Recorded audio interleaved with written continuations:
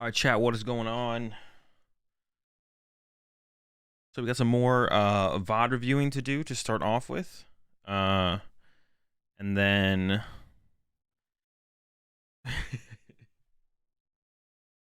we got some VOD reviewing to do, and then I got the Doom tournament at like 7 PST, which is like in 5 hours ago, 7:30. That's in 5 hours? Holy moly. Gonna be a long stream today. Well, that's how long I last in the tournament, I guess. Yo, appreciate the 19-month resub there, Pilot.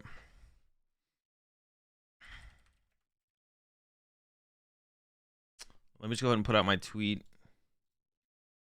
Yo, what's up, Golden? What's up, Sweeney? What's up, Sphinx? What's up, Franchise? What's up, Salad? Appreciate the 19 months, Ghost. What's up, Scavenger? What's up, Dream?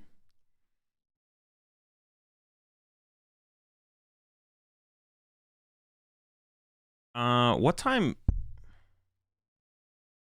I probably can't do that. I was like thinking like if I could like, is Liverpool this weekend or next weekend? Liverpool's the next weekend, right? I was thinking of like, could I live VOD review Liverpool regionals? But I don't think I'll be able to do that. That's like the time zones are so off. And I do coaching on Saturdays and Sundays, so that wouldn't work very well. Yeah. I'll just like watch it. I'll watch it that day after it happens. It'll still be pretty new for most of us. I don't think I'll be able to live VOD review it because it'll be like in the 8. It's such like midnight for me, I think. You're playtesting Arctura, I can't stand it. Reggie Deck and your locals went 3-1 losses because of a player on my part. Almost undefeated. You're close. Yeah, Reggie's pretty solid right now. The Lugia matchup is closer than I thought. If they have Manny Dunny, I think they're still favored though.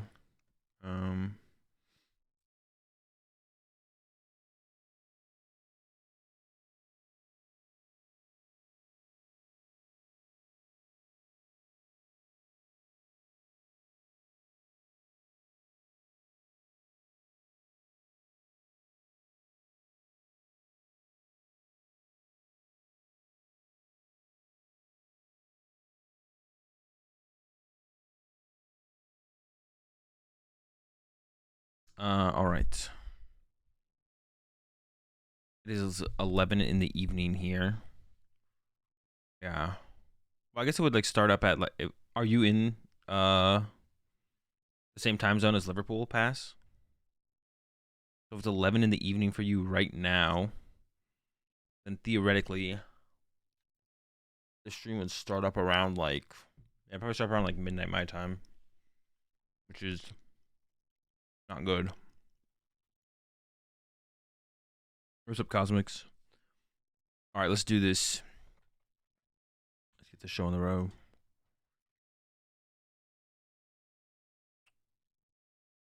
Live in the Netherlands. I don't know how that lines up, to be honest. No clue.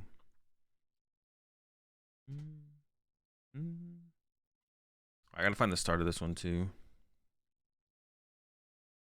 All right, we're going into round 8. Got 2 more rounds left in day 1. Are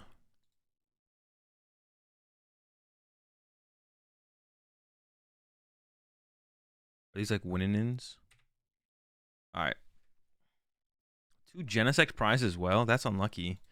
2 Genesect and Aerodactyl prized.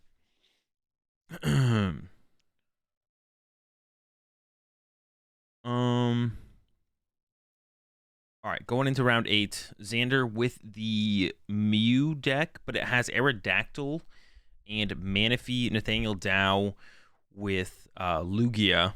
So the Manaphy won't be a big factor in this matchup, but the Aerodactyl is definitely going to be potentially relevant. It depends if Xander goes like first in game. Like it depends in the games that Xander goes first. I don't know who's going first in the series or not. Let's skip ahead a little bit. It looks like Xander is going first, and I believe Xander does play a heavy ball. So, gonna be looking for that Aerodactyl off the rip here. There's a Tails on the Cramomatic, and then we see the Battle VIP pass, and we'll see that the Aerodactyl is priced here. I don't even know if you'd go for the Aerodactyl off the rip like this, though. Maybe you would, because Xander does have a Judge in the hand. Yeah, Xander does have a Judge in the hand. So you could go Judge next turn after getting Aerodactyl V down. But is going first, so that's going to be like an advantage no matter what. Xander's going to have an advantage no matter what. 3, 4, 5. Okay, so yeah, so probably it's probably going to grab a Mew Genesect and going for like Gust turn 2 to KO a Lugia V. We'll see though. Gets Genesect, gets Mew. Taking another pass through. The Heavy Ball is in the deck, so if Xander can find the Heavy Ball, Xander could still pull off the turn 2 Aerodactyl play. All right, well, I think that's it. Lock it up. Yo, appreciate that tier 1 sub there. I have no idea how to pronounce your name, but I appreciate the tier 1 sub. Welcome to the Rat Pack, where all the boxes. We've got plenty of socks. So just attach and pass. Not going to burn a single tablet. Not going to try and draw any other cards that way. Attach pass has the Judge for next turn. And can look for... Oh, wait. That's actually a weird choice there from Xander, to be honest. It's not too weird. Xander doesn't play cross switchers. So Xander can't, like, actually KO this Lugia on this next turn. Or is unlikely to be able to. Unless Xander goes for it. Let's say it goes for it on this next turn and goes like tablet and tries to dig for it. We'll see though. Xander might just like settle for knockout on the Dunsparce. Might have to settle for knockout on the Dunsparce. Yeah, because Xander doesn't play cross switchers.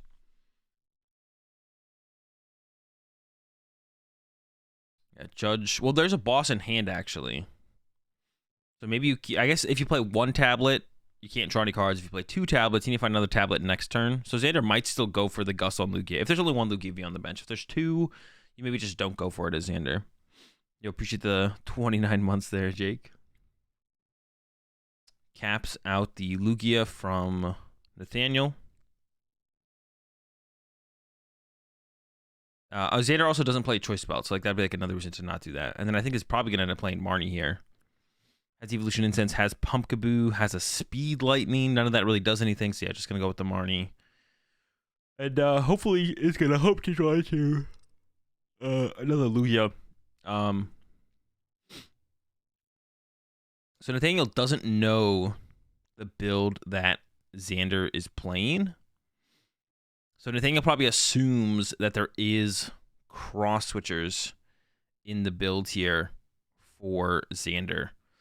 Oh, I don't know about that pass. All right, so the reason that Nathaniel passes here is Nathaniel's like, okay, I want to save this Ultra Ball to get a Archeops. So I want to Ultra Ball away 2 cards out of my hand to get Archeops, and then Quick Ball that Archeops away to get the next attacker.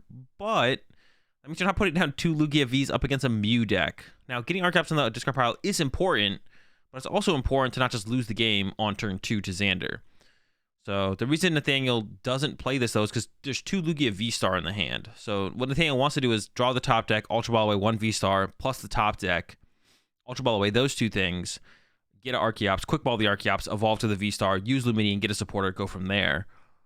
This does mean that if Nathaniel wants to go that route, though, Nathaniel can't get a second Lugia V in play here, which means Nathaniel basically would lose to Xander if Xander goes Gust KO Lugia V, which the Mew deck is pretty good at. Like, Mew is pretty good at going turn 2 Gust knockout. And Xander's hand is okay for it. Has the Rotom Phone here. Going to check the top 5. There's an Ultra Ball, so we're probably taking that to try and thin out the hand a little bit more, because there's like a vacuum in the hand and something else. Get another Genesect. Has the boss, so it's already pretty close to actually getting the KO here, to be honest. So Phone, card on top, plays the Power Tablet, plays the boss on the Lugia, and then Genesect for 1 here, which is an Ultra Ball. Play the Ultra Ball. Get another Genesect. Actually, no, can't get another Genesect because Xander did prize 2 Genesect. So has to settle for a Mew V. I take that back. And then really is hoping to find the Heavy Ball, to be honest, because you really want that 3rd Genesect. I was thinking about getting the Mew VMAX, actually. Actually, maybe that is correct here, to be honest. Because, yeah, you can't get... Like, getting another Mew V would draw 1 more card, but the 1 more card you'd be looking for would be the Mew VMAX. So it makes sense, actually, to get the Mew VMAX over the Mew V. Drawing the extra card isn't worth not having 1 of your pieces. So Xander's going to be drawing 3 off this Genesect and hoping to draw into... can basically only draw into a switch card here. Or double turbo. 1, 2, 3. Got the escape rope. Oh, oops, I didn't mean to go back. Got the escape rope, so not great. Got a switch card. It's not the switch card we're looking for. We're looking to knock out the active The escape rope is unfortunate. I wonder... I guess Xander could have held the boss. I don't know the escape rope versus switch count. Actually, it's very curious that Xander even plays escape rope in this build of Mew to begin with, to be honest. That's actually curious to me. I'm not sure I'm a big fan of escape rope in this build of Mew. It's good in the Meloetta build because you're getting like a turn 1 knockout. So your opponent's going to be sending something into the active that they want to like get KO'd. And then you can like bring up their bench one and knock it out with Meloetta. Yeah, the escape rope is an interesting choice in the list, but I mean, that's what Xander's playing. That's what they draw into. They could have held the boss and drawn 2 with Genesect first, I guess. That would have been a... Oh, no, Xander could have played it out like that because Xander drew with Genesect before... Played the boss and then drew with Genesect, so that doesn't even work. And there's an escape rope, and only gets the knockout here on the Dunsparce. Throws at the Lost City, which is interesting. I guess does kind of want to out of the deck, but Nathaniel's already played 1 Marnie, and you know that they need double Archeops in the discard pile. I don't know if Xander knows if Nathaniel doesn't play Collapse Stadium or not, so I actually don't like this Lost City from Xander here. Because, yeah, you just don't know... Actually, okay, there is actually a reason to get rid of it, actually. So, I don't know if Xander plays Echoing Horn. But Nathaniel, if Nathaniel only gets 1 Archeops in the discard pile, and then has the Dunsparce in the discard pile, Nathaniel could put the Dunsparce on the bench instead of 2 Archeops if they can only get 1 Archeops. So that way that Xander... it's harder for Xander to use Echoing Horn later in the game because they can fill up their bench with, like, that Dunsparce, Manaphy, Oranguru, Charizard, Yveltal, and then you can't get like a 2 Browser on the bench for Xander. So I guess that would be a reason to do the Lost City right here. But of course, it would really hurt to get Collapse Stadiumed. And draws a prize card for Xander. Unfortunately, not a Genesect. The Aerodactyl at this point doesn't matter. But I'm sure Xander would have liked a Genesect there. So Ultra Ball top deck here for Nathaniel. Does not end up getting punished. Wait, actually, what? Whoa! Unless they have a 3rd Lugia V-Star. That is a... Why would you... Okay, hang on. Let's see how this plays out for Nathaniel. I think Nathaniel just messed up there. I could be wrong, but now you have to play another Ultra Ball. Oh, okay. I guess it's not that bad. You just don't get to play the Quick Ball. But that's just, like, not... You should play the Quick Ball here. So definitely a mistake there from Nathaniel. I was like, okay, I think that... yeah, so, like, you could have had a Quick Ball alongside the Archeops in the hand instead of the Ultra Ball. You could play the Quick Ball, put a Charizard on your bench, put the Guru on your bench, put you could put a lot of things on your bench. No Horn for Xander. So Xander doesn't play Horn, so I think it would have been better for Xander to not put the Lost City in play because you don't know if Nathaniel plays. I mean, Path to the Peak is also something Nathaniel could play. I don't know how familiar Xander is with Nathaniel's list. So that's just a mistake here from Nathaniel. Should have just had a Quick Ball in the hand instead of an Ultra Ball. Quick Ball away the Archeops and either get something to thin out of the deck and put in the discard pile, or just put set up another Pokemon in play. Like I said, like the Charizard, the Yveltal are all great Pokemon to have in play in this situation. It's 7 and has the double Archeops. Goes with the Quick Ball, the Archeops now. Could have attached Aurora Energy, I guess, though, as well. But it's fine. Quick Ball's fine. Well, I don't think I like the Quick Ball, actually, unless you know what you're getting for sure. But Nathaniel almost seems like kind of uncertain as to what they want here. Did not get the Choice Belt, so they can't get the 1-hit KO on the Mew here. They needed the Choice Belt to get the 1-hit KO. So they're going to have to settle. They do play 3 Lugia V-Stars, so I guess they could have thinned that out of the deck as well with the Ultra Ball and not evolve the active. Goes for the Yveltal. Once again, this could have already been in play, though, and then this Quick Ball could have got something else, or Nathaniel could have saved the Quick Ball had they just kept the Quick Ball in their last hand. Here comes the V-Star power for double Archeops. If they had a double Turbo in hand, actually, yeah, if they had a double Turbo in hand, they could actually get the knockout with the Yveltal here. So they needed a Choice Belt or double Turbo here from Nathaniel. Nathaniel was pretty close at getting the knockout, actually. Now it's a little bit awkward because you have this Aurora Energy in hand, but you don't really want to discard... and actually, this is actually a really good example of like how you can kind of see how like these misplays are compounding for Nathaniel. Like if Nathaniel had Quick Balled and already had the Yveltal on the bench, then Nathaniel could have gone attach Aurora to Yveltal, discard Archeops, keep the Quick Ball as a search option for later. But now there's like no great card to get rid of the Aurora. You could get rid of the Lugia V with the Aurora here, but then it becomes like a potential Echoing Horn target for Xander, which you don't want to give Xander an Echoing Horn target if you can avoid it. So you don't really want to put it in the discard pile. So if Nathaniel had actually just kept the Quick Ball, played the Quick Ball, had the Yveltal on the bench, could have gone Aurora to Yveltal, discard Archeops, V-Star power, double Archeops, use the Archeops, put the energy on the Lugia, swing with Lugia. But yeah, you can kind of see how like the misplays can kind of compound as the game progresses. So let's see what actually Nathaniel goes to grab here. I don't know if Nathaniel plays the V-Guard energy. Okay, there is the V-Guard energy in the deck. Goes with double powerful. So you definitely want to see the V-Guard energy make its way to the active here because you don't want to get one-hit KO'd. We'll see. Archeops number 2. And I assume we'll get the V-Guard energy here. Like V-Guard plus powerful, baby. Nope. Definitely want the V-Guard energy. I don't know. We could keep a powerful around. I would probably like to see some powerfuls kept around, actually. Because you could like make it so an Archeops can KO a Genesect or something. So these seem fine. These seem fine to me. I don't have too strong of an opinion on these 2 energy attachments here. But definitely want the V-Guard. That's the only one you need for sure, is you want the V-Guard energy. Anything else really doesn't matter. If you could attack with just the V-Guard energy, you'd probably do that. Actually, you want to set up like a few energy. Alright, so it gives up the Lugia off the Aurora. That's probably fine. You don't really want to put the Lugia V in the discard pile.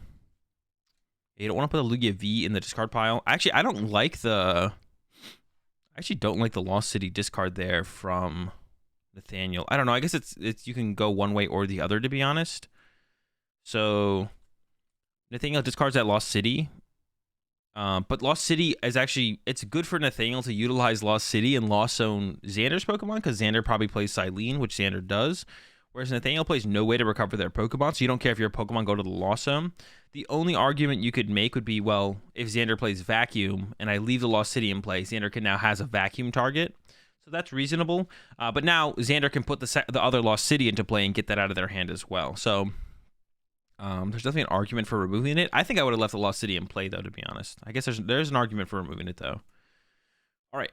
Drawing some cards for Xander. Still does not have another Genesect. Has the option here to use the Rotom Phone to try and dig for probably the Heavy Ball. And there it is. Okay, pretty good hit. Definitely want the Heavy Ball. Definitely want another Genesect in play.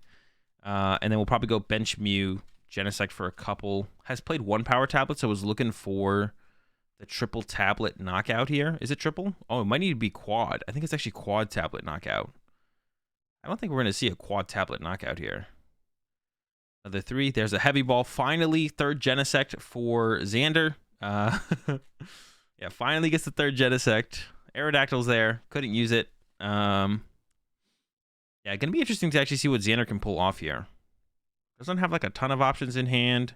And even on like the field, there's not like a ton of options either. Probably going to Quick Ball the Mew here, keep the Ultra Ball. Or you could Ultra Ball the Mew and the Quick Ball to draw that extra card. The question is, what kind of play is Xander looking for? Probably wants to KO something. KO Yveltal is pretty good here, actually, to be honest. You appreciate the 613 sub there, Nerm. So I don't hate Ultra Ball away Mew.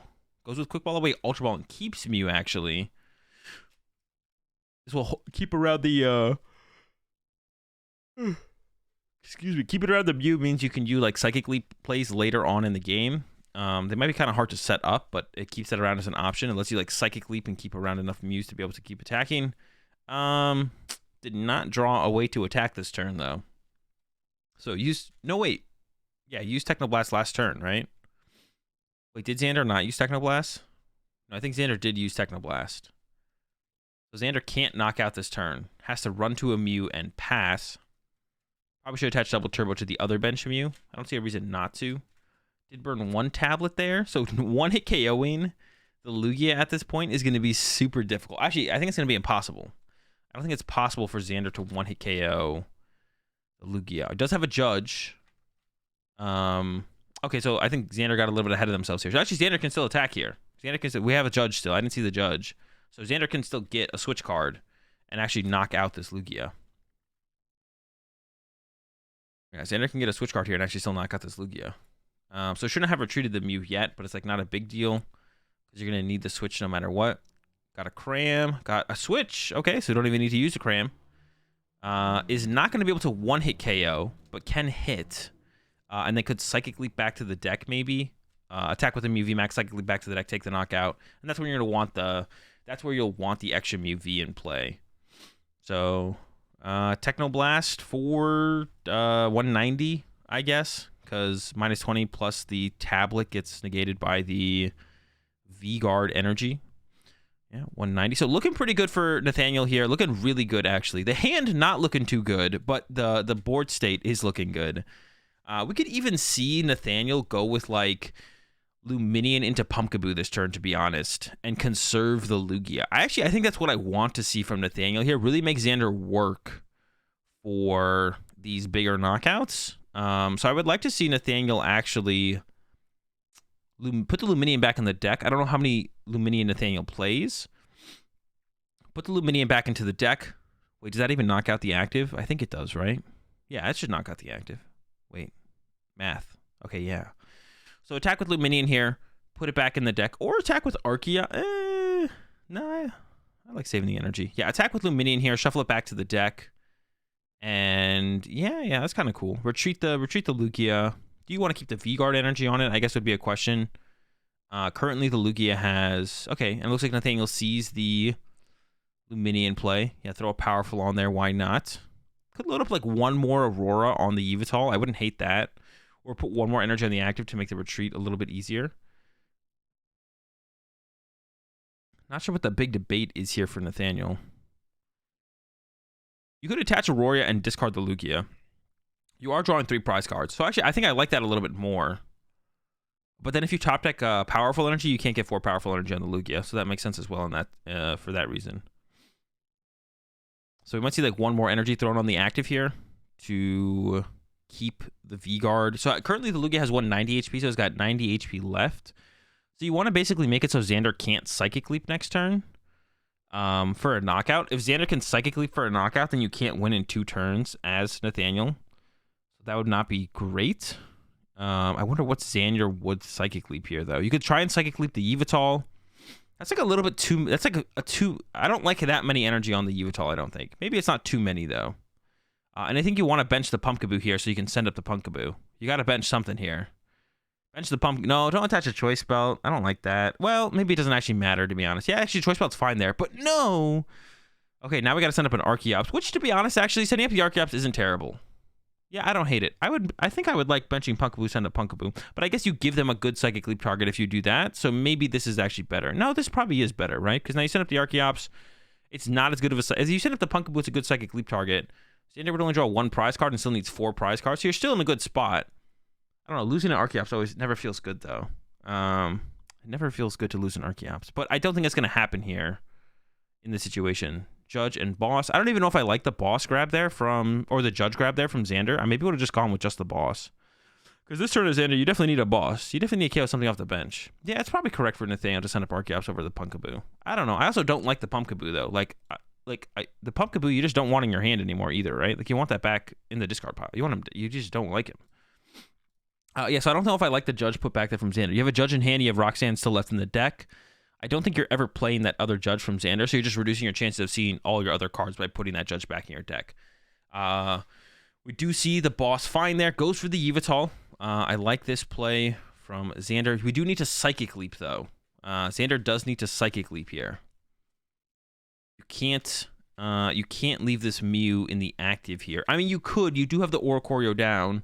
Oh, no, wait. Xander plays Big Charm, actually. You actually can leave this Mew in the active here from Xander, because Oricorio plus Big Charm puts you out of range of the Lugia one-hit KO with Quad Powerful. So if Xander can find the Big Charm, or Double Tablet, I guess. Xander could also find Double Tablet, and Double Tablet would lead to... a Psychic Leap knockout. But then if you Psychic Leap knockout, you only have 1 Mew on your bench. So then if Nathaniel has Gust KO on your lone Mew, you kind of lose. So I think Xander probably wants to find the Big Charm here. The Big Charm here is actually really, really good. You appreciate the raid there, James. All right, there we go. Going with the Cram. Tails. No Big Charm yet.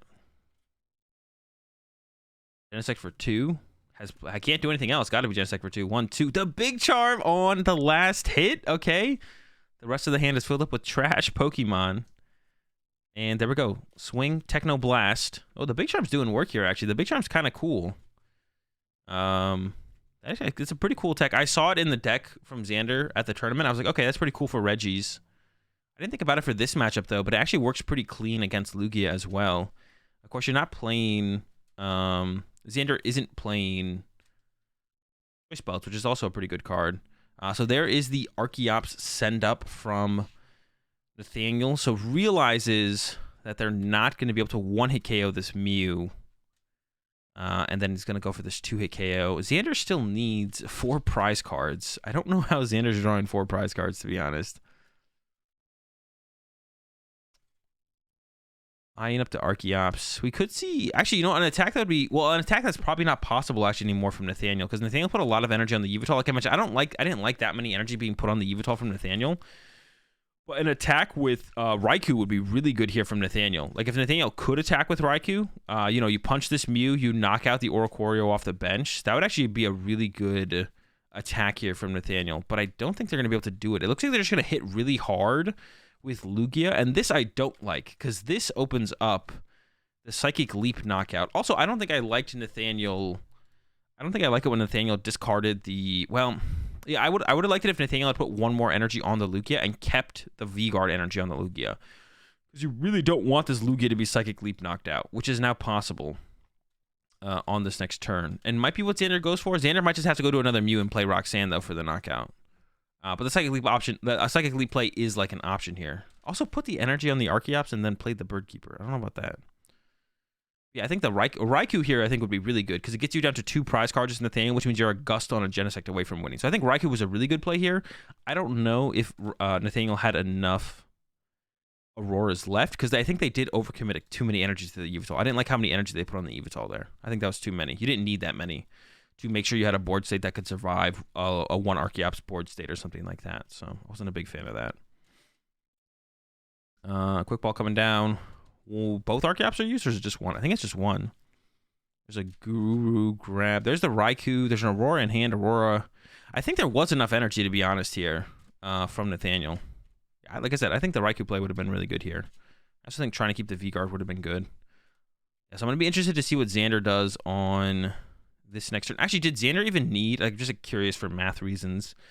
It was maybe correct for Xander to bench the Oricorio, but... Lugia. So Lugia actually with 4 powerful and a choice belt doesn't KO a big charmed Mew. That's interesting. So you don't even need the Oricorio. Cool. It's actually a pretty cool play. Whoa. Oh, I thought they were retreating. They're just like cleaning up their board state a little bit. All right, swing. They're not quite doing the KO. They're only hitting for, I don't know, how much are they hitting for? 310. Yeah, 310. So if they find a vacuum, if they play a vacuum, they will be able to vacuum it off later and actually get the knockout as well. So that is something that could come up. All right, so we got the Roxanne here for Xander. Gonna play it. And then, like I said, Psychic Leap is an option here for Xander. If Xander has a switch card, because you need to switch this Mew in and out.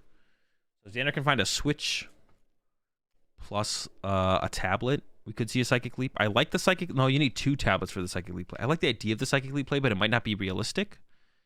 Yeah, it might just not be realistic. Although it's looking more realistic with how that draw went. But we could just see Xander retreating and attacking with... Okay. 0 tails on the Crams. Or 0 heads on the Crams. 0 tails on the Crams. 0 heads on the Crams. 1 tablet. Retreat... switch card. So it looks like the Psychic Leap play is going to be done here for Xander. No. Okay, there's a quick ball. Needs 1 more tablet. I believe there's 1 tablet left in the deck. Plenty of double turbos. So the Psychic Leap is possible here. And then I assume Xander would ship up the Oricorio. Maybe you send up a Genesect. But yeah, we're basically not... Oh boy. The whiff again from Xander. Does Xander have 1 Genesect left though? Xander might have 1 Genesect left here. Oh wait, we have the V-Star power. We're chilling here. Okay. So goes ahead and grabs the whatever that card is. Tablet with the V-Star power. 4 Steelstone. And we got the Psychic Leap KO now. This will leave Xander with 1 Mew in play, but Nathaniel doesn't have anything in play to actually KO the Mew. So we could actually see Xander send up the Mew V. You probably don't do that. You probably send up Oricorio. I think Xander's probably going to count energy here to check what the knockout possibilities here are for Nathaniel. But yeah, send up Oricorio. That was the likely suspect, likely target to be sent up. Nothing in the hand for Nathaniel. It does have the top deck plus Guru to work with. I think there's actually a lot of things to talk about here for Nathaniel with how this game went. Does Nathaniel play Charizard is also a question I have, to be honest. Top deck's the research, pretty good, but 2 energy in hand is not very good. But we could just see the double turbo attach. We could see like Primate Wisdom, the Aurora, attach double turbo active, and then Archeops will be able to take the knockout on the active. And I think that's all you want to do here. And then you need to find your Charizard. So Primate Wisdom. Get rid of the double turbo. I don't like that. Don't we want to attach that? I think we want to save the Aurora for later. Am I missing something? Archeops would still take the KO here, right? Oh no, Archeops wouldn't with a double turbo. I'm actually tripping. We should have maybe seen one of the Archeops get used to shuffle the deck, actually. I feel, yeah, Nathaniel's just running out of energy here. Yeah, Nathaniel's just running out of energy here. So I think Nathaniel definitely should have used a Primal Turbo before. I think Zard was prized. Okay, if that definitely makes sense. If it is prized, yeah, we should have seen Primal Turbo before the research to shuffle the deck, because you know you need 1 energy for the Archeops anyways. Oh no! Oh my gosh! All right. Well, and this is coming back to punish Nathaniel. But how would Nathaniel win anyways? I don't even know how Nathaniel would win. I feel like Nathaniel like doesn't have a win condition here. They've basically ran out of energy. Like I said, they overcommitted energy to their Yveltal. You only need like enough where you'll be able to get it set up with 1 Archeops. So they overcommitted energy to their Yveltal. They didn't use the Archeops before, so now their Aurora energy that could have been on the Archeops is in hand. But even if it was on the Archeops, how do they win? And it's just a pass over to Xander. Okay, so Xander definitely wants to try and be decently aggressive here. You want to go for the KO on the Archeops. You need 2 prize cards as Xander. You have plenty of energy left, I believe, and you have a Silene left. So all you basically have to do here is, you don't even have to take a KO this turn. You just want to take a KO this turn. So ideally, you like retreat and attack. There's a boss off the rip on the Guru. Interesting. Maybe he needs to play through some of the hand here and pass. Okay, so Xander's hand is like locked up. He's holding on to the Mew VMAXs though. Does have a Silene in hand as well. I don't know. Are you that concerned with? I would love to know Nathaniel's energy count right now. I'd be very curious to know Nathaniel's energy count right now of what is left. Xander maybe knows there's a hiding an Aurora. An Aurora. So I think there is an Aurora prize here for Nathaniel. I think there's an Aurora and the Charizard prized. Xander's probably pretty reasonably playing around the Charizard KO to close out the game. Why not scoop here as Nathaniel? Because if Xander's hand is just dead and you can just win by swinging with Archeops 3 turns in a row, then why not? Although I don't like how slowly Nathaniel is playing this. Like, Nathaniel's like overly thinking through everything when you only have like 1 line. Like, these are the situations where you should just be playing as basically as fast as possible. Because you don't want to waste time on this, like, on a, I don't know. You want to make sure you still play optimally, but if you, it looks like you're in a bad spot as Nathaniel, so like you want more time for game 2. And this is why I think, you know, being aware of how much time is left in the round is so important. And this is something I've been like preaching to a lot of people I talk to, and specifically people I coach. Like, wearing a watch, taking notes, like these are things you just should do. I used to go from something that like I kind of like did as a suggestion when I like talk to people I was coaching, but it's, you should do it. Like you just should. You should wear a watch. You should bring a notepad. Like it's not like a, oh, maybe I will today or maybe I won't, or it's like, I don't really feel like it. You should. You just do it. You bring a watch. You bring a notepad. It's like end of story. It's not a discussion. You don't think about it. You just do it. All right.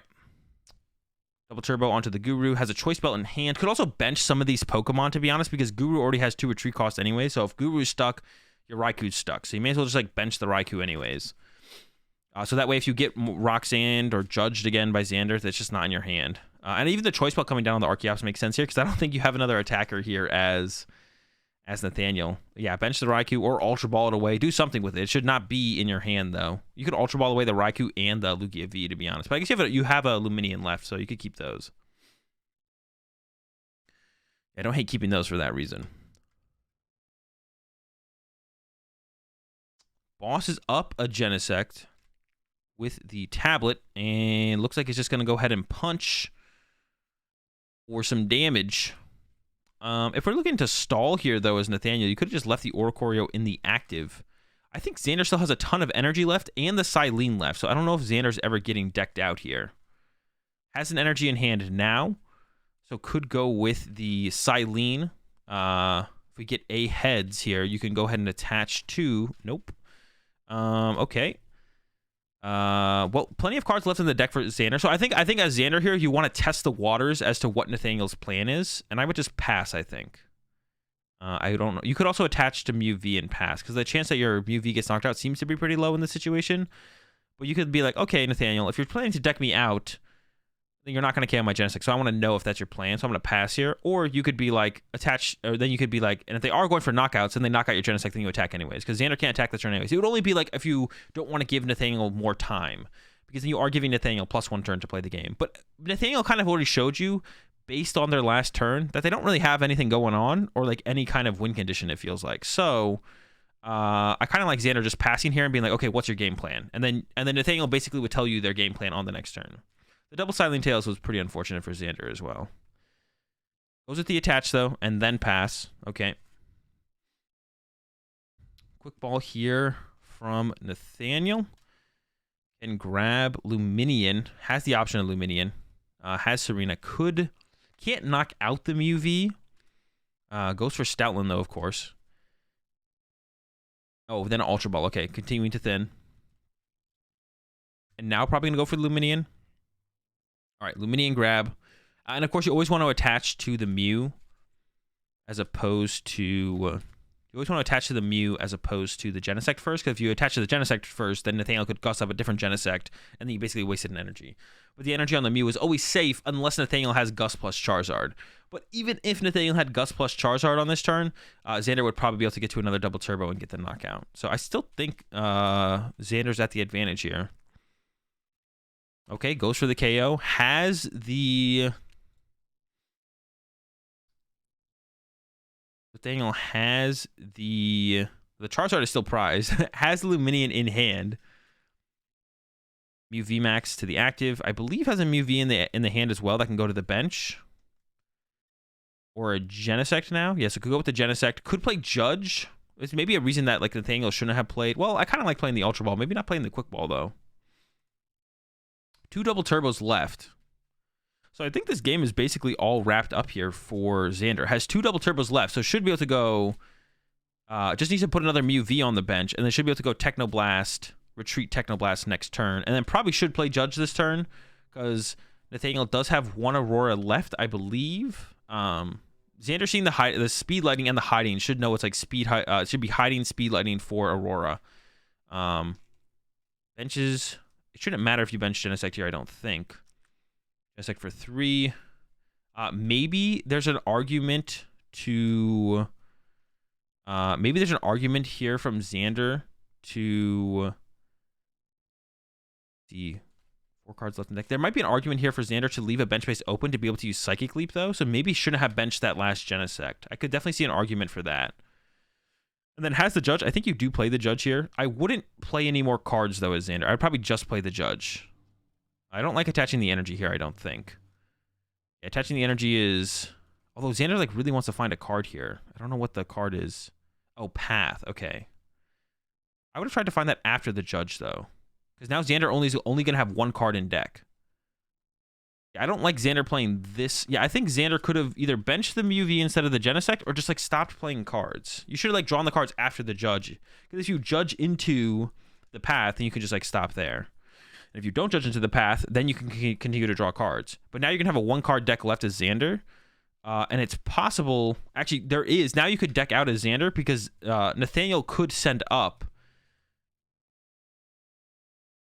Or maybe he's just not even going to go ahead and... Okay, he's just going to go with the Technoblast then. Okay, this is fine, though. I like this. Still has the Judge, so we're still chilling here as Xander.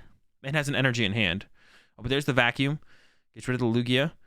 Luminion to go grab... Okay, Luminion to go grab Serena. Is going to go ahead and Serena up a Genesect. Xander does have a 1 double turbo in hand. So can retreat a Genesect. And Xander's always decking out first here. But could have, like I said, could have not benched Like I said, and I think this actually was going to come back to bite Xander here. Could have not benched that Genesect. So Xander draws Manaphy. Now Xander needs to go... There's a 0-card hand here for Nathaniel, but Nathaniel does have one Serena left in deck. Xander has... But you don't want to play the Judge here as Xander, because then you increase their odds of seeing the Serena. But you have to, because you have to... Yeah, otherwise you deck out. Was a double turbo first plus Judge. I don't think it matters here. I think this is probably fine from Xander because it doesn't matter. If Nathaniel gets the Serena, then you lose. Yeah, if Nathaniel gets the Serena, you just lose. There's a pretty good chance of Nathaniel getting the Serena too. Nathaniel almost sees their whole deck here. Retreat to the Mew, and then if Xander had benched the Mew V instead, could have Psychic Leaped here. It had a boss as well. I think it had a boss and a Serena. Boss is up the Genesect. And then pass, and yeah, Xander doesn't have a way to move. So yeah, Xander scoops it up. Okay, so yeah, Xander could have, to play around that goofy scenario at the end, Xander could have, instead of benching this Genesect, could have benched Mew, and then that plays around like the goofy scenario at the end. So that's what Xander should have done, is you don't get bossed out of the game. It was also possible, does Xander have to put a second DTE on the Mew there? I don't even know if that was necessary. What attack did Xander? Xander must have used Technoblast, right? So you had to retreat Technoblast again. Yeah, Xander could have not, instead of benching Genesect there, could have played to bench the Mew and then had the Psychic Leap option. I also think Xander probably should have just gone Path Judge, or should have gone Judge and then hope to draw into the Path instead of like digging for the Path, playing the Path, not playing the Judge. Maybe. If you play the Judge, you give them a high odds of drawing into a Gust effect no matter what. But then they need like a... they have to get like multiple Gust effects, and they can't use Luminion unless they draw into a way to bump the stadium, a way to get the Luminion. There was a lot of Gust effects left for Nathaniel. I believe there was 3. Serena, Boss. So yeah, definitely could have been played cleaner from Xander. It's a really wonky scenario that came up at the end. That'd be hard for Xander to predict in the moment that was going to happen. But I think on the turn that Xander puts the Path in play, I would have just judged aggressively because Nathaniel has... Yeah, Nathaniel has Luminion in hand and hasn't played Pumpkaboo. So they already have one of the 2 pieces. So if you judge them, maybe you give them both pieces. If you don't judge them, maybe they don't have the Pumpkaboo. But if you judge them, you know for sure they have one of the pieces, so maybe reduce the chances of them having both pieces by playing the Judge. So I think Xander should have played Judge before just being aggressive with Path and then not playing Judge. And then also, instead of benching Genesect, should have tried to bench a Mew. So probably should have just opened the turn by playing Judge, I think is what Xander should have done. Just being like, well, I know you have Luminion in your hand. I can't find the exact turn where this happened, to be honest, but it was back a bit. We're just going to go to... the next game now. I forgot that there's another game. I thought that was the whole series. There is only 11 minutes left in the series. Okay, let's take a look at these prize cards. 2 Lugia V, 2 Lugia V-Star, but Nathaniel does play 3 Lugia V-Star, if I am correct on that. Double Battle VIP Pass, not great for Xander, but will have the ability to potentially use Aerodactyl this game because it's not prized. Also, not having 2 Genesect is having 2 Genesect and not prized is also pretty nice. So yeah, a couple of nice things here for Xander compared to the last game. Heads on the Cramomatic, of course, going to go with the Battle VIP Pass. So there's not much time left in this game. So this actually bodes well for Nathaniel, because this could definitely lead to... like for Nathaniel, this is either going to be a win or a tie. And for Xander, this is either going to be a tie or a loss. So that's like advantage Nathaniel pretty much about it. They're almost never getting to a game 3 here. Another heads on the Cram, not bad. Yeah, they're almost never getting to a game 3 here. Or having a game 3 finish. So the Aerodactyl play here is available to Xander. Going to get Mew Aerodactyl, and then has the Oricorio in hand, I believe. So setting up pretty well to pull off the turn 2 Aerodactyl play. How much different do IRL games feel versus online? Pretty different. I actually didn't really realize how different they do feel until I actually went back and started playing IRL again, because it was a while. Attaches to Aerodactyl over everything else.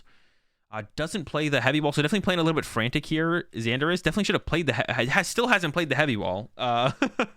Maybe trying to keep it around for a Cramomatic. I guess that's fair. I don't know. I think I would have valued the extra card draw there. I think there's a couple things Xander could have played out of that hand, though. But this is like, and I talked about this last time I was VOD reviewing games. Is there's, you always want to play towards your goal of, winning the match, right? Winning the match is more important than playing optimally. There's like a balance to it. Like, you theoretically want to be having every action you take be optimal, but if your goal is to win the match, depending on how much time is left, or even to get a tie in the match, like Xander is here, playing faster, not thinking through your plays as much, or playing as optimally for the sake of having more turns potentially, is like worth the trade-off. So that's like, we'll probably see Xander make some mistakes in this game, some sequencing errors, stuff like that. Like, I think the heavy ball should have been played. I couldn't fully see the hand. Maybe just trying to hold on to it for a Cramomatic potentially, but we'll probably see a little bit of that from Xander. But that's because Xander's like, all right, I need to play as many turns as possible, not play as optimally as possible. It's like a balance on like I don't even know what you're going to call it, on like a sliding scale or whatever, between being time efficient / being aggressive. Okay, over to Nathaniel. Has a lot of cards in hand. Has an Ultra Ball. Probably doesn't need the vacuum. I don't know why. Well, maybe wants the vacuum for the Path to the Peak later. I guess that's, yeah, like Xander could go like turn 2 Path to the Peak, and you might want it for that. But Xander's thinking of like turn 2 Aerodactyl, so I'm not sure how I feel about the vacuum hold here. Has Yveltal in hand, has Guru, and then we see the Quick Ball here to go ahead and grab, I assume, a Luminion to get a draw supporter, and then has a Capture Energy. I would have liked to have seen Guru start off this turn, though, maybe. I don't know. I guess you could Guru after you Luminion, but I think I would have liked to have seen Guru be the initial thing used in this turn, because if you get a draw supporter... Oh, and goes for the Lugia. Okay, I don't like this play at all, I don't think, from Nathaniel. All right, no, takes it back. Okay, goes for Luminion. All right, goes for Lugia. All right. All right, goes for Lugia. Yeah, I don't like this. You have a dead hand here as Nathaniel now. I don't know why Nathaniel went for this. He's going to get down to double Lugia V, though, which is good, but still hasn't used Primate Wisdom. Should definitely be using Primate Wisdom before all of this. Like, Nathaniel should have started their turn with Primate Wisdom. I think Nathaniel plays a 3/3 Lugia. So Nathaniel's about to see here that 2 of the Lugia Vs are prized, and probably going to settle for, I don't know, settle for something. Have to settle for like a Dunsparce, or I don't even know what you'd get here. You want to get something, though, because Xander does play Escape Rope. I don't like the Charizard grab. If you get Escape Roped here, you don't want to lose Charizard. I guess you're never losing Charizard, though. If you get Escape Roped, you're more afraid of Xander using Aerodactyl. So I guess it's probably fine, to be honest. Has Yveltal Boss, Vacuum. Yeah, so this is like a pretty bad sequence here from Nathaniel, to be honest. This is like a pretty poor sequence here from Nathaniel. Didn't get the Luminion, so now has a dead hand.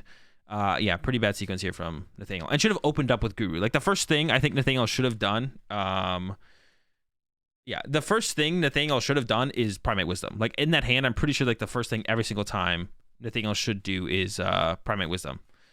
And yeah, boss up Genesect. Had the Luminion in the deck, so I'm sure Xander here is thinking like, oh, he prized Luminion. That's why he went with this play. So I'm sure Xander's thinking that Luminion's prized here, like 100%. Unless because Nathaniel was thinking about taking Luminion. I don't know if Nathaniel maybe by accident flashed a Luminion to Xander, and then Xander's just confused as to what the heck is going on. Goes with a boss on the Zard, Mew VMAX and pass, and Nathaniel is dead drawing. There's a Primate Wisdom into a Marnie. We got the Marnie there. Marnie is dead here for Nathaniel. And now did open up Xander's hand probably quite a bit here. Powerful on the Lugia, I like that, and then pass back over.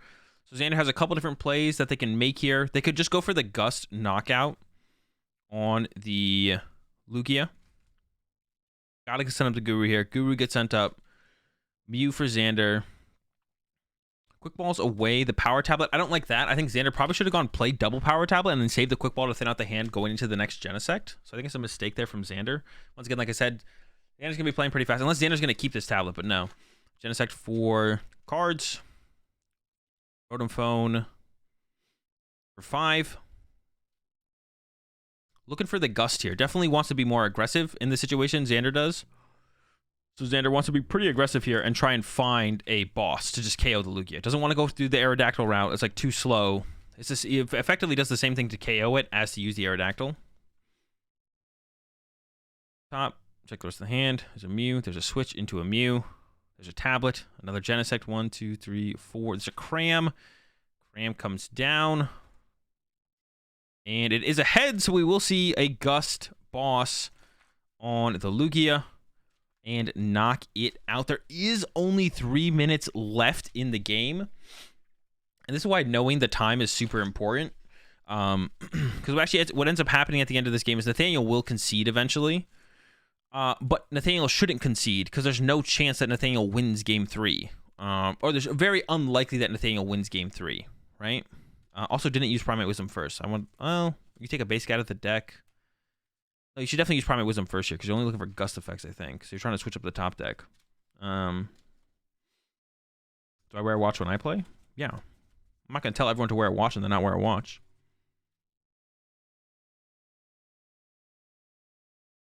Yeah, so Nathaniel scoops here. You shouldn't scoop. I think maybe Xander would have had enough time to win the game, but you definitely shouldn't scoop here as Nathaniel.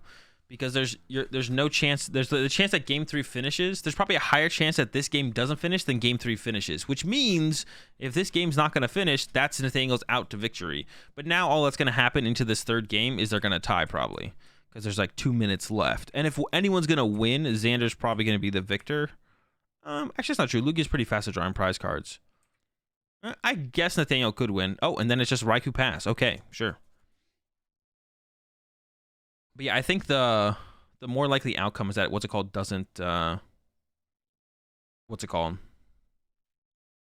Preempt Tails. Yeah, I think the more likely outcome is that game 2 doesn't finish than game 3 finishes. So yeah, if I was Nathaniel there, I would have stuck out game 3, knowing you're probably gonna lose it. I think the higher chance there's a higher chance that one doesn't finish than this one does. All right, they go to time. So all Nathaniel needs is a basic Pokemon here. So Xander's turn 0. Currently doesn't have a basic Pokemon, though. So yeah, Xander only has 1 turn here. Thinking about keeping the Path to the Peak, but you lose if your opponent has a basic, so you should just Ultra Ball here as Xander. Like, so even if there's nothing Path is stopping, you should always Ultra Ball here. Plays the Ultra Ball. Probably should honestly grab 4th Genesect. Goes for a Mew. The 4th Genesect could be prized. You should probably go for 4th Genesect here. Because all you're looking for is to potentially be able to attack next turn. So you're trying to increase your odds of attacking next turn. You'll probably be able to get it with 3 Genesect as you have 2 more Genesect draws this turn. Xander should even like play double tablet this turn as well, to be honest. Like, you should just burn through your deck as much as possible. So basically what Xander's hoping for is that Nathaniel goes draw pass and you win. So there's no reason not to play the tablets as well because you only have 1 more turn here as Xander. Another quick ball. Yeah, you only have 1 more turn here as Xander. So if Nathaniel literally just has another basic Pokemon, the game just ties. They should do like a little round marker on this. They should put that on the stream somewhere. Like maybe by where they put the Lost Zone counter, they should put like turn 0, turn 1. Evolution Incense top deck. Yeah, there's a Pumpkaboo in hand. All right, so benches Pumpkaboo and pass, and then we're going to go ahead and get a tie here. There's no even reason to continue playing the game here as Nathaniel, to be honest. I mean, they could tie.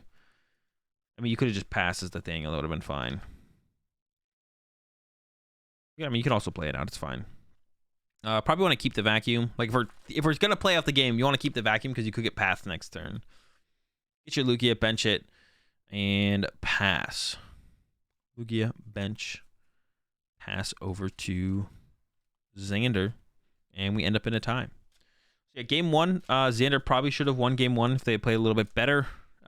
Game 2, what happened in game 2? That was just yeah, game 2, Nathaniel should not have conceded and should have like made Xander win the game because this was the likely outcome in game 3. Was that it just ties? The likely outcome in game 3 was that it was just going to be a tie. So yeah, Nathaniel should not have conceded game number 2. It was definitely a mistake on Nathaniel's part to concede game 2. Just like make Xander win the game, and if Xander has to win, then okay. But there's a chance that Xander doesn't win before you before time and turn, so then you get the win in the end. Definitely shouldn't have conceded. Yeah, so they're playing through it. It doesn't matter here, though. They're going to end up tying anyways. I'm just going to go ahead and skip ahead in this one. They're playing through every single turn. Okay. Good to know. All right, and it ends up in a tie. All right, let's move on to round 9. The winning in. Let's see what we got here. I'm not sure who was on the winning in. Oh, Jeremy. Okay. Versus Oliver. What happened if time's called in game 2? The winner of the game 1 wins. Time is called, and if time is called in game 2 and there's no winner of game 2, then whoever won game 1 wins.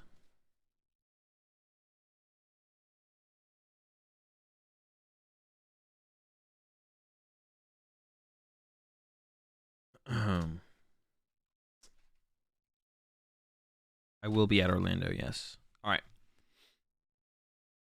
Got Oliver with what looks like Lugia versus Jeremy with the Eternatus Wheezing deck. So I wonder if the thing I'm wondering is if Jeremy plays Boost Shake. Luminion prize for Oliver. Does Oliver play 2 Luminion? Could be a big deal as well. Jeremy is going first, so we'll be able to set up the Wheezing theoretically before. That hand is not great. Yeah, we'll theoretically be able to set up the Wheezing. I would almost attach active here as Jeremy, to be honest. So you have the option of just like swinging aggressive with Eternatus. But does have the switch card in hand as well, and then has the Crobat to start digging. So I guess this is fair as well. I would even like to maybe just see the Sinnoh thrown out as well, because you could stop capture energy from being used.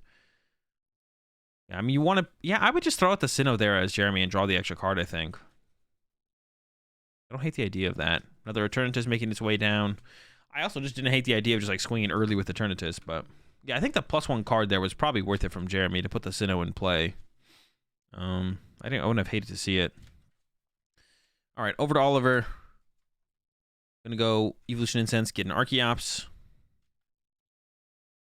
Checking the Aurora Energy account, it looks like, because they stuck that up. They do play a Collapse, which could be a big deal towards the late game, to be honest. To run them out of Pokemon. Run Jeremy out of Pokemon. And I guess it's like a reason to maybe hold on to Sinnoh is like the potential of Collapsed. You appreciate the 3-month resub there, Sizz. You got a 1K tomorrow and can't decide between Ray Lost Box or Giratina V-Star. Definitely Ray Lost Box. It's not even close.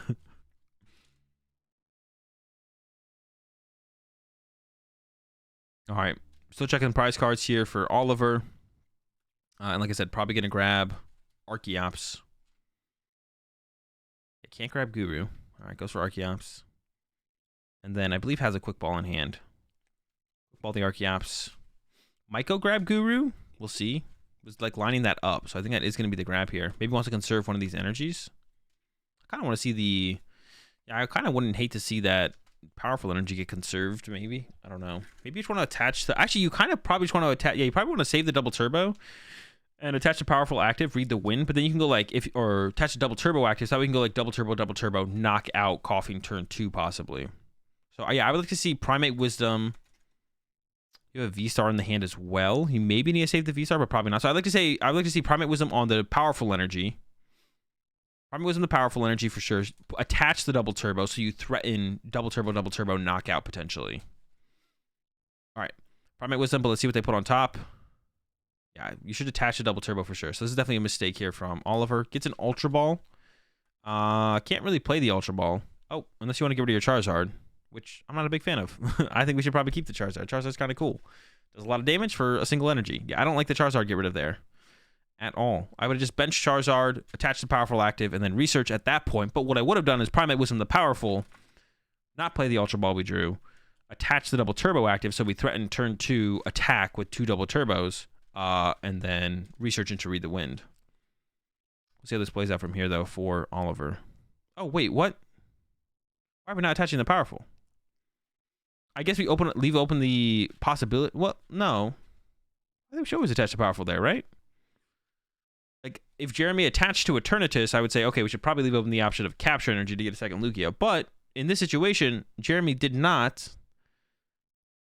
I don't know. Maybe you could be afraid of the Eternatus attacking next turn. That's like a whole lot of cards Jeremy needs, though. We need like VMAX, attach, Dark Energy to discard pile, Dark Patch, switch card. That's like a lot. I don't think I'd be too afraid of that, to be honest, personally. I'd be like, there's no shot Jeremy has it. If Jeremy has it, we go to game 2, and that's fine. All right, read the wind, draw 3, pass over to Jeremy. Not much for Jeremy. Oh, no, it does have a Crobat. I thought that Crobat was another Eternatus. I thought it was an Eternatus VMAX. Probably going to see the Sinnoh get played now. We have the energy to the Eternatus. There's the Sinnoh. Like I said, I wouldn't have hated to see the Sinnoh come down turn 1 to draw the extra card. To draw the extra card off of the Crobat on turn 1. What's the reason for not benching Zard there? To use it as discard fodder for Ultra Ball. And Crobat for 5. 2, 3, 4. Not much. Okay, yeah, basically nothing. But doesn't really need any more this turn. So I don't think this is terrible for Jeremy. Has a boss and is thinking about playing it. But I think just attacking the active probably here is fine. Especially if like Oliver has a bad hand that can't play around Weezing very well. Just keep this thing poisoned. You could bring up the Oranguru, I guess. That wouldn't have been terrible to shut down the Read the Wind. I think we're just going to see a Bird Keeper here, though, from Oliver to the other Lugia, and that would probably lead to a Read the Wind. We'll see. As a capture in hand, I don't think they realize they can't get a Pokemon with it because of Temple of Sinnoh. They attach active. I definitely don't like that. I think we should play this Bird Keeper. They really don't like playing Bird Keeper for some reason, though, it looks like. I'm not sure. No, I don't like this. Why are we not playing the Bird Keeper? Why would we not play Bird Keeper there? Is there a reason to not play the Bird Keeper? They realize they can't get a Pokemon with the capture energy, but that's a Bird Keeper, right? Am I tripping? Why are we not drawing cards? Why do we not want to see more cards here? This is definitely... We should play this Bird Keeper for sure. The Bird Keeper should be played. I think there's an argument after that to maybe vacuum the Temple of Sinnoh. But you kind of want to save this vacuum for the Parasol that these E-turn decks sometimes play. I think there's a reasonable argument for the Collapsed. That way the capture could actually get a Pokemon, but you probably don't need a Pokemon right now. But this Bird Keeper should be 100% played, I think. I can't think of a reason to keep the Bird Keeper. So you definitely Bird Keeper into the other Lugia, see what you get, and then Read the Wind with that next card. Because we're trying to find a boss or a Serena. We're trying to find a boss or a Serena. There's a Serena, but we could have whiffed. All right, back over to Jeremy. It looks like nothing new. I don't think there's anything great in the hand. It does have an E-switch. That's a new one. So you can get the energy off the Weezing back onto an Eternatus for some cheesy plays. Goes with a boss on the other Lugia. I'm not sure I like this play. You kind of just like healed the poison off Oliver's. I guess you're poisoning them again. But I don't know if this really does anything. Don't we want to like build up? I guess this plays around Evolve Double Turbo Knockout. I guess that's fair. We do play around Evolve Double Turbo Knockout. And poison. All right, another 40 damage. Draw for Oliver is Quick Ball. So it does have the Ultra Ball in hand. So got pretty lucky off that Read the Wind. But if they had been like a card short, if they didn't have the Lugia V-Star, didn't have the Serena or something, they would have whiffed the knockout this turn. But instead they have everything off the Read the Wind. So I guess not playing Bird Keeper worked out here in the end. I guess in the end, not playing Bird Keeper did work out. Only a little tilted, but it's fine. All right, here we go. Serena up the Eternatus, and then there is a lot of energy in the hand here for Oliver, so it is going to make the Ultra Ball a little bit awkward, but I think you can give up like the Choice Belt and something else for sure. Primate Wisdom first. I don't get with Stoutland, so we don't really need Stoutland, so we can Ultra Ball away Choice Belt and Stoutland here, I think, pretty reasonably. I don't think we need either of those squad. Definitely want to keep the Quick Ball around to find Yveltal later. The rest of the Collapse Stadium, the Vacuum, those get rid of Temple of Sinnohs. No, we should definitely keep the Quick Ball here. I don't think the Choice Belt ever matters. I'm trying to think when the Choice Belt literally ever matters, and I'm pretty sure it never matters. So we should definitely get rid of the Choice Belt here. Keep the Quick Ball, which can find our Yveltal, and then go from there. Now the question is kind of, should we replace the stadium this turn? We'll see. What happens when E-turn and Collapse Stadium are both in play? Well, E-turn gives you 8 bench spaces, and then Collapse limits you to 4 bench spaces. So you have 4 bench spaces. It's just like how you would normally have 5 bench spaces. Collapse limits you to 4. You don't just get 5 bench spaces, because then Collapse Stadium would literally be pointless. All right, so we got the V-Guard, the Capture, and then we need 2 more energy here. And you don't have to bump the Temple of Sinnoh here as Oliver. It's just an option. I mean, doing it here seems pretty reasonable. Bump the Temple of Sinnoh with the Collapse. They discard a Pokemon, and then you get to use a Double Turbo, I guess. I don't know. It doesn't really make a difference. I guess you also get to bump it with your attack, but then you get to take 2 Pokemon out of play and potentially make it so you can't get return KO'd. But in this situation, as Oliver, you definitely could get return KO'd, which is not great. And that's also why I would like to see Oliver bench Yveltal this turn, is to have it as an immediate Pokemon to kind of send up as a response to an Eternatus. So I would have liked to have seen that Quick Ball get kept, potentially. Actually, that might be another Quick Ball in the hand. So I would like to see Oliver play the Quick Ball here and go get Yveltal and put it on the bench, I think. I think we should just have Yveltal on the bench here. There's like no reason not to. Oliver disagrees, though. And so you can start to get punished by stuff like Judge and Marnie or Roxanne or whatever. It's like you don't set up your board to give yourself as many options as possible off the board, and then when you get judged or Marnied and get a new random hand, like maybe your current hand can pull off the play, so you're like, oh, I have the play in hand, so I guess we're chilling. But then you get judged or Marnied, and it's like, well, now I don't know if I'm gonna have the play, and then you don't have the play, and then you just lose because you didn't set up the play to begin with. But if Jeremy goes boss KO your Yveltal here, you definitely win. So you don't really care. Like that's like another thing. It's like another thing would be like, okay, do you care if your opponent boss KOs your Yveltal? And if you do, then you shouldn't bench it. But if Jeremy's gonna go out of the way to go boss KO your Yveltal, I'm pretty sure you're like, all right, go ahead, you got it. That's like the other thing you'd think about. But yeah, you wouldn't care in that situation if Jeremy was going to go for that. So, all right, going to see some cards burnt here from Jeremy. And Jeremy's going to look to attack with Eternatus here. So energy switch up from the Weezing to the Eternatus. We got the Crobat in the hand, has the attachment for turn. So it's really just missing the VMAX, it looks like. And here we go. Will we find the VMAX off these four? Or a draw supporter. There's a Judge. There's a Choice Belt. And an Avery. Avery's interesting. For sure. Gives you a better time against Reggie's, I guess. All right, Choice Belt active, and then probably see the Judge get played here, I think, and hope to draw into a VMAX. Or has the option of Serena. Is thinking about actually using Serena instead. I don't know. Oliver has a pretty big hand there. Are you seeing more cards off Serena than the Judge? I don't think so, are you? You're seeing 4 compared to Judge, and you might draw back into some of the cards you just shuffled back into the deck. You're only seeing 3 here. Yeah, I don't like this from Jeremy at all. I would definitely play the Judge there. That's the hit on the last card, though. But I think I would have definitely played the Judge. I don't... Yeah, Oliver has, like, quite the hand built up. I don't like this. I don't like this at all. I feel like Judge would have done us a little bit better in this situation. Also, it disrupts Oliver's hand. Like, that's the biggest thing for me, is that it disrupts Oliver's hand. Also, actually, does Jeremy even get the knockout here? Jeremy is, like, short on... I forgot about the V-Guard energy. I think there's a Goon coming down. Does Goon solve the problem? Let's find out. There's Goon. So we got 7, 8. I don't know. There's a lot going on. I'm going to let Jeremy figure it out, though. That seems like enough. I think it's enough. Yeah, I think the Judge was asking how Moltres had an energy. But that is what its ability does. Okay, I guess the reason that Jeremy held the hand, actually, is because Jeremy needed... Okay, actually, that makes sense from Jeremy, to be honest.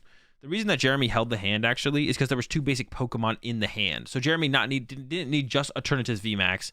Needed Eternatus VMAX plus 2 basics. For some reason in my head, I was like, all right, get the VMAX if you just knock them out. But no, Jeremy needed 2 basic Pokemon and the Eternatus VMAX. So Jeremy held the hand with 2 basic Pokemon and drew 3 off Serena to then hopefully draw into the VMAX, which they did. And then, yeah, actually, that actually kind of makes sense, actually. I take it back. Okay, Yveltal top deck from Oliver. Might as well have quick-balled for it last turn. But this is the exact situation I was talking about where it's like, all right, Oliver got kind of lucky with that one. I don't like that. So Oliver, that like hurts my point. So Oliver top decks Yveltal. But if Jeremy had just like played Judge or played... if Jeremy had played Judge or played Marnie, and then you don't have a Quick Ball, you don't have an Ultra Ball, you don't have a Capture Energy, and you can't find the Yveltal to return the knockout on this Eternatus, you could just lose the game, so you should just Quick Ball for it ahead of time. And then Jeremy doesn't Judge, doesn't Marnie, which I don't think Jeremy should have, looking back on it. I don't think Jeremy should have judged. I think Serena was actually correct. But they could have ended up judging or Marnie, and if they did, oh, then you just get kind of screwed. So, or you could get screwed. So yeah, definitely missteps there from Oliver, not prepping for the future as well as they could have. All right, Archeops first. Let's see if Oliver has the energy necessary to get the knockout. It looks like the answer is yes, but you'd much rather the heat energy be on the Yveltal here. So this is actually a misstep here, I think, from Oliver. So what Oliver should do, unless I'm tripping, is instead of going Archeops, what Oliver should do is Archeops for Aurora double turbo, and then Primate Wisdom the heat energy back to the deck. I guess it doesn't matter, though, actually, because Oliver's Charizard's gone, so never mind. Oliver doesn't care about the heat energy anymore. I thought we cared about the heat energy, but we don't. I thought we cared about... yeah, it doesn't matter, actually, because... It doesn't matter because the Charizard's gone, so... Bird Keep into Yveltal. Sounds good. So we don't need a save. We don't need to save an energy for the Charizard, I guess, anymore. We're chilling. And you'd prefer it to be the Heat? I guess it doesn't matter one way or the other, to be honest, because we had enough in the deck. All right, looking pretty good for Oliver from here. Was there ever a chance to use the Raikou, I guess? No, there probably wasn't ever a chance to use the Raikou either. So we're just like Gust. Okay, and Jeremy scoops. Although I think Jeremy still could have won that. Maybe not. I don't know how many Energy Switch Jeremy plays. But if Jeremy goes KO Yveltal with an Eternatus, I think there was a shot for Jeremy, especially with Charizard not being there anymore. I think there was actually a shot for Jeremy to actually win that game. So I don't know if I would have conceded quite yet as Jeremy. Let's look at that board state one last time. So back one more. So Oliver doesn't have Charizard anymore. So Oliver goes Yveltal, KO Eternatus. On Jeremy's side, he goes send up Eternatus V, E-switch off Moltres, attach to Eternatus, evolve to the VMAX, play a Judge, knockout. Oliver goes, I didn't get a Gust, bring up Lugia, smack. You go, maybe that's the point where you lose. What do you do at that point? Could you maybe get into Moltres at that point? Maybe you get into Moltres V, retreat to Moltres V, knockout Lugia, and then Oliver actually doesn't have a good attacker from there because Archeops, there's quite a few powerful energy left actually. Maybe the Archeops are swinging hard enough at that point. So maybe it is kind of over at this point. There is decent amount of powerful energy left. I think they could probably clean up a Crobat or something, but with your Eternatus VMAX going down right there, you could discard both of your Crobats. So I don't know if I would have conceded yet as Jeremy. I think there was still a line there. There might have still been a line. This needs boss to kill Weezing. Yeah, but what if they don't have the boss to kill Weezing? Yeah, they just need the boss. But if you play like your opponent always has everything, then you're never going to win anyway. So why'd you show up to the Pokemon tournament? You should just stay home. It's safer there. You can't lose. And you can also, Jeremy definitely bonks his one prizes there. Oh yeah. Once the E-turn goes down, you can just discard your one prize Pokemon as well.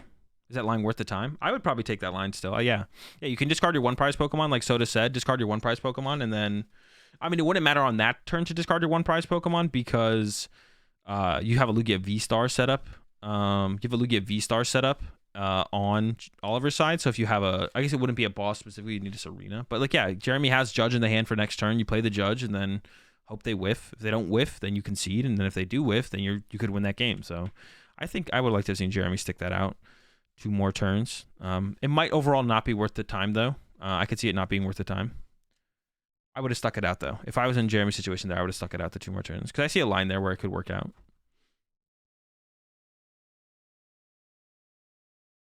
All right, here we go. Prize cards. Temple of Sinnoh prize. That's kind of the only super important thing here, I think. Second Weezing is prize here for Jeremy. I think it might be a 4-2 line. Actually, it's probably a 4-3 to be honest. All right, here we go. Jeremy will be going first this time. Actually, Jeremy went first last game as well, to be honest. I actually don't remember. And a lot of ball cards in the hand here for Jeremy.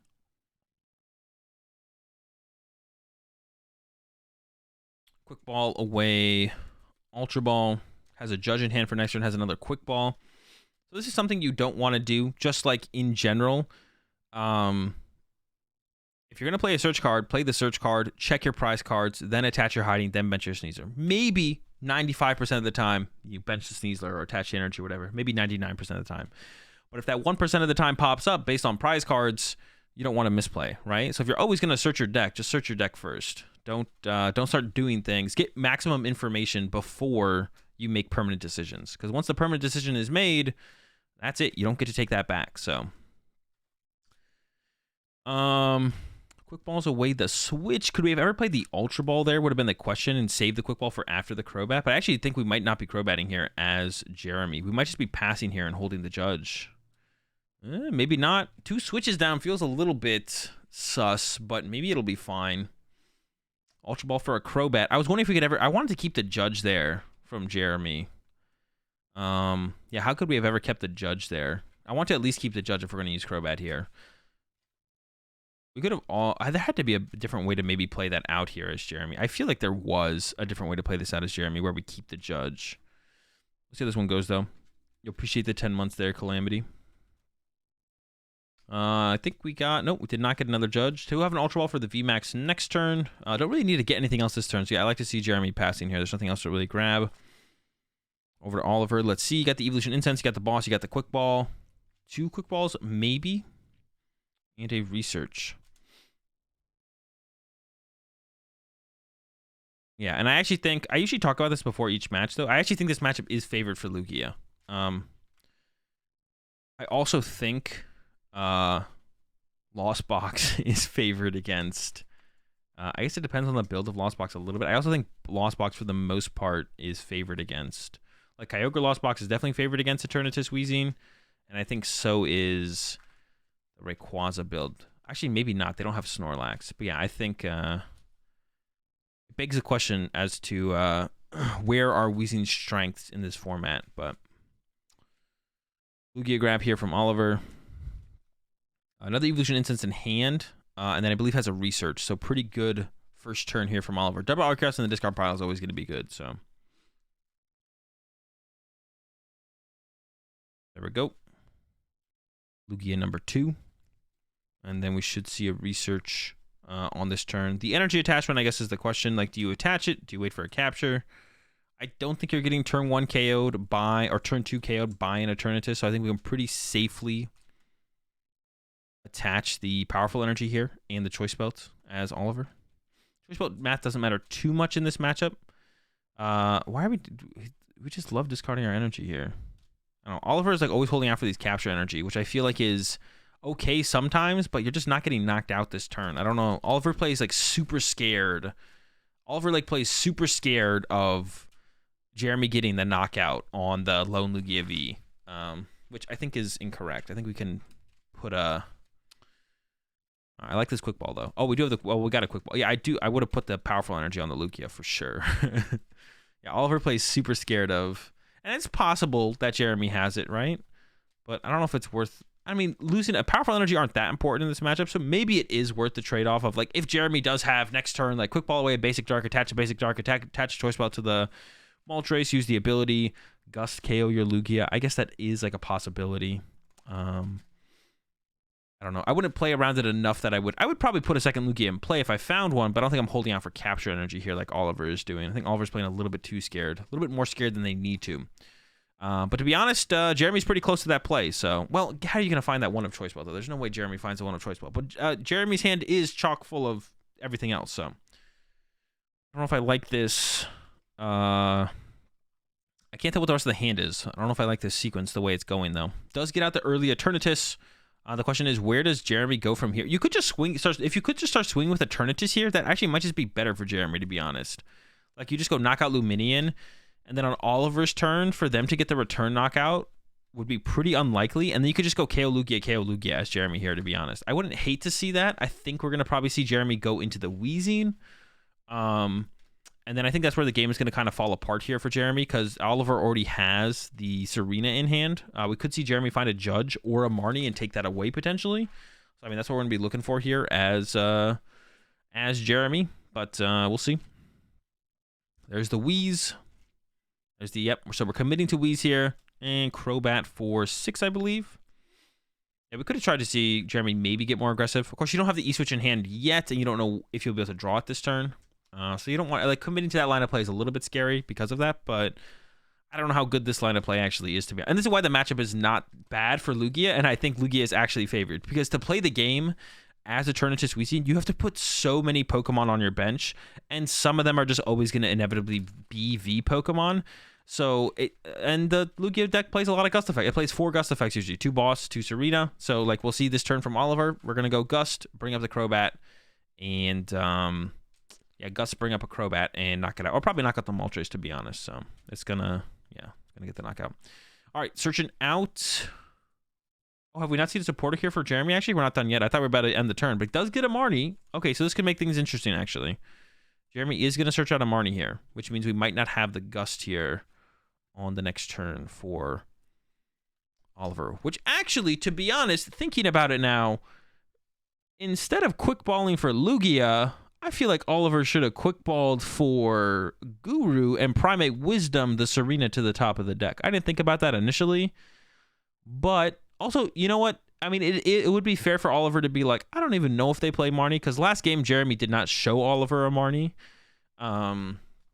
But if you do look at a Eternatus Weezing list, it's usually like 4 Judge, 3 Marnie, or 4 Marnie, 3 Judge. So it's a pretty good guess. There's Lugia V-Star, does not have the Gust effect yet, but if we had Primate Wisdomed it, we would have it. So I think Oliver should have gone for a Primate Wisdom play to conserve the card there. Why do people play a turn just Weezing instead of just a Weezing deck? I don't know. There's a lot of decks that I definitely question as to why people play them. It's not good, I don't think. There's also like a problem with Oliver not attaching an energy last turn. And I think Oliver still could have attached an energy after playing Research, which is definitely a misplay to not attach energy. You always want to be building up energy and play as Lugia. But the reason it's a problem on this turn specifically for Oliver now is you can't read the wind. And that's actually one of your ways to like draw out of bad hands against Weezing. It's just you just start using Read the Wind. But Oliver did not attach last turn. So now we can't go attach to Luminian this turn, Read the Wind. So another mistake from Oliver there, was just not attaching for turn. Like I said, I would like to have seen that powerful energy attached into play from Oliver. And then after that, probably should have quick balled for Guru. I think Oliver actually had 2 quick balls in the hand after the Research. So we could have seen quick ball for Guru plus the second Lugia if you really want to be afraid of the Gust KO. And then we could have appreciate that, Gugats. And then we could have put the Serena on top of the deck. And then right here, we just KO a Crobat for turn. But now our hand is kind of sucks from Oliver. Capture coming down. Probably going to grab Yveltal this turn. I think I would like to see Yveltal grabbed here. I think it's a pretty good one to set up. Guru would be fine as well, to be honest. I'm not like committed to one over the other too much, to be honest. Go with whatever your heart desires, Oliver. And we go with the Guru. And then just gonna hoping for a Gust effect top deck. That's what we're hoping for here. But this does the way the prize trade is breaking down for Jeremy is gonna be pretty good, because the Luminian's gonna get KO'd going into it is gonna get KO'd going into Oliver's turn, but that's like a 2 prize Pokemon from a Weezing, and then even then Oliver is not set up to potentially draw a prize card on the following turn. So it's looking pretty good here for Jeremy in this one, to be honest. You appreciate the Prime sub there. Tyrannus Rex. Welcome to the Rat Pack. We're all out of poison, but we got plenty of fish. I don't see a reason to be too aggressive here from Jeremy. Just knock it out. Draw 2 prize cards. Gonna finally see some reading of the wind here from Oliver. Should have had it last turn. Top deck's an Ultra Ball, which is not good. And we could really see Jeremy start to snowball this game next turn. Could possibly just attack with a turn, just take the knockout, and then Gus knock out on the following turn. Or just sit behind Weezing for a little bit longer. Take the time. There is reading of the wind. There's the Serena, but it might be a little bit too little too late. Also, we didn't see Oliver once again attach an energy for turn. Okay, this time it was fine though. There was no energy. Well, there was an Aurora, but I don't know if you want to discard any of those cards. So I'm okay with the no attach this turn from. I'll let it slide this time from Oliver. I'll let it slide.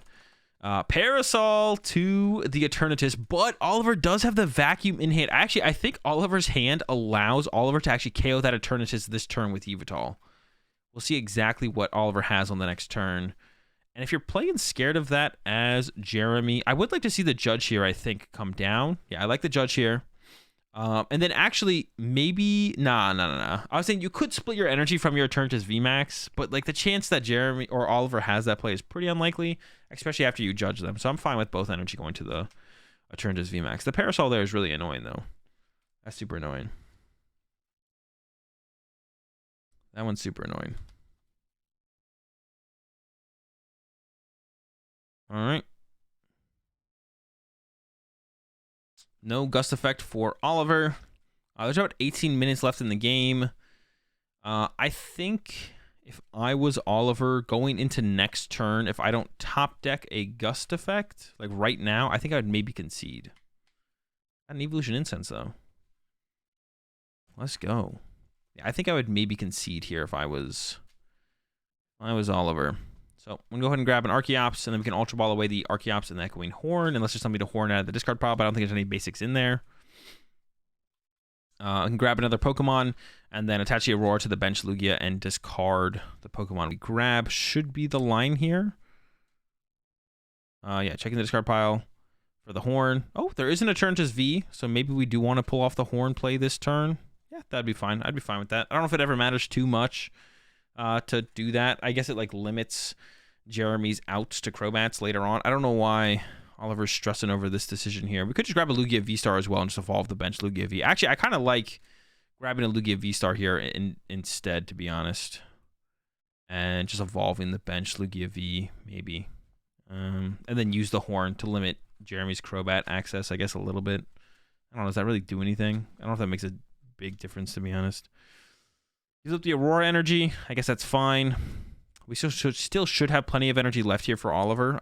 Once again, I don't love losing energy when we could attach it, but I think it'll probably be fine. Shuffles up, grabs a Lugia. And then we see the horn on the Eternatus V.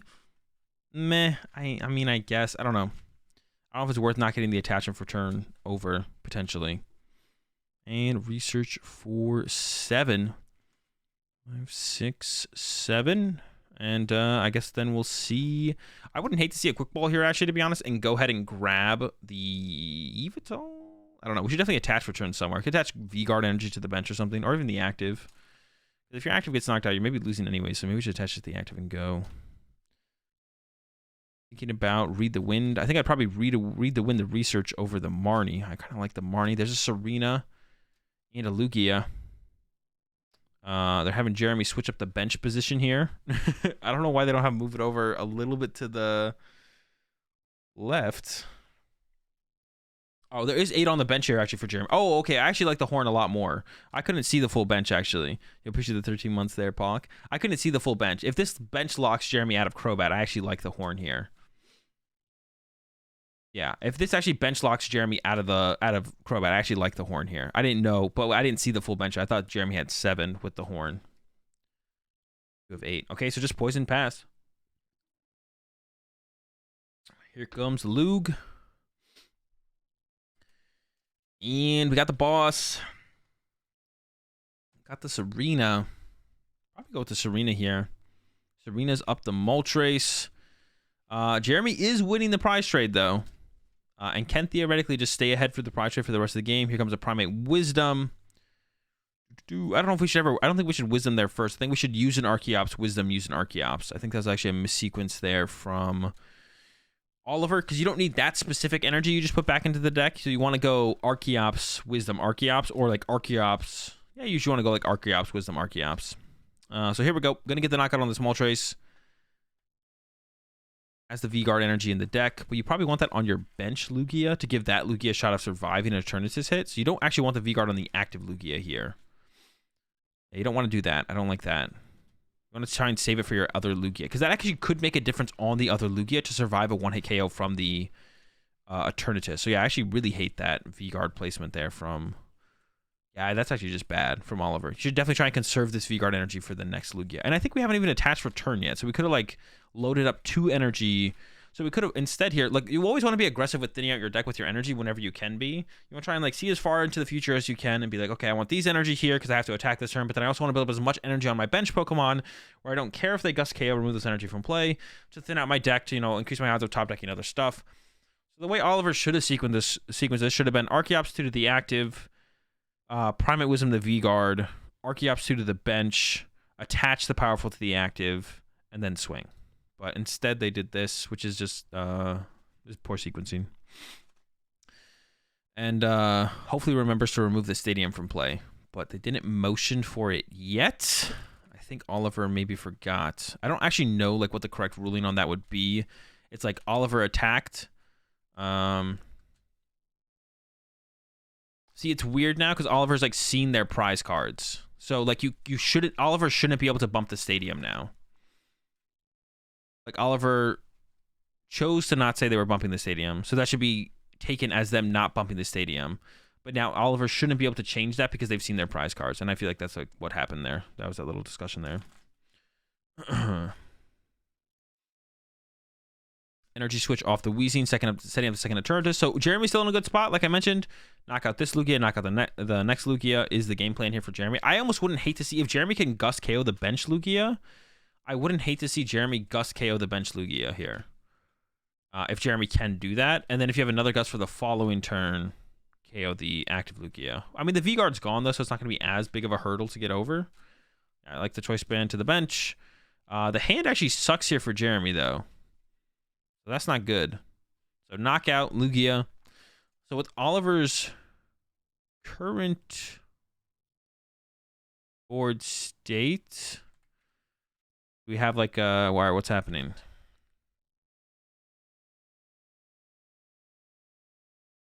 They have a... Is there a disagreement? Did they do something wrong here? I wasn't really paying attention. Are we on track? All right.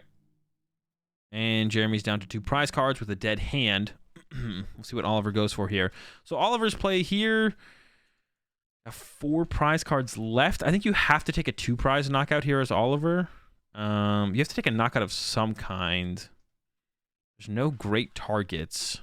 And there's no pivot set up yet either. I don't actually know what we should do here as Oliver. I think maybe just Gust KO at Crobat into Gust KO Crobat is the way to attempt to do this. Yeah, I think that's what I would do here as Oliver. But didn't bump the stadium, so this actually could be hard to actually get a KO here. Because the best attacker here that I can think of is Charizard. You could also maybe use Archeops itself to take the knockout. We see the Pumpkaboo grab. So I think Oliver's play here. Actually, I don't think Oliver has a Gust effect in hand. Maybe I'm wrong on that, though. Maybe Oliver does have a Gust effect in hand. Oh, no, there is a boss, I think. So we could see Boss KO Crobat with... Boss KO Crobat with an Archeops. We see a capture coming down. Oh, no, you could Gust KO the Eternatus. Well, it's eyeing up Charizard now. So we might have the Gust KO Crobat with Charizard, which I'm fine with. And then you look for the Gust KO on... Once again, we should be loading up... so this is where we should probably see one of the Primal Turbos get used, and then you Primate Wisdom and Energy, and then you Primal Turbo again. And that's basically how you want to do it. And then you should attach Return to the Lugia. So we should see Primal Turbo, load up Charizard with an Aurora. And then we see Primate Wisdom, put an Aurora back in the deck, and then Primal Turbo, search out some energy for Lugia, or put the I don't know if there's an Aurora in the deck already or not, though. I don't know if there's an Aurora in the deck already or not. It doesn't look like we could have pulled off the Yveltal play, though. So there's Boss on Crobat. Boss on Eternatus. Okay, makes more sense. Yeah, the Eternatus makes sense. When you can KO the Eternatus, you should go for it. There's like no energy left in the deck. But yeah, you should Primal Turbo first. Well, we knew the heat was in there. See, like Oliver knows the heat's in there, so you should go Primal Turbo to remove the heat from the deck first, because then if you Primate Wisdom, there's a higher chance you draw into an energy, which you don't want. So Oliver has messed up that sequencing every time so far this game, I think. And like one step further you could take it is you could Primal Turbo twice if you know if you have enough energy in there to use both Primal Turbos, and then you could go Primate Wisdom and Energy on top of the deck, and then play something like an Evolution Incense or a Quick Ball, and then shuffle that energy back into the deck. Decreasing your odds of seeing energy off the Primate Wisdom. So grabs the heat, thinking about grabbing a double turbo. I don't see a reason to.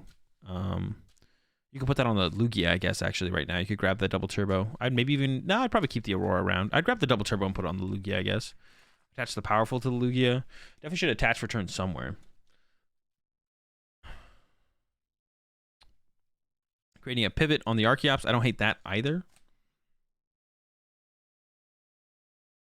And then we'll see the retreat. There's only 7 minutes left in the game. I don't know if these players would actually finish a game 3 here, to be honest.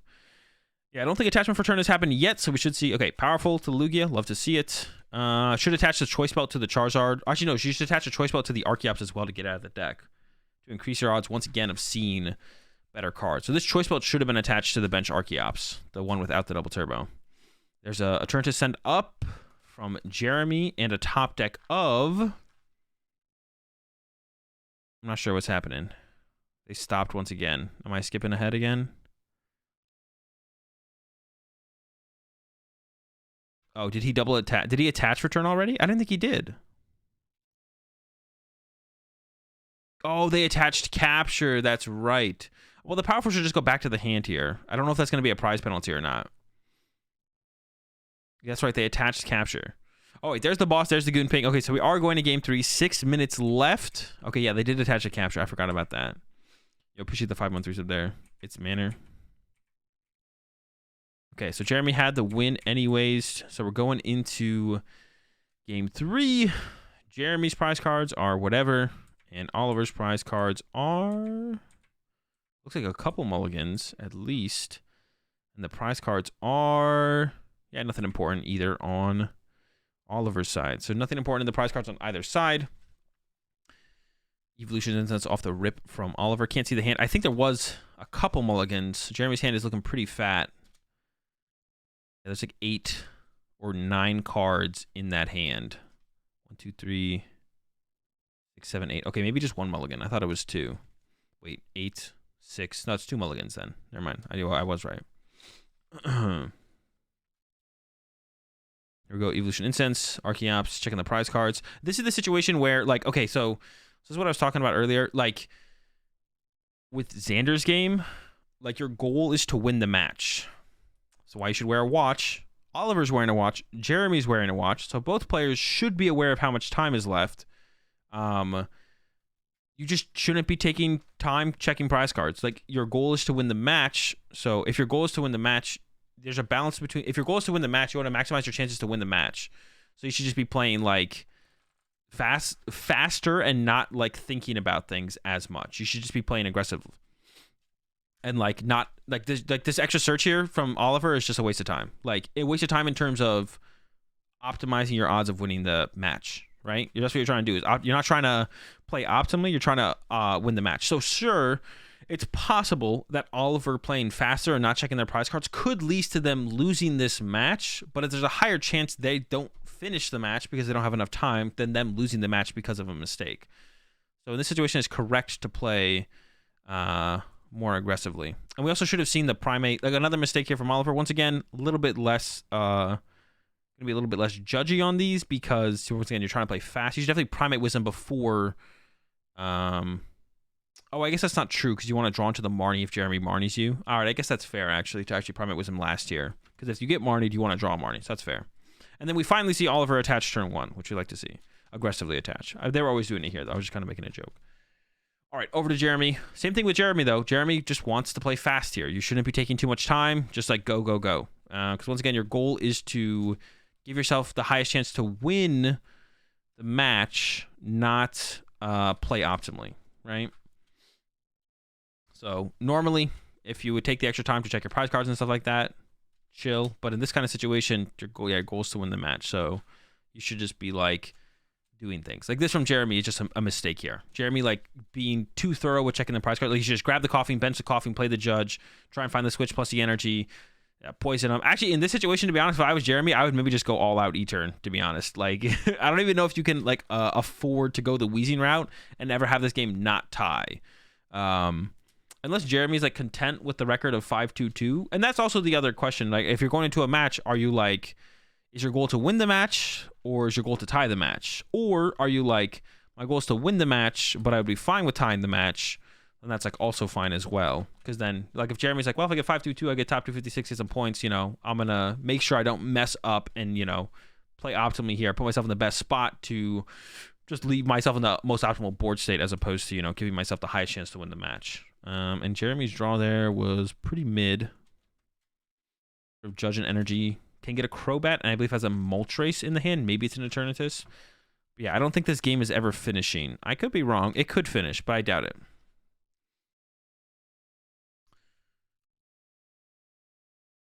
It is a Moltres. Ability gets used. And then Crobat for 6 is on the way.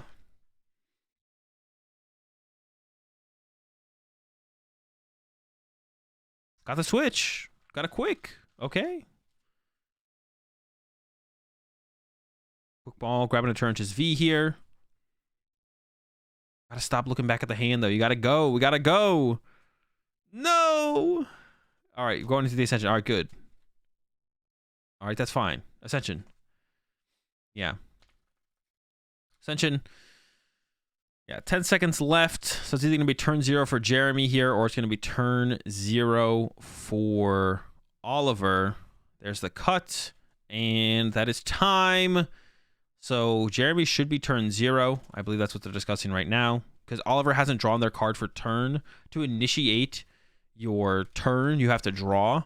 So Jeremy's turn 0 still because Oliver hasn't drawn the card. If Oliver drew the card before time happened, then Oliver would be turn 0, but it's not the case here. So it looks like this will be a tie. I don't see a win condition for either player. So instead of watching this again like we did with the Xander match, I'm going to skip ahead and let's see if they come to some kind of... Let's see what the end resolution is. I assume it's just going to be a tie. Well, no, I think actually it looks like Jeremy gave Oliver the win there, actually, which is a super homey move of Jeremy. So shout out to Jeremy for giving the win to Oliver in the end. It always sucks when you don't have enough time to finish matches, but that does come to the players I think there would be a lot less ties in Pokemon if people understood how to properly manage a best 2 out of 3 in time. I still don't think 50 minutes plus 3 turns is enough in Pokemon. I think we should have plus 5 or like 55 minutes. Maybe that'll change with EXs. Maybe games will get a little bit faster, but maybe not. But knowing when to scoop is super important. Knowing when to play out a game is super important. Knowing what your goal is going into a match of either winning the match or being fine with tying the match is super important. And then knowing when it's correct to kind of throw it all out the window and play for time efficiency as opposed to optimally is also super important. And a lot of players don't understand those things, so they kind of just play every game of Pokemon the exact same way in a best 2 out of 3, and they don't adjust based on how much time is left in the round and the current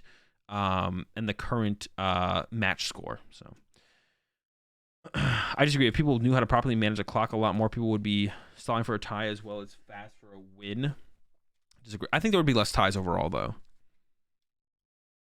Reason I'm sketched out to play Lost Box at a regional. I mean, with Lost Box, you just have to be content with knowing that you're gonna have 40-minute games. Like that just happens a lot, and then it's just gonna be a best of 1, which is fine. It's not great because you ideally want best 2 out of 3 to have better skill expression throughout a set of Pokemon. But yeah, you just have to be content knowing that you're gonna have 40-minute games. But we'd have a lot less ties, I think, if people understood those things. Just knew how to play for a win better. Yeah, people just knew how to play for a win better. As well as playing fast. I mean, playing fast for a win isn't a problem. Intentionally stalling would be a problem, but playing fast for a win isn't a problem. All right. That's the end of day 1. So let me pull up day 2 real fast.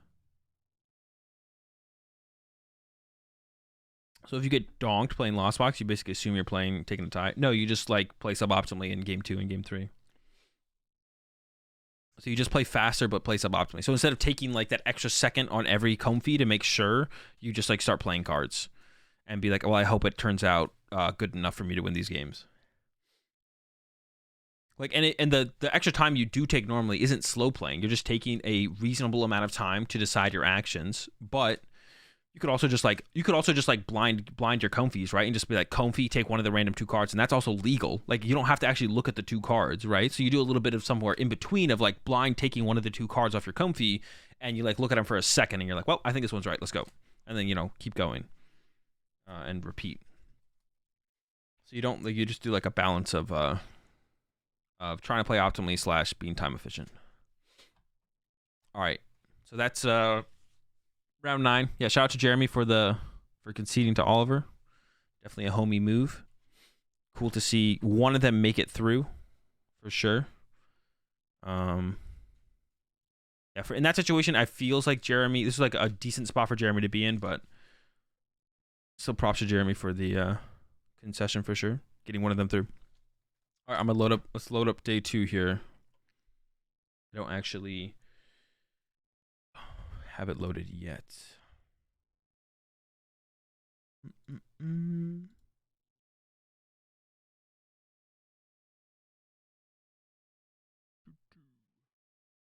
you believe in your deck, you should blind every Comfey.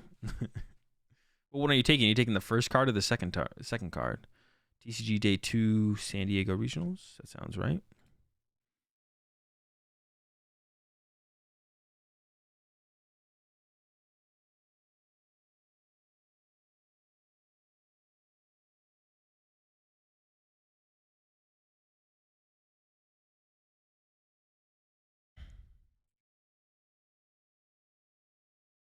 Oh, but they don't start in round 10. They start in round 13. That's right. All right, chat. I'll be right back. What time is it?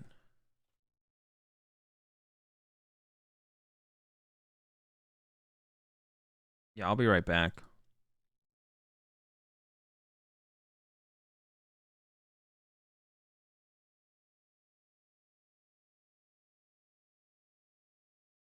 Dude, what is this emote?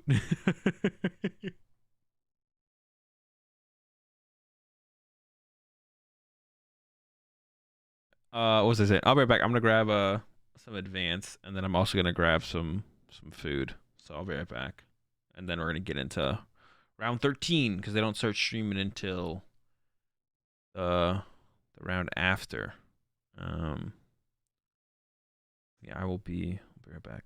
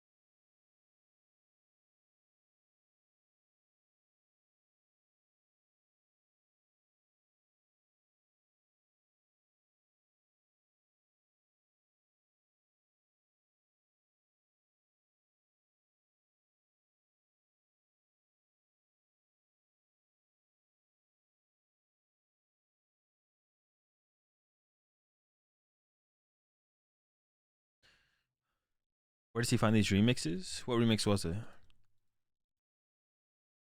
Wait, I'm curious. Wait, what remix? None of these songs are remixes.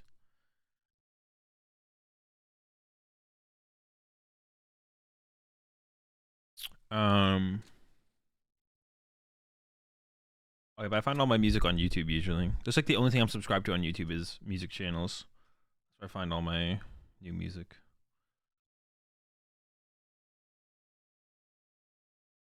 Also, you know what's pretty good at finding music is the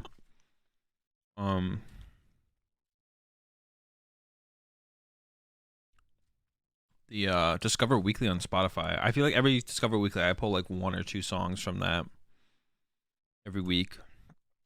That's like pretty good. I don't know how many songs there are usually in those, but like 30. Spotify algorithm is undefeated. Undefeated. Cannot be beaten. That's like pretty good. Alright. Let's get into it. Round 13, I believe. Derek Schwartz up against Caleb with the Lost Box. Is a pretty good matchup for Lost Box, especially with the Dragonite that Caleb has. But yeah, pretty good matchup overall, I would say for sure. For Caleb. And going first in this first game. The Greninja is prized, which is not great. I'm sure Caleb's going to figure that out real fast here with this initial VIP pass. I'm going to grab some Comfies and have to settle for that because the Greninja is prized. But yeah, pretty good matchup, I would say, for the Lost Box. So the win condition here, there's a lot of things Caleb can do. You could just draw 2 prize cards and then Kyogre. You could go with... There's like a ton of things you could do. For Derek, it's going to be a little bit weird because the prize trade's not great.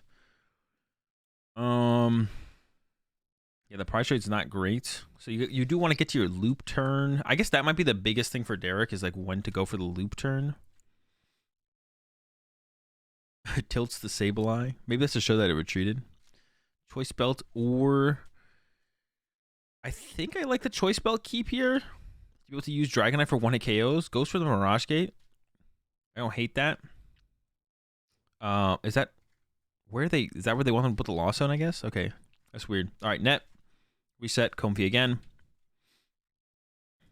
I like digging aggressively here for the most part. Gets rid of a gate, keeps the recycler, that's fine. Kofi back down. And pass over to Derek. Derek doesn't play anything to like attack with aggressively, and the opening hand is not great. It's actually pretty bad. There's like no options in the opening hand here for Derek. I can actually pull up both of these. Actually, let me see if I can pull up both of these players' lists, because I should be able to. Yeah, all the lists are here. So I should be able to pull up both players' lists here. Caleb and... Let me find the Dialga list real fast. All right. I already know Caleb's list. All right, so for the Dialga list, 0 Battle VIP Pass. Okay, that's interesting. You usually see some kind of Battle VIP Pass in this deck. Double Raihan, double Avery. The Avery can be pretty good in this matchup. And then the Mews, the Greninja. So you don't want to put down too many Mew in this matchup because that's like easy prize cards for Sableye in the late game. I believe didn't grab an energy there off of the... And then we go Serena. Discard 1 to draw 3. Could we have discarded another card there? I think I probably would have discarded the Scoop Up Net there as Derek. I think holding the Scoop Up Net there is like a little bit... yeah, holding the Scoop Net there feels a little bit greedy. Like, we need to be able to use the Scoop Net, we have to be able to play cards, and we have no cards that we're working with yet. So I wouldn't have held the Scoop Up Net there if I was Derek. I would have discarded that and drawn an extra card for sure. Definitely keep the Metal Saucer, though. The Metal Saucer is probably too important. And we'll see how this... Got double check and choose though. So Caleb can win this turn. Just needs to get 7 into the Lost Zone and then attack with Dragonite. So it's possible this is going to be a really quick first game here. Yeah, I like giving up. I think giving up Cram plus Colress is probably fine here. Should probably also have some idea that Derek probably doesn't play anything too aggressive. Holding the Cram though, I actually don't hate holding the Cram though, because like you want to pull off the attack this turn, but if you don't, it's not the end of the world. And like hitting with Cram, settling for a hit with Cram would be fine here. So actually, I think I like those takes there from Caleb. There's a Comfy, you get the energy. And yeah, we might be actually settling for a hit with Cram here right now. Well, one more Comfy to be used, actually. Yeah, Escape Rope first, and then we can Hard Retreat. Quick Ball versus Water. Probably get rid of Quick Ball because you want to keep the Water for the Dragonite. And this matchup actually, once Caleb figures out that Derek doesn't play any hand disruption, this matchup gets really, really, like, any matchup where there's no hand disruption is really good for Lost Box. You know about keeping the Quick Ball? I'm not sure what we're keeping the Quick Ball for here, though, as Caleb. So I think we get rid of the Quick Ball. Ends up getting rid of the Water. Yeah, I'm not sure why we're keeping Quick Ball here as Caleb. I'm not sure what Caleb's looking for with that. But then we should just see a Hard Retreat to the, Hard Retreat to Cram and attack. I believe there is a Cram in the hand, but goes with the Quick Ball. Maybe is going to go for the Guru here. Actually, so I don't hate this because Caleb doesn't know that Derek doesn't play any Marnies or anything like that. So Guru to protect around Marnie is still a pretty reasonable take, actually. I actually kind of like the Guru take here. So there we go. Got the Guru. We can Primate Wisdom the Colress now. Put that on top of the deck. And then just Punch with Cram is fine here from Caleb. Comes the Wisdom. And if we did get a net there, Caleb could keep digging and possibly actually get the KO with the Dragonite. Or definitely actually, I think maybe just had the KO with the Dragonite there. So yeah, I actually don't hate that, the Quick Ball take there from Caleb to play a little bit safer. And then Punch for 110. So this is like a really good hit. Like this, any kind of damage, that any free damage that Lost Box basically gets is kind of insane in the matchup. So it's already opening up really well here for Caleb. All right, Trek and Choose coming down from Derek. We're looking for Greninja is like probably the main card we're looking for to try and draw some cards. And then we also want a Dialga on the bench as well. Got a Quick Ball. Probably just want to follow up with the next Trek and Choose here just to see more cards. If we see a basic, then the Quick Ball can get a different basic and we can kind of go from there. So I wouldn't play the Quick Ball yet, I don't think. Is Derek going in with the Mew already, though? I'm not a huge fan of that. Okay, yeah, and then sides on Trek. So it ends up with the right path, but definitely shouldn't have retreated quite yet. Grabs the Dialga V-Star there. I'm fine with that. Here comes the Mew. I'm not sure I like using Mew before Quick Ball, though. But maybe want to see if they had another out to another Pokemon before they committed this Quick Ball. And they did get the Ultra Ball here. So now we will be able to go Quick Ball plus Ultra Ball on this turn. I appreciate the 33-month resub there, Fee-Man, and the 5-month resub there, Envious. We got Quick Ball away in net. Michael for the Dialga. Could also grab the Greninja. No Greninja yet. So going with the Dialga. And has the Ultra Ball. We might not see the Ultra Ball get played this turn, though. We might just see a Intrepid Sword from here, to be honest. Yeah, we might just see an Intrepid Sword here from Derek.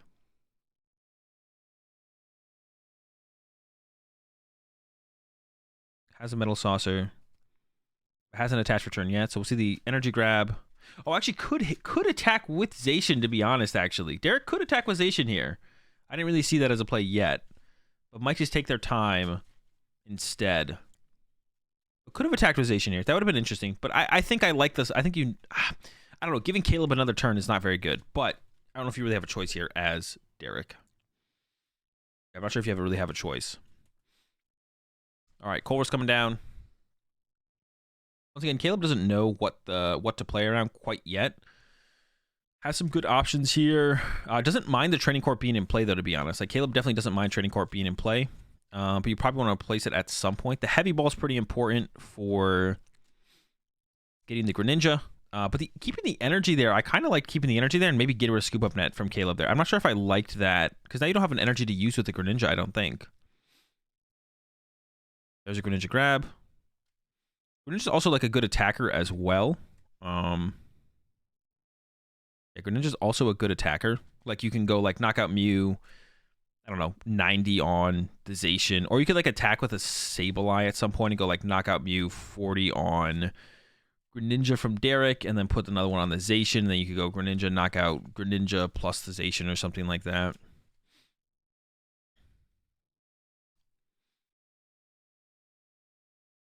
Yeah, well, the Choice Belt is actually prized. So the Choice Belt means that Caleb won't have a way to one-hit KO Dialga. Oh, wait, we have the Training Court here from Caleb. So Caleb can use that to get back the energy for the Greninja here. Forgot about that. For some reason, I thought there wasn't any energy in the discard pile. Yeah, ton of options here for Caleb. Could actually attack with Sableye this turn, I think. And I actually wouldn't hate to see that. Attacking with Sableye here is like not bad. Yeah, attacking with Sableye here is like actually pretty good. I think I would have liked to have seen Caleb actually scoop up net the Cram instead of switching to the Comfey though, because you want to get the Cram off the field at this point.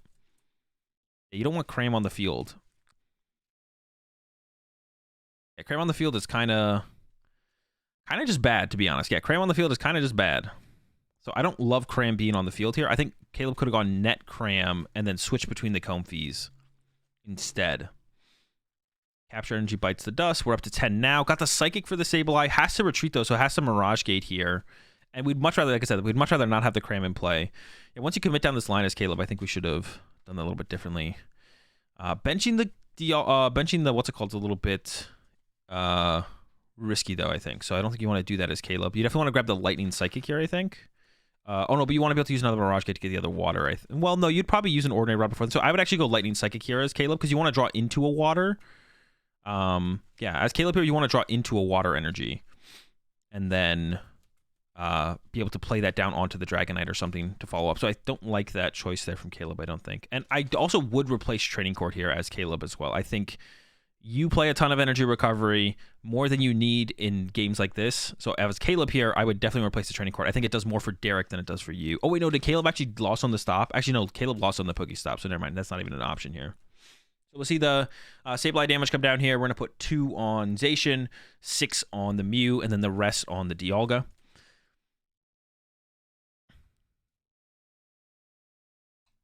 Or no, I guess I'm just wrong. Okay, I don't like this placement from Caleb at all. I don't know what this is. Okay, so this is setting up for...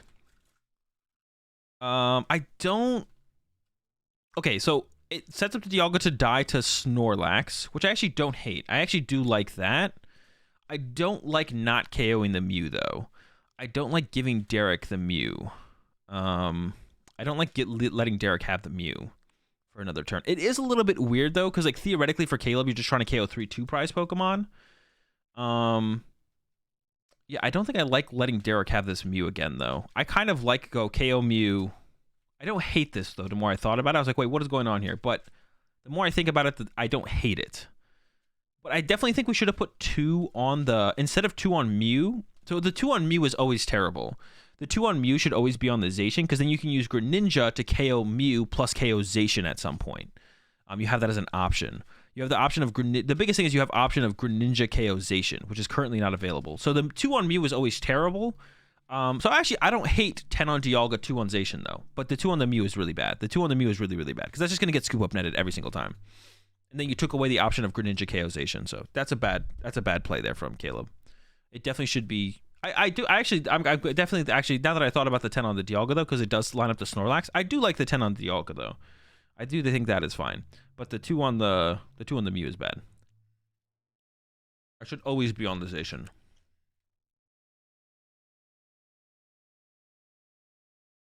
Anything about the Snorlax play, though? Because if we do go KO Mew, 2 to Zacian, 6 to 4 to Dialga, the 4 lines up for the Dragonite to still KO the Dialga. So, I don't know. Let's see, where are we at? All right, quick ball from Derek. Derek's in a pretty bad spot. Has yet to attack and has, like, nothing set up. Has yet to attack and has, like, nothing set up. So we'll see where it goes from here. Second Dialga is being set up, and you definitely need to attack this turn as Derek. So I think what we're going to see from Derek is this first Dialga is going to swing with 1 energy, and then the second Dialga is going to we're going to try and loop with the second Dialga. And maybe Derek's going to try and dig for some Averys here to try and get that set up as well. We'll see. I believe that's a Training Court use there then. Don't have to Metal Saucer yet. If Derek has a pretty good understanding of the current meta, you know that Caleb probably doesn't play any Hand Disruption, but I don't hate just doing it now just in case. There's a net on the Mew. Like I said, that's what's going to happen. It did happen. And then we're going to send up the Dialga V with the 100 on it, I believe, and we're going to attack with that for turn here as Derek. We'll see, though.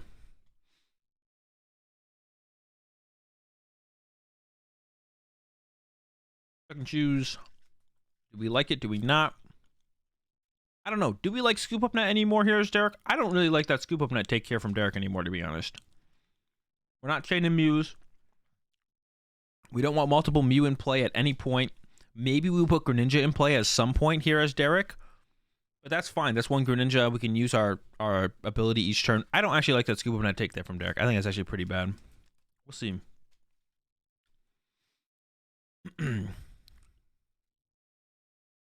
Yeah, I don't know. Scoop Up Net does not seem like it's doing a whole ton for us. We'll see how that plays out, though. Okay, so Caleb's going to be looking for the Snorlax hit this turn. Still needs to find the Snorlax, I believe. That's what we're going to be looking for. Attacking with Sableye here would also be fine from Caleb. Like, if we just attacked with Sableye, it wouldn't be the end of the world. But you'd prefer the Snorlax KO for sure. It just lines up really, really well. So I think that's what we're going to look for. We'll see, though. Colors first. Not many cards left in the deck either. There's the Quick Ball. Manaphy. VIP Pass, Bite the Dust. So should be able to get into the Snorlax this turn, I think, as Caleb. The question is just from there, are you going to run out of resources at some point? Is thinking about Quick Balling the Capture Energy. Should definitely Quick Ball away the Comfey. Goes with Comfey first. Gets rid of a Comfey. I think we should have gone with Quick Ball first there and just go ahead and grab the Snorlax. But maybe if you see the Snorlax there, you'd prefer that actually as Caleb. And if we had the 2 on the Zacian this turn, to be honest, Caleb could have gone... If we had the 2 damage on the Zacian right here as Caleb could have gone like 90 to the bench Dialga and then KO the Zacian this turn with the Greninja instead. And I actually wouldn't have hated that play, to be honest. Greninja for 2. We're looking for that last Scoop Up Net here for Caleb. There it is. Got the net. Snorlax can come down cleanly now. Does need to recover some amount of energy. He's going to go with the Ordinary Rod here. Yeah, going to go with the Ordinary Rod here. On the Comfey, and you could actually go Ordinary Rod and then capture the Snorlax first. All right, that's definitely a mistake there from Caleb. So we probably should have Ordinary Rod the Sableye first and then captured the Sableye out of the deck. Gets the Kyogre, gets the Sableye. I actually wonder if Caleb could have Kyogred here. Yeah, could Caleb have actually gone Kyogre, KO both those things off the bench? I actually think Caleb maybe could have. Maybe. Lightning Water. I still think we'll have the option of the Kyogre coming up. And either way should be in a pretty good spot, to be honest.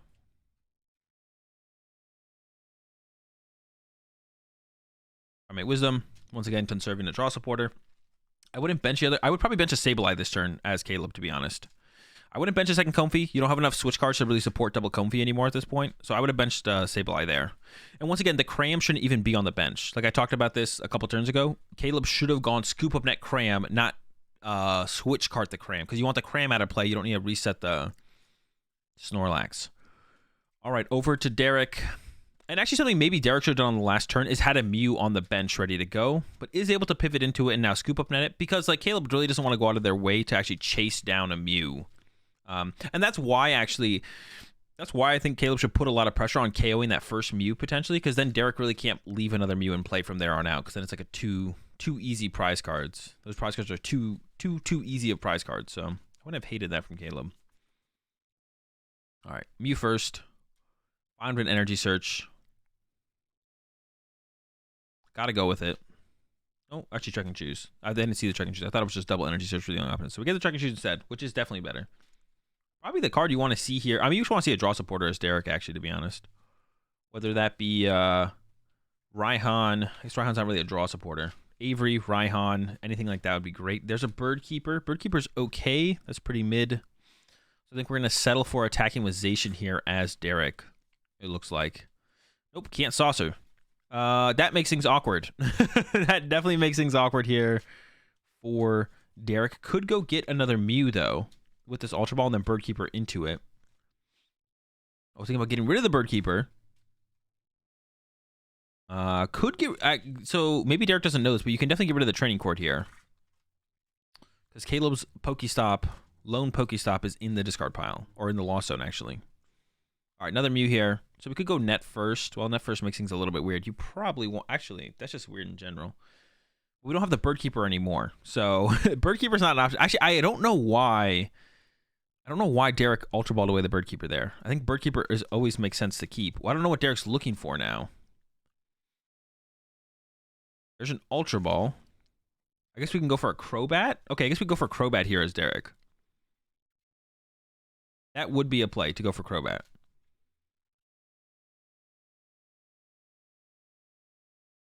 Greninja's not going to work. So just fail. No, we should definitely take something here, though, I feel like. Yeah, Derek's kind of... I think Derek's definitely... yeah, lost. Oh, there is a Crobat in the hand. I was so confused. Okay, there's the Crobat. Now we've got energy. But we needed to use the Ultra Ball to grab Greninja to get this energy in the discard pile so we can Metal Saucer. So I still don't like that sequence there from Derek. Derek definitely should have gotten Greninja off of that. And it's just a pass. And yeah, now the game is like well out of reach here, I think, for Derek. Caleb gets like another turn to play the game. Might not have a way to KO around the Mew, though. But if Caleb had put a Sableye in play instead of... If Caleb had put Sableye in play instead of this Comfey and captured out the Sableye off the Snorlax, like I said he should have, then this turn Caleb could go put 2 damage counters on the Zacian, or put 3 damage counters on the Zacian, 9 on the Crobat, and then the Crobat and the Zacian next turn get KO'd by the Greninja. So that's what Caleb should have done. But now we're here in a more suboptimal situation. For sure. Because like I said, you don't need double Comfey anymore. You just don't have the switch cards to really support that too much. There's the Sableye. There's a Mirage Gate. So I think it is possible for Caleb to still pull off that play, to be honest. And it might even be possible... Okay, it looks like Derek is just going to concede. It might have been possible there for Caleb to actually win... it might have been possible for Caleb to actually win that turn with Kyogre. I think it was actually possible with Training Court being in play. If the second rod was in the hand, I think Caleb maybe just had it, to be honest. The Kyogre win. I think it was possible there. Appreciate the 2 months, 2-month resub there. Sir Rancel. All right, move on to game 2. Caleb is up 1-0. I assume Derek will be going first. 4 energy prized is... That's not good. Not great. Can make using Kyogre towards the late game a little bit awkward. The Greninja prized for Derek is pretty bad. The double Mew prize isn't terrible. Derek does play 4. Air Balloon's a little bit annoying because that helps you like chain Mews in the early game. A little bit less relevant in this matchup because you're trying to keep your Mews out of play. Still open to Mew as well. But the Greninja being prized is definitely pretty bad. Greninja's like your best... It's just your best card. Greninja's like literally your best card in the deck. And it looks like a really good start here from Caleb. So Ultra Ball off the rip here from Derek. Might have to settle for a Crobat. Maybe he's just going to go... Actually, I don't even know what you go for here as Derek. We'll see what Derek grabs here. Goes for the Dialga. Okay. I don't think has much else to work with. Does have a draw supporter, I believe. I believe Derek does have a draw supporter. That hand is definitely looking like a turn 1 cram there from Caleb. Which, yeah, there's definitely a draw supporter. Nets the Mew. Okay, we're going to go back into the Mew here for Derek. We're doing it again. Might even be hoping for like a Quick Ball for a Crobat here. Let's see. There's a Quick Ball. Could get a Crobat. Doesn't have to. But if you don't do it this turn, you're probably going to have to do it next turn. Actually, Quick Ball's away the energy. I'm curious as to what the other card in the hand is. Instead of attaching for turn and maybe attaching... Yeah, instead of attaching that energy and maybe Quick Balling something else. I'm curious as to what the last 2 cards in the hand are. I'm sure we'll see here in a second. Oh, Training Court plus Avery. Okay, so yeah, definitely want to Quick Ball away the energy then. I thought it was 2 supporters. For 5. Okay, now we're kind of cooking here for Derek. Still no Greninja, unfortunately, because that is prize. So we're looking for the Heavy Ball. That's Dialga. Gonna go ahead and throw a Metal Saucer as well. And then pass, it looks like. Let's see if Caleb can pull off that turn 1. The hand's like not that good. It's pretty good. The Snorlax is prize here, so Heavy Ball will find Snorlax. 4 energy. Pretty easy prize cards to track. Lightning, Water, Psychic, Colress.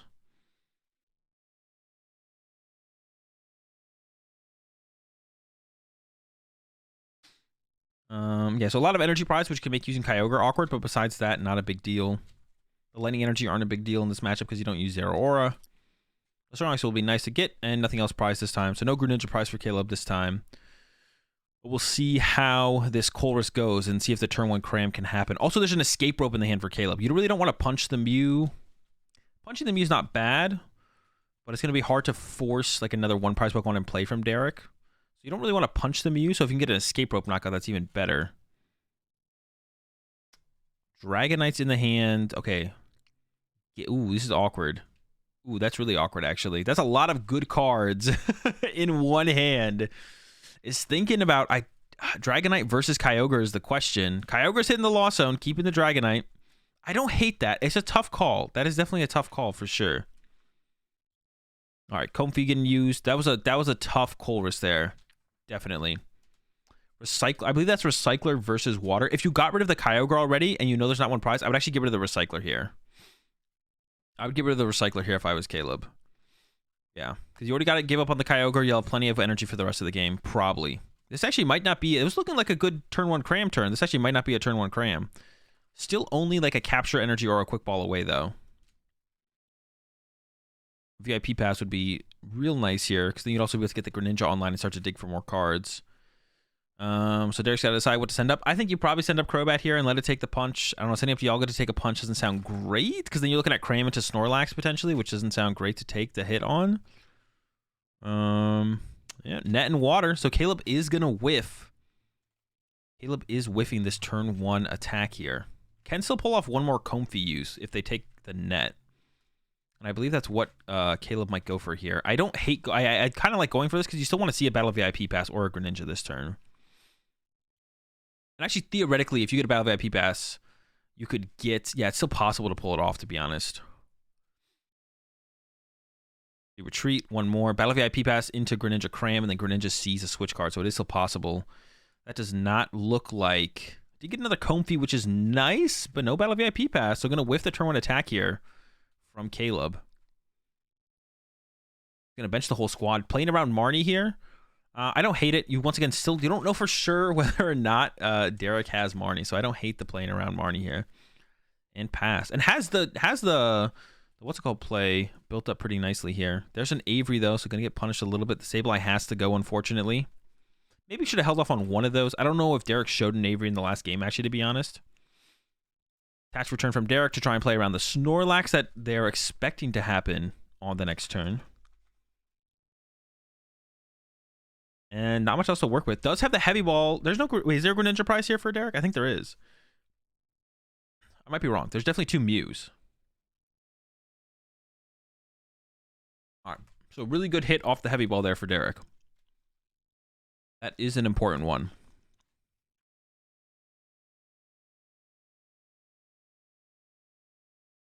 Yeah, definitely an important hit there for Derek. And get to actually draw some cards here, because Derek's hand was looking pretty mid on the follow-up. All right, trading court the energy back, and then we got a quick ball going down. Probably going to just go find another Dialga. Nope, just going to go ahead and swing. All right, this is a good turn for Caleb to potentially get ahead with this, with the Dragonite, actually. Just needs to find the choice belt. There's the Greninja, a little bit late. Super close to getting it. Greninja first, as you should. Hopefully number 1. So Caleb is definitely digging for choice belt here. Actually, did you want that? I think Caleb wanted that switch card here. There's a good chance to still draw into a switch card, but I think I liked keeping that switch card over the water there. I don't know. It depends how many energy are in the... I forget. There's a lot of energy prized. Some in the Lost Zone already, so... There's 3 off the Bird Keeper. That is a lot of Mirage Gates.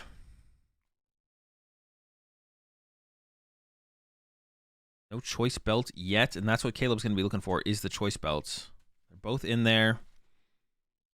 Eyes up the Guru. Ideally wants choice belt here with the Dragonite. Take this knockout. That put Caleb in a pretty good spot, I feel like, if Caleb can get the 1-hit KO here. Also is potentially running out of energy, though, to like get into play to actually attack with. Or from the deck. Like, could be running out of energy in the deck to actually pull off these Mirage Gates. Could get the net. The net does equal another Greninja use. That is 7. You could bench the Dragonite, load up double gates. Yeah, you could throw out some gates here as well now. Primate Wisdom, maybe one of the energy back into the deck, or you maybe start with one of the gates. And then you could Greninja. Yeah, this is actually... You definitely want to bench... Or maybe Caleb is going to go with the Snorlax instead.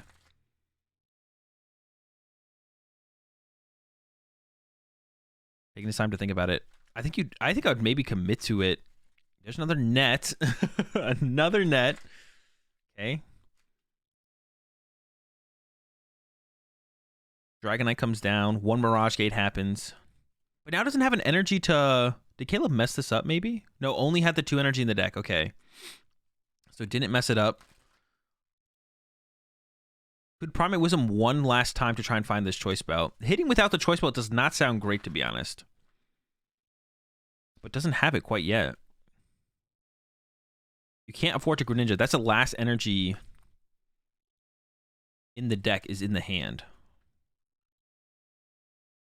Everything's been used. You're exhausted of resources. You don't have a follow-up supporter either, to be honest. Picks up the Greninja, though. Wait, is there a water left? Am I tripping? Maybe I'm tripping. There's a Pokestop. Oh, there's the training court still. I forgot about the training court. Now could Pokestop into the Choice Belt. I think you got to go for it. Yeah, I keep forgetting about the training court. Pokestop, 1, 2... No Choice Belt and loses the capture and the Colress. That's actually pretty rough there from Caleb. Could still Primate Wisdom one last time, but no, ships the Dragonite. Just going to go ahead and swing. I wouldn't bench the Comfey, though. Stop benching Comfey. We don't want any more Comfey. I'd bench a Sableye here for sure. If we're afraid of Derek potentially having switch cards or hand disruption, I think we want the Sableye on the bench here as an option. So yeah, that's pretty... Caleb saw a lot of cards that turn. Both Choice Belts were in the deck. That was kind of an unfortunate whiff. Even ran into the Pokestop at the end of everything. Yeah, I forgot about the training court. I always forget about the training court. Yeah. Unfortunate. We'll see how it goes from here. We'll see if Derek can actually get the knockout on. The biggest thing is, can Derek KO this thing? Can Derek KO the Dragonite? How much damage does the Star Chronos even do? 220? That is unfortunate. Man, Dragonite living through everything. It's just out of range out of so many Pokemon. So Dialga Star Chronos does not KO Dragonite, unfortunately. So you'd have to build up 5. I guess you could still build up 5 energy, though, and then just knock it out normally, which would be fine. You still could just get the KO here as Derek, and go from there. With still get the KO with a 5 energy Dialga and just knock it out. Just want to KO it with the Metal Blast.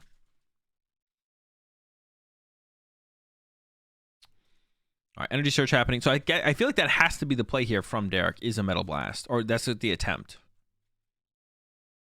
Energy search, quick ball energy, grab Crobat. So we're going to be digging here. 2 Crobat in play.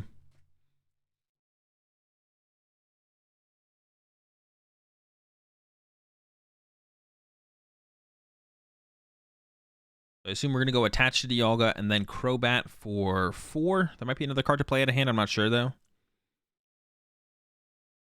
Oh, did we not attach return yet? Okay. You can choose because of the energy. Gets another card. Has yet to use Mew. Could also use Pokestop. I don't think you really want to use Pokestop here as Derek. Seems risky. Unless you thin out your deck out of all your Pokemon. Then at that point, you're chilling. Quick ball for the second Dialga.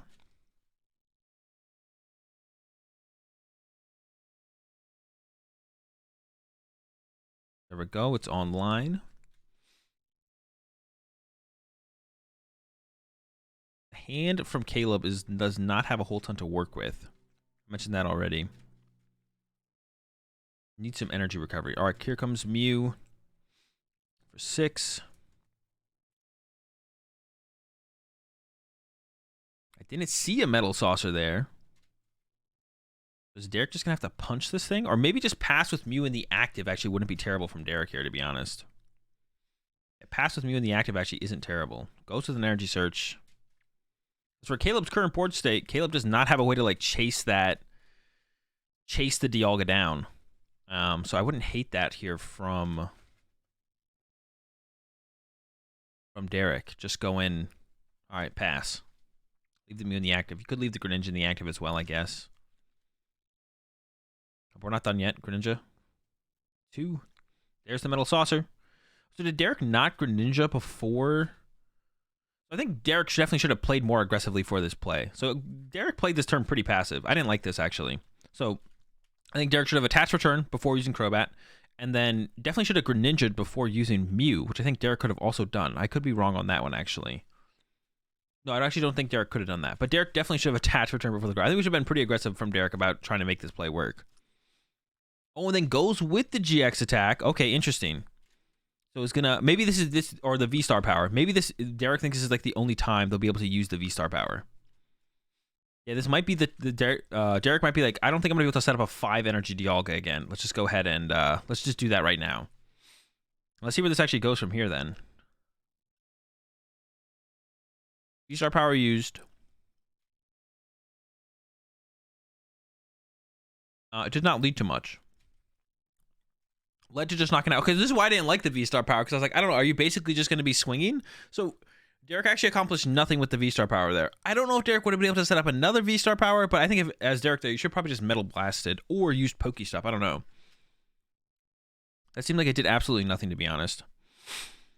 Okay, so from here, I think Caleb can maybe just win with Sableye and go like, I don't know, how much HP does it have left? Got 3, so you can go Sableye for 3 here. 6 here, 3 here, and then go 12. No, I guess I wouldn't be able to win the game, actually.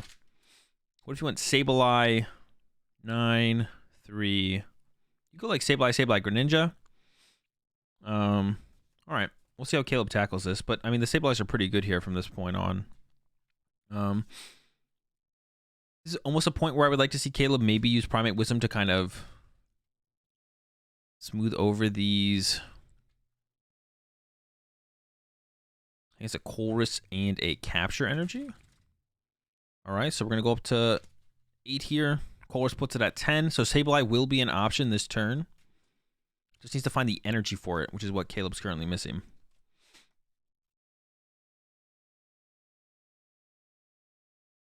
There we go. Goes for 5. Oh, man, that is pretty awful. That's just like not, that's just bad cards. Those are just bad cards. I mean, yeah, get rid of Zeraora and the Battle VIP Pass. Why not? You have a Cram Choice Belt. Not doing a whole ton for you. Needs to find a Psychic Energy. I don't think there's any energy in the deck right now for Caleb. There's like 0 energy in the deck. Goes with the Pokestop, Rod, Quick Ball, Switch Card. Okay. Could also take a knockout on the active with the Cram. But I think a Sableye makes a little bit more sense here. I like the idea of Sableye more. I'm also curious how many Scoop Up Net Derek has left, because I wonder if you could go after the Mew, the Greninja, and a Crobat, plus the Dialga and the active at this point. There was the Ordinary Rod. I think Caleb is probably going to go with the... All right, there's the Ordinary Rod. Okay, so we're going to go with the Sableye here then. Grab Sableye Energy. Probably get Sableye, Water, Psychic, and Dragonite. I imagine would be. I think there's one other Pokemon in the discard pile, but I can't imagine it's ever any good. Yep. I mean, the Water Energy doesn't matter too much. I guess you can try and keep it in the deck, though, actually, to be honest. Throw that on top. Sableye comes down. Probably play the Escape Rope first here as Caleb. Or maybe you want to do this. I would actually think, I think you'd want to use the Escape Rope this turn. Throws the water on the Snorlax. I don't know if I like that. I don't know if we're ever attacking with Snorlax in this game. I almost would rather have the water be on a Comfey. I don't know if Snorlax is ever seeing any action here. I'm just going to go with the Switch Card, save the Escape Rope. Actually, I mean, I'm kind of down to see the Escape Rope get saved, to be honest. I'm a little bit unsure. Seems fine. All right, this time KO's the Mew.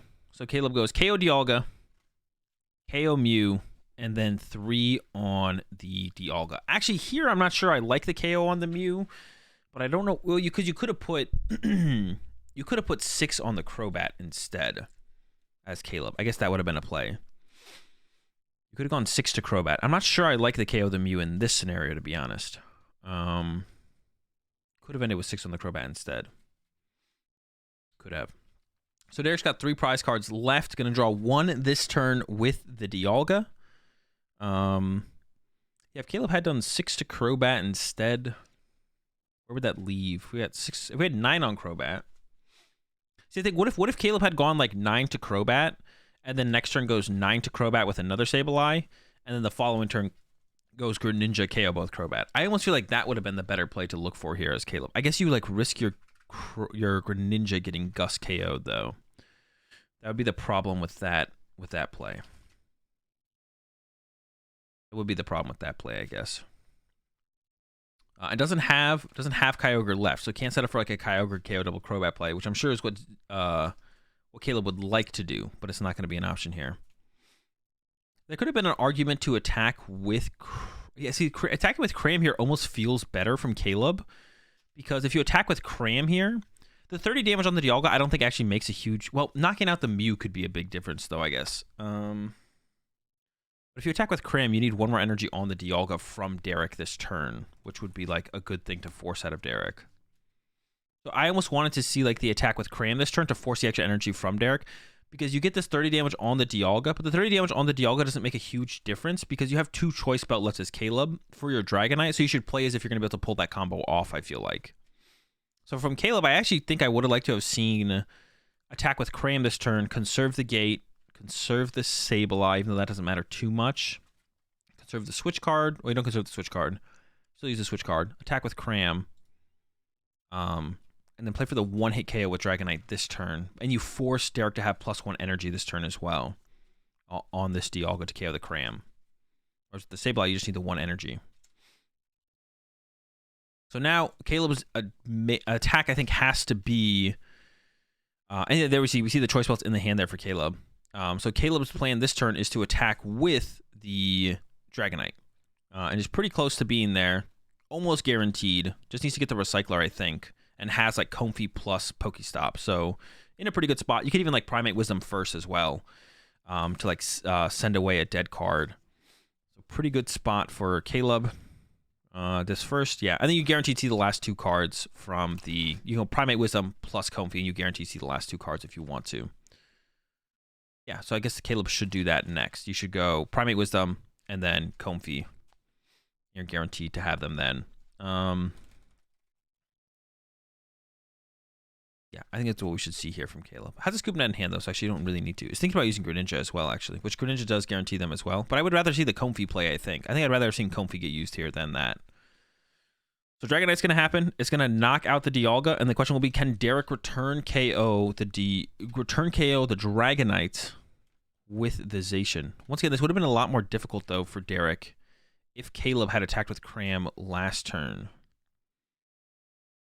There's the gate. Lightning Water, and then we have Net plus Choice Band to get the KO. Oh, you don't need the Choice Band here, I guess, but you might as well attach it, I guess, to the Dragonite, because you have the second one and you're never going to attach it anywhere else anyways. Yeah, and then Derek can KO this Dragonite, but we'll need Raihan Choice Belt. I don't know how many Choice Belts Derek has left. Net, reset... Yeah, like I'm saying, Caleb could have gone that other route though, with because it could have gone with the Sableye.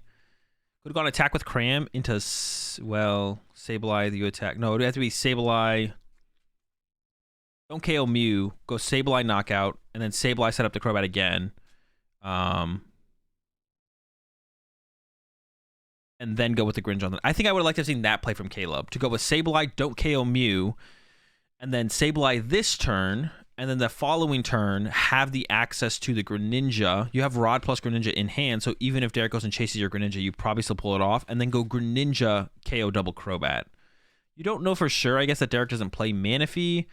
I think you can make a pretty good assumption, though, that Derek doesn't play Manaphy, though. So yeah, now Derek this turn needs to pull off the attack with Zacian. So ships up the Crobat. Draw for turn is the Metal Saucer. So you need 1 more energy here from Derek to the Zacian, and you need a way to retreat the Crobat. You need 2 things from Derek here: the retreat the Crobat and set up the Zacian. Let's see if Derek can pull it off. Plenty of energy in the discard pile. That's not a problem. I think there's a Metal Saucer left here. No, there is a Metal Saucer left here. And you need an energy for turn, which you can get off the Raihan, or a way to retreat. So you can get the way to retreat off the Raihan. and then try and get... Well, it depends how many outs you have left in with the Pokestop. You have to KO the active heroes, Derek. Have to KO the active. But I think if Caleb had gone Crobat, or Sableye, Greninja, I think Caleb would have just won the game here. And then once again, like I even mentioned, I like the energy on the Snorlax. I was like, I don't think that energy on Snorlax ever does anything. And we can see right here that the energy on Snorlax is just stranded there and not doing anything. So we could have set that up on a Comfey as well at some point. We definitely could have set it up that way at some point.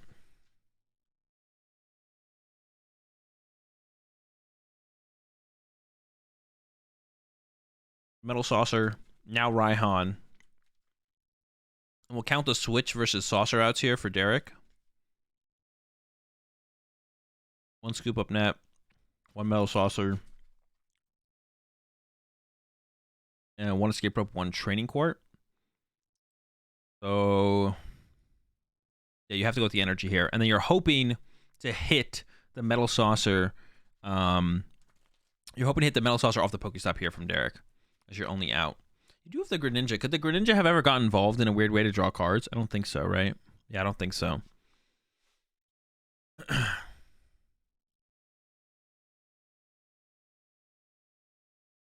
We stop. 1, 2, and there's the Metal Saucer. The cards don't go back to the top of the deck, but it doesn't really matter. Metal Saucerization, attach, retreat, and Zacian gets the knockout. All right, so Derek does end up getting a little fortunate with the Metal Saucer at the end of this one, but I do think Caleb could have played this differently, and like I said, gone Sableye, Greninja, and I think Caleb never loses. Well, never loses because Derek doesn't actually play any hand disruption. Caleb doesn't know that, but you're still in like a pretty good spot to be able to pull that play off. And you know Derek can't boss KO your Greninja and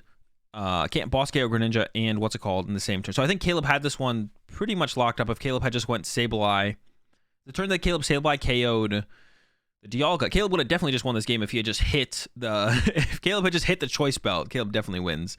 But the turn that Caleb went Sableye, KO Dialga, shouldn't have KO'd Mew and instead put it all on a Crobat. Or you could have gone 3 to Dialga, 6 on Crobat, then next turn attack with Sableye again, go 9 and 9 on each Crobat, and the turn after go Greninja KO both Crobats, and then you just win the game. Instead of attacking through the active like Caleb did with the Dragonite on this turn, then you guaranteed don't give Derek a way to win the game because Derek has no way to draw 2 prize cards in 1 turn. And you're still drawing 4 prize cards over 2 turns. Yeah, so I think that was definitely a mistake from it was definitely a mistake from Caleb there. Could have done that. Also, like I said, this water energy on the Snorlax was a little bit weird, and yeah, it didn't end up doing anything like I thought it wouldn't. Possibly some weird play with an escape rope, I guess, to force up a Crobat could have happened. Or instead of KO the Mew, put 7 on Dialga and KO with Choice Belt and Lax. I like that one, actually. Yeah, that Ameti, that works as well, yeah. Just like make it so you don't have to Dragonite. Yeah, I think just the damage on the Mew was just not right. Like KOing Mew there was just not correct. Like that was like a kind of a damage sink for sure. Yeah, we could have avoided having the Dragonite ever get used. For sure. Yeah, I think Caleb could have played that. Definitely could have played that a little bit better. Definitely. All right, though. That's round 13. I have to run and use the bathroom, so let's just go ahead and figure out what our round 14 matches. We got Drew Kennett versus Sammy Sosa. All right, chat, I'll be right back. I need to use the bathroom, and then we're going to go ahead and get in. Appreciate the 1413 sub there, Yoshi, and then we're going to get into this round 14. We got round 14, round 15, top 8, top 4, and the finals. I'll be right back. Actually, I don't know if I'll be able to finish all of it today, because we have the tournament at 7:35. So maybe I'll just do round 14, 15, and then we'll do the rest of Top Cut tomorrow. I don't know, but I'll be right back.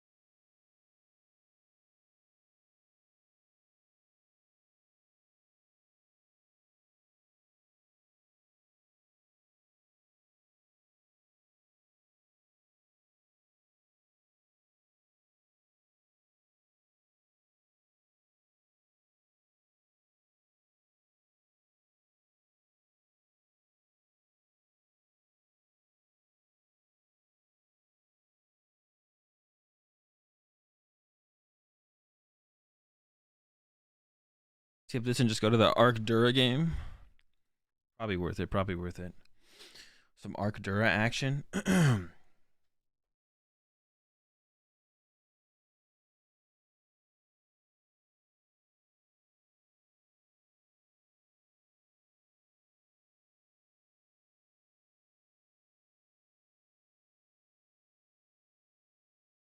All right, let's get into it.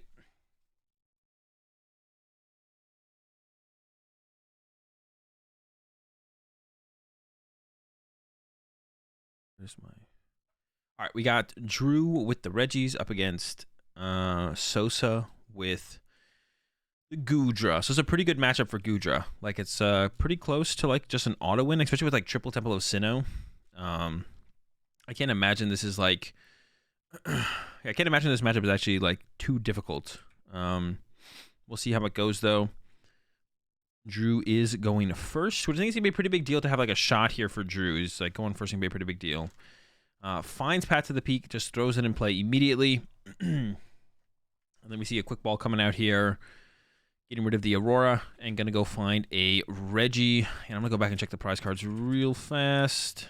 Double Regi's prized. Okay, so unfortunate, unfortunate for Drew, double Regi's prized, but does have the heavy ball, so we'll be able to find it again at some point. I wonder if, let me pull up both players' lists real fast so I can just have them.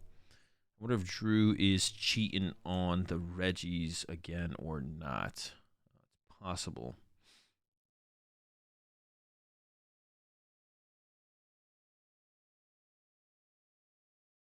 Nope, no cheating on the Reggies. Drew has 2 rock, 2 steel, 2 ice, 2 Drago, and the heavy ball. So not cheating on the Reggies at all. Has the Cape of Toughness. Is rocking 3 Gigas. Again, nothing too wild here. Okay. So turn 1 here for Sosa. VIP pass coming down. Doesn't have a ton of great options in the hand. Should be able to grab a Goodra here. The thing about when you play up against Reggies is Reggies basically has like no turn 2 threat of like boss KO or Gust KO. So whenever you bench your main attacker, you're like, okay, it's probably just going to be fine. So we'll see a Goodra grab here and then probably a Comfey. Goodra and Comfey will probably be the grabs here for Sosa. And then from there, gonna look for, unfortunately can't use Greninja. Otherwise we'd probably see the Greninja grab. Actually, I think the Greninja might be in hand here for Sosa. So definitely wants to try and find a Temple of Sinnoh to start using Greninja. Possibly. I think might have a Capture Energy in hand as well. So could capture out a second Goodra, which I think I would like to see happen. Yeah, I wouldn't hate to see that happen, to be honest, before we go in with the Comfeys here. I wouldn't hate to see a Capture Energy go down on the Goodra and then cap out a second. Yeah, Capture Energy to Goodra to go get a Goodra. Start off with the Comfey, though. Marnie versus Goodra. I think probably have to go for the Marnie here as Sosa. You just want to draw cards. Gives up the Goodra, has the Marnie. Yeah, I would like to have seen the Capture Energy come down, to be honest. And I think no, you still want to see a Colress. If you can find a Colress, you still want to go with the Colress. I guess you could. The reason not to, I guess, would be, and I would actually go with the net here, I think, because you just want to chain Comfeys and dig for Colress. The VIP pass isn't going to help us find Colress. The reason not to play the Capture immediately, because you actually might want to retreat a Comfey into a Comfey, actually, which I think is fair. I would definitely have gone for the net there, though, for sure, as Sosa. I would have gone with the scoop up net there for sure. And just keep chaining your Comfeys and keep digging for Colress. Because the VIP pass is nice, but you don't really need another Comfey and Goodra when you have a Capture Energy in hand. Like, you're already going to be able to do that. So now we can see Capture to Comfey, retreat it, and then Comfey again to try and find Colress, which I am definitely a fan of trying to dig for Colress as much as we possibly can. I would probably bench the Greninja before we play the Marnie as well. But I definitely... Yeah, I don't like this. I think we want to do more Comfeys here. Yeah, more Comfeys, more Comfeys. There's nothing to grab here, though, for Sosa. I wouldn't grab anything here, because we definitely want to bench the Greninja before we play the Marnie.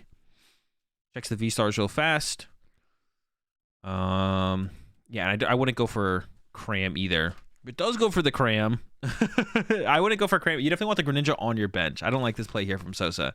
The Cram is super irrelevant and probably gets countered by...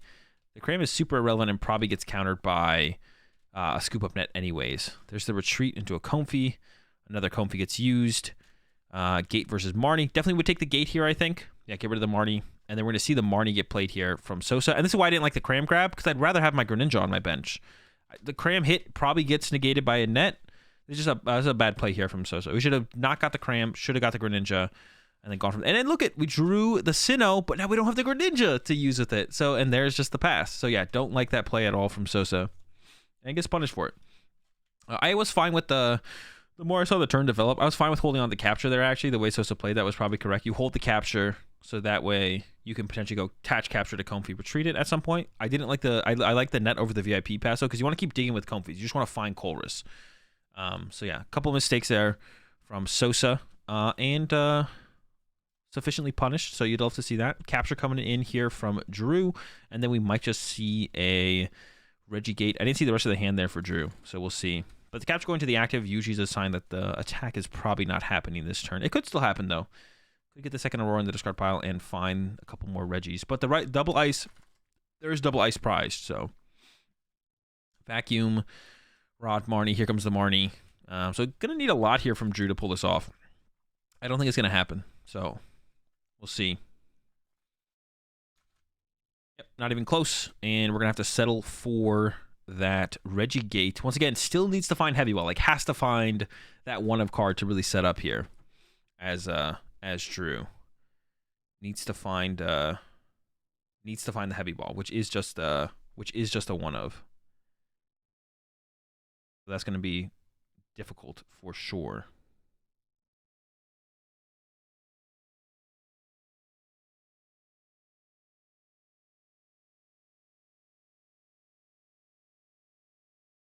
All right, Comfy one here from Sosa. Gets rid of a gate for the Goodra V-Star. Definitely need to hold on to the V-Star there. Switch into another Comfy. Here we go again. I think that's a Colress. You do have to give up a Temple of Sinnoh, but I think that's probably going to be worth the trade-off here. There is that Colress. All right, so the Parasol is important to stop Regice. The Parasol is important. The Marnie's important, and the Escape Rope is probably important. So you probably give up the Water and the Escape Rope here. I think are the two you give up here. There's no gate in the hand, so I don't think you're attacking this turn as Sosa. Goes for a rope. You maybe don't need the rope as well, to be honest. I don't know if you actually need that rope. You maybe could give up double rope and keep the Water. You do need a way to move your Comfies eventually. It doesn't have to be this turn, though. Oh, wait, didn't we just use that Comfy? I think Sosa already used that. Am I tripping? I might be tripping. Hold up. Let's go back and check. I think that's where we got the Colress from. Hold up. Did I go forwards or backwards there? Okay, Comfy gets used. Temple of Sinnoh hits the discard pile. Wait. Hold up. Right, switch to Comfy. Two Comfies are used. Colress versus Sinnoh. Goes with Colress. Plays Colress. Uses Colress. Gets rid of two. Keeps those. And then uses Comfy, but already used the Comfy. So this is unfortunate for Sosa here. I don't know if they end up catching this. I assume they do. There's the rope. But I assume this gets caught eventually. Yep. Okay, they do. It does get caught. That is unfortunate. Sosa used an extra Comfy there, or used the same Comfy twice. I think Sosa was already in his own head about it. He was like, I'm going to play Escape Rope, use another Comfy, go from there. And then he was just like, okay, use Comfy. So one step too far ahead. And I don't know how this resolves. So we're just going to go ahead and skip ahead until they figure that out. It'll probably at the very least be a 2 prize penalty. Now whips out the the coins to check the abilities off. Still has the Escape Rope, so still could go into that next Comfy. Should definitely attach Return to the Goodra and attach the Parasol to the Goodra to get those set up already. So should definitely do that. Has the Escape Ropes. Yeah, we're still in the same turn here now. We're still in the same turn.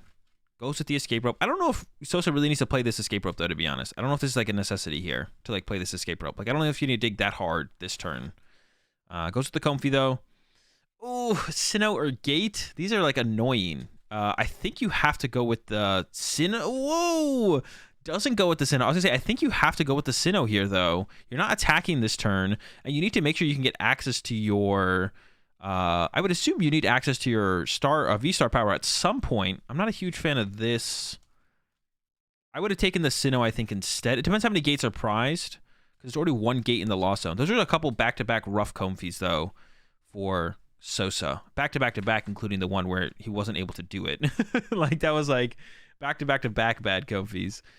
So has the Parasol, has an energy. So should definitely get the Parasol down on the Goodra. And should attach return. I don't believe they've Sosa's attach return. I would definitely attach the Parasol as well here, because now you just risk getting Marnie back to your deck, which is not good. So I don't like not attaching the Parasol here as Sosa, because if it goes back to the deck, you might just never find it again, right? If you don't find it again, then, I mean, that's not good. All right, over to Drew. Will Drew find Heavy Ball? How long is it going to take for Drew to find Heavy Ball? Is the question. There we go. Research gets 7. No Heavy Ball yet. We do have a Trick and Shoes, though. And it is a Cape. Discard that. And it is a Lecky. Okay, no Heavy Ball still for Drew. I think we're going to see a pass here. Could have put a gift on the active, actually. I like to see gift to the active, yeah.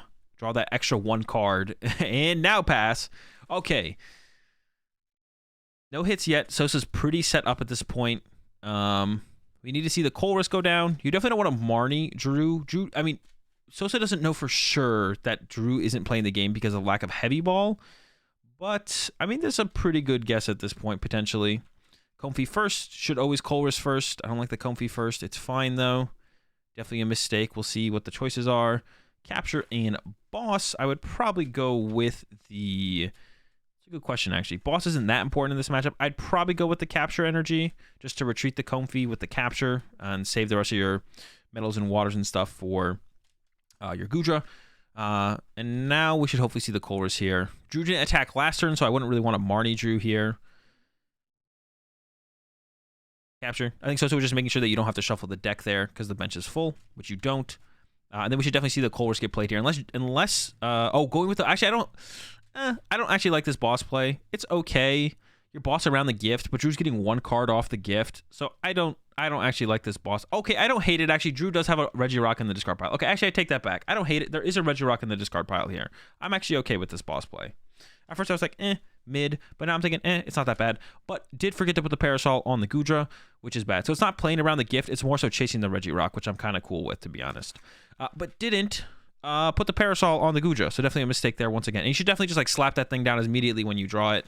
Drew does play a Vacuum, but Drew plays more Marnies than Vacuums. So you definitely want to just go ahead and slap that thing down ASAP. So definitely a mistake there from Sosa once again to not just go ahead and slap the Parasol down. We got to be slapping some Parasols here. All right, Marnie out of Drew. Heavy Ball. No. No Heavy Ball for Drew. Shouldn't Quick Ball just quite yet, though. You probably want to recover your Regirocks first. Okay, Drew catches himself there. Almost a big mistake there from Drew. Here we go. Ordinary Rod, Double Rock. Quick Ball for a Regirock. Attached Choice Belt to the Gigas. I don't like the Quick Ball of the Steel, though. I would have... well, no, I guess you got a Quick Ball something, right? What else would have I Quick Balled? Wait, what was the rest in the hand? No, Quick Ball Steel is fine. Oh, no, Drew was lining up Quick Ball Choice Belt. I don't like the Quick Ball on the Choice Belt. I like the Quick Ball on the Steel. Attach Choice Belt to Gigas, draw 3. Because Gigas is like your next heavy hitter. Like you're either attacking with Gigas or Drago or Ice. There we go. Finally, Heavy Ball. Last card. Drew gets the Heavy Ball, gets the Reg Ice, and can actually swing for a whole 110 damage. But Sosa does not have the Stadium yet to... Sosa needs a Stadium here to actually... so yeah, Sosa needs a Stadium here to actually bump this path to use the ability. Not this turn, but next turn. Next turn is the turn. So yeah, 110 happening. And that's why I was like unsure about the gate versus second Sinnoh situation that happened for Sosa. This hand is actually rough here for Sosa as well. Checks the discard pile. I'm not sure what the check on the discard pile here is really for. I guess maybe you have the boss in hand, so you're thinking about bossing something off the bench. I think the way Drew played the Heavy Ball basically told you that Drew has double Regice prize, so you could chase the Regice here. I wouldn't hate that here from Sosa. Yeah, I think the way that Drew did that, but there's also a Registeel in the discard pile, so I guess no, but it's still better. It's still better to chase the... Yeah. Also, Regice is like a good attacker in this matchup. the way that Drew played the heavy ball, I think basically telegraphed I prize double Regice. The reason it's better to chase the ice here, if you have that assumption, is because if Drew has an ordinary rod, that puts 2 Registeel back into the deck, but only 1 Regice, so that doubles the chances of seeing a Regice off of a draw supporter or drawing with Regidrago. So I still take the ice grab here, but maybe Sosa didn't pick up on the happenings there with the heavy ball. Oh, also, okay, this is big actually. So Sosa had checked their prize cards. I don't know if Sosa did. The last Temple of Sinnoh is prize. Sosa plays 3 Temple of Sinnoh, and the last one is prize. So if Sosa did not check the prize cards, Sosa would not know about this temple being prize. If they did, they would, which means when you came up with that Gate versus Temple of Sinnoh choice, you would have known that you had prized your 3rd Temple of Sinnoh, and definitely probably would have taken that over the Gate. Because using your ability in this matchup is basically why this matchup is so good. Like, you just like sit there, they set up for a 3-hit KO, and they're like, all right, I'll heal a bunch of damage, right? So, and also there's no Parasol on the Goodra right now, so that means Drew could go retreat and then Regice this turn. Drew also might just slap and be like, all right, you're down 2 Temple of Sinnoh. I don't think you can heal this thing. I'm just smacking here. Because if you do go for the Regice play and then they have a switch, that'd be pretty bad. So I think you probably just slap with the Drago. You also don't have the Registeel yet, so you don't have that really as a choice for Drew. Here comes a Serena, and off the Serena, I would actually I would probably discard all 3, to be honest. I don't think you need any of these cards as Drew. Like, all of these cards are terrible. Sosa is down 3 boss at this point. Like, you can't, I wouldn't imagine you'd ever guess that they play 4 boss. So if I was Drew here, I would Serena away all 3 cards. Or, I guess you could do this, actually. I didn't think about this. You could gust up the Goodra. I don't hate that, actually. I don't hate the gust on the Goodra. I didn't think about the gust on the Goodra, to be honest. But now that I'm seeing the gust on the Goodra, I'm like, hey, that's not that bad. All right, Gust Goodra, and then I guess we're just slapping for 190, which is pretty good, to be honest. Actually, the 190 slap here is pretty good. I like the 190 slap.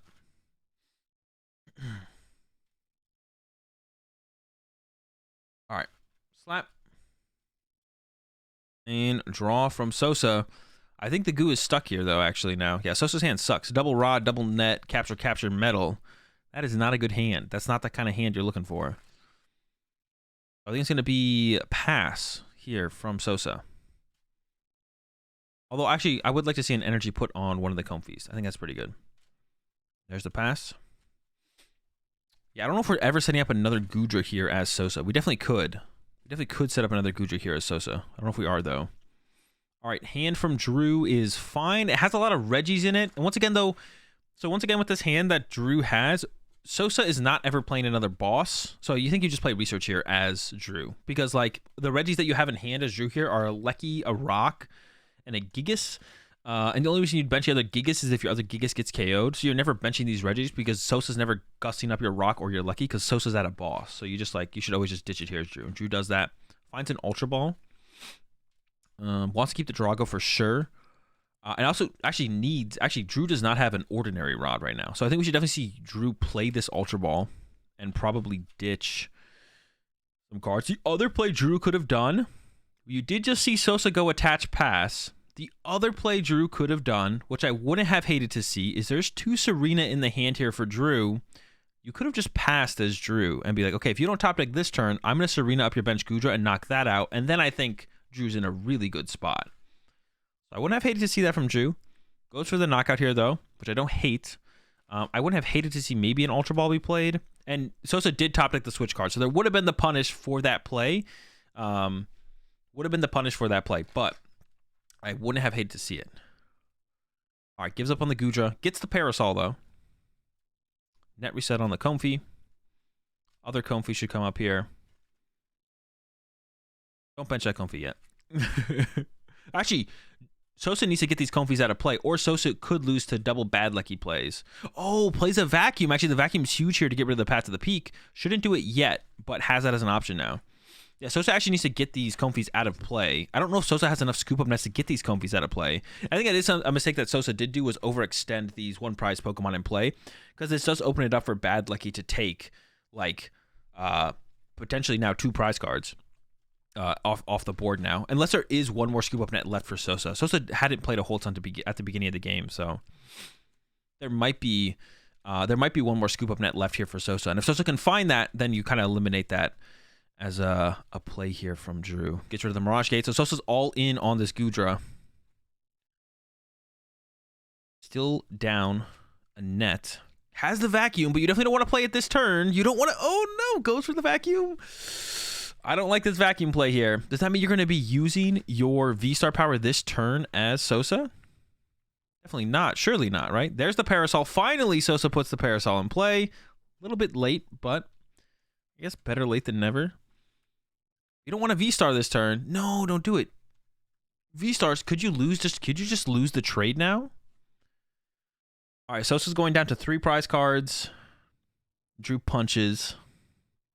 And then you go down to 2 prize cards. Drew punches. Then you go down to 1 prize card. And then Drew wins. So it's actually...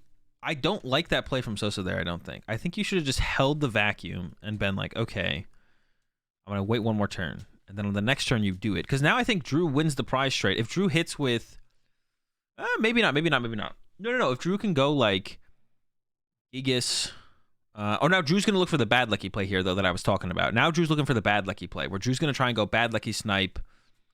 Needs to get the bad lucky and a Registeel, though. Drew actually needs a lot this turn, to be honest. Drew actually does need a lot this turn to actually even attack.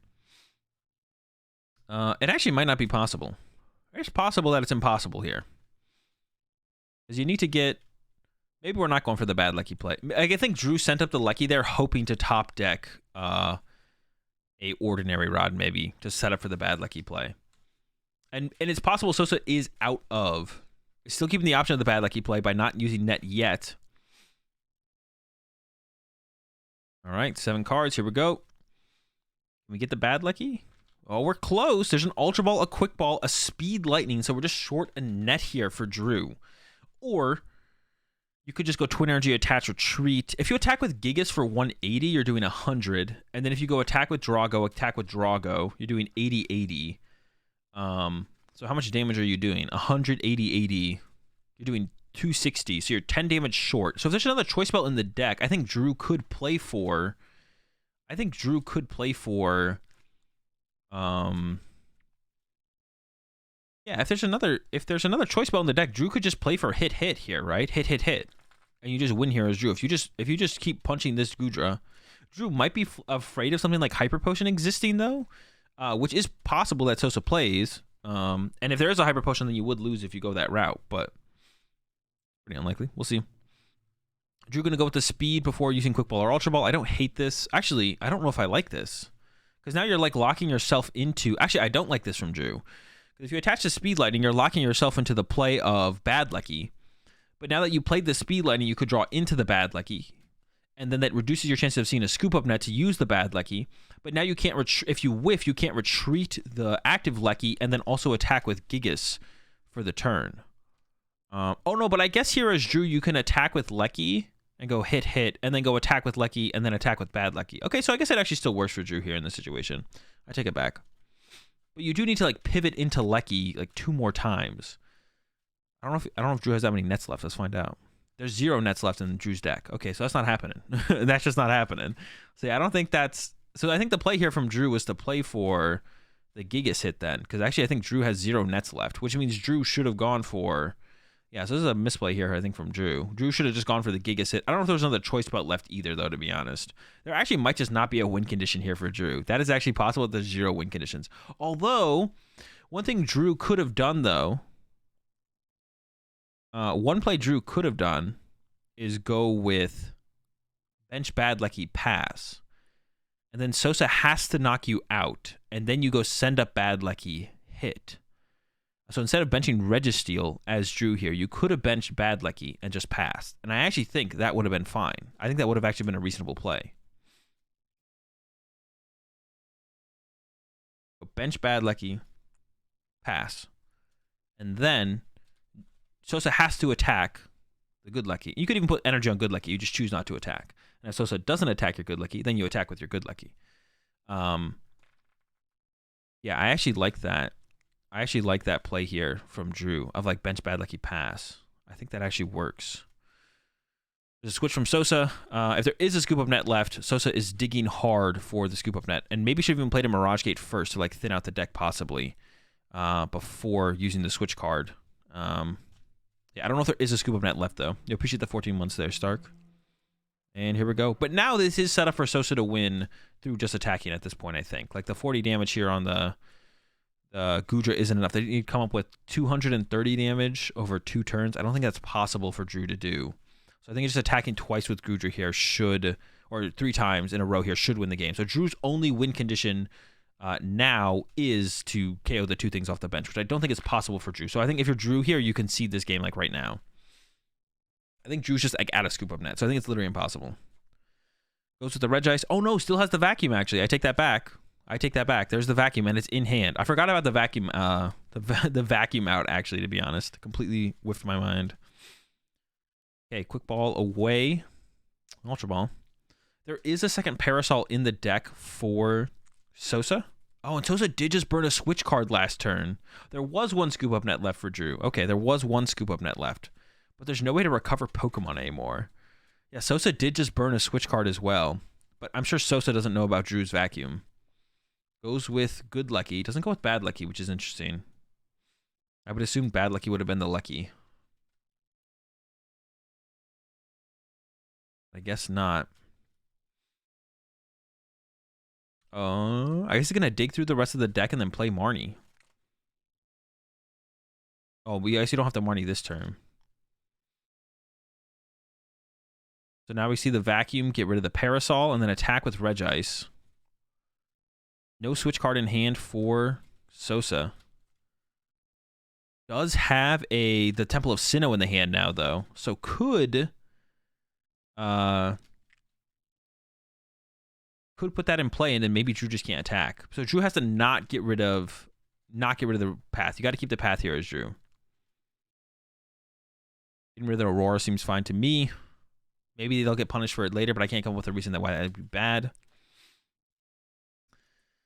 And there we go. Regice hits for 20 damage. But Sosa did just burn a switch card last turn. Sosa can retreat the Goodra and attack with it again, though. So it should just be 20 damage. So it should just be at 6 now. Or maybe Sosa just top 6 a switch card, though. Colress. Okay. Colress looks pretty good to me. There's a lot of switch cards in this list as well for Sosa. Sosa plays like 4 net, 3 switch, 3 rope. So it could even like has, oh, I actually paused it. Has like double, or has a Mirage Gate in hand as well. So it could like go hard retreat the Goodra, then use scoop up net. So I think we should just see Colress happen first here and just see what's going on in the rest of the deck. Well, we're in a Mirage Gate first. There is 2 energy. There is a Parasol and a switch. So Sosa's in a pretty good spot here. So I think you should just rip both energy here. There's no scoop up net though. So the play where, if Drew could have set up the play where it goes snipe, snipe, that would have worked actually.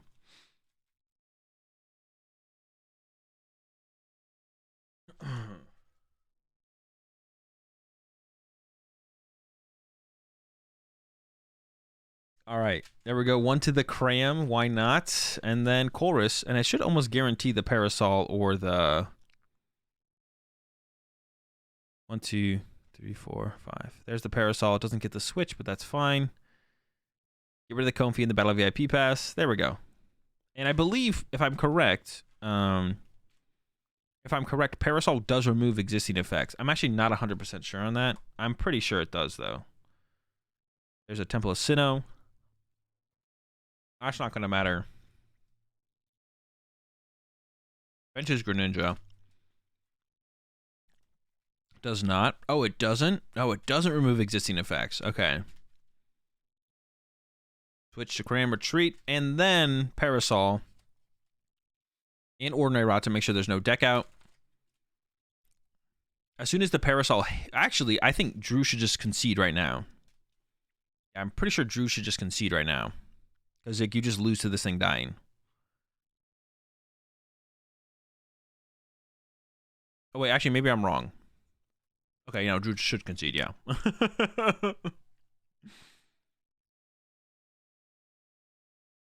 Appreciate the 26-month resub there, Omega Scissor. What do you think about Lost City in Arceus Duraludon? It's pretty good. It's pretty good. All right. Sosa ends up winning. Definitely quite a few mistakes from Sosa. The matchup is very good, though. And let's take a look. Okay, so for prize cards, nothing. The Parasol being prized in the last 2 could actually be pretty rough for Sosa. But as long as Sosa holds onto switch cards, it shouldn't be a huge deal.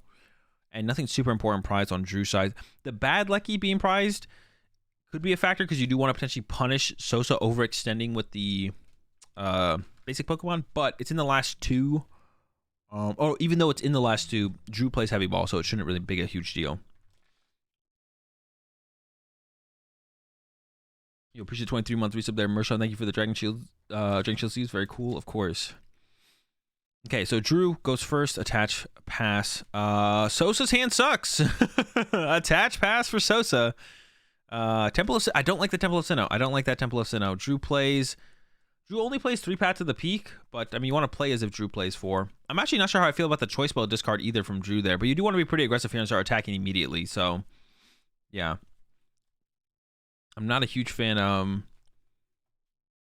The Choice Bell is pretty good. I'm not a huge fan of the Temple of Sinnoh being aggressive from Sosa. I guess you want to possibly slow them down from attacking, but like you need to restabilize after that fact. So I'm not a huge fan. I'm not a huge fan of that discard there from Sosa.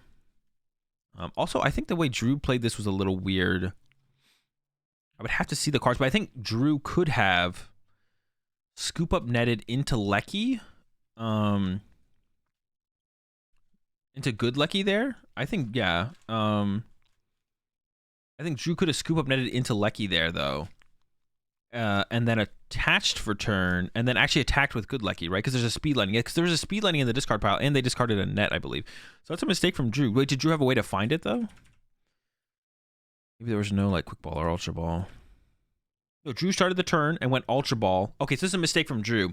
So Drew could have Ultra Balled away Gigas and Marnie, get Lecky, bench Lecky, net Drago, send up Lecky, bench Drago, research into hopefully a Regirock, maybe would whiff, and then you attack, knockout Cram, put 40 on the Goodra. That was a mistake there from Drew, because like you have the speed lightning in the discard pile.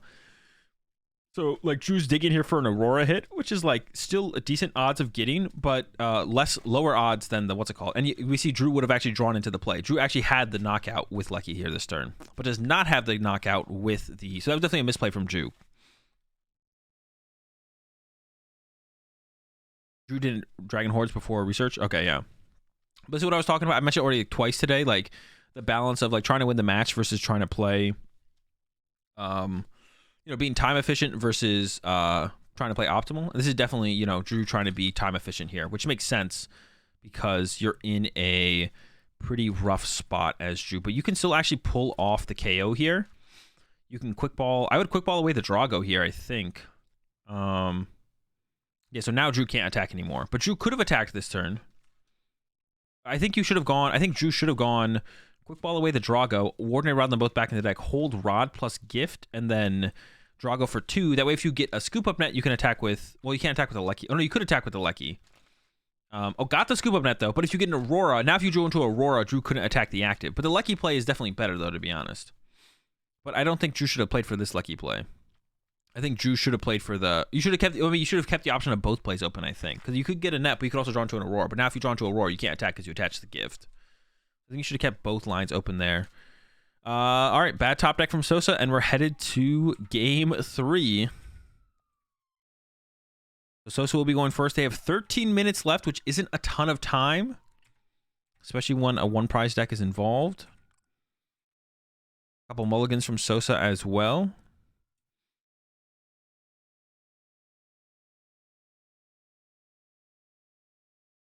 All right, here we go. Prize cards, double gate prized. And a Sinnoh in the last 2. The Sinnoh in the last 2 is probably the worst thing. The double gate being prize not that big of a deal. You need like 1 gate to get going, so.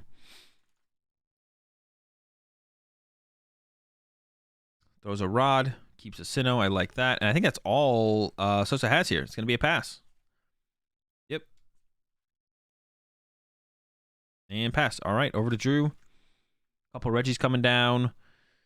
The hand looks okay. There's double Aurora in it, which is always good for the potential of a turn 1 attack. But and also Drew opened Bad Lecky, and Bad Lecky's super good as an initial attacker in this matchup because you just start sniping. The Goodras.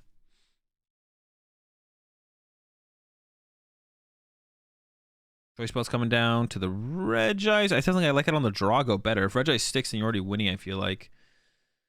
There's a scoop up net, but attacking with Lecky is so good, but you probably should net into the Drago to increase your odds of attacking this turn. There we go. And then, yeah, you're going Serena. Discard 3 here, yeah. You just got to go fast. Try and get this knockout here as Drew. Close. We still have some draw power with the Drago coming up.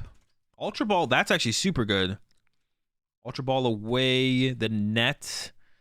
Ultra Ball away everything, to be honest. Yeah, Ultra Ball it all away. You're going down to only 1 Ordinary Rod left, I believe, though. I think Drew only plays the 3. Yeah, only plays 3 Ordinary Rod. But if you get an energy here, you're attacking, which is a pretty big deal for Drew. Yeah, actually, on Sosa's side, maybe should have benched the Cram. Yeah, Choice Belt goes to the Gigas. I would like to see it on the Drago, I think. Yeah, I like it on the Drago better for sure. Here we go. Draw 4. Just needs any energy. 2, 3, 4. Got the speed. Speed to the active. Gigas for 2. The turn 1 attack for Drew. With the knockout on the Comfy. And a Goodra to the active here for Sosa. It does have a switch card, so we'll be able to get into the Comfy, I guess. So it's not too bad. Switching the Comfy. Parasol active. Play Marnie is what I'd like to see from Sosa. I don't know if you're really digging for... I mean, you could dig for the Colress this turn with this Comfy. I don't hate that, to be honest. I don't hate using Marnie here either. You should definitely should attach the Parasol. Sosa hates attaching Parasol for some reason. Sosa just hates attaching Parasol. I don't know why. Sosa's definitely not a fan.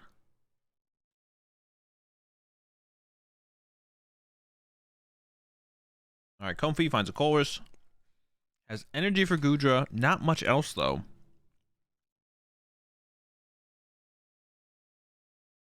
Oh, I don't think Sosa drew enough cards there. Yeah, Sosa only drew 4 off Marnie.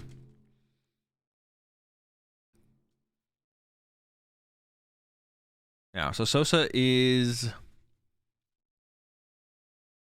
I don't think they can confirm the sequence in which the cards were drawn.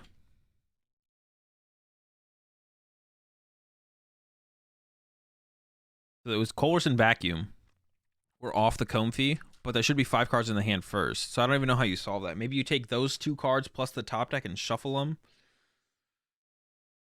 I don't even know. That's so weird. Is that what they just did? Did they just have him draw a card? Is that what? That's weird. All right, seems fine. All right, over to Drew. And I think Drew is already taking way too much time to figure this thing out. I actually think Drew maybe should just KO the Comfy here, though. I don't actually like this play from Drew. I feel like there's actually a worse play from Drew than just KO Comfy. I think Drew should actually just KO Comfy here and just swing through the active. Because now it's like possible. It's way more possible for Sosa to actually set up the Goodra this turn and make this 120 damage basically irrelevant. But if you KO the Comfy and like... Sosa has like 2 cards in the loss zone. Sosa has to send up the Goodra, get it into a Comfy, play a Colress, chain a bunch of Comfys, just knock out the Comfy here as Drew, I think for sure. I don't like this snipe here actually, at all. I like just killing Comfy there and just getting. I would if I was Drew, I would have gone draw, attach, gift, active, swing. Because you have like no time, like you just need to go. And I also think the better play here is to actually KO the Comfy because you need to stop them from getting to Mirage Gate if you have the option of. And currently, there was the option there for Drew. 2 off of the Comfy. Goes for the Marnie, keeps the net. And now I think Sosa could get there for sure now. Net, send up. Don't bench the other Comfy yet. No. People got to stop doing that. That tilts me. People always immediately bench the Comfy. We need to find the gate here for Sosa, but I think it is possible. Give up the Goodra. I don't know how many we're sitting at. I think it's 6. You're going to get to 7 on the next net. Stop benching the Comfys. Don't bench that other Comfy. All right, there we go. 2. Make sure the Colress keeps the goo. Benches the goo. Yeah, not going to quite get there. Oh, it's still close, actually. Could still get there. Could still get there. Has switch into a Comfy. Rip Mirage Gate. Mirage Gate. Yeah, if you rip a Mirage Gate here, it's still possible, actually. I think it's Escape Rope and Energy. Probably just go for the Energy. But yeah, it was possible for Sosa to attack this turn. But I think if Drew KOs the Comfy, it's just so much harder for Sosa to attack that turn. It's so much harder. So I once again, I don't like the snipe play. I like the punch on the The punch the Goodra play I liked a little bit more. I'm curious as how many nets are down from. Curious as to how many nets are down from Sosa here, because Drew could go with like a good Lecky attack here and then like spread a bunch of damage on the bench Comfies. That would actually be pretty decent if you KO the active Comfy. If like Sosa's like out of nets, which is once again why I don't want to keep benching down the Comfies immediately. I don't know for sure if you're gonna want them there or not.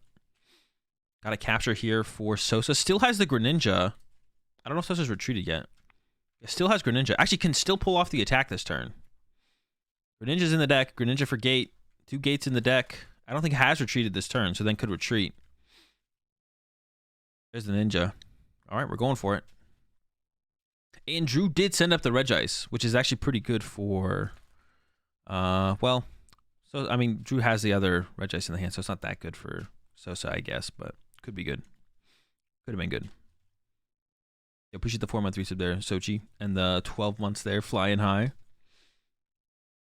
There we go, Greninja for 2. We need gate. No gate. All right, so no attack this turn for Sosa. Has a Parasol. Probably should just hold that and just pass. Actually, the hand sucks here for Sosa. The hand is really bad. I'm curious as to what the attack from Drew is going to be on this next turn. Yeah, you don't need to heal the Goodra yet. You definitely don't need to heal the Goodra Sosa yet. I would definitely wait on that. I wouldn't do that. I would not heal. Just pass. All right. Pass it up. Path for Drew. And then probably Marnie here. You don't want to attack with Regice. You'd want to use... Now this turn, I would be fine if Drew attacked with Bad Lucky. I'm fine with a Bad Lucky attack here. From Drew, for sure. And it looks like that is probably going to have to be the attack. Is a Bad Lucky... Or is a... No, actually not a Bad Lucky. You can probably have to attack with the Regice here as Drew. Tape the Bad Lucky. Even Drew, like I feel like Drew should be trying to play faster on this. Don't overthink anything. Just attack. Swing. Very little time left. 4 prize cards left for Drew. 2 minutes left. Colress now for Sosa. Double net in hand as well, so we can get both the Comfies out of play. And then hopefully find a Mirage Gate this turn. There we go. 2 VIP passes. And then we should see the Mirage Gate. Oh, yeah, no, 2 net in hand. Actually, this is actually a really good hand here from Sosa. A really good hand here from Sosa. Play the gate right now. Load up the damaged Goodra. No, don't Comfy yet. No. Maybe it's corrected Comfy. I think you should always use the gate there. I guess you got Marnie, so you know there's energy on the bottom of the deck. Gets rid of the Parasol, which I don't like. There's the gate now. Only had waters in the deck though. Okay, that's fine. Maybe we want to try and find... You can't get 2 waters, though. Was that water? Yeah, you can't get 2 waters.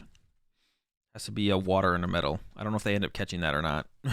We'll see. He's about to go in with another Comfy. Will they catch it in time? Oh, no, it just goes into the Goodra.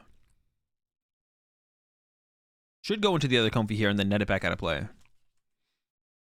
Yeah, you can't grab that water. The water on the Goodra V's got to go back to the deck. Are they tripping or am I tripping?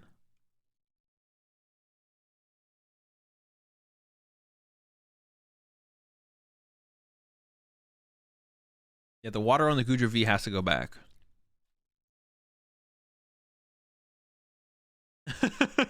All right, let's go. They figured it out. Yeah, actually, I think Sosa's in like a fine spot here. We should have seen him net the other Comfy out of play. We should have seen him use the Comfy and net it out of play and just like thin out the deck further and just kind of get through it all.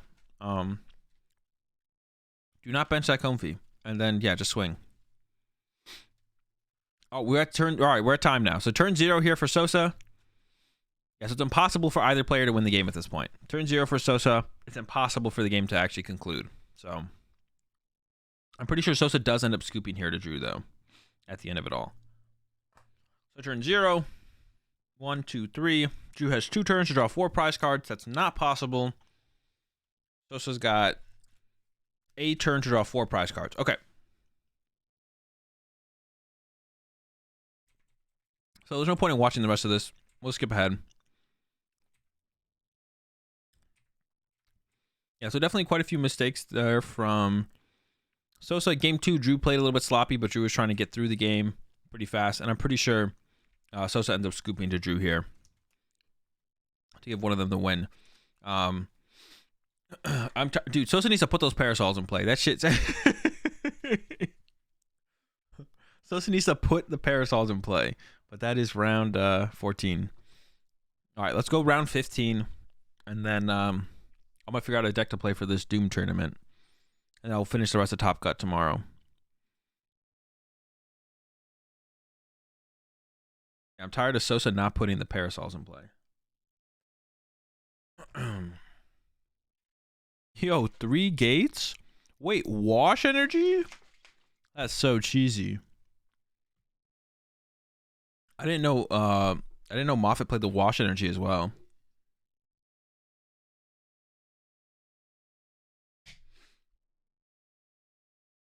All right, Moffat with the Lost Box, Rayquaza.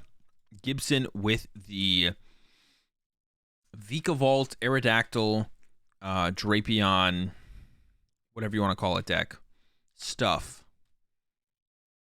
Vikavolt, Aerodactyl, stuff. Prize cards, Triple Gate is not great. Of course, the game plan in this game for Gibson is to just item lock, like pretty much the whole game until you're far enough ahead where it doesn't matter.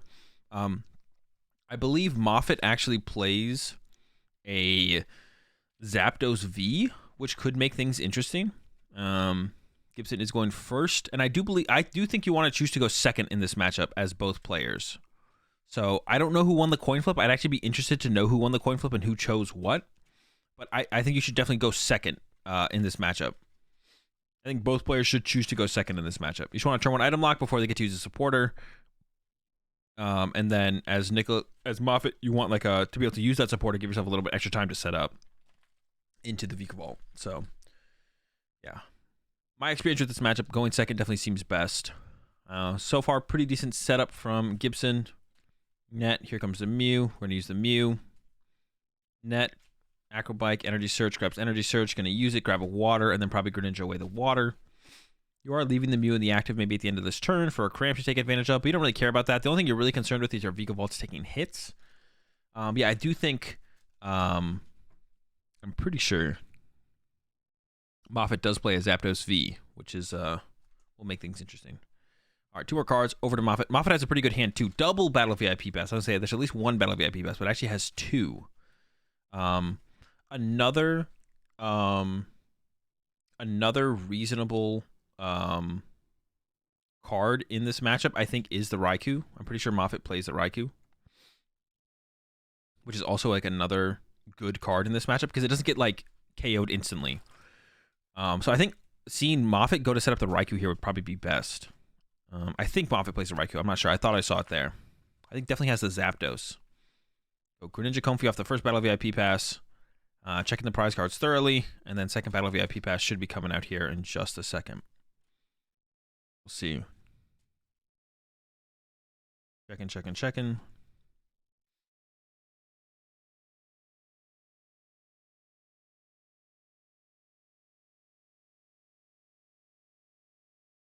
There is the Raikou there, I believe. Yeah, so I would like to see the Raikou get grabbed here. I think Raikou might even be the... so Gibby's setting up pretty well to not actually have to put too many... you probably want to go second Comfy here, but if you could get the Raikou in play, Raikou would also be something decent to set up, I think, initially as well. It's weird. Maybe you just want to commit to Zapdos, but Gibby has a pretty good start where it doesn't seem like Gibby is going to have to... Gibby has a pretty good start where it doesn't seem like Gibby's going to have to actually put too many Vs in play. So the Zapdos might just not matter.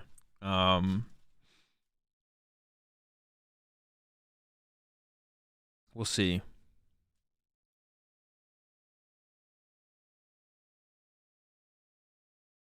Shuffling up.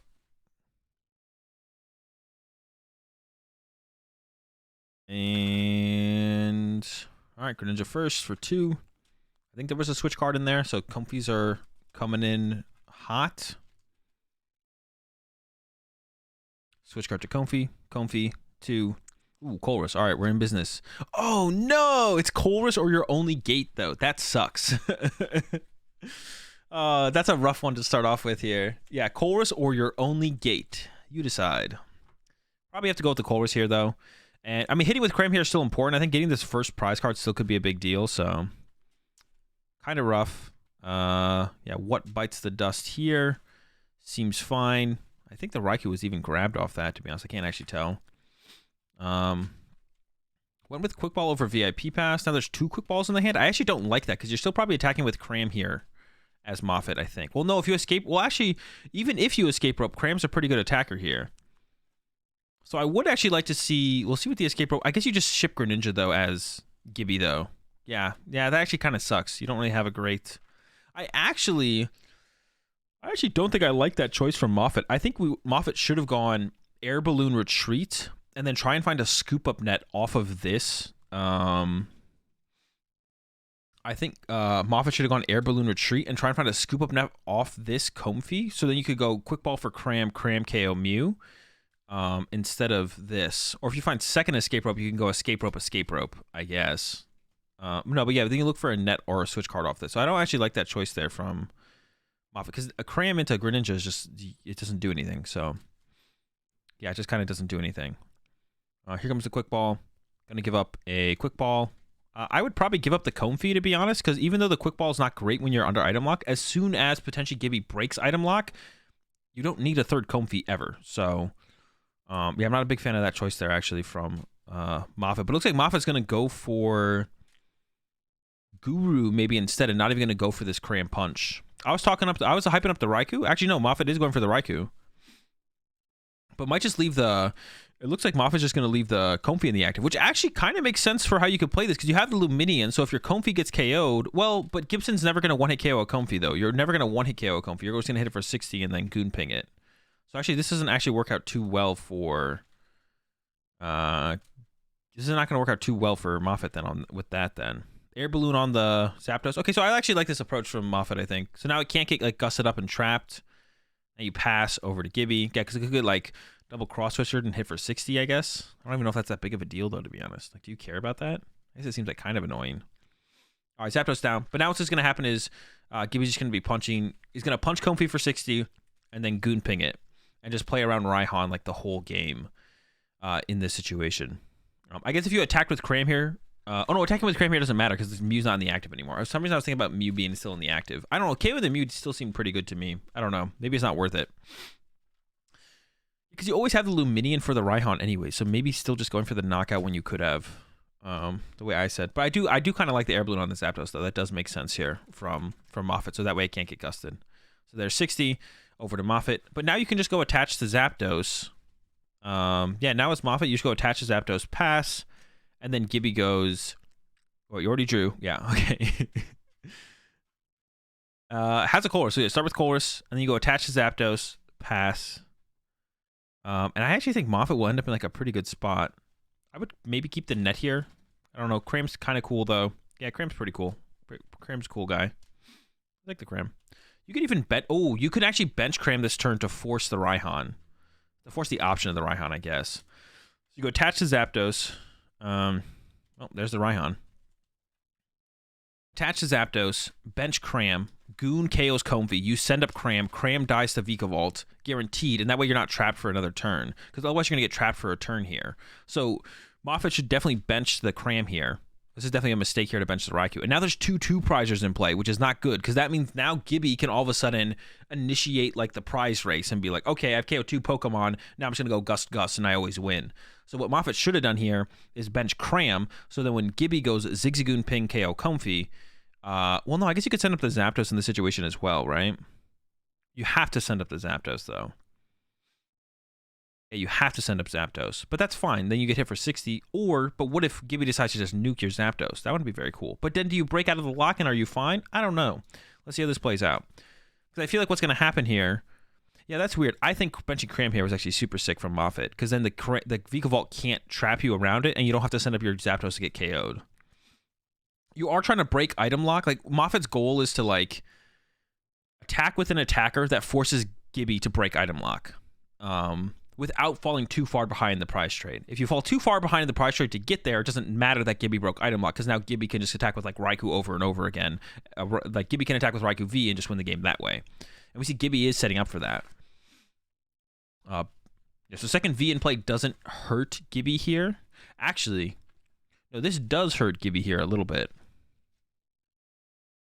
I think this actually does hurt Gibby a little bit. Because now, what is it? The Zapdos is -2. So now Moffat can send up like Greninja. Greninja doesn't get KO'd. And then you can retreat it. Still sending up the Cram there would have been better, I think. But if you send up Zapdos, you risk getting... Actually, no. If you send up Zapdos here, you don't risk getting KO'd by the Vikavolt. So you can just send up Zapdos here as Moffat, and that's fine. Sends up the Ray, though. Okay, this is bad. This never makes any sense. What? That doesn't make... Wait, why is there an energy on Greninja? When did this happen? All right, net reset on the Goon. I don't hate that. I also don't like this Raikou play from Gibby either, though, because I think if Gibby just... But you have to find the Goon. I don't know. You could have put the Speed Lightning on the Vikavolt and then hopefully got the Goon. Goon ping Comfy. And then Nick goes, okay, you have 3 energy on your Vikavolt. I'm not going to send up my Zapdos here. That doesn't make a ton of sense. And then you're like, okay, you don't send up your Zapdos here. You send up a Comfy. And then you're like, well, I only have 1 V in play, so I'm just going to item lock your Comfy again. And then Nick's like, well, now I can't retreat into the Zapdos and attach an energy to Zapdos. So now my Comfy's stuck. And then you go back over to Gibby. Gibby net Goon, net reset, KOs the next Comfy. And you don't have the Raikou in play. So Nick couldn't have gone send up Greninja, retreat Greninja into Zapdos. But then for some reason, Nick sends up Rayquaza. And now you're just fine as Gibby because you get to trap Rayquaza for 2 turns because Rayquaza has 2 retreat costs and not 1. Unless I'm tripping and it actually has 1 retreat cost. But I'm pretty sure I'm not tripping. So this is a huge mistake from Nick. I also think benching the Raikou over the Cram was a mistake further back. But it's like, so Nick should have benched Cram, not Raikou. Your dude dies to Goon. You send up Cram. And now Gibby doesn't have like a good attack for the turns. Like, well, now I KO your Cram and then you get to knock me out back. Or it's like less good, I guess. And now, yeah. And then you be able to push up the Cram as Nick, or even pushing up. But now that Gibby benches Raikou as Nick, you can push up Greninja and be like, well, now I'm gonna retreat to Zapdos, and I say, okay, you don't get another prize card this turn. But instead, Nick sends up Rayquaza, and now Rayquaza can get stuck for 2 turns. So what's gonna happen here? Oh wait, it dies? Oh, it does die. It's weak to lightning. Okay, I'm tripping. All right, this still actually works out fine for Nick. Well, this is where Nick wants to be, I guess. I didn't know that Ray was weak to lightning. Wait, is Ray weak to lightning? Okay, if Ray's weak to lightning, this is fine then. I didn't know that. Okay, but now there's 2 prizes in play for Nick, which is not good. So still, once again, yeah, I wasn't looking at it. So still, once again, Nick doesn't want 2 prizes in play. So this is still a mistake for Nick to have this Raikou in play. Nick benching the Raikou was always a mistake, because if Gibby goes up 2 prize cards, now Gibby can just go 1-hit KO Zapdos, and then 1-hit KO Raikou, and the game's over. So it's still a mistake for Nick to have ever benched the Raikou. But yeah, if Rayquaza is weak to lightning, then that's actually fine. I didn't actually know it was weak to lightning. I was like talking about putting the Cram on the bench, but apparently Ray is also weak to lightning. So we're in there. Actually, whoa. We could have gone 1 step further as Gibby then, instead of netting up I don't know if this would have been correct, but a play Gibby could have done. This still puts Gibby still ahead because Nick made the misplay of benching Raikou. But Gibby could have actually net his own Zapdos up and then only hit the Rayquaza for 100 damage. Giving him 1 more turn to like set up for the full combo because there's a Raikou on the bench. Or then you go Goon net Goon next turn and you're even further ahead. That would have been a cool play. Yeah, Gibby could have net up their own Zapdos. That would have been interesting. In this situation, I don't think you have to do that as Gibby. Because you just win the prize trade now. You're going to go Raikou, knockout, and then knock out that Raikou, and the game's just over. So, we see the Raikou send up here from Moffat, and we're doing 100. We need another bench Pokemon here, and that will be, the Raikou will knock out the Zapdos, or the Raikou will knock out the Vikavolt, choosing to conserve the Zapdos, which makes sense to me in my head. This does, though, the only thing that this does is it does force Nick to put more bench Pokemon in play to get the KO, which means Gibby's Raikou does more damage. What Moffat could have done instead is attack with Zapdos. Don't bench these extra Pokemon.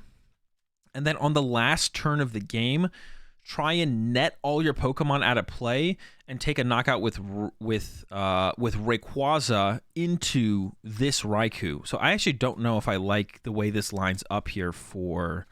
Also, should this Rayquaza be there? Was this the Rayquaza that got knocked out? Should that be in the loss zone? Am I tripping? Okay, it should. I was like, I don't remember seeing that guy there. Yeah, so the way this is going to happen now is like, it's going to be, now Nick has a lot of Pokemon to get out of play to make it so that Gibby's next Raikou doesn't just KO the Zapdos. But you could have not benched the Guru, not benched the Zigzagoon, go Zapdos, KO Vikavolt, and then on the next turn, go Rayquaza KO this Raikou, and then try and go Rayquaza KO this Raikou, and then try and net more stuff out of play, so that way Gibby's next Raikou can't KO your Zapdos. But now you commit all this to the bench, is going to make that so much harder. All right, we see the Melanie grab. So Gibby needs to set up 2 Raikous. Well, needs the Ditto V. Or you could go, to be honest, Gibby's actually a turn ahead on energy attachment, so Gibby could set up a Vikavolt for the 190 attack instead. But could go Raikou, but the safer route is actually to go Raikou Vikavolt. The safer route is Raikou Vikavolt here from Gibby, because then Nick couldn't like net a bunch of stuff out of play. So, and it's so far looking pretty good here for Gibby with this line. Actually, Gibby putting this in play was weird. Putting the tool card. I don't think Gibby had to do that when they did. That was actually weird. I think Gibby was maybe theoretically playing around a Marnie, but you just don't play around Marnie in Lost Zone decks. It's not good in the deck. No one plays it. Like, yeah, it's just not worth playing around. I don't think. I wouldn't play around it. All right. Raikou KO's Raikou. Cool. Here comes Zapdos for Moffat, but you can't attack with Zapdos. This is what I was talking about. Like, you can't, like, at first I was like, okay, conserving the Zapdos is kind of cool, but if you attack with Zapdos, you literally lose the game. So, yeah, you can't attack with the Zapdos. I mean, you can. I wouldn't recommend it, though. Yeah, no one's stopping you, but I wouldn't recommend the choice to do so is sketch for sure. I think Moffat even has the Ordinary Rod in hand, so could have opened up with Ordinary Rod to put the Ray back to go for the Ray knockout here. I could be wrong. No, I think that is an Ordinary Rod. I think Moffat could have opened up with Ordinary Rod, KO Raikou, with and has one net, so we're getting there. But that's weird that Moffat didn't play the Rod immediately to recover the Ray. I think your goal has to be... Actually, the second Fighting Energy might be prized, which means you can't actually attack with Ray here. I'm not sure on that, though. Probably not, though. There was like triple gate prized. We're going with Raihan, though.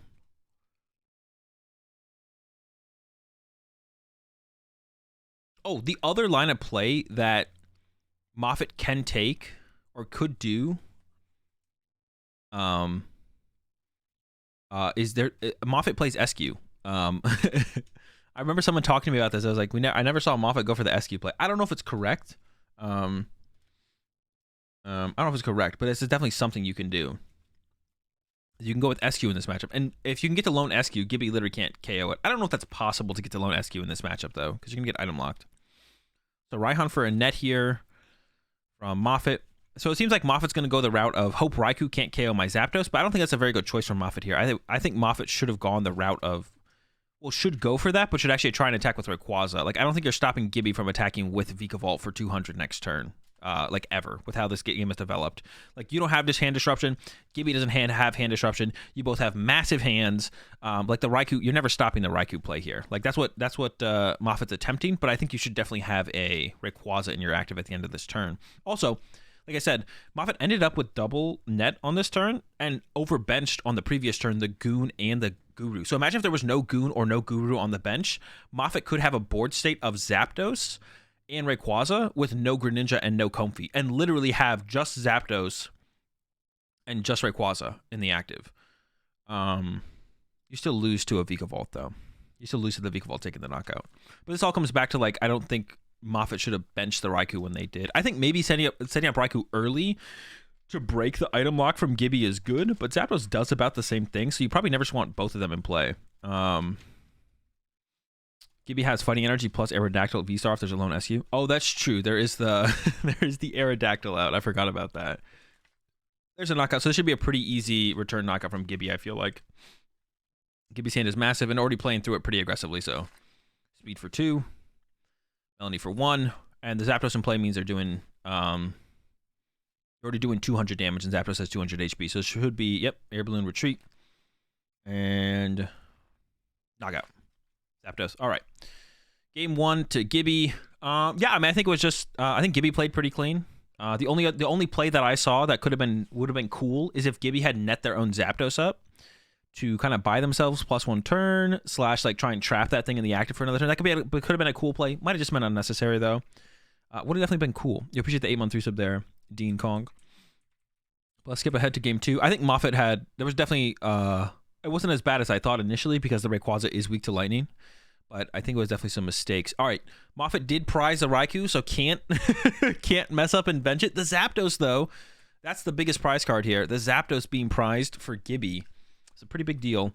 But there is a heavy ball in Gibby's list, so can find it. Doesn't need it turn, well, wants to turn. Oh, so Moffat chose to go first. So I think this is a mistake, actually. I think you want to go second, actually, in this matchup. I think Moffat knew this matchup was so free that he wanted to see if he could win game 1 by playing cards at random. He just has a giant wheel, picking random cards. By scooping this, yeah, so he can either get the 2 Goon Pings or you just KO the Rayquaza 1 turn later, which means you have 1 more turn to set up for your bigger play. So it just gives you like +1 turn to play the game no matter what, and possibly like set you up for like an unlosable situation if you do get the 2 Goon Pings. But if you whiff the double Goon Ping, you just get +1 turn to play the game. So I don't think it's like that big of a detriment to do that. You do lose a bench space though. It's probably correct to just take the knockout on the Rayquaza, especially depending on what Gibby's hand was. Yeah, Nick chose to go first, which I think is a mistake. I think you want to go second. I think you just want to be able to play a Colress. Like, I think you just want to be able to play a Colress on your first turn. Like, you want to go second, increase your odds by playing a Colress, and stuff like that. So, I think it's a mistake here from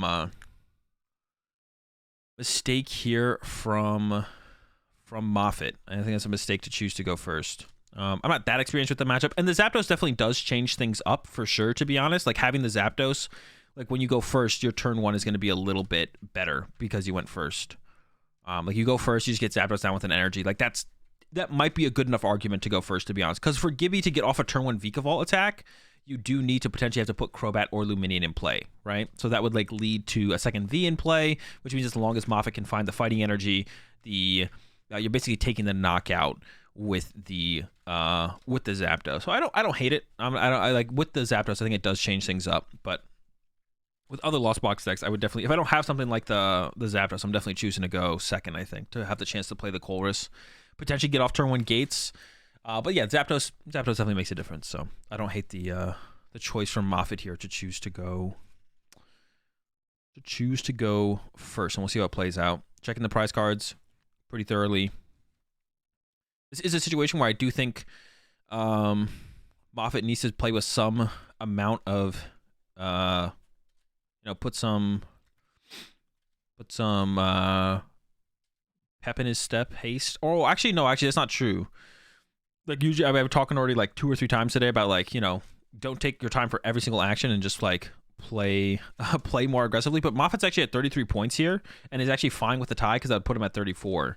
Whereas Gibby's at 32 points, so a win is necessary for Gibby, but not for Moffat, actually. I didn't realize that. So we got some nets here. I actually wouldn't hate seeing a net reset. I guess you'd start with net reset on Manaphy and use Comfey first, actually, and then decide if you want to do a net reset on the Greninja. But you have a Quick Ball in hand, but I would definitely use Comfey first because that might see you a basic, and the Quick Ball can see you a different basic. Ooh, VIP pass. Let's get it. That's pretty good. So definitely ripping off the VIP. Gonna go ahead and grab ourselves probably the Zapdos and another Comfey, and then net reset.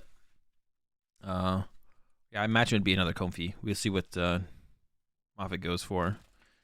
Zapdos and Comfey look like the lineup. Has another net in hand, so we'll be able to reset into another Comfey, and then look for an attachment for the Zapdos. And like I said, sometimes when you go for that turn 1 item lock, SU is so good he's just ignoring it. Gibby doesn't want to put 3 energy on Aerodactyl. That sucks. I mean, Gibby could theoretically just KO the SQ before it gets even set up, though, right? You could just like turn one double cross switcher, bring it up, hit it for 60, and then you're just like screwed. I don't know how good the SQ actually is, to be honest. Like committing those energy to the SQ like that doesn't seem that good, especially when you're getting item locked. I could be wrong, but like it feels like you might just get double cross switchered, and then it might just get stuck. It's something where it's like that's like one of those plays where I feel like you'd have to test it. Like you'd have to have experience in this matchup to know if that's correct or not. But I feel like this is probably not a matchup that Moffat has tested with the SQ. The SQ definitely seems like it's in here for Reggies and Mirror Match. Like it seems like it's in here for Reggies and Mirror Match because Nick also plays the Wash Energy. So lots of it gets stuck, hit for 20, waste 2 switchers. I mean, maybe. I mean, you could be right. You could be right for sure, Grant. I could see it. I could see it. Yeah, you could, like because you could just grab it here, right? As Moffat turn 1, get the SQ in play, attach, attach, and then just start swinging with it. And then you force out the Aerodactyl or like quad cross switcher or double. Well, you also lose a double cross switcher plus boss, right?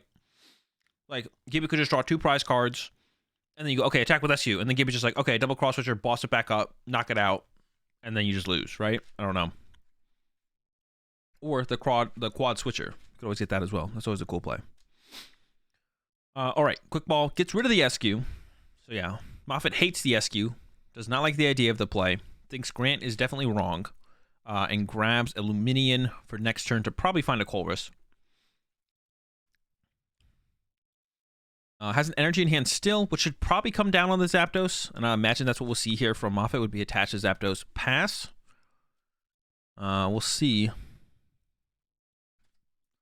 Moffat's got something else in store, in mind.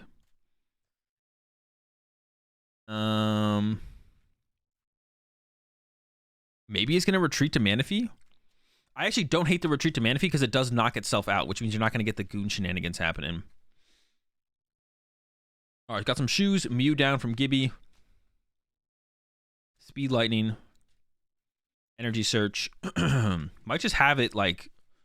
Might not need the bat or the Luminion here, which would be pretty good for Gibby to make it so the Zapdos doesn't have to kind of limit the Zapdos' potential.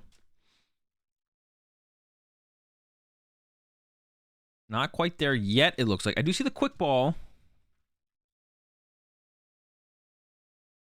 And there's an Ultra Ball, so it definitely has it.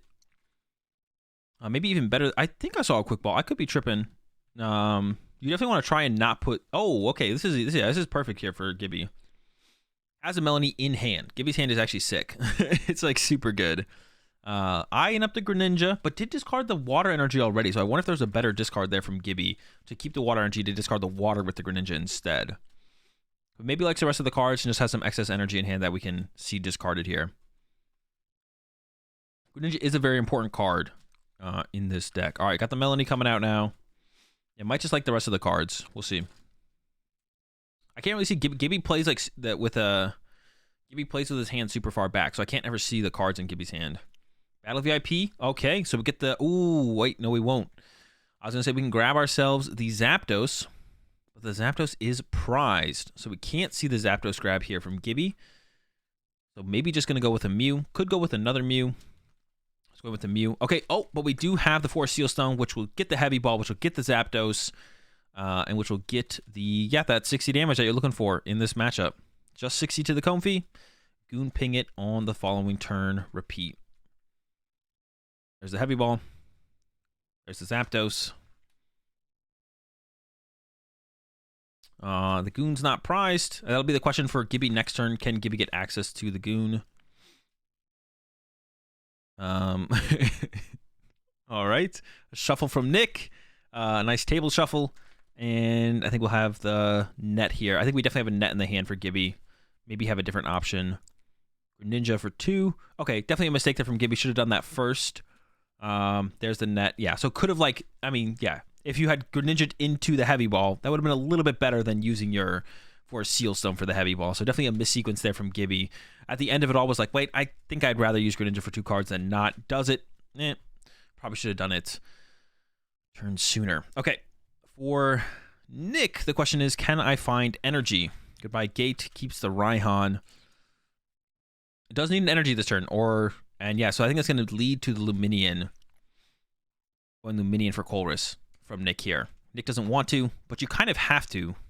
No bench. Okay, this is going to put Nick super far behind. No energy this turn is going to... Yeah, I think Nick had to go with Luminian for Colress there. I think you need to threaten the Zapdos as soon as possible. The more turns you give Gibby's just going to get so far ahead in board state that, once again, we're going to end that same scenario like the last game where Gibby's just like, okay, I'll just start attacking with Raikou now, and then you just kind of lose. You appreciate the 3-1-3 sub there, Darby.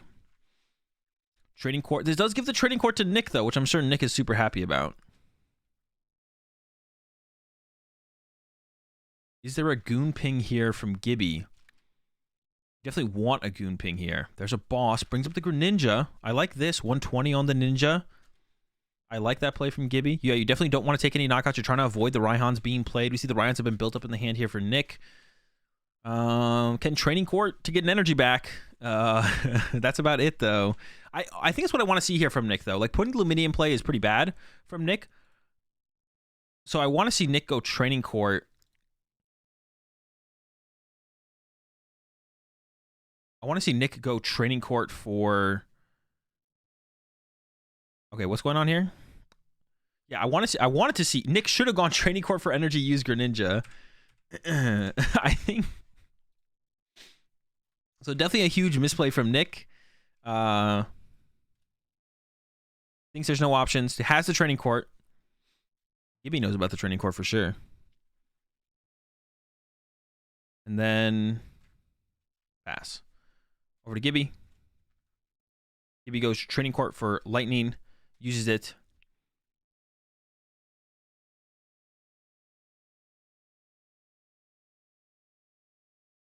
And then I'm not sure what happened here.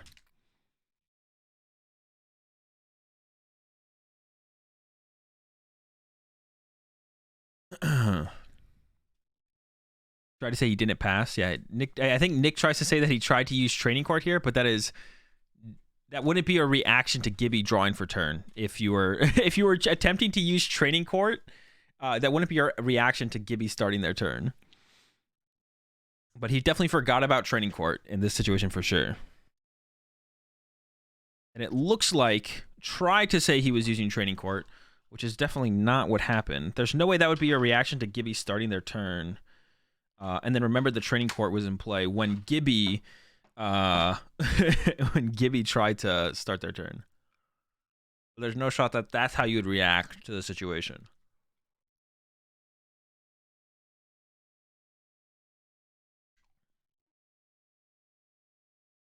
Also, I don't think anyone would ever do that hand motion for I don't think anyone's ever doing that hand motion for passing. Let's go back and review that.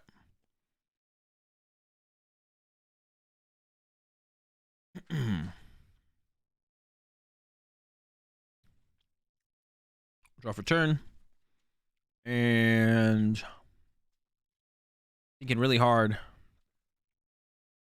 Pass.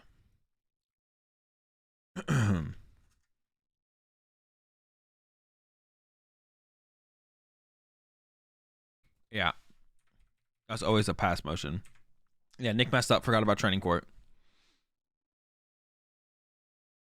So I think this gets resolved as him passing. It goes over to Gibby. We're in Gibby's turn now. Used Greninja. Or now it's using Greninja. Didn't use it yet. It's 2 more. Needs the Goon here. Or double cross switcher here from Gibby is fine. Has the Quick Ball. So got the Goon. That's what we've been looking for. Goon KOs Greninja. Yeah, pretty big mistake there from Nick to not use the Training Court. And now is hoping... this is a bad send-up. Actually, is this a bad send-up? No, it's a fine send-up, because if you have the net, you have the net. This is actually the correct send-up. I'm trolling. Escape rope happens here from Gibby. Mew for some cards. Has the net, so once again can go net, reset the Goon, KO the Comfey, KO the Manaphy. And that'll put Gibby in a pretty good spot. Goes with the Air Balloon. Didn't get the net. But if Gibby does take a knockout here... Oops. What was I saying? If Gibby takes a knockout here... if Gibby takes a KO here... then that will unlock Raihan. But you'll be up 3 prize cards as Gibby. So then you can go... actually, no, that wouldn't quite work, would it? You have 2... Well, you go down to You go down to 2, 3. No, that would work. Gibby wins the prize trade as of right now. Yeah, Gibby wins the prize trade as of right now. But it would be best to see double cross switcher here and then double cross switcher up the Zapdos or the Comfey instead. So that's what Gibby wants to play for here is double cross switcher. Has it lighting to the Vikavolt. We'll see if he gets it. Treats.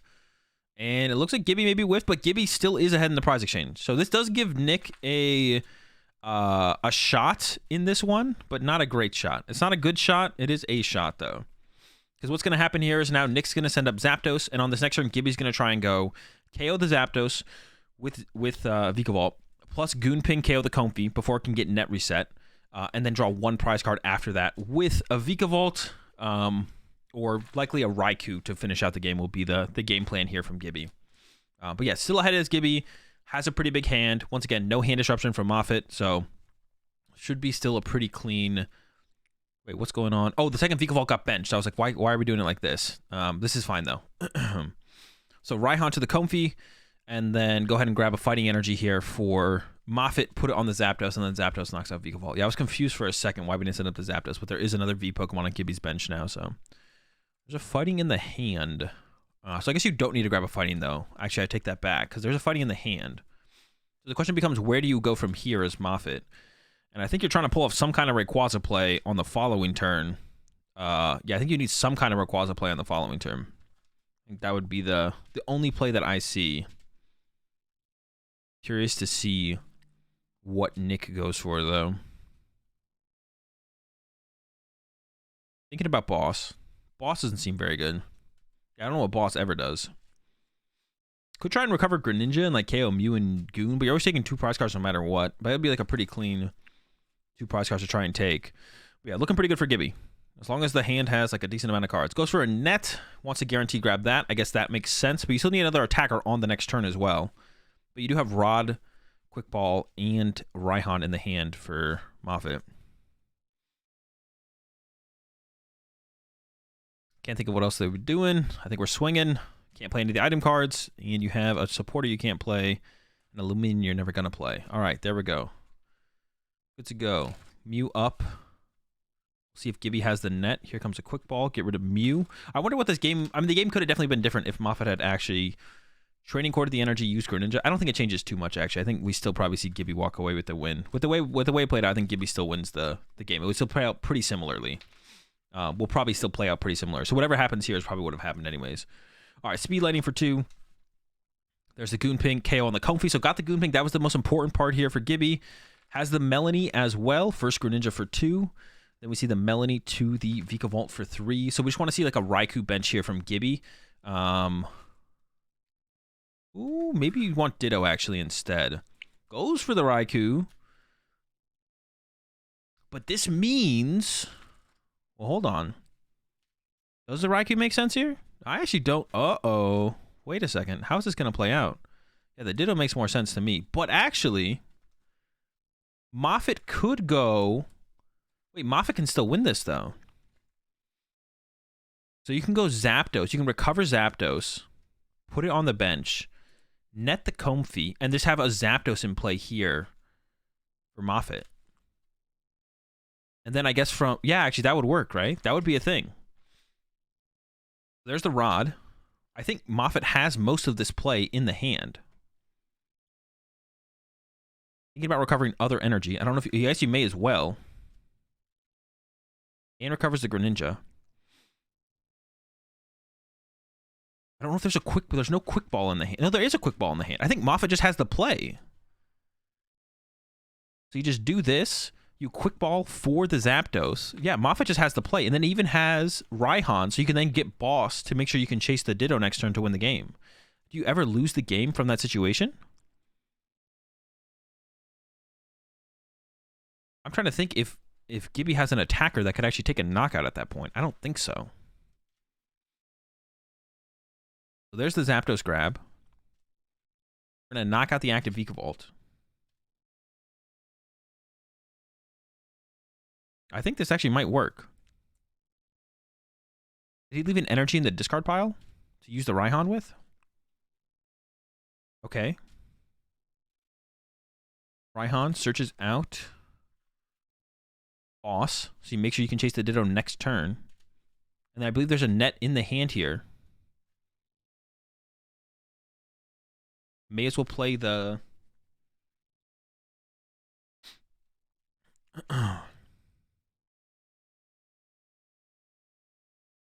Counting Comfies. I don't know why we're counting Comfies. What are we checking here? Thinking about taking a water energy. We definitely take the boss here. You just take the boss here. I don't know what Moffat's thinking about here. What is going on? I think there's a gate in the hand, unless I'm trolling. Oh, there's not 7 in the Lost Zone. I'm trolling. I'm like, what are we doing here? No, but you don't need 7 in the Lost Zone. You go Raihan plus attach, knockout plus attach, boss, knockout, you win. I was like, we can gate. You don't need a gate here. We don't need a gate here as Moffat. You just need to go attach and then attach and you win. You got the Raihan, so you just need to take the boss and you go attach. And you have training court in play. Oh, wait. But you can't use training court anymore. So I think Moffat has game here, and actually, I know Gibby wins this set, so Moffat must screw this up somehow. There's net, didn't use Comfy, doesn't have boss. Oh no, has Manaphy though. No, has Luminion, but that does leave Gibby open to... No, has Luminion, so that's fine. It has Luminion, so we're fine. So this should work then. For Oh no, but Moffat did mess up though. Moffat did mess up here, because Moffat didn't leave a energy in the discard pile, I don't think. So now there's no energy for them to get off training court if they get Marnied. So what we're going to see happen here now is Gibby's going to go attach to Ditto, Marnie, next turn, attach... Wait, maybe Gibby's got something that I'm not thinking about. Does his deck play Echoing Horn?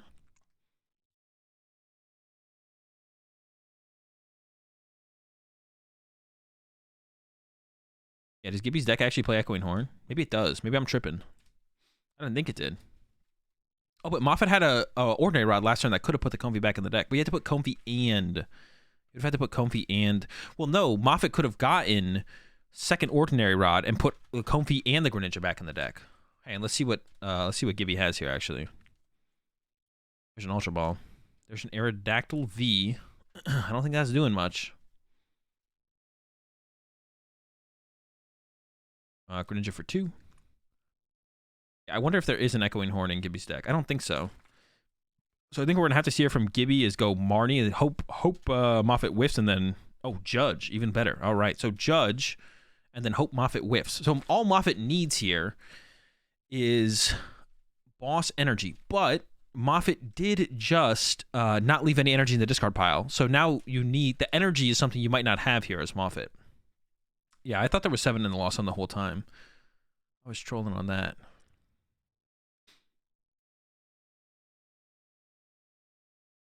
There's no energy in the discard pile, so you need, yeah, the energy might be the hard part for Moffat to get here, but Moffat shuffled them all back into the deck. Should have left 1 in the discard pile. Has energy, no boss. Could still top deck, though. But I don't think it's going to happen this game. Has an escape rope. Could get lucky. Gibby might pick the wrong card. Energy search. Fighting energy out of the deck. Gibby, I believe, has 1 speed left in hand, so all Gibby needs is Melanie... plus speed, and then wins next turn. There's the pass. Moffat top decks. It is not the right card. You can play the escape rope, though, and hope that Gibby sends up the Vikavolt. I think Moffat's just checking switch out. So, okay, if I play the escape rope and Gibby sends up a Greninja, can it move? But there's not, in these situations, there's no point in checking this stuff, because this stuff doesn't matter. Like, checking this thing just does not matter. Like, either you're losing or you're going to game 3. And if you're going to game 3, you want more time. So checking this thing does absolutely nothing, because either Gibby has the switch card or doesn't. But you always play the escape rope here as Moffat. Like, you never don't play the escape rope here. I can't think of a reason why. Attach. Play escape. You shouldn't have even attached yet, though. You should have played escape rope and then hoped that Gibby was out of switch ways to move the bench Pokemon, and then was like, well, now I have to send up the Vikavolt and hope they don't have energy. But now that you've committed the energy, Gibby's always going to send up one of the non-Vikavolt Pokemon. I guess Moffat's debating whether or not to take the knockout. Oh, it took the knockout on the active instead. Okay. I guess Moffat was always taking a knockout there, so Moffat was just debating what to take the knockout on. Okay, there's the KO. All right, return. Yeah, I think you're always, I don't know, play escape rope and hope it can't move it. That's what I was thinking, but I guess that works out fine. All right, Gibby gets the dub. All right, that was round 15. But I've got a tournament coming up I've got a tournament coming up at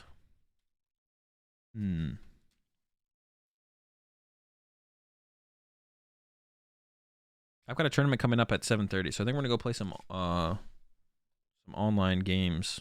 I think I'm gonna play Sosa's Arceus Goodra. Or not Arceus Goodra, Lawson Goodra. I think that's what I'm going with. I think it's gonna be the deck of choice for the tournament. We'll finish the rest of top 8 tomorrow. We'll finish the rest of top 8 tomorrow, but I'm gonna play in this tournament, so I kinda wanna play in that. I kinda wanna play Lawson Goodra, because I haven't played with it yet. So I think it's gonna be the plan for the rest of the stream. Is Doom tournament with Goo. What I feel about the showings at San Diego so far? What do you mean? Like how people played? I mean, it's fine. There's always gonna be people misplaying and stuff. It's fine. It's gonna be very hard to, like, I mean, it's like nothing like, I mean, even if it was a horrendous misplay, it doesn't really matter. Like, I don't know, Pokemon's like not serious enough to, like, I mean, it's fun to like talk about them, and sometimes I get like a little bit not hype for people misplaying, but it's like exciting. I appreciate the 3 month resub there, Swagmaster. Is exciting the right word to use? I don't know. I get like yeah, I wouldn't say hype. Do I get hype? I don't think I get hype.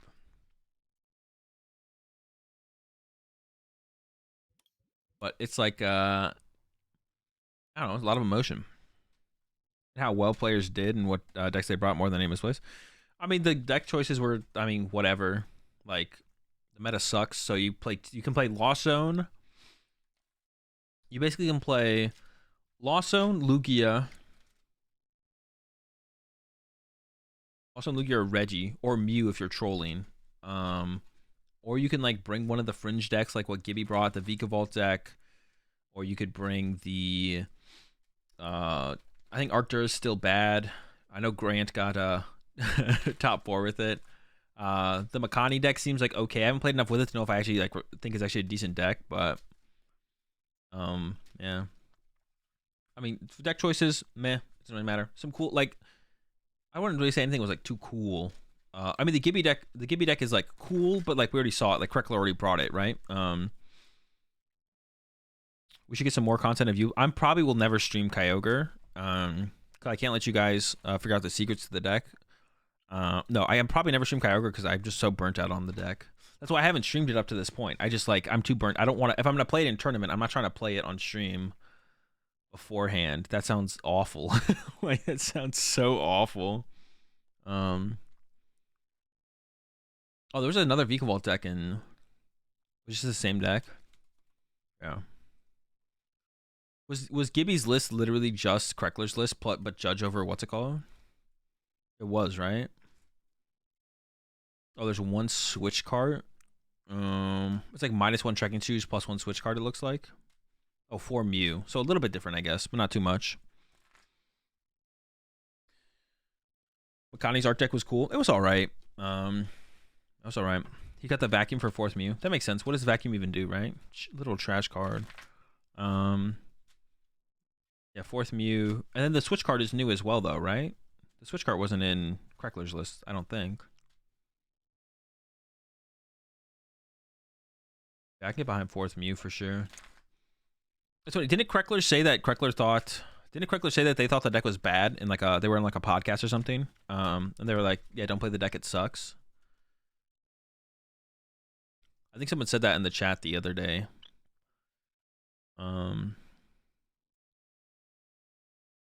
Yeah, I thought the deck was my opinion of the deck like going into the week was like I think it could be good, but I didn't test it. I like played some games on the ladder. I called it a bad play on a meta call a bad play on a meta discussion. Like a bad play for this tournament specifically, but the meta didn't change. Like why would it all of a sudden become a bad play? It doesn't make any sense. So Mew without arrow was super troll. No, I mean I don't know about Mew. I don't know if Mew with arrow is better than Mew without arrow. But I mean, Mew in general, I just don't think it's that good. Maybe Arrow is the fix zone. Vika is bad. Gibby played it well and hit good matchups. Yeah, but is there any bad matchups, Grant? What are the bad matchups for the Vika Wall deck? Like Arceus decks are bad, but those aren't decks. The Reggie matchup I think is close. I haven't played it enough to have really a solid opinion on that though, to be honest.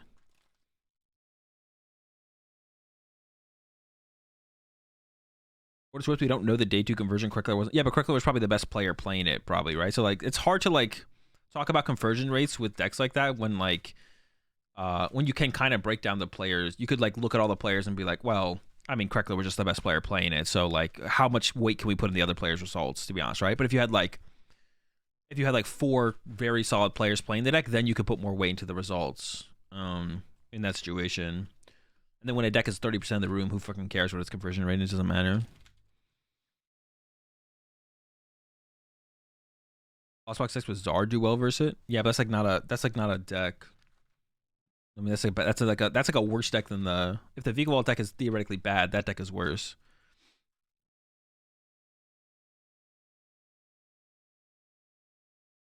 So it's not about like what theoretically it could hit. It's just about, I mean, the majority of the room was just Lost Box that it's good against and Lugia. And the Reggie matchup, like I said, I think it seems like 50-50. It could just be favored for the Vika Wall deck. Could be unfavored as well, to be honest. I don't know. I don't know about that one. Maybe I should play that in the tournament. Should I play that in the tournament? Should I play the Vika Wall deck in the tournament? You know what I do want to do though? I want to clear out my. Do I really want to clear out my? I have 43 decks. Whale Lord. Hey, we can delete that one for sure.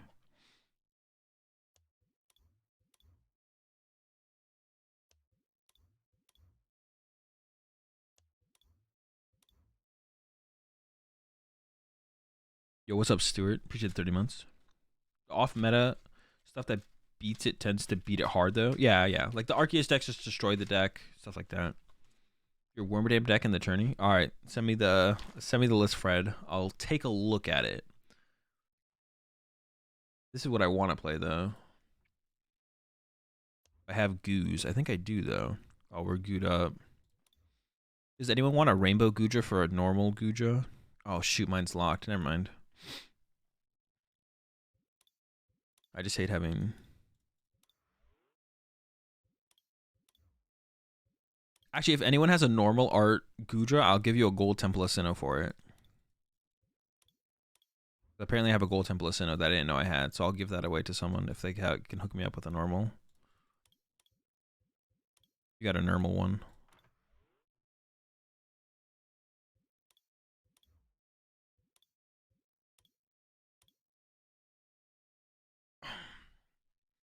In general standard? Okay.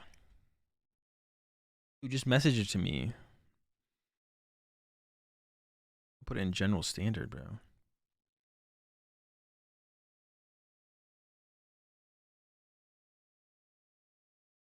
This is just a Zoroark deck. It's not a worm. Oh wait, you do have 4 Burmy. Never mind. Isn't this just like a bad? This is just a bad Zoroark deck though. Unless the Wormadam is broken right now for some reason. No, message to me on Discord. Message to me on Discord.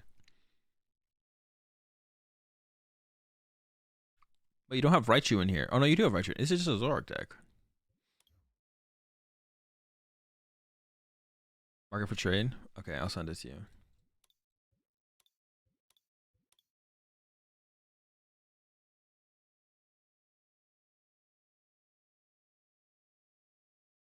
My music just died?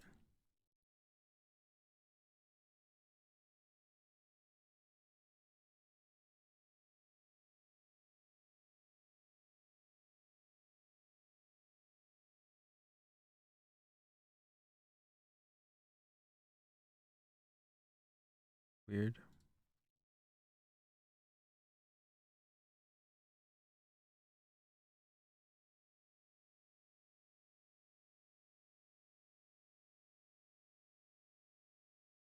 Dude, what the fuck?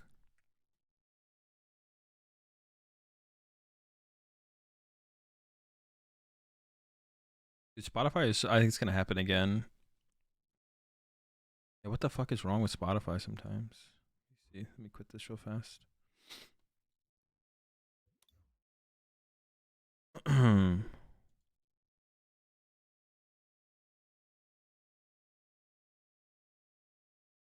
Yeah, let me fix this thing. I don't get how Spotify is so buggy all the time. Not all the time, but it's like often enough where it's like bizarre.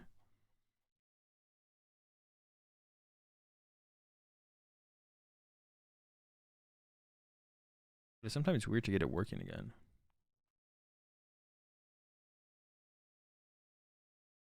It's just literally it's just dead. Oh wait, there we go. Let's try again. Nope, it's just not working. Dude, what the fuck? Maybe? Alright.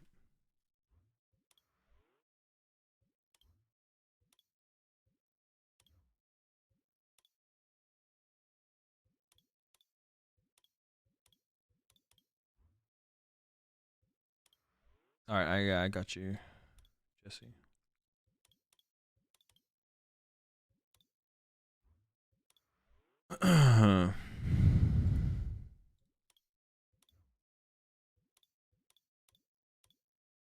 Oh, is it only 3? Okay.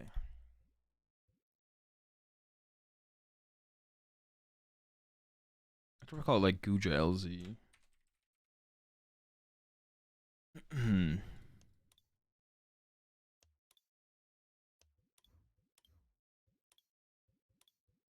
Yeah, I don't know. My what's it called just shit itself. My Spotify just shit itself, and it's just bugging now. I don't know how to fix it. How do you fix it when it does this?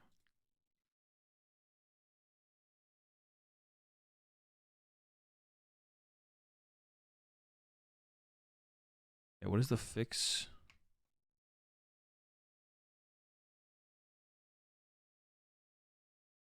Is there a fix? Is it just dead?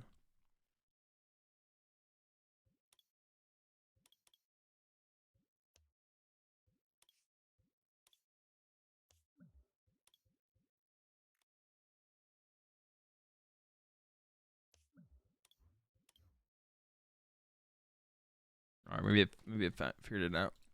All right. Has Dark Deck popped up before? Is the concept created by Sessa? No, it's been a thing. It was like doing well in Japan recently, I think.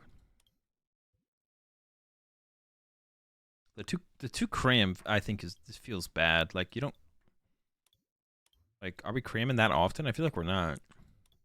If we go first, we're like almost never cramming. Marnie's well, it's different in Goodra. Goodra's a little bit different. I'm down to admit that Goodra might be a little bit different because your games are longer with Goodra, and you're not always ahead on the prize exchange. So you want to be able to disrupt your opponent. Goodra's you just want to get it, Fred. Goodra's different. You're too busy playing your Wormadam deck. You don't understand the intricacies of the Goodra Lost Zone deck. When does this tournament start? You need to find Cram turn 1, but that's the thing. You don't. You don't need to find Cram turn 1. It's just like probably fine if you do find a turn 1.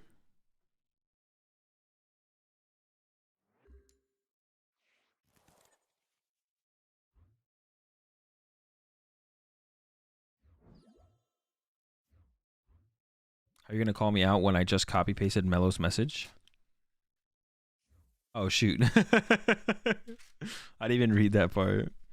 I mean, it's still probably your phone. Dude, what? No way. Yo, Cram's gonna go insane in this matchup though. Now this is a deck. They have the bad Mencino. Now this.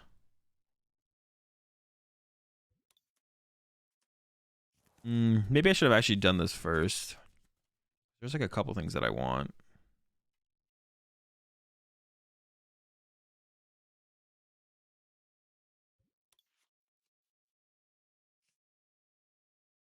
I definitely want to attack turn 1 with Cram in this matchup.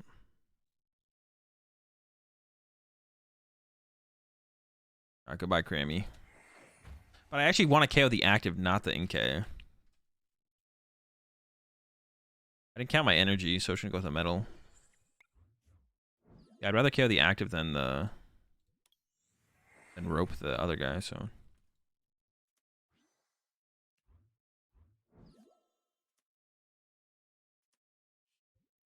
Dude, did it do it again? This is so insane. It's so tilting. I played a full song and then it like plays the next 8 seconds of a song and then just like dies. What is wrong? Alright, they can maybe KO my Cram this turn though. Maybe I should have KO'd the Inkay because then I'm guaranteed another turn. Oh wait, maybe I did mess up actually. Maybe I should have KO'd Inkay. I was kind of hype on the KO on the Mincino, but the more I think about it, I probably should have KO'd the Inkay to be honest. I was kind of hype on that Mincino KO though. I was like, let's get him. But now I could attack two. I could have attacked 2 turns in a row with Cram if I had done it the other way around. So I think I trolled. I honestly think I trolled actually here. I should have KO'd the Inkay because I could have got Crammy twice. That's insane. Prize cards from Cram is absurd, like unheard of. So was Spotify being this silly though. This is also unheard of.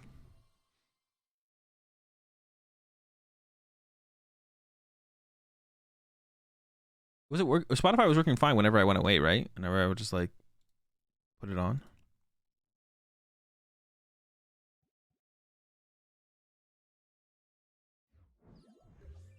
I still want to KO the Mincino though. I feel like. Well, actually, in this situation, I'm not sure.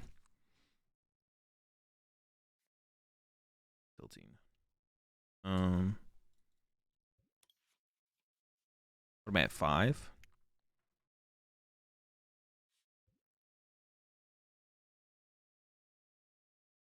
Well, no, I actually might need to do that to retreat. Oh no, but I need to attach. No, I don't want to do that to retreat though. Oh, but I could have double gated though, right? I have 2 metal, 3 water. Actually, I think I messed that up. I just want to kind of conceal the cards first, but I don't think I should have actually.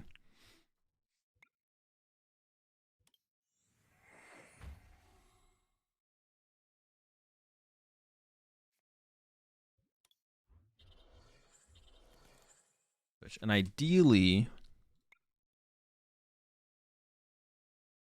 Oh, wait, we have Greninja in this matchup as well. I didn't even think about Greninja. Greninja's kind of... Wait, could I have Greninja? Oh, I wouldn't have one, though. I mean, this is fine. I would have liked to have KO'd the active, though. I'm not complaining. This is, like, not bad.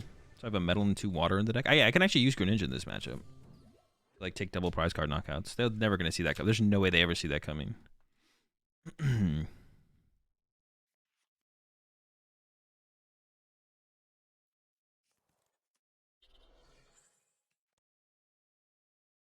And I'm gonna try and get my... Still gonna try and get my... Dude, no, Spotify. I think I have to like restart my computer to fix this. I kind of want my music though, so I think I'm gonna restart my computer after this game. Bro, instead of switch rope, you should have double roped, you Goomba. Oh shoot, I should have double roped. Oh my gosh, bro, I'm literally being a Goomba. That's actually true. I did go full Goomba there. Long story. Goomba.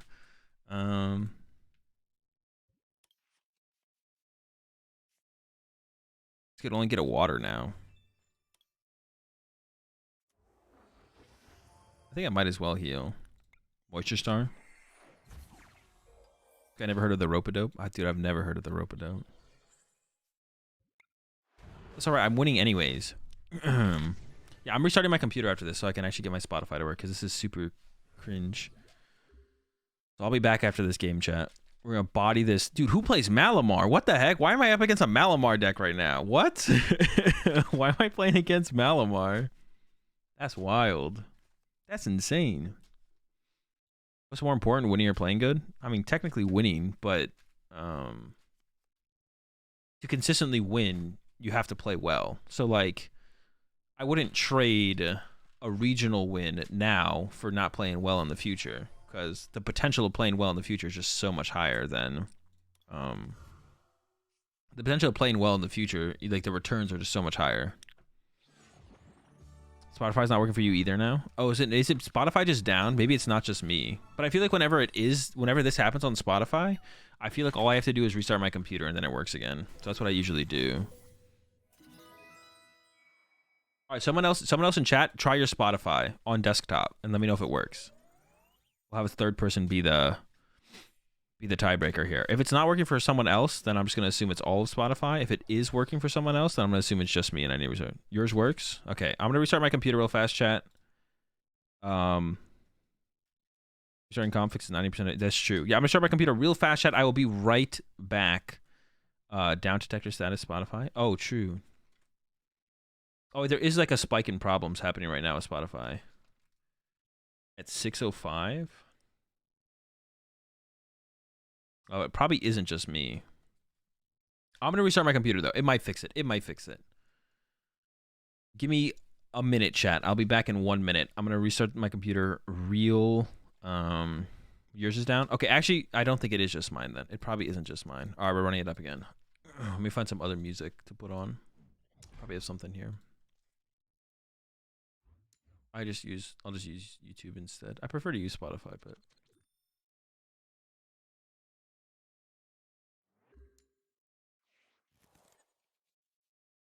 all right, it probably isn't just me.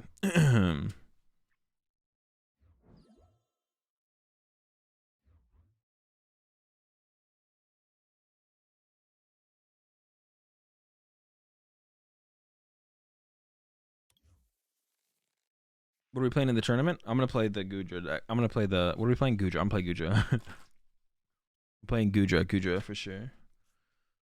Oh, I did want to look at all the new cards as well. Let me pull that up real fast.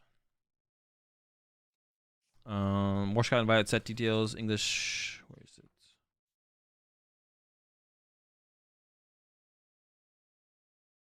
Try the X Violet EX cards fully revealed. Yeah. I did want to look at the cards at some point as well. Maybe we'll do that at the end of the stream. All right, gotta draw the nuts here. It's not too nutty.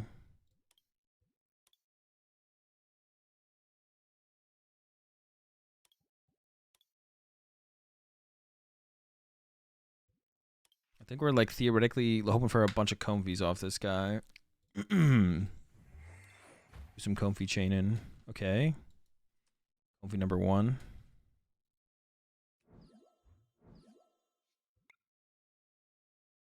Okay, so we can take the water.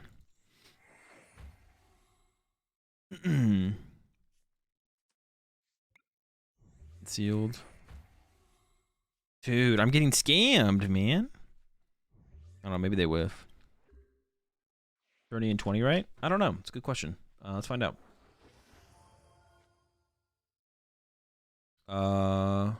No, it's in 57 minutes. A little bit longer. Dude, I'm getting scammed, bro. What? We can still win this, though, actually. Because they only have 1 Archeops. Actually, they might not even be able to attack this turn. They need an energy in hand as well. I assume they'll probably have that. Oh, maybe I should have Sinnohed them. I don't know. That's not that big of a deal. It's fine. Hopefully they just don't draw too well.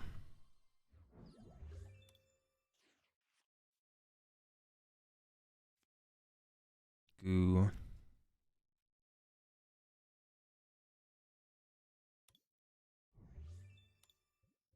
Need the Colress. And I want the Temple.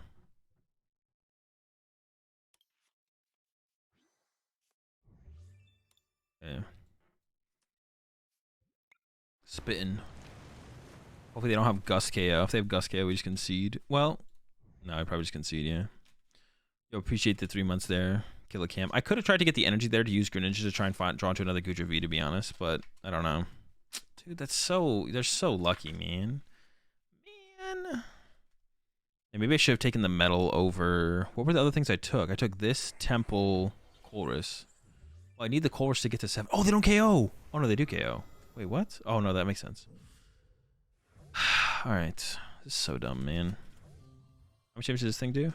140?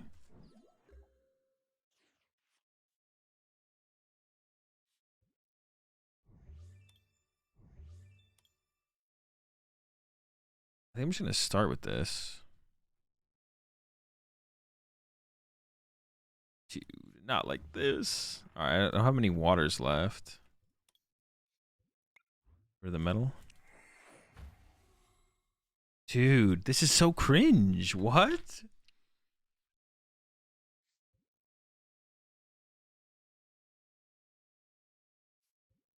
Alright, we're spitting.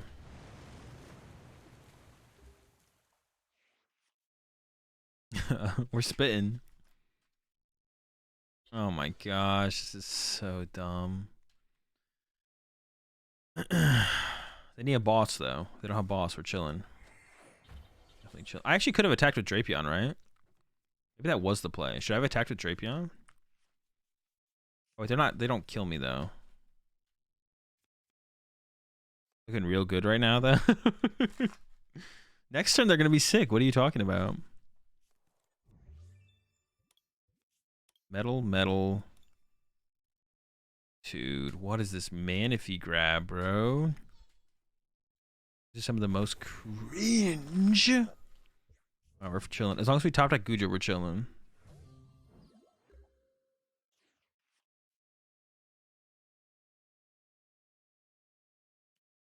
Dude, I prized.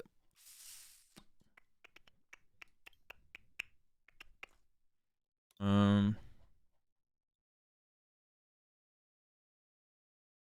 can't play a.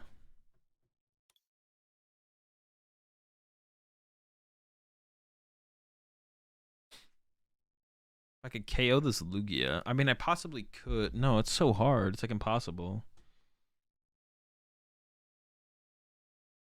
Oh, it is possible though. So I can go.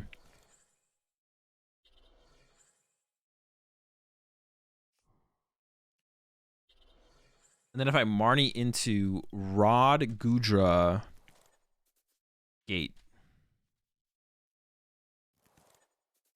Did not get the Rod. Or the Goodra. Only got the Gate. Alright.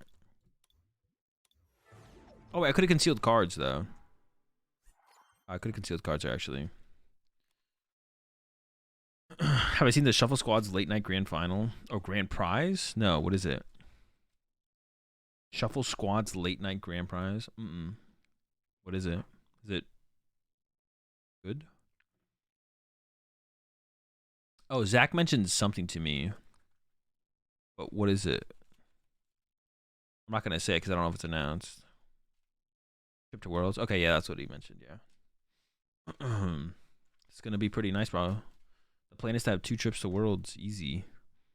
That's actually pretty cool that they're doing that, though. So shout out to the Shuffle Squad. That's it, because that's like something to play for. A lot of people are going to play for that for sure.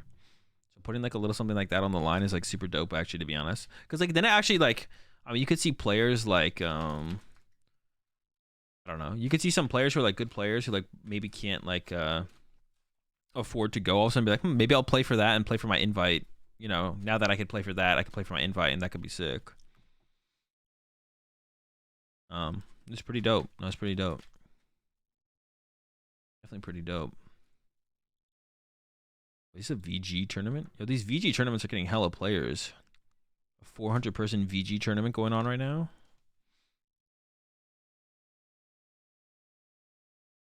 That's cool. Could almost try. Yeah, you could even just win it to be a spectator, dude. To be honest, that's actually still dope.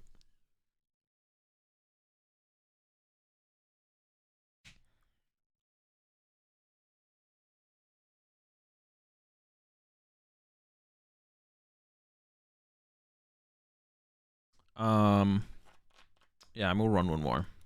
I gotta go some food though. I gotta go some food again. For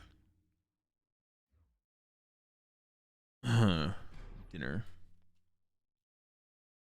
Ocean grown king. They grow king. Is that where they grow kings these days, in the ocean?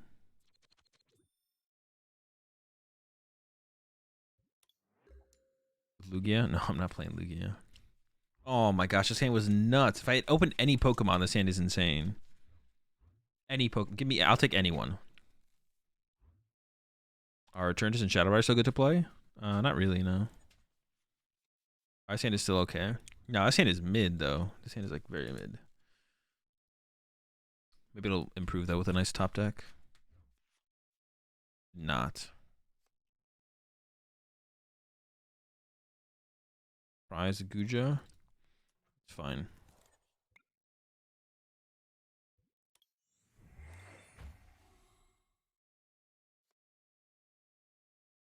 So we're in a Lost Zone Mirror.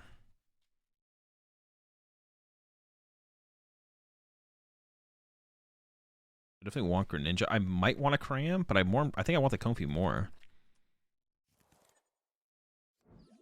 Start to net them out of play as we go.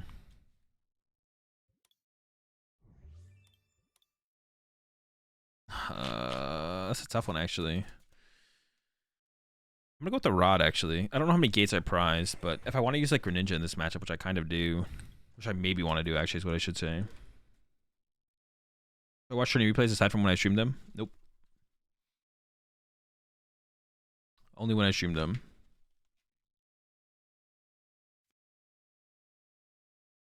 I do plan to do that more. I plan to do that with every tournament, actually. I plan to rewatch every single tournament. So if you guys enjoy that content, expect more of it. And I'll upload all the games onto YouTube. I'll put a couple of them on the main channel, but you can find most of them on the secondary channel, AzulGG too. But I'll put a couple of them on the main channel as well. But I plan to do it with every single major tournament. I think I will VOD review.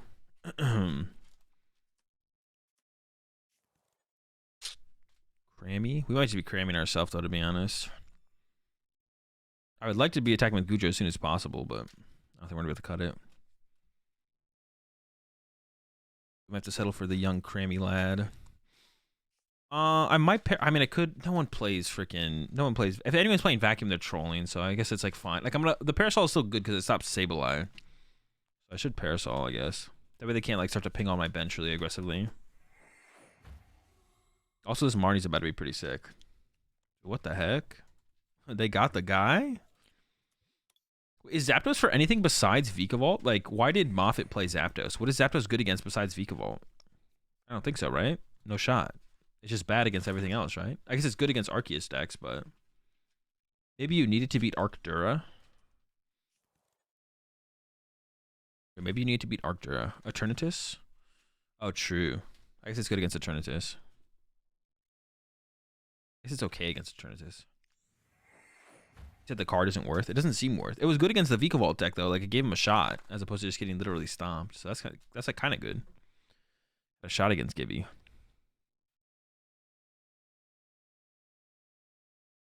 Stoutland.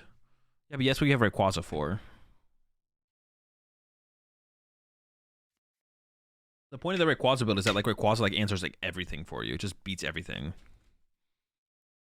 Have I commentating one of my own stream games recently? No, I haven't. They haven't put me on stream at all recently. I haven't been in like the best spot to be on stream every time, but there's been a couple times where I've been like in a pretty good spot to be on stream.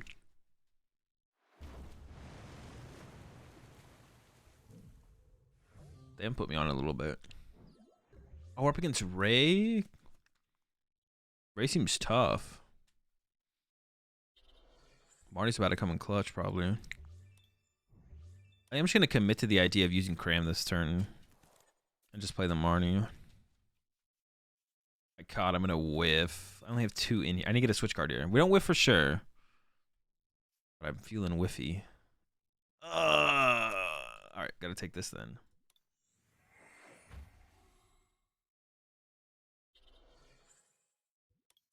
Kramis. Oh, let's go.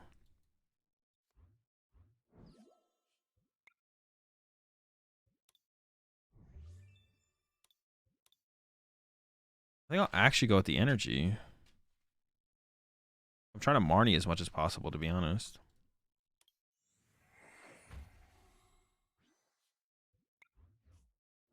Swing. Okay. So we got a knockout.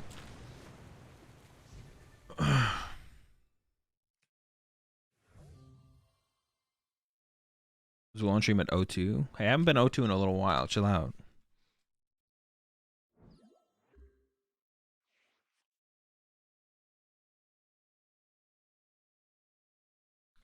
All right. So I don't even know what I want to do. Oh, I'm gonna see. The Ray just nukes me though. I just have to like hope that they whiff. I want to attack with Cram this turn. Actually, to be honest, I want to Cram again. I want to Cram again. I want to Cram. I'm trying to Cram, man. I'm trying to Cram. Well, it depends what they attack with, I guess, but they're probably gonna Cram me. I want to Colress this turn and then Marnie plus attack with Goodra next turn and hope the Ray doesn't happen. Or like boss KO the Ray before it happens, maybe. They only have 1 boss, so the chance of them getting off their boss is pretty low. I also kind of want 3 Goodra. I might cut a Cram for a 3rd Goodra V, to be honest. I'm not a big fan of the 2 Goodra V. You always prize one, and then you just get bodied. Maybe a Heavy Ball? Maybe I should do a Heavy Ball. The Heavy Ball would be fine. I'm going to cut a Cram for a Heavy Ball. That's what I'm gonna do. Bro, you don't have the boss here. There's no shot. They're going in. Dude, they have the boss? That's disgusting. That's just gross. That's absolutely stupid. They only play one boss, though. And now the Ray is in the active with 2 retreat costs. Well, but if they just have a net, doesn't really... Oh, they're down 4 net. Okay, okay. Maybe we're cooking. Maybe we're cooking.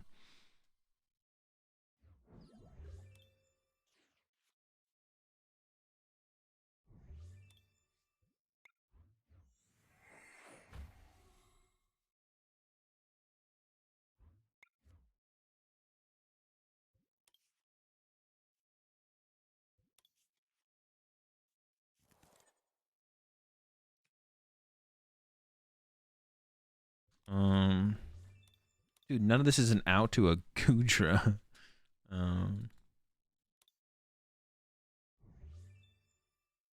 need to find that out to the Goodra, though.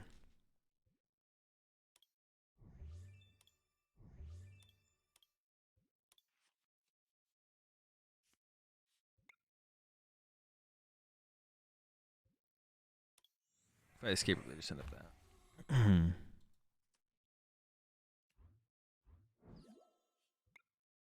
Dude, you're killing me with this. Need the Goodra. Give me the goo.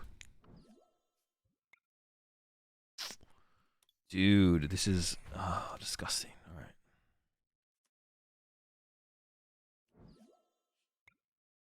Dude, wait. No goo, man. All right, there's one.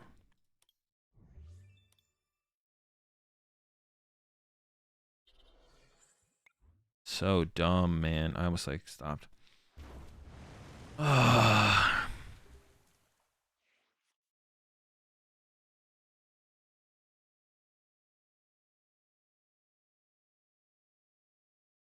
is super cringe.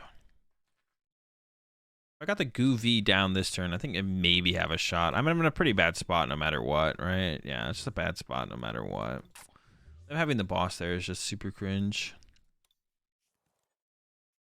Can't do much against that boss. Or it's hard to do much against the boss.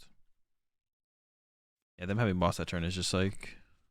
It's tough. It's tough. Sure, am I sure I want to play this for the tourney? I'm pretty sure. I'm pretty sure. I need to add a heavy ball or another Goodra V, and I think the answer is heavy ball. Opening Goodra V sucks. But maybe I should just play. Maybe I should just play 2 Goodra V. Yeah, I'm pretty sure I want to play it, but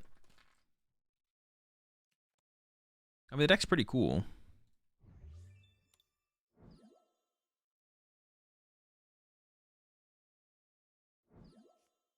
Play the Rapid Strike Mustard Box. No shot.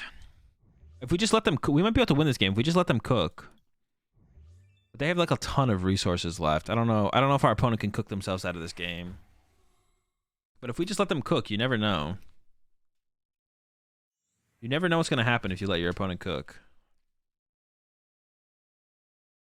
Just let them cook.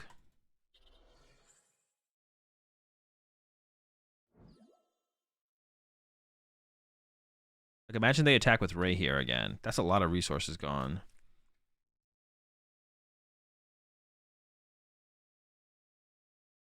How many net do I have left? Can I get my squad out of play? I have 1 net left. Okay. They don't play 2 boss.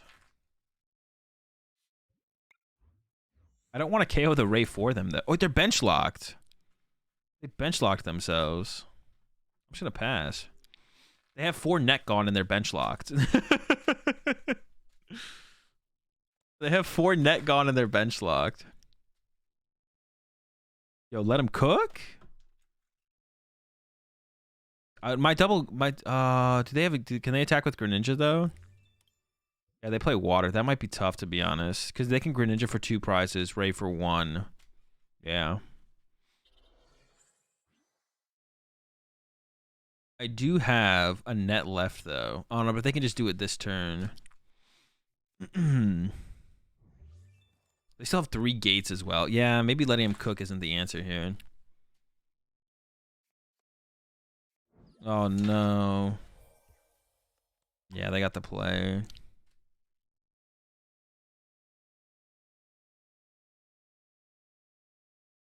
I've been cooked.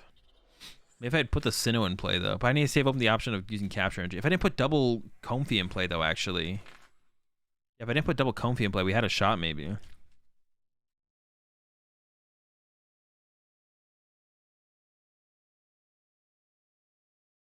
How many switch cards do they have left? 1 rope, air balloon, 2 rope, 2 switch card, 4. I think they're out of switch cards. All they need to do is like retreat attack with this and I lose.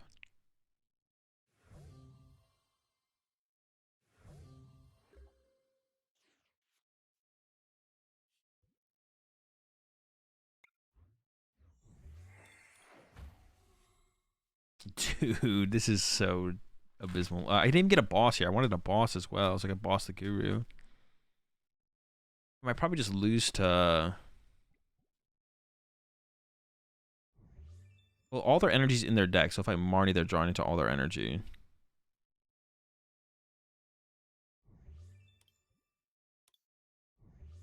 Is there 1 metal in here? There is.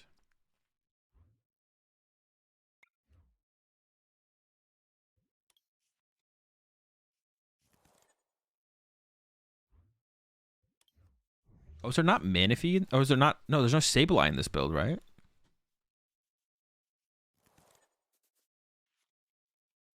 Wait, did Moffat play? No.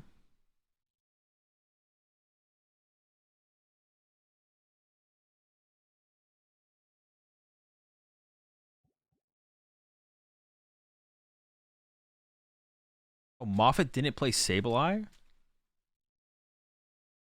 So this deck just loses Mirror Match then, right? You can't beat Mirror. Well, you can, but it's unlikely.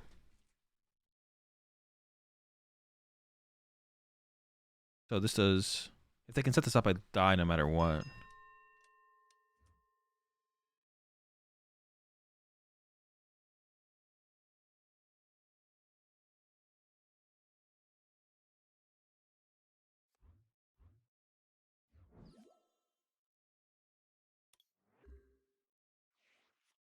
Oh no, he's got the SQ for Mirror. You're right. I was like, yeah, you just lose. But they have the Wash Energy. Yeah, no, they have the Wash Energy. You're right.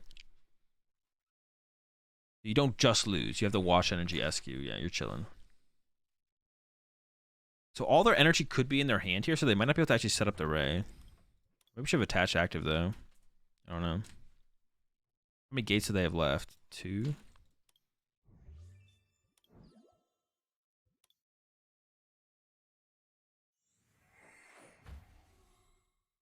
Yeah, all their energy's in their hand right now, I feel like.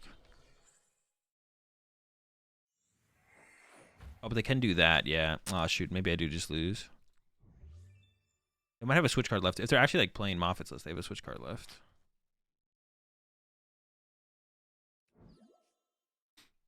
I want to be able to KO this, to be honest. Oh, but they could cram my cram. Oh, they still have ordinary rods left, too. They haven't used a single ordinary rod. Dude, how do I ever win this? It feels unwinnable.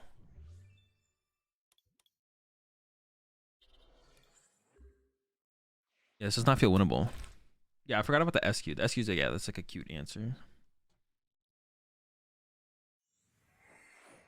You try and go for lone Q.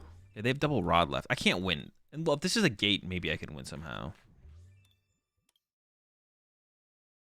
I'm not sure how, but it's possible, maybe. Maybe possible. Maybe there's hope. I don't think so.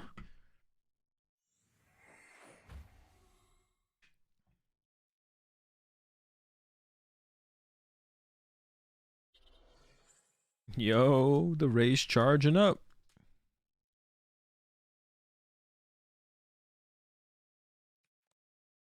No, you're not allowed to have the rod, bro. Like, if I can KO that Ray, can I win, maybe? Like, next turn I go Chorus, and then the turn after that I go Boss KO the Ray. Is there a hope? Is there a hope? Oh, they maybe just have it with this play, though. They might have, like, double gate. Unlucky. Yeah, they have double gate. I guess we had a shot. All right, so what do you think, chat? Should I add a heavy ball or should I add a third Goodra V? I'm definitely doing one or the other. A third Goodra V or heavy ball? What should I do? We're really not trying to open Goodra V, to be honest. So I understand the point of just playing two of them, but I'm tired of prizing this thing, man. I'm tired of prizing the Goodra V. Heavy ball ninja is necessary. That's true. Heavy ball, bro. Heavy ball, bro. Not even a Q. All right, my bad. Both and cook one cram. But I gotta make room for another thing. Not even a question.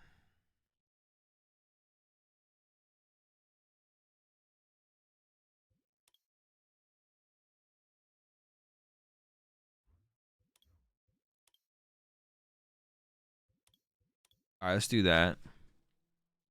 One cram is the wave. I guess we have double rod, so we can like get the cram back if we need him. But, like losing my one cram would suck then. Is this vacuum worth it? What am I vacuuming, man? Is there anything worth vacuuming in the format? Like, I guess air balloons, or my own stuff to get to the 7 faster could help, but I just want like another switch card. Or, like 4th capture would be kind of good, right? Yeah, what is the vacuum ever good against, chat? Is it good against anything? It's just not, right? I'm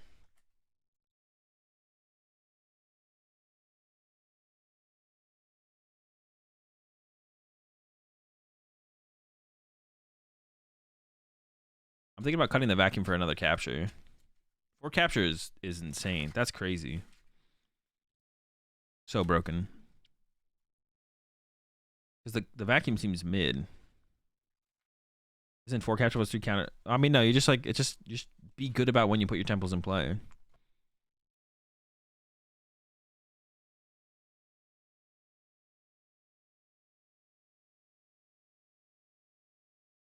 The vacuum seems mid. I think I might cut the vacuum for a 4th capture. I guess the move. More basic search.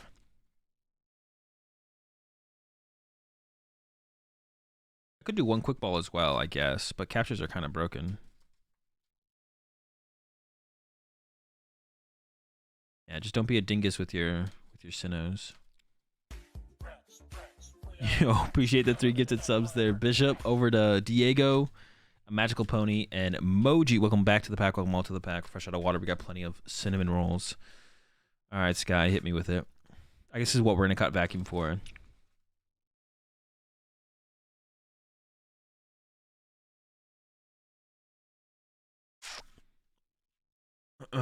Box of disaster.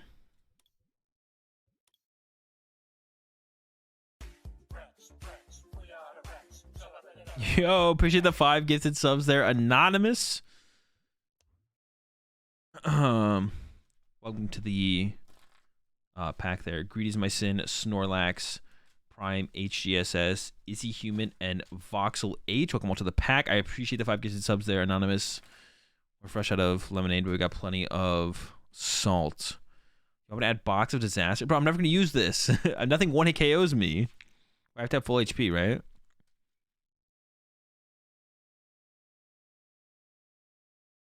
This one's never getting used. All right, we're cutting the vacuum for that. I could also cut a Marnie, right? I could go down to 2 Marnie. I think that'd be fine. The 3 boss is also interesting as well. I feel like that's like I feel like the boss and Marnie counts might be like really high in this deck, to be honest. Rayquaza OKOs. How much should we put on him though? It only puts 8 though. It's not gonna return knock it out. It would have to be up against like a I don't know, something. It would have to be something weird where it worked. I don't think the box is ever gonna see it get any play. We can definitely cut the vacuum though. I feel like the vacuum is mid for sure. Use it on the base V so it doesn't get bossed. True. That's some big brain right there, Locke. That's for sure big brain. I didn't think about that.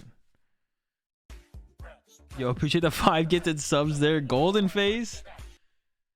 Over to Slappy Senpai, Pokemon Fan Dan TCG, Hamza, Uwu, Primal, Iron Addict, and Rage Quitter 201. Welcome all to the pack. We're all to close. We got plenty of ranch. I appreciate it a ton. Appreciate the gifted Bishop. Appreciate the gifted Anonymous. Appreciate the gifted from Golden Face as well. Appreciate all the support. Rat Pack getting thick. Yo, Sack as well coming in with 5. I appreciate that a ton there, Sack. Over to Tyler Flay, We Will Dream, Bonnie, Hossy Killer, and Footy Foot Yanni or Footy Oni. Welcome all to the pack. Back to the pack as well. We're all out of doors, but we got plenty of hinges. Thank you a ton, Zach. I appreciate the support, chat. Thank you. How about Expedition Uniform instead? All right, I can work with that, Sky. I appreciate that a ton, Zach.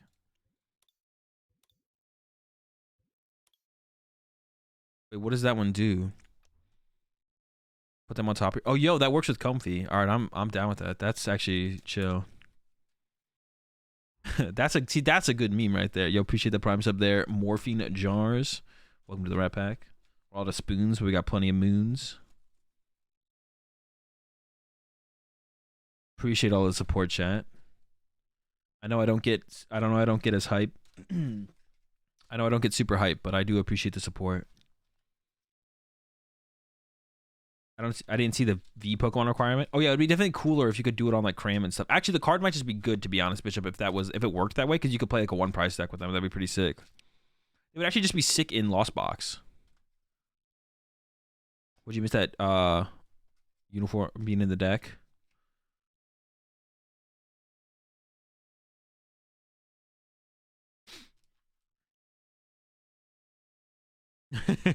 Appreciate it, gamer. I appreciate all the support, everyone. Appreciate the gifted subs. Appreciate it. Definitely gonna be coming at you with a ton of content. My goal is to come at you with a ton of content this year. I got a lot of traveling this year, though. There's a lot of traveling this year. I'm gonna try and keep up with the content side of things as well. I'm gonna do my best. Definitely gonna try and do my best to keep up with all the content stuff. Doing a lot of traveling this year, but yeah, I'm trying to make it all work.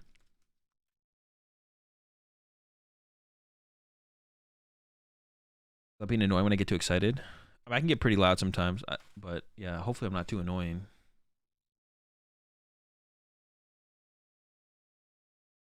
All right, we got 30 minutes to the next round, to the first round of the tournament. I gotta figure out the last couple. There's like a couple of the things I want to change in here. Am I coming to DC at all this year? I don't think so. The closest I'm gonna get to DC was probably Baltimore regionals, I think. I don't know where the rest of the regionals this year. I don't even know where they are all at.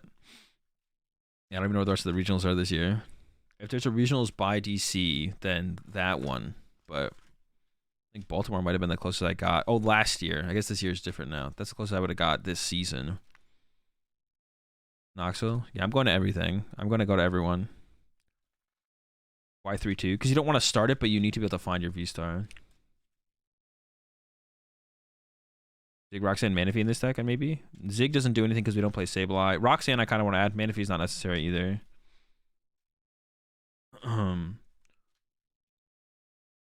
I'll be at Hartford. Yeah, I'll be at Hartford. I guess that's probably the closest I'll get. I'll be at Hartford regionals. Actually, maybe it might be possible I don't go to some of the East Coast ones, but I'll probably be at every single regional this year. My current plan is to be at every single major tournament this year. Besides in North American tournaments. I might go to North American tournaments. If they do like something in Mexico, like a special event or a regional, I would maybe do that as well. I was thinking about going to Liverpool, but that's next weekend already. I was thinking about doing it like a month ago. I was thinking about maybe going to Liverpool. But all the other European regionals line up with American regionals, so I'm not going to go to any of them. So, quick ball? No, I'm not going to do quick ball. I think I want to do this. I kind of want to cut a Boss and a Marnie for a Roxanne, and then maybe the 4th capture at that point. Well, what was it? There was another card I wanted to add, wasn't there? Knoxville is closer to DC than Hartford? Is it? My geography isn't very good, so I'm not going to try and guess. I kind of want to play a Roxanne. Roxanne does sound kind of cool in here. I'm going to go, no, I'll just keep it like this. The 3 Boss just kind of like feels like overkill to me a little bit. And so does the 3 Marnie. But yeah, the 3 Boss and 3 Marnie both feel like overkill. Way closer? I believe you. I don't know what I would Um,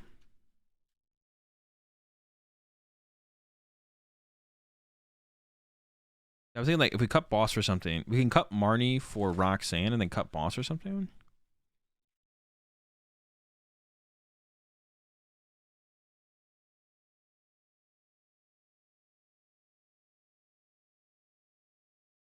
The 3 boss kind of seems overkill, but I actually don't know if it is or not, to be honest, because I haven't played that much with the deck. So 3 boss might be good because like you just want to have access to it fairly often would be my guess.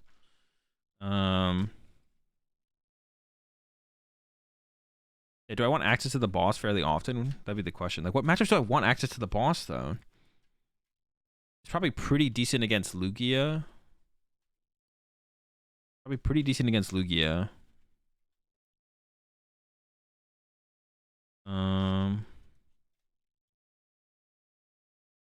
yeah, maybe I'll just keep it like it is. I'll just keep it like it is.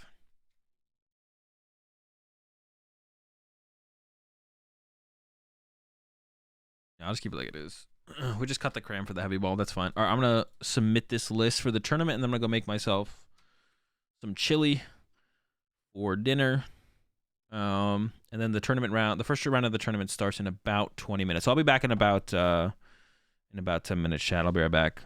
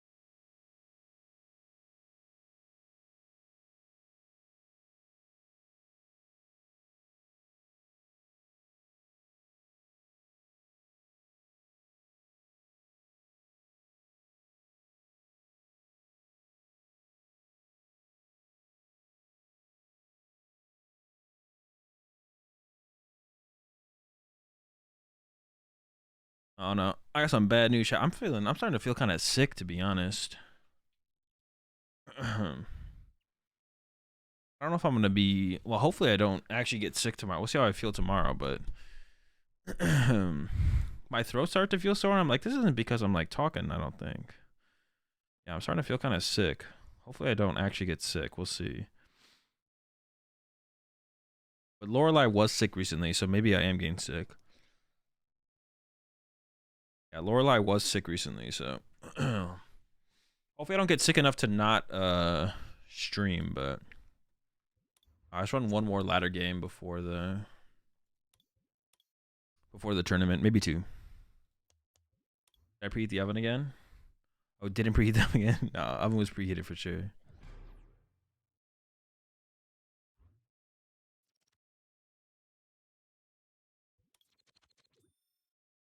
Gotta stay away from those frozen pizzas, but I did a pizza the other day. I didn't have any frozen pizza there. Yo, this Expedition's uniform about to come in clutch on this first year and watch.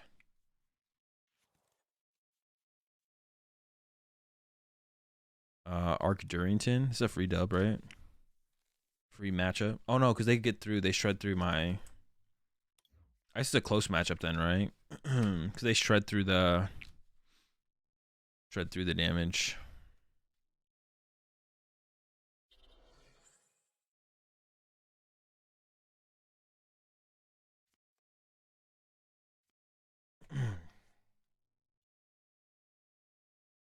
So we'll hit them with the. We'll actually do the. So we'll actually do this. We'll use this and put them on top of your deck. Yeah, because that's like we get access to 3 cards. Oh, okay, and that changes things.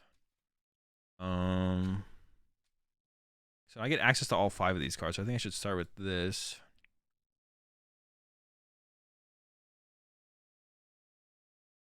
Temple of Sinnoh, I don't think matters in this matchup. Switch card is probably more important.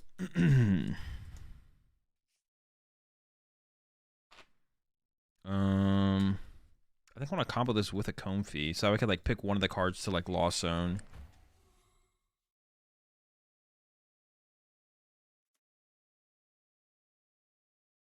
If I really hate it, I could shuffle it with the Capture, I guess.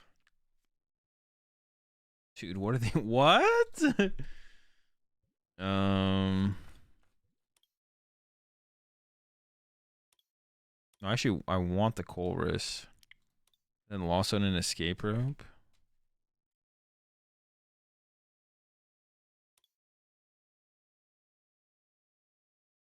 I actually want to hit their active though. But I can't get access to Escape Rope now. Can I? I mean, I could shuffle the deck. I could shuffle with a Capture here. Then switch into Comfy. Flower selecting for a Comfy. Because I want to hit their active. I don't want to hit that. Okay, I think we're just shuffling here. What is that card, bro? You know what it is, bro. Come on.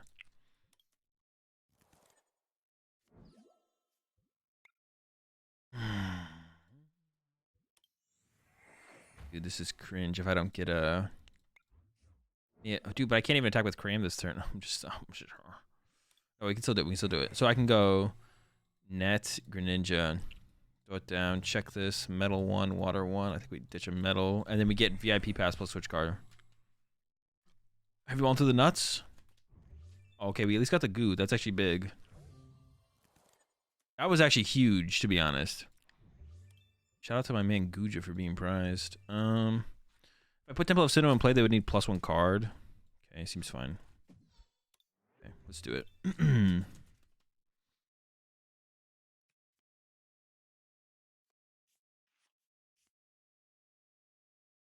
Yeah, they need +1 card now. Maybe they mess up. You never know.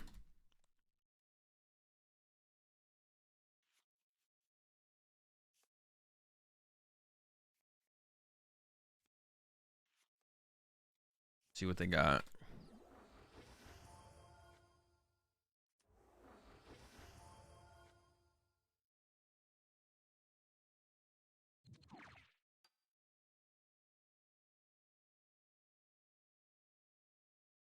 I mean, they got it though. They got double turbo plus. What's it called? Almost for sure.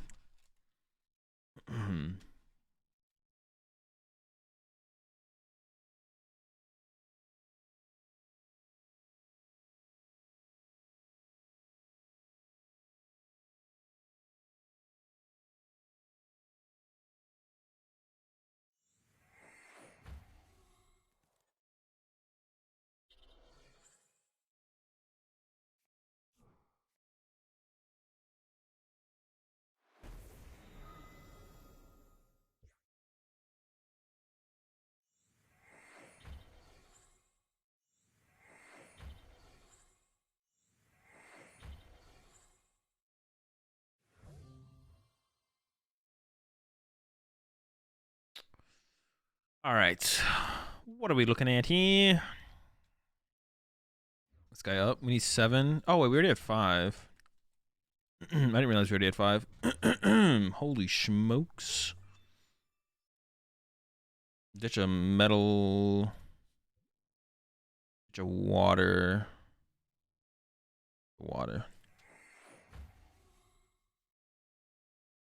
Dude, there's my cram. What the heck? Forest. This guy. This guy. Do I want to escape rope? I do want to escape rope because no, I do want to escape rope. I think. I actually don't know, to be honest. We're just gonna say I want to escape rope.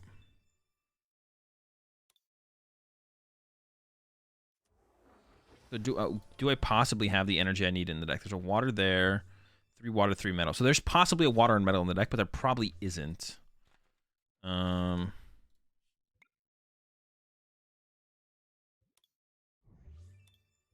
I don't think I prized my other Goodra V-Star.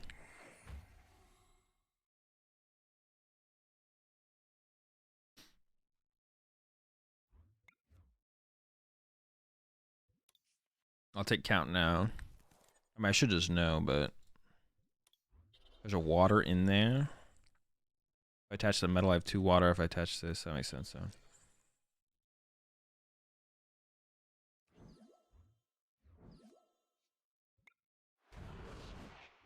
I can't even make this guy's attack useless, actually. Okay. I have a water in there. So I theoretically want to attack with 3 Goodras, but that's just like really hard to do. Yeah, theoretically I want to attack with 3 Goodras, but that's like almost impossible. It's like almost impossible to attack with 3 Goodras, but that's what I want to do. But it's not gonna happen. It's never gonna happen. It's just never gonna happen. Well, no, I could do that. I could set up 3 Goodras in a game. It's just really hard. I could try and make it work, though. I could try and make it work. It would be difficult. It would definitely be difficult. Sometimes it's actually, I get like, sometimes games of Pokemon just don't take that long, to be honest. I don't know. That's like what I was just thinking. I don't know the best way to say what I'm thinking, but that's what I'm thinking. Sometimes games of Pokemon just don't last that long.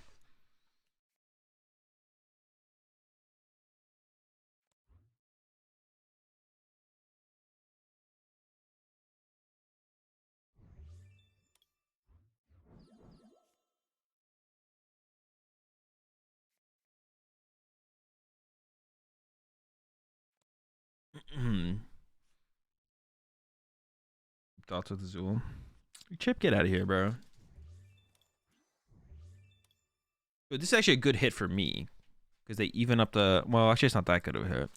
I could attack with Cram this turn, though, and then they would need to boss my Goodra to hit it. Then I could net my Greninja out of play. I could try and do that, actually. But if they have a boss this turn, that's bad. But they only have a 3-card hand. So a Cram Puncher would be pretty good. But then if they just have the Hyper Potion... How many net do I have left? 3? I don't think I'm going to find a better turn to force that. So I'm going to send this up, actually. I might try and net this out of play.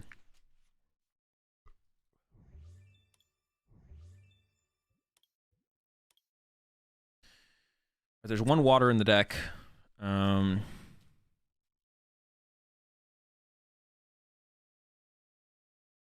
water in the deck.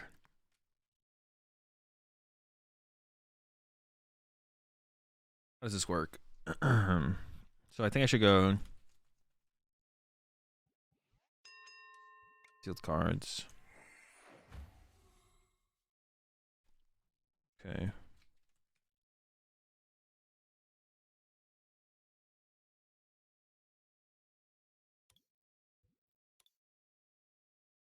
What do I want that Temple of Sin on?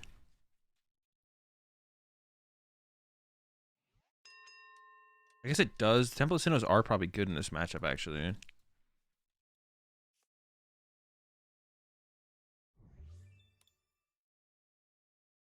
It makes it harder for them to use.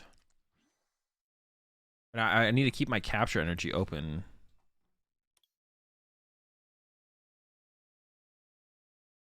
In case they have an escape rope. Well, they wouldn't have another escape rope, though, would they? So I could net this out of play now so I don't get marnied. But I have a ton of nets left. Maybe I want to keep it in play to use it, and then... Okay. Yeah, I guess the Sinnohs make it harder for them to use their hyper potions. I guess I have that. But this is like my last stadium, so it's probably not going to stick. All right, we're chilling, though. Yeah, there's the money on me. Oh, maybe I should have played the ordinary rod, though, because right now I only have the water. I should have played the ordinary rod for the double metal, actually. That was a mistake to not do that. I definitely should have done that.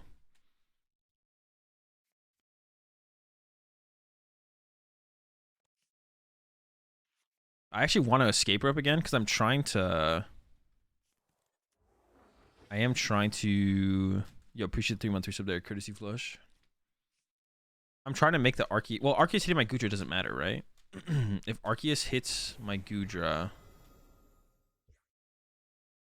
It just shouldn't matter, I don't think, actually. I take it back. If Arceus hits my Goodra, they would only hit it for 100, but then they still do 220 with this, so it doesn't really matter. Okay, so it's a punch.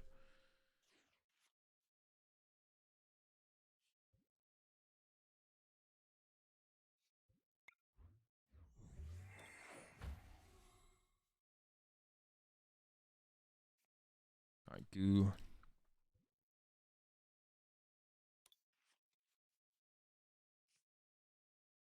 Attach.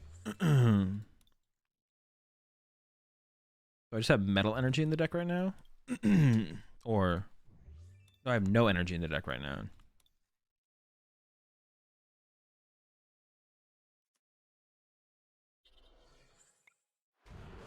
Swing. I need to net the Greninja out of play now. I mean, I was fine with leaving it in play to begin with because I had so many nets left.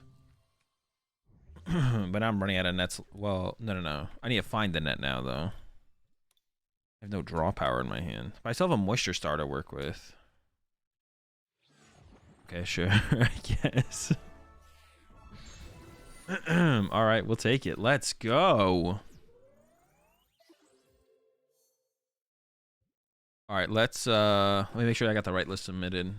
And then the tournament starts in 3 minutes.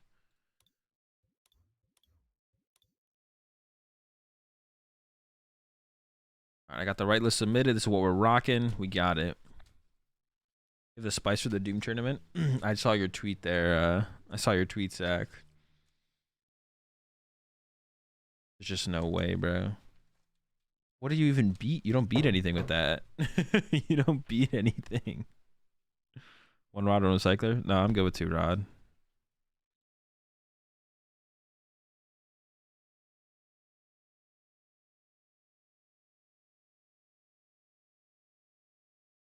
Beat you? I mean, sure. You're not going to win the tournament. Actually, no, you don't beat me. Actually, maybe you do. No, I think I would actually beat you, to be honest. I have Drapion, so I'm just going to 1-hit KO your Mewtwo V Union.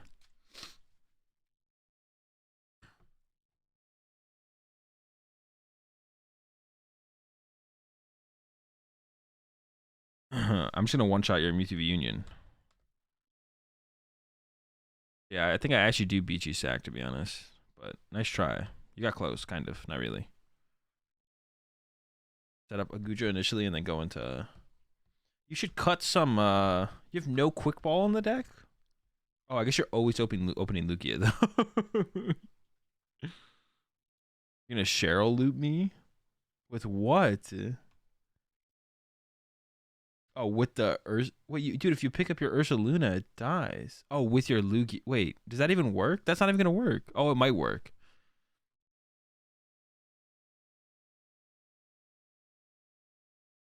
You have one Cheryl. That's not working. I'm chilling, bro. Try it.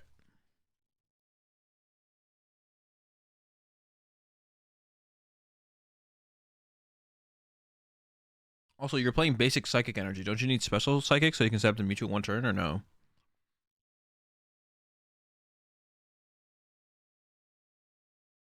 There goes the hand. Yeah, but then I KO your Ursaluna. That's fine. Oh no, I don't KO your Ursaluna. I see what you're saying. I see what you're saying. Yeah. Okay, maybe you do win then. Actually, you might win. I was really confused by your win condition, but you're actually right.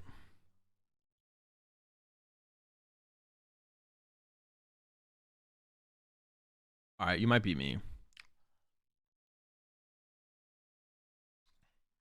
Well, that's it. You're beating me and no one else. There's no shot. All right, I think Spotify's fixed. We're gonna go.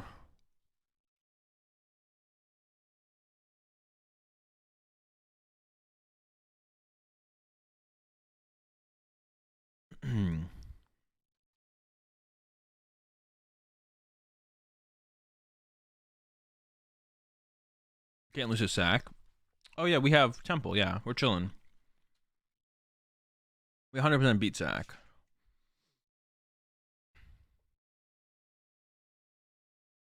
All right, last time I played in the Doom tournament, we were 1 win away from top cut. Went 6-2. Let's see if we can do better this time around.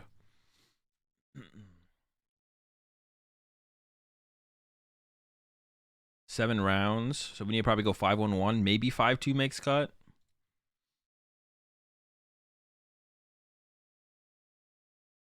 Maybe.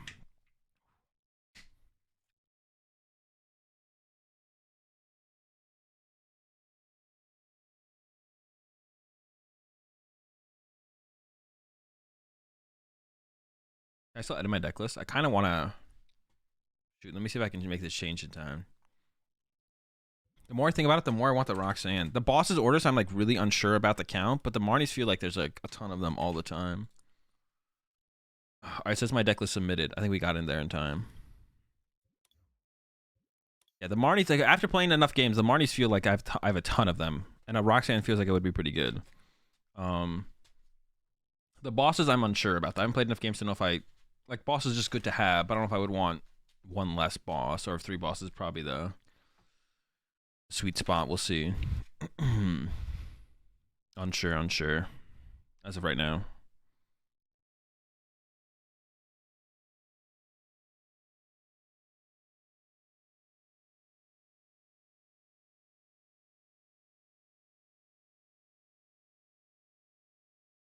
When does this first round start? Actually, am I like? Oh, there's not a schedule published yet.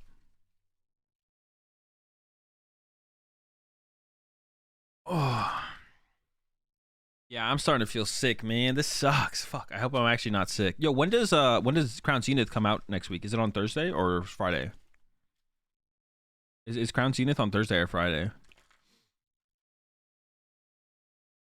Dude, I hope I'm not sick. I don't want to be sick, man. That sucks. I'm starting to feel it though. Now I'm coughing. No, I'm literally dying, chat. Spilling chili on my mouse pad. Thursday? It's probably Thursday, right? When does Crown Zenith come out on PTCGO? Not when is it? Not when is its official release date? Friday's always the official release date, but it's probably coming out on Thursday, right?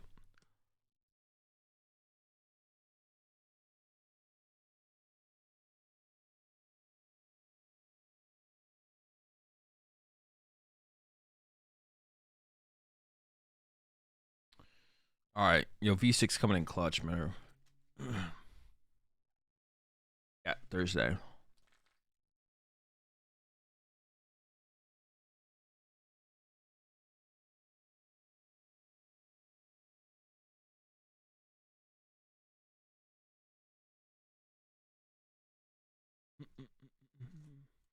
All right, well.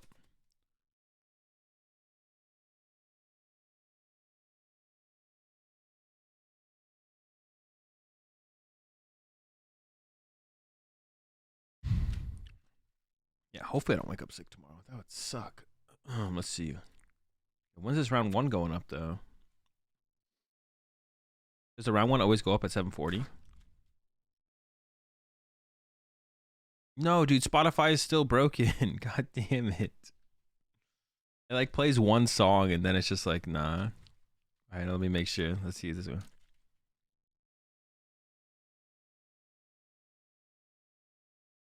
Okay, this song's playing now. Maybe it is working. Okay, hold up.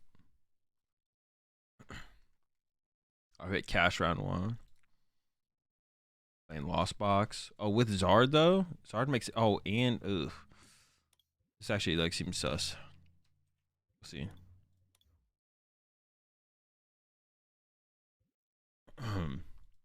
Seems like it could definitely be sus.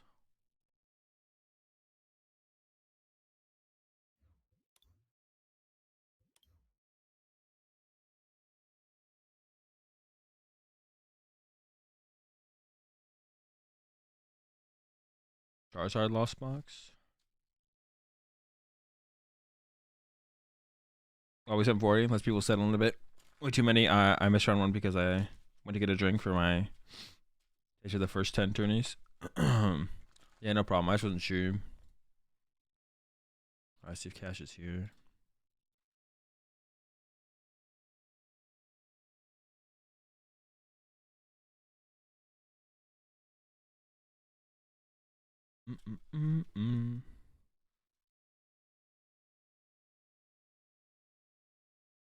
The mini in this deck, good? No. Seems bad.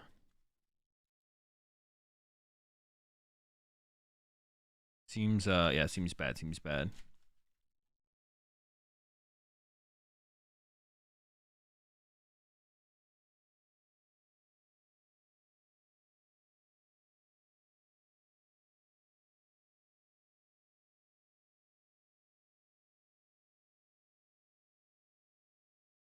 Alright.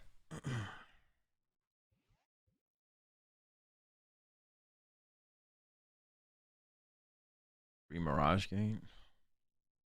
Win. Should I go first or second though? Actually, I don't even know. Hopefully Cash just wins the coin flip. I don't have to think about it.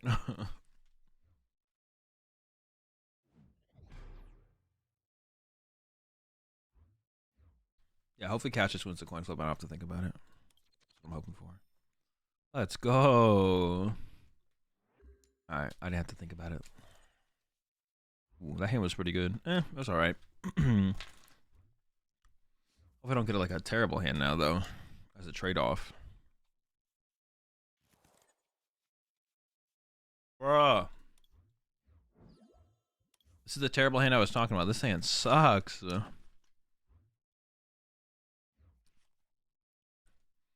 Yeah, this hand is awful. What the heck?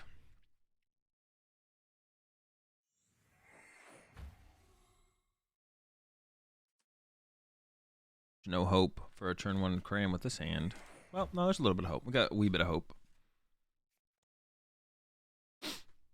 Unlucky.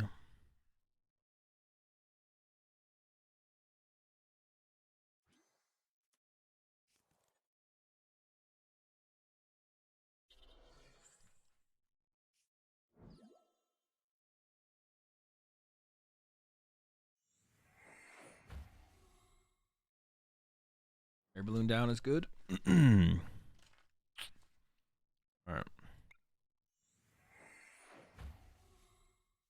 Dude, this hand is so bad. Ugh. I do want to get my parasols on my Goodras though.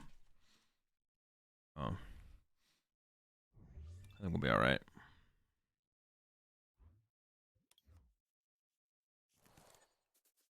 Oh my god. Perfect start. Let's get it. There's nothing on the bottom of my deck that I wanted though, right? Yeah. Dude, what? This hand just sucks.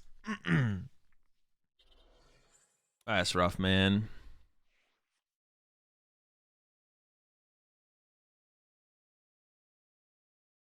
Maybe they'll just KO me this turn so we can get out of the game.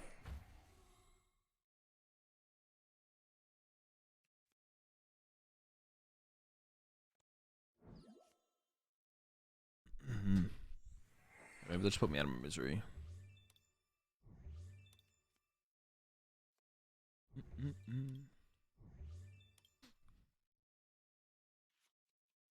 I don't think there's anything in that hand that I wanted from the expedition. I need like a Chorus. I need to do something.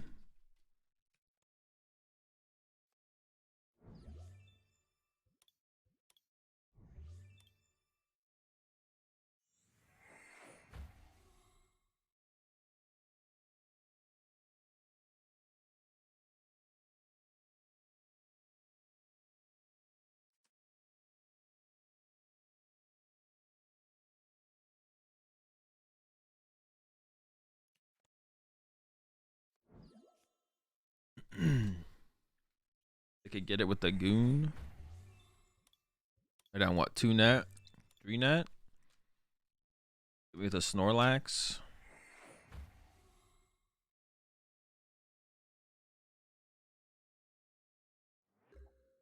Okay, chilling. Ugh, come on, man. That's so cringe. Okay. Dude, what? That's so stupid. Alright. I put Temple of Sinnoh and play it Sticks at this point, which would stop. Wouldn't 100% stop Snorlax. Might stop Snorlax. I boss this.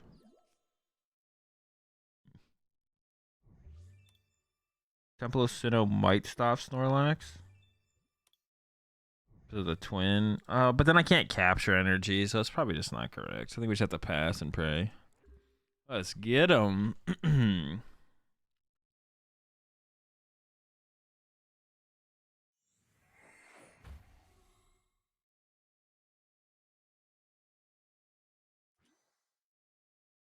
No.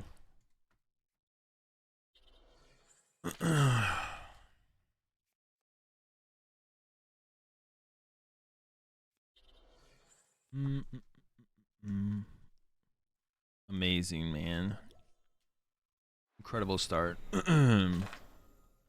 look him up. Get him in the next one. Oh, it's fine. I just got to make the grind, the comeback. Could have played better. I could have.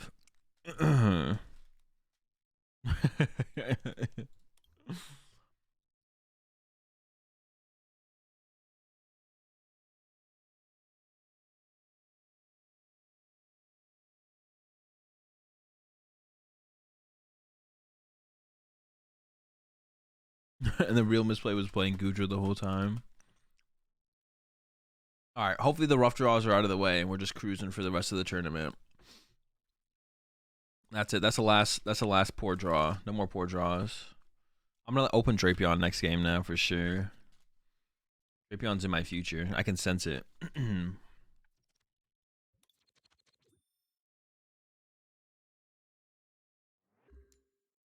right? Okay, cool.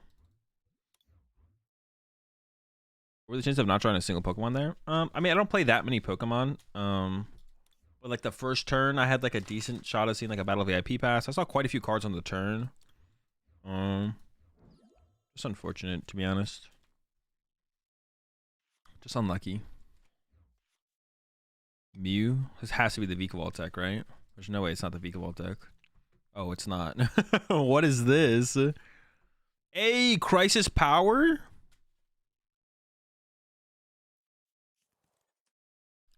How do you even set this thing up to attack back-to-back turns? Can you? Is that doable? I think Arc Goodra is better? No. I mean, neither of the Goodra decks are great.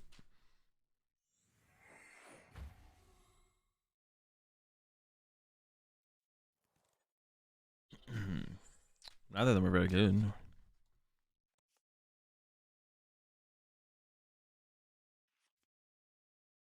I don't play enough of either of the decks to have an opinion on them. Both pretty mid, probably.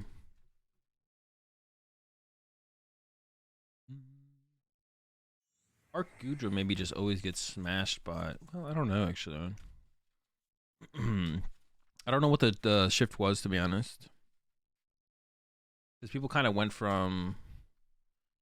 People went from Arc Goodra to Lost Zone Goodra for some reason. There was like a shift.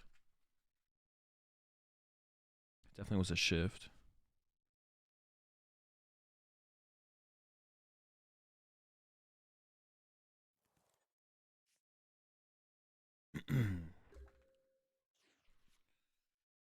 All right.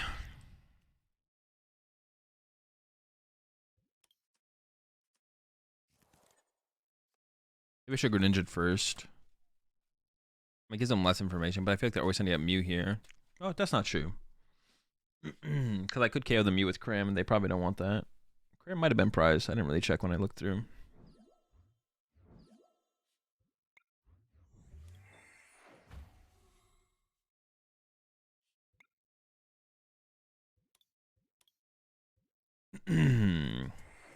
Beautiful.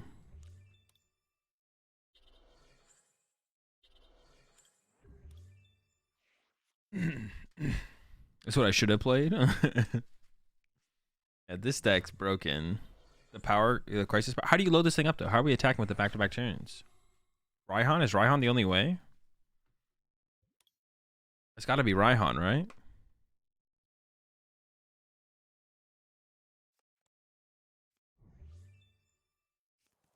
I just don't see another way. Basin? Oh yeah, shoot, Basin. Yeah, Basin exists. True, true. 30 more damage for each your opponent's active one for each prize card your opponent has taken. So you can get up to 170 pretty well, and then you would need Goon Ping or something. Got Goons and Nets or Goon and Nets. You also need like Snorlax to get going initially, and then maybe B-Barrel to keep going. Yeah, base it. I can see that. I can see it. I can see it. You can play Capture Engine that.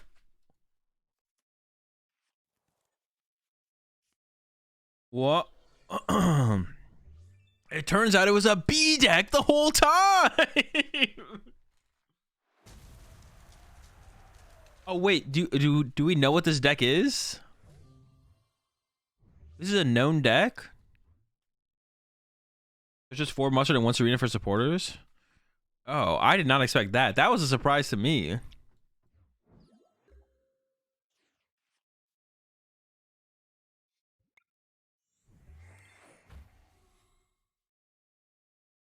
Comfy? Oh, we know one's prize actually. Yo, that B deck's kind of sick though. We might have to mess around with that. Now that I'm back to playing Pokemon. Dude, this is so stupid, man. Come on, man. Pass? Like, I don't know. Hope to top deck and then just like manually attach attack. Sure. Maybe I play the rope there then. No, what would I sacrifice? The ninja? I don't know. Dude, this deck is just not it. We're just drawing like, why am I drawing so bad though? Like, what is the explanation for this? This deck doesn't like have any less stuff than like the Kyogre deck. Like, why is this deck drawing like, well, no, it's because like the problem is like when I draw well, I whiff the Goodra, and when I draw poorly, I hit the Goodra, but that's it. That's like the trade-off I'm hitting here. Yeah, that's a trade-off I'm hitting here. Alright, Rose getting the top deck. The nuts. Dude, this is so cringe. Their deck's pretty cool though. Mustard B. So you lose the Lost Zone decks, but you could beat everything else, right? You just lose the Lost Zone. There's no way to beat Lost Zone. But you can beat Mew and Lugia, right?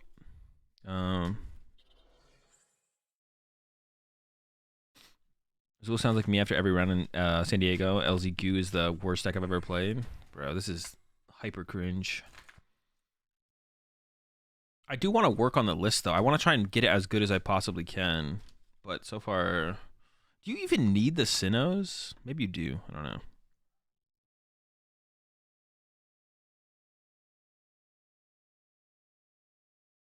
This deck draws like Tina. Yeah, dude, Tina wasn't that bad. If you like, you could like bench Tina late and still be fine because you like had like enough of other Lost Box stuff like Snorlax and stuff where you could piece stuff together as you got to your Tinas if you moved them early.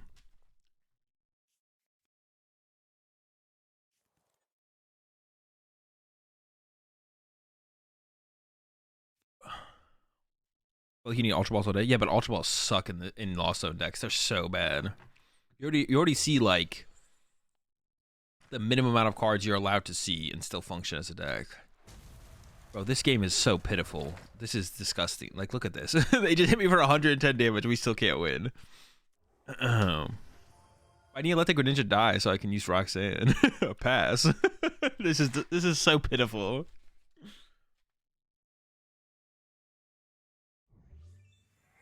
This deck, their deck is cool though.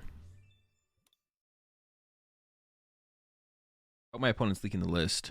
Yo, appreciate the 3-month resub there. Stevix. Did I get that right? Stevix?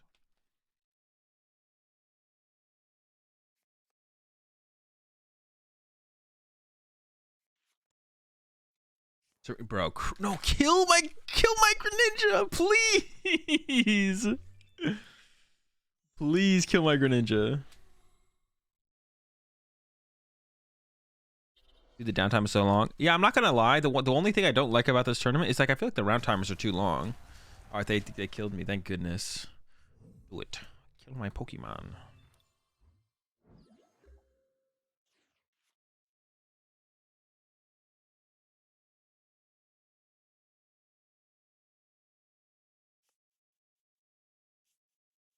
Yeah, I'm going to Knoxville.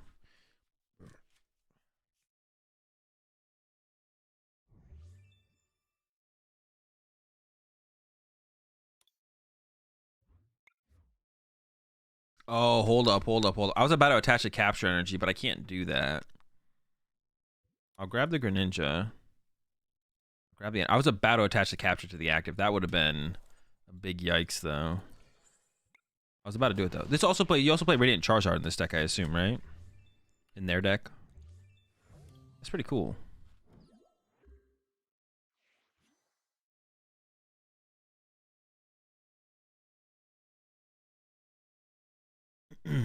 Yeah, their deck's actually pretty cool.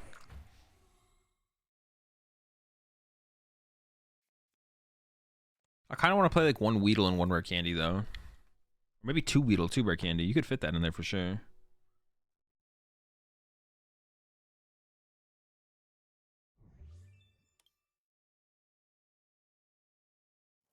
What if they play Vacuum for Parasols? Oh, true. I forgot about my own Parasol. I forgot about everything there. Yeah, what if they do have a Vacuum? They probably don't have a Vacuum for Parasol. They're not trying to beat Goodra. I should have put the capture there for sure.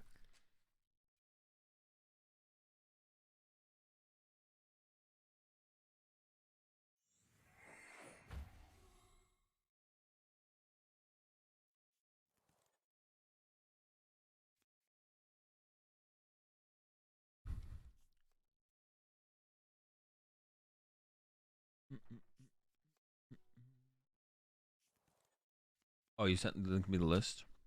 Yo, 3 Lantern though? That's crazy.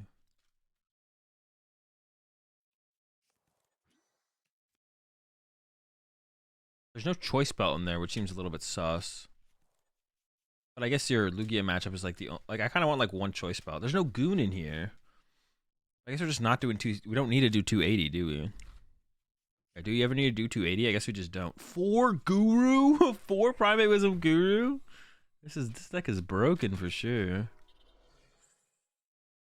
Alright, that's kind of insane. The 4 Primate Wisdom Guru, I'm not sure about that.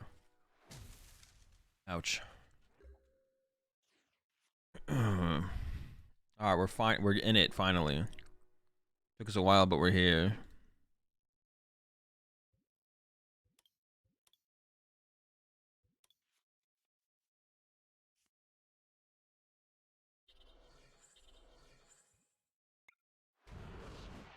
How much can they hit me for with Charizard? They can hit me with Charizard eventually. Actually, they can hit me with Charizard a couple times. This list doesn't have Vacuum, but yeah, this deck's cool for sure. Definitely gonna build this at some point. definitely a cool deck.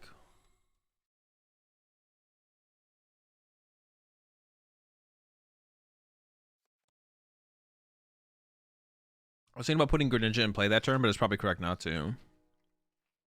Yeah, their deck definitely loses to Goodra, though. This is, like, not a good matchup.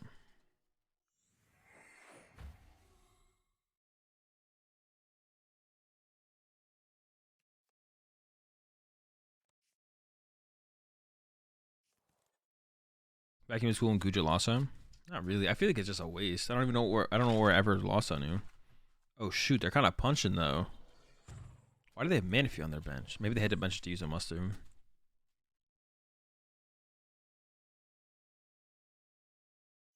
Yo, appreciate the 13-month resub there, tweet.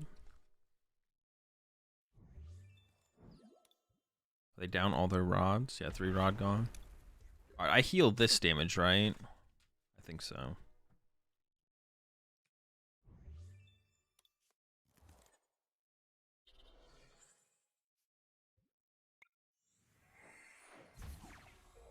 Because Charizard this turn would have KO'd, I think.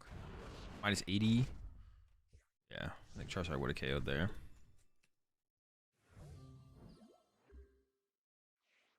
I really just like how good Goodra is into the meta.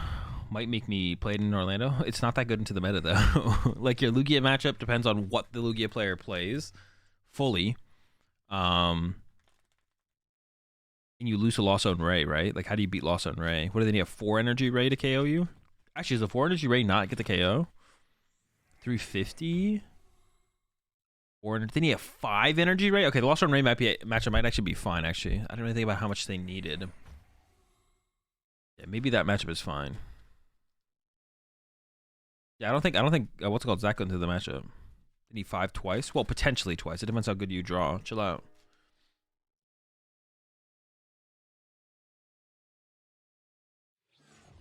All right, Dub. All right, I really need to go pee, chat, so I'll be right back.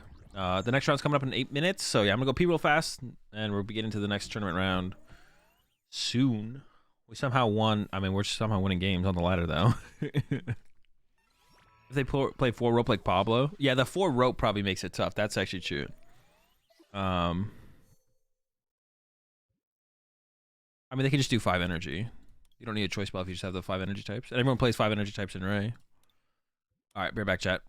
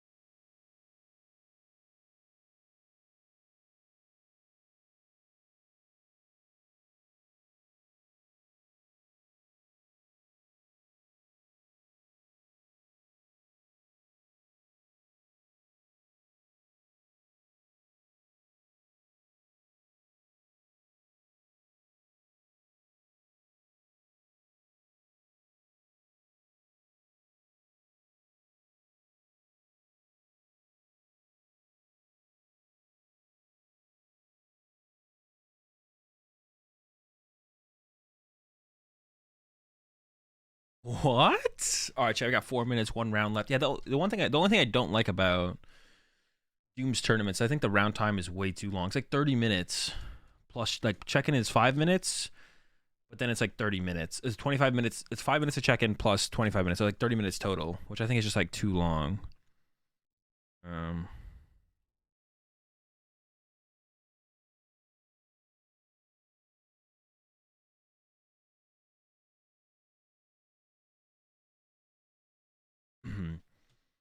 What the heck is this list? Bro, why are you asking me these questions? Why are you asking me these questions? Why would you ask that?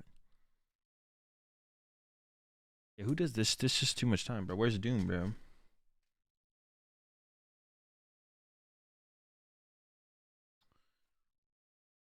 We're gonna need some big comeback here. 3 minutes left. What's the last pairings?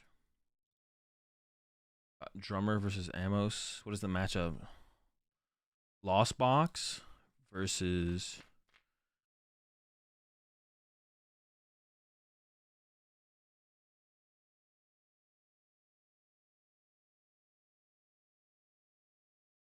Lost Box versus what? Lost Box versus Lugia is the last match. Sheesh. All right, let's see if they tie or not. Make sure the timers are on this time. Yeah, I will. Was that my fault or my opponent's fault? I didn't even realize. I didn't even notice whose fault it was. Was it my fault or my opponent's fault? Who challenged two? Who challenged two? Yo, I actually might want to go over these. I might want to go over these tweets, bro. I like actually going over, like, it's not like pokey drama, but talking about it with chat. There was like a discussion of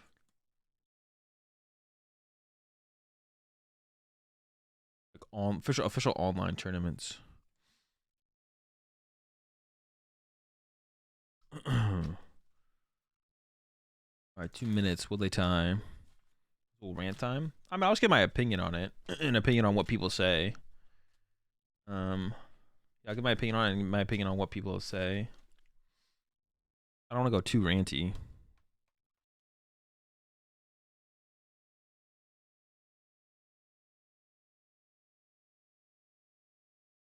Did you see the judge write up? Made it seem like a lot of cheaters in Pokemon. No, what does this judge write up? And what, like, how does it? Why does it make it seem like there's a lot of cheaters? What is it? What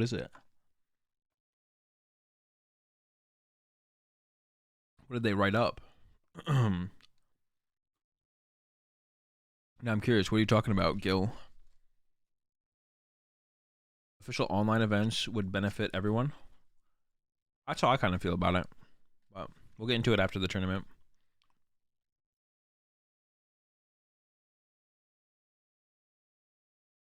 Was a tweet longer talking about how it should be handled?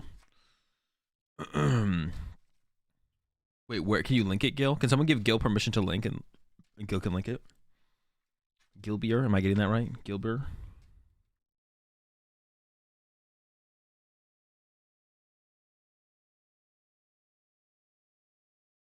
The amount of players on the rank ladder getting invites to IRL tournaments.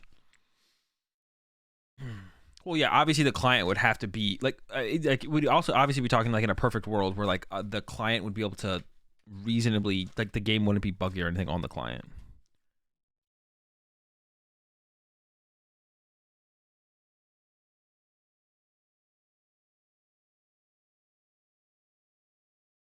All right, we hit Reggie. All right, this matchup is actually a good matchup though. This is a good one. Oh shit. Yo, they have a canceling clone in Reggie. Does that do anything? What is that for? Eat the Wheeze? Wheeze? Oh, I have like one less out to the paths though, because I don't have the vacuum. Oh wait. Timed match, it was me. I was the culprit.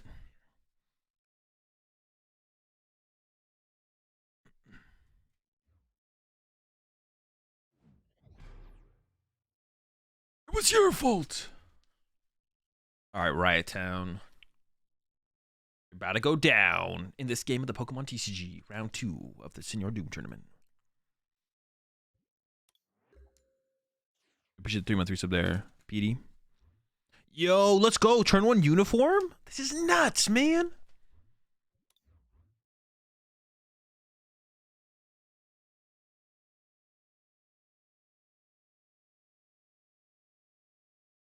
This is about to be sick. The turn 1 expeditions uniform.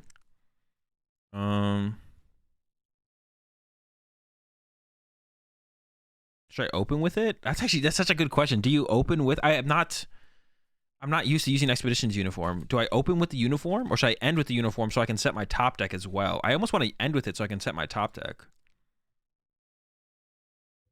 Yeah.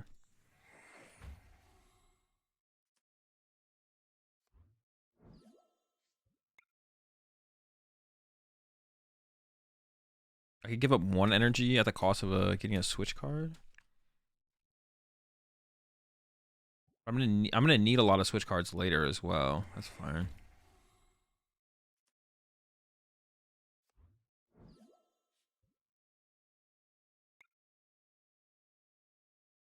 Grab the goo. Bench the goo. Capture the goo. Alright, grab the Greninja. So we prized no Pokemon. Energies. 3 metal. 3 metal, 3 water. So I prized a metal and a water. Wow. 2 in there. 2 caps. I played a cap. 2 parasols. 2 Marnie, 4 Corvus, 1 Roxanne, 3 Boss, 2 Sinnoh. Prized the Sinnoh. Switch. Did I use a snitch? No snitches used. And no switches used, so I prize a switch. No nets used, 1 rod prize. That's unfortunate. This. Rope. Rope, so I prize a rope as well. Okay.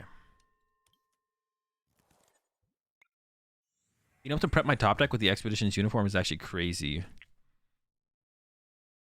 I actually want to KO Regice if I have a choice of which one I'm KOing.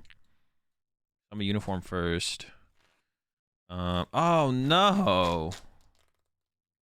Oh, what the heck? Oh, what? Excuse me, what? That's so bad. So I want to loss on the metal then, right? So I want to go throw this on top because I could play it, loss on metal, top deck Goodra. Wait, does it say this is the top card? So the top card, this, loss on metal, Goodra.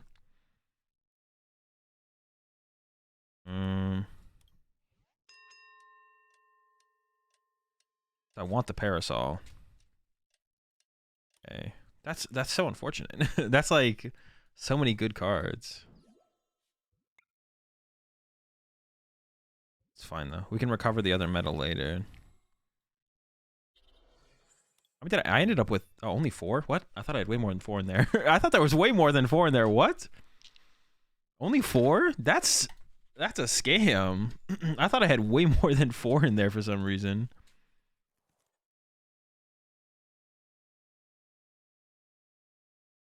Damn, that was way more hype to use that, and then it was just like 3 good cards, and I'm just like, okay, whatever. And I saw 0 Battle VIP Pass, you know, nothing much, you know. I just dug like a million cards into my deck. 0 Battle VIP Pass, nothing new. So I got 1 metal in the deck, 1 metal prized. Okay.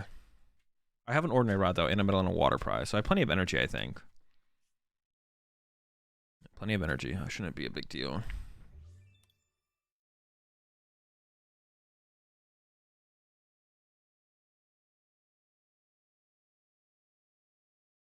Could get rough here though if I keep seeing energy. I have to stop seeing energy on these comfies. I've already got rid of 2. Yeah. It's a yikes, dog. It's alright though. I still have my rod left. I need to keep my Sinnohs around too because I gotta be able to bump the stadiums. Alright, ice up.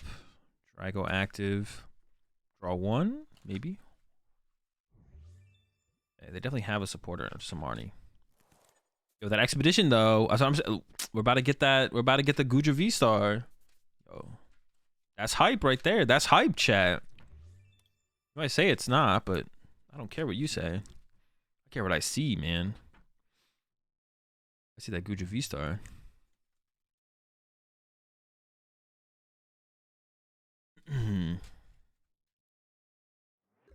Okay. I think we gotta start with the Greninja still. I need cards. These are not cards.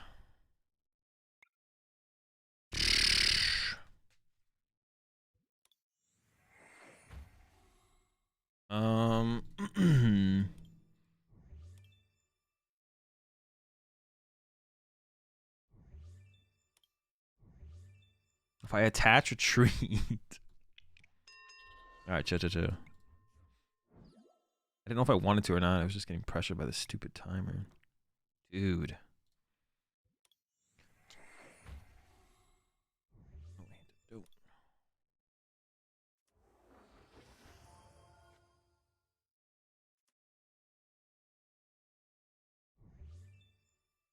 There's one more water in the deck. I should probably just put these in the deck now. Yeah,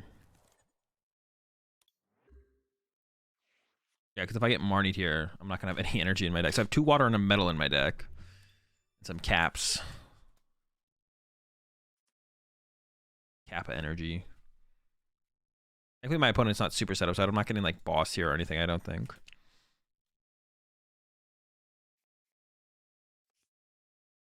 I still have 2 net left, so I can get some of these Comfies out of play potentially still. Yeah, I'm probably getting attacked this turn though. Yeah. I would guess I'm getting attacked this turn. It's possible they whiff though. That'd be pretty hype, to be honest. Shout out to my opponent for them whiffing. That'd be sick. Give me one more turn to just be chilling. Also, Ordinary Rod shuffling the deck. There was a Marnie on the bottom of my deck, wasn't there? So maybe I should have Ordinary Rodded sooner. I don't know. I really wanted a Colress.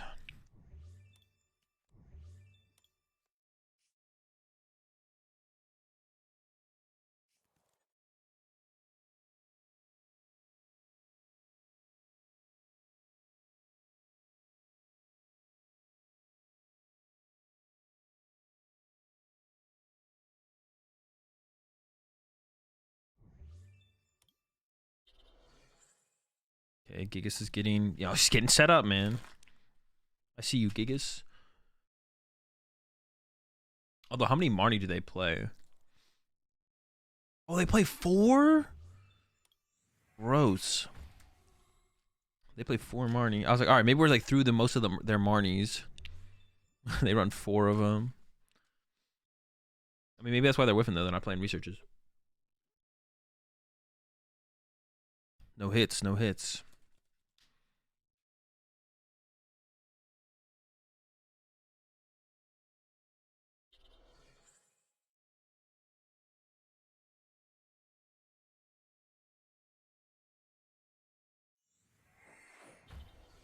Oh no, do they have a net? That'd be unlucky. No net, let's go. Insane. I maybe even want to take this thing out, to be honest. Oh, so I'll start with this. Dude. I need the energy.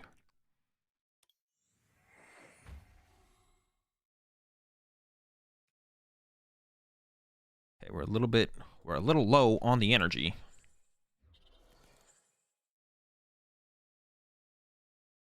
Escape rope. Benching this was maybe a mistake.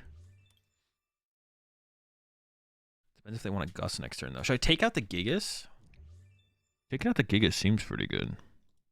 It gets rid of a choice belt.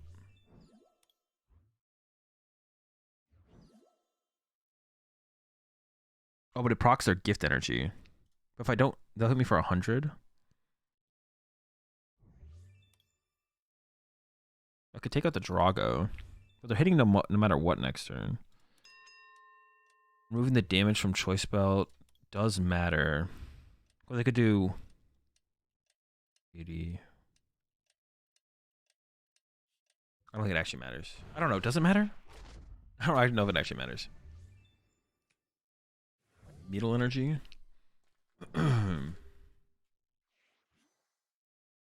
Metal energy. I guess the Reggie that they were always sending up there is the one they have another one of, though. So maybe I should boss. Like, how many more opportunities am I going to get to boss here? Maybe I should just KO the Drago to, like, limit their draw power. Or something like that. Swing 100. Okay.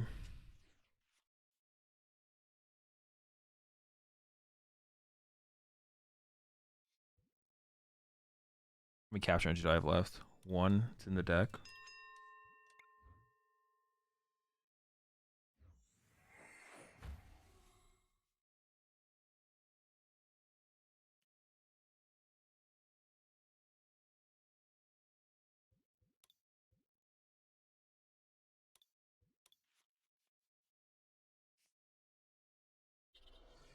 I have a metal and a water prize, so I don't think it matters which one I attach.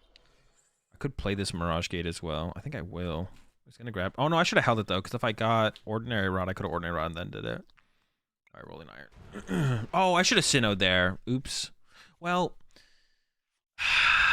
should I Sinnoh there? Because if I Sinnoh there and then they path me and then I don't have an out to put the Sinnoh in play so I can heal, that wouldn't be very good. But they kind of like played that as if they needed the draw power from the gift, so. I also could have boss KO'd. No, I didn't want to. Could have boss KO'd Registeel, actually. I don't know, maybe I trolled there. Because if they do top deck, and then I don't have an out to heal, if I just heal here, I win. If I make sure I heal next turn, then I just win the game. So maybe just making sure that happens is just the better thing to do. Because if I just heal next turn, if they hit me and I Moisture Star, then the game's over and I just win. So that might be fine, to be honest. Actually, I can leave 3 Pokemon in play. For some reason, I thought leaving 3 in play was a troll, but this thing's only worth 2 prize cards. So, what have I drawn for prize cards? Switch Escape Rope? I think so, yeah. Yeah, maybe I should have Sinnoh'd there. But if I heal, if I heal, I just win, I think. So if I heal with my next Goodra, I also just win the game. So, oh, there's the Marnie. How many paths do they have left? All of them? Maybe they prized one. Yeah, we're chilling. Sinnoh? Nope. I can play Mirage Gate, though. Shuffle the deck, and then Kolsch's Experiment. If they get they also have to get a path first. So if they don't even get a path, it doesn't really matter.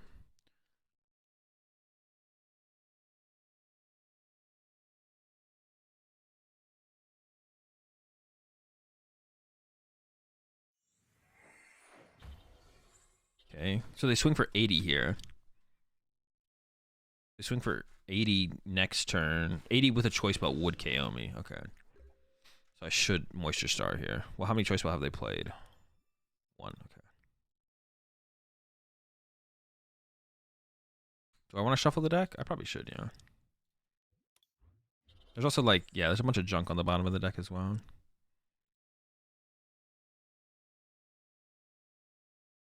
Net. Or should I go for the Marnie, actually? I should probably go for the Marnie. Yeah.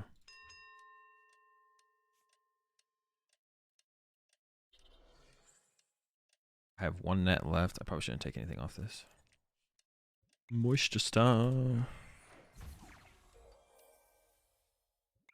Yeah, this matchup is insanely free. This is insanely easy. Like, as long as we get our heal off, we just win.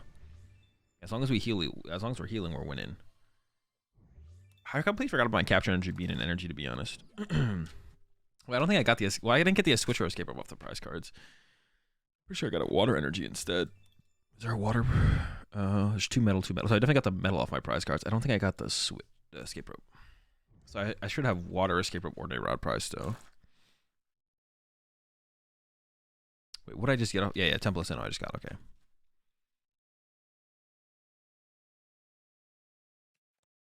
Morning, sure. Should I even be holding Temple of Sinnohs at this point? Actually, I didn't even think about that. I could have played that Temple of Sinnoh. Yeah, because maybe the only reason they're not playing Path now is because I have Temple of Sinnoh. So I probably should be playing my Temple of Sinnohs, actually. Once I got my Moisture Star off, I can just spam them. Because they're only going to hold Paths as answers to my Temple of Sinnohs. But they always have a ton of them left, so maybe I don't know. I didn't really think about that till right now, to be honest. I didn't think about that. It's like, once I got my V-Star power off, I probably should just play the Temple of Sinnohs. Because then that just shows off their energy, I guess. I didn't think about that. We'll see.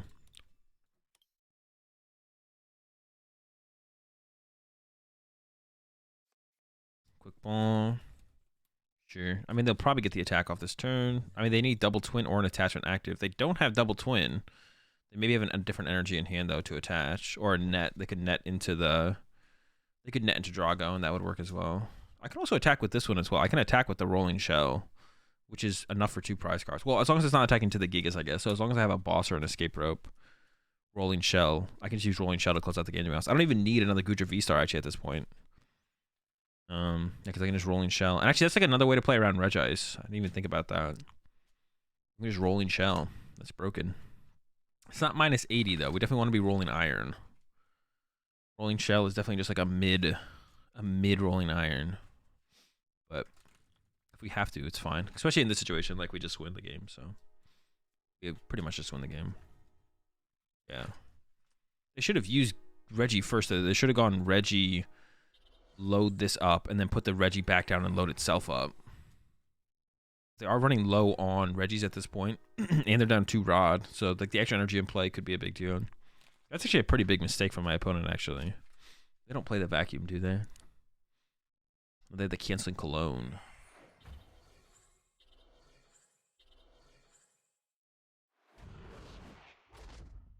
The choice belt there. Okay. So I could just go Sinnoh knockout, right? That's fine. Yeah. Take away their gift draw. Also, their second draw go too. So they need their last rod and a way to find it. And even then, I just win the game. Yeah, even if they have all that. I mean, I guess I could always hold my Sinnohs as ways to bump path so I can use Greninja, but I feel like that's like... This is my last energy. But if I got Ordinary Rod, that'd be like another energy as well. So maybe I could have held the Sinnoh still, to be honest. I don't know. Maybe I could have. It didn't seem like necessary to hold it, though. Got the rod. It shouldn't be hard for them to find it, probably. We'll see. 3 quick gone. 2 ultra still in the deck. 1 more quick. How many caps do they have left? Depends how many they play. 1 cap left.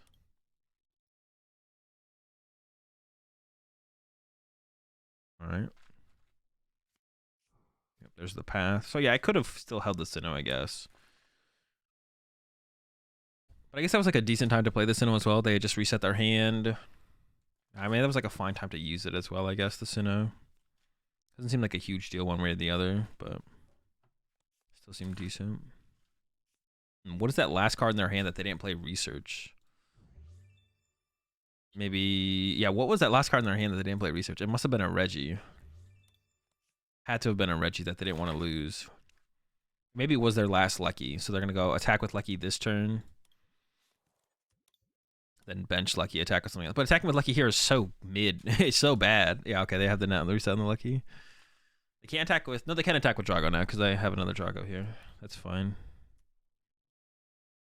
But yeah, once again, I don't think it matters what they do, really. I think we still just swim.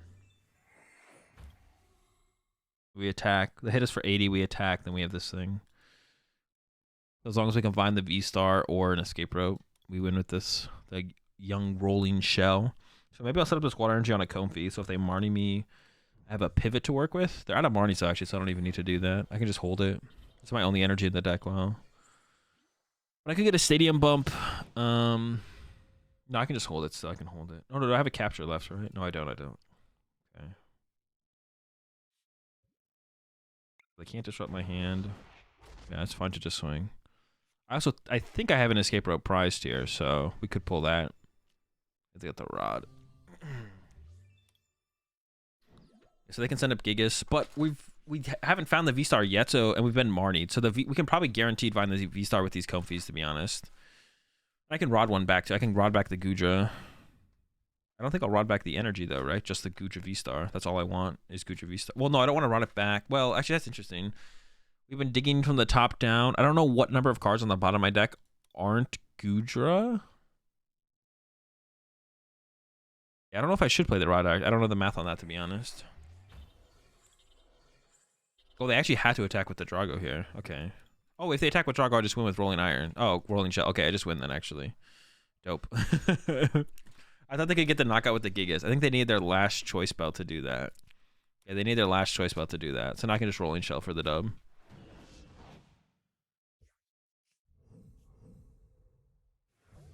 Right? 140.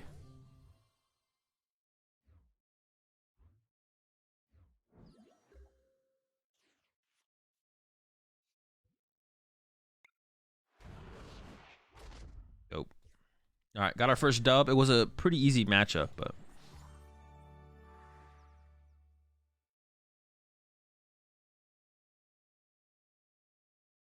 it was definitely an easy matchup.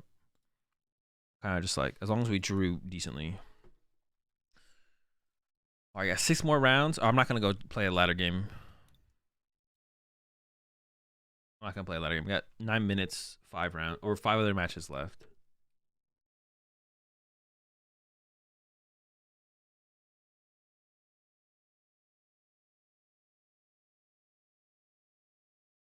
Hopefully we pair. Hopefully not, Zach. Hopefully not.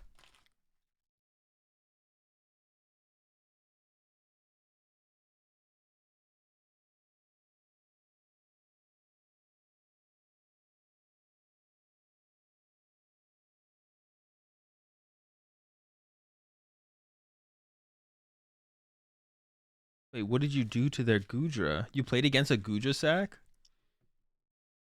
Wait, what is that Pokemon? Wait, now I gotta look up your list.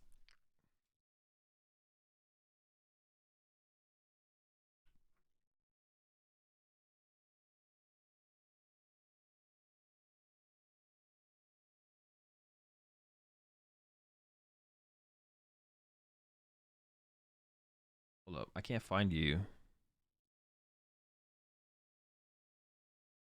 Well, you said you were in the other category, right? Oh, there we go. Oh wait, no, this is not the exact. This is not the what's it called that I thought it was.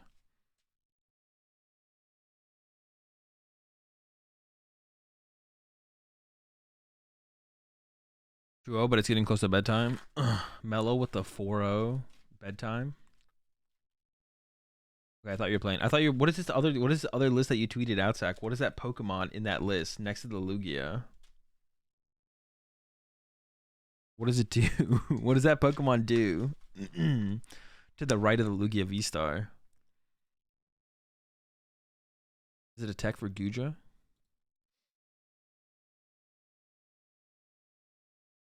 Noctowl? Is it a Noctowl? Is that what it is? What does it do?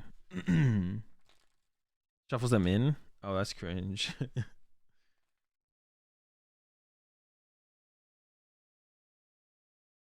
So it is just a Goodra tech? It also shuffles the Noctowl in? Oh, what the heck? So you still just lose. You shuffle their Goodra back to the deck and then you concede.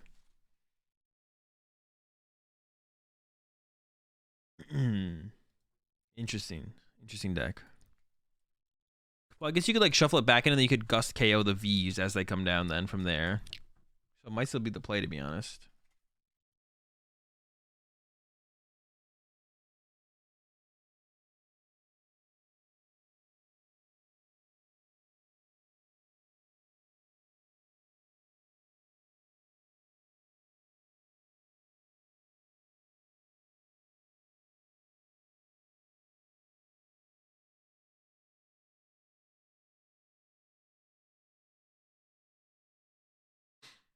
Choose one of your opponent's bench Pokemon. They shuffle that Pokemon and all cards attached into the deck. Then shuffle this Pokemon and all attached cards into your deck. Broken card. So Lost Zone is the most popular. Of course, it has around a 40% win rate. That's the classic. Yeah, Lost Box's win rate is like terrible online. Yeah, other is actually pretty high here. What do we got? Vikavolt Aerodactyl. Is it just going to be a bunch of Vikavolt Aerodactyl? Sax deck. Archeops Omastar. Vikavolt Aerodactyl. Control.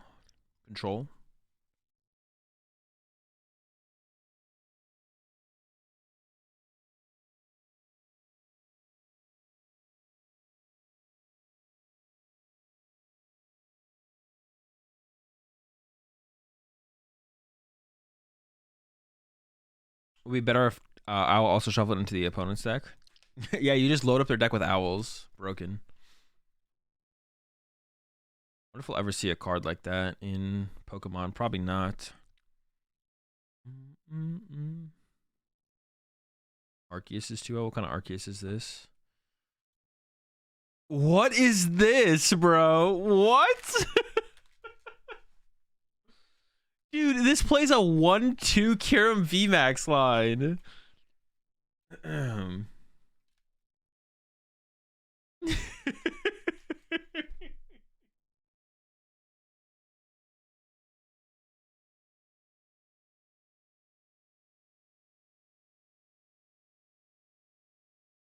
What is this deck? It has a Ziu. How do you say it? Zisu? Ventures Discovery? Bro, what is this deck?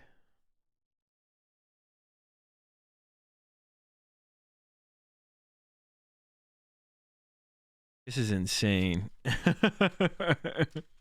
Definitely a deck of all time. Yeah, definitely a deck of all time for sure.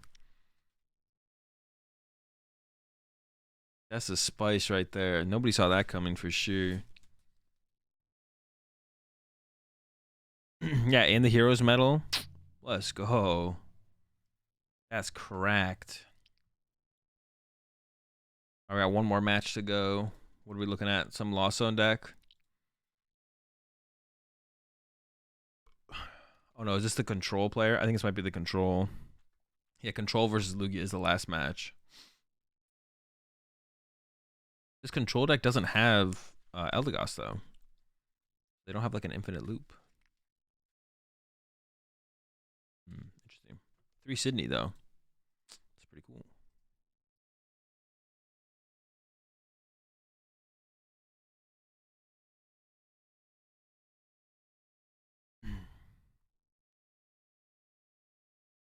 That is the Kyurem for? I mean, just hitting really hard, I assume. It just hits really hard. Can't go wrong with hitting hard. Yeah, you can't go wrong with hitting hard. How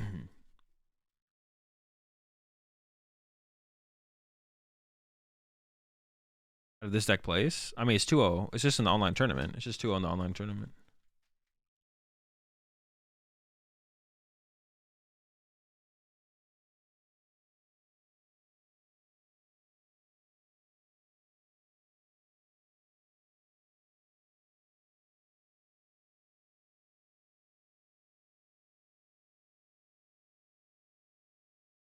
What's the Expedition uniform for?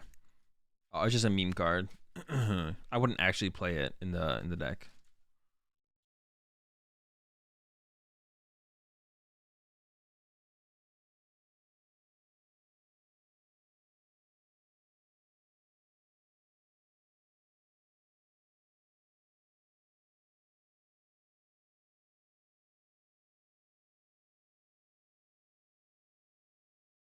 The fuck is Sack playing? Lugia control.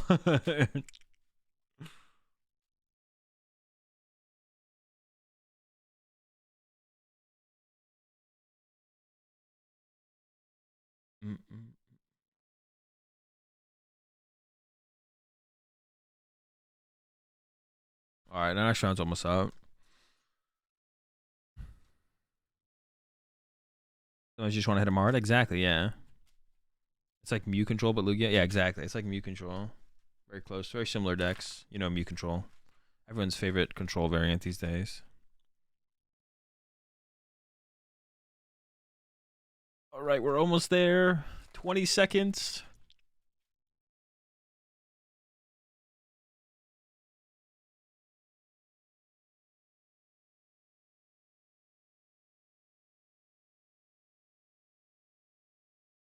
Dude, I hope I don't wake up. I'm definitely feeling sick. I just like the question is like how sick am I gonna wake up tomorrow?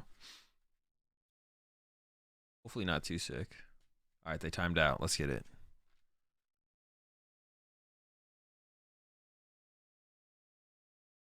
I'm definitely sick. This question is how sick have I become?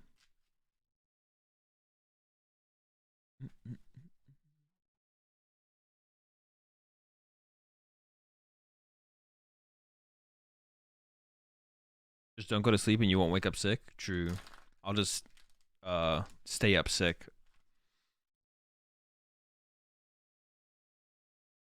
Yeah, I'll just stay up and get sick eventually. Better trade off, to be honest. I hate waking up sick. I'll stay up sick.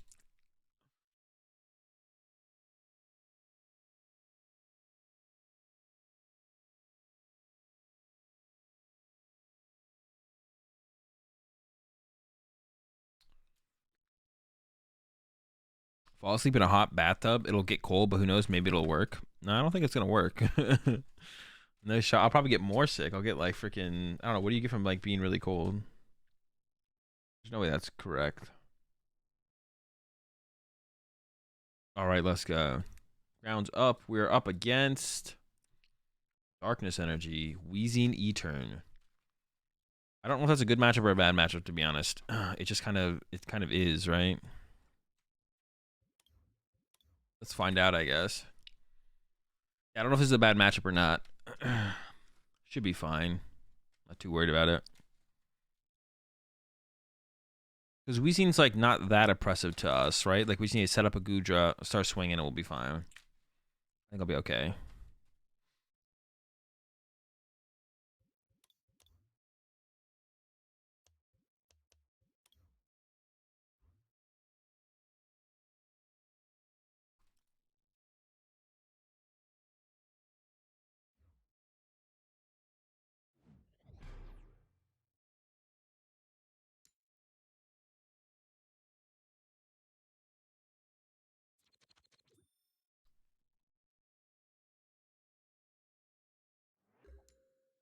Okay, I'm fine with that, I think. Not with this kind of hand, though. I need another Comfy ASAP. Come on. Don't let me down. Dude, I'm getting let down here. Oh, come on. Come on. I can't lose the Goodra. I gotta take the Goodra. Okay.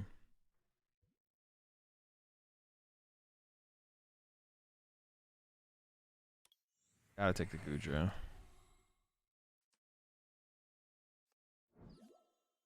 Wanted that VIP. Go again? Dude. Come on. Give me another basic, brother. All right. Pass. That's fine. I mean, I could have taken the capture to get like a second Comfy there. That doesn't sound like as good as just getting the... I think the Gudra's more important, probably, for sure. We're getting Scam Sentient here. This deck also plays a lot of escape ropes, so we could get an escape rope this turn and kind of pop off, possibly. Yeah, there's three escape rope in this list, so it's definitely possible to pop off with the ropes. Did they give up a... It was a VMAX. I thought they gave him an E-turn V there.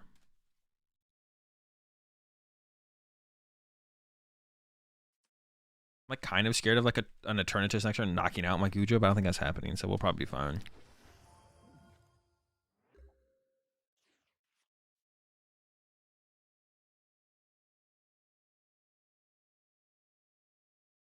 What if I put the Parasol's actually kind of funny.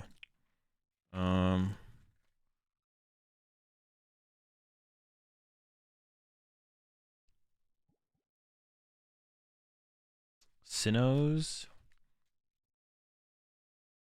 I could give Bagudra V-Star, but if they can't my thing fast, I don't want to do that. Yeah, the Parasol's actually going to be kind of funny against them, right? How many am I at right now? 4? Dude, another Comfy would have been so sick there, actually. Another Comfy there would have been so sick. Oh, okay, we still got to go in, though. No. I want to go... Net.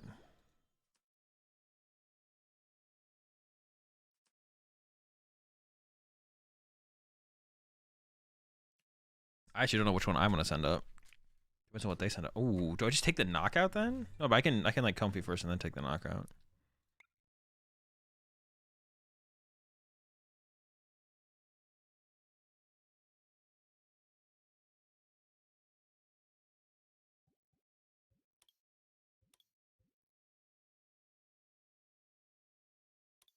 I have a gate in hand, yeah. I didn't really think about that too hard, to be honest, but I should have. If I had like just realized I had a gate in hand, I would have been like, oh, okay, we always do this. I don't want him to gust us and start poisoning it, so I think we should put the Parasol there. With that spit. I feel like we're in a pretty good spot. Actually, I'm feeling pretty confident now. Yeah, I feel like we're in a pretty good spot. This actually ended up going pretty fine. Doing pretty good.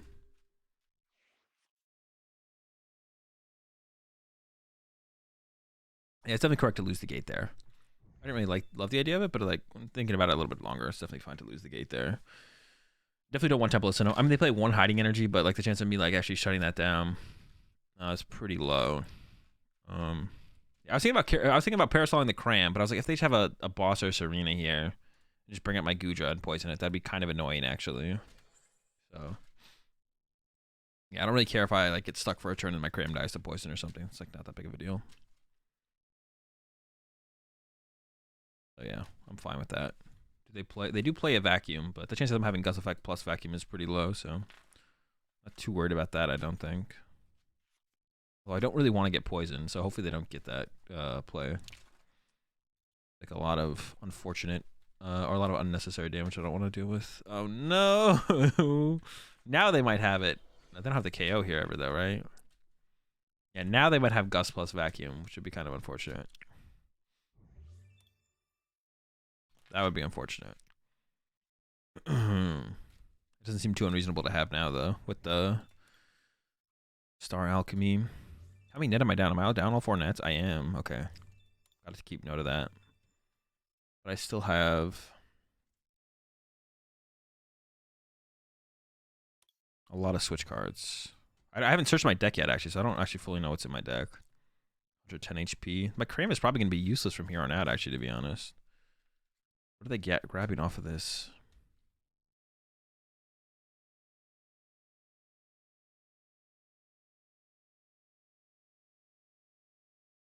I don't think maybe they haven't searched. No, they searched their deck yet. What are they grabbing here? Like maybe they're checking their prize cards, but they've already searched their deck. They do play an escape rope, so they could go like escape rope Gust KO my Goodra, which would be so just annoying. Okay, they actually just didn't do anything. Okay.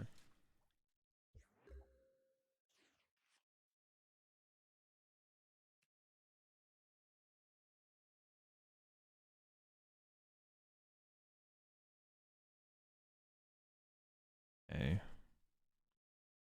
It's fine.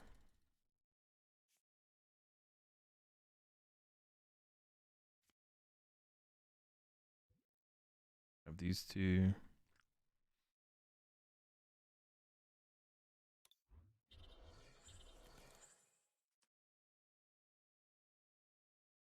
With another one, water, metal. Metal here, water here.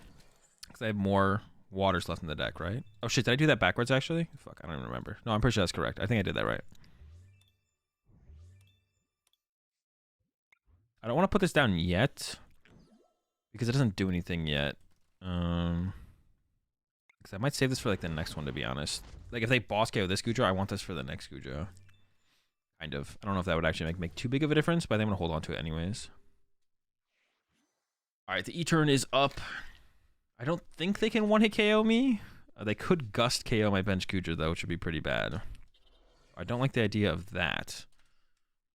But that's like the only thing that's like kind of annoying. Besides that, I think we're going to be in a pretty good spot. I guess if they might need to like bench Coffins or Zigzagoons at some point to like fill up their bench to actually do enough damage to like hit me hard enough to do relevant damage. So then if that's the case, then I guess that's where my Cramp could come into play. Yeah, there's the boss. That's what I was a little bit scared of. I guess I could have not benched this Goodra V when I did. I forget when I benched it, but like not loading up this energy on it felt a little bit weird too. So, and if they get the KO this turn, I'm like not that down about it. I could even go Gust KO Crobat to look for Gust. I could go like Gust Bat, but now they bench this Goon, so now I kind of want to Gust KO the Goon, to be honest. They could also whiff completely here, and that would make things awkward if I don't top deck a card. I don't even know how I'd want to play that, to be honest, if I don't get find a way to move this thing. If I get even a Mirage Gate would do it, though. I've got a lot of good stuff. Ooh, am I at a Mirage Gate? No, I have one left. Okay. I don't know if it's prize or... Oh, I should have checked my prize. I definitely searched my deck with a Mirage Gate, so I definitely should check my prize cards then. Okay, so they're knocking me out, right? 1, 2, 3, 4, 5, 6, 7. Actually, no, they are 10 short. Oh. Well, that's awkward now, because they could Goon KO me next turn. Dude, this is so awkward. So dumb that my hand is just, like, dead. Because now they could go Goon Ping this and then Gust this one. But if I evolve it, they can't Goon Ping it. But I don't want to use Moisture Star on this one. So I think I just have to evolve and pass. I don't even really want to use Boss, to be honest. I could Boss up a Crobat, but that's so easy for them to get out of. I think we just pass from here. That's so awkward.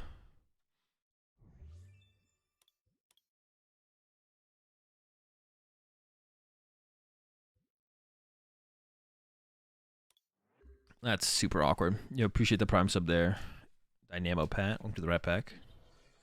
All their shrimp. We got plenty of spaghetti. All right, it worked out. Felt really awkward just off the rip there, but we're fine. I was like, sheesh, how do we handle this? Like, that felt so bad. That felt like really bad. Now I'm feeling okay.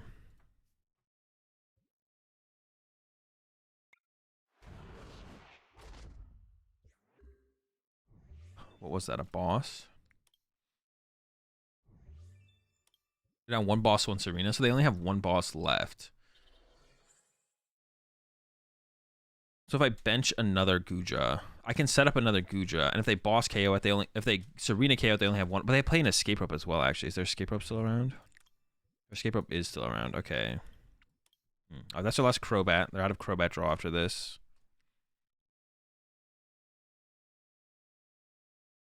But depending on how this goes, I could bench another Goodra just fine. That wouldn't be a big deal. I also have the boss KO on the Goon here at this point as well. Yeah, I think we're in a pretty good spot now. I think we're gonna probably win this one. I still have Moisture Star. Should be chilling. Yeah, if they had the boss KO on that turn, on the last turn, then I probably would have been in trouble. But they did not have it, thankfully. So I think we're actually chilling.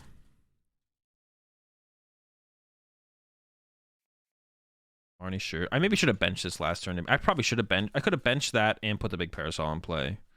I didn't want to put the Sinnoh in play though.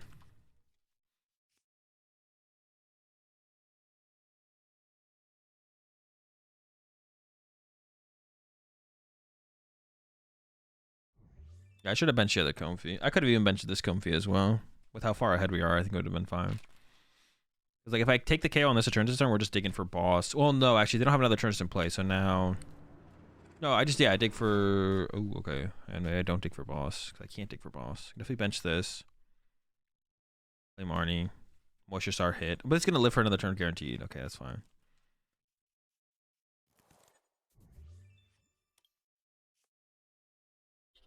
I mean, they should have... I would bet they've seen a Sinnoh and just haven't used it for whatever reason.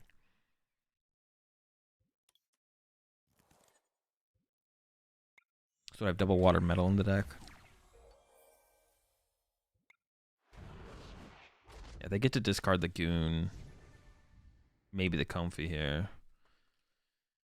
Oh, they didn't discard the Goon. Oh, no, they could still discard the Goon. And then, if they don't have evolve to a Weezing, then I can go after the Coffin as well with the Cram.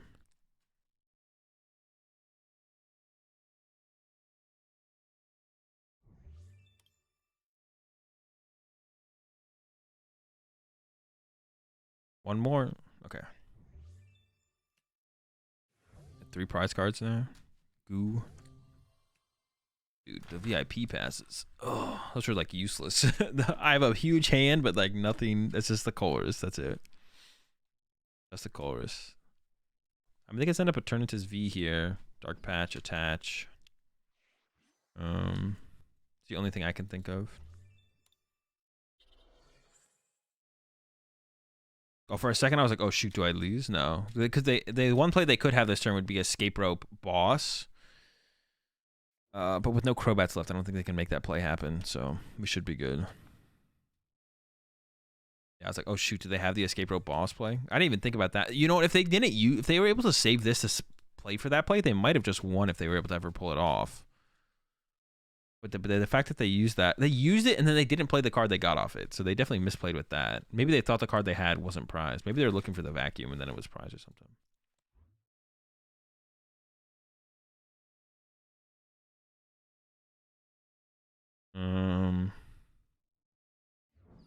I guess they can have my Cram. I don't really care, I guess. They need to send up something now themselves. They have to send up Crobat and then retreat. Didn't they just retreat? No, they just played a switch.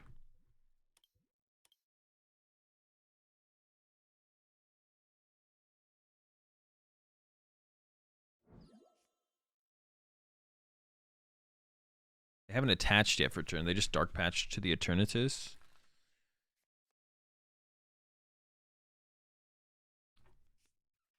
Okay.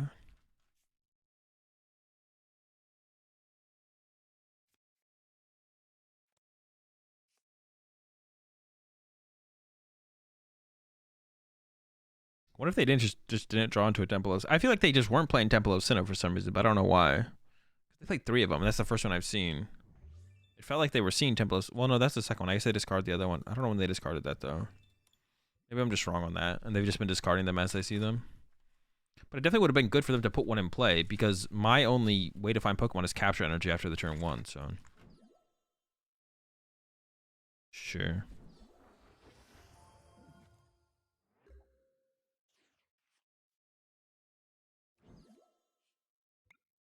Another dub, another dub.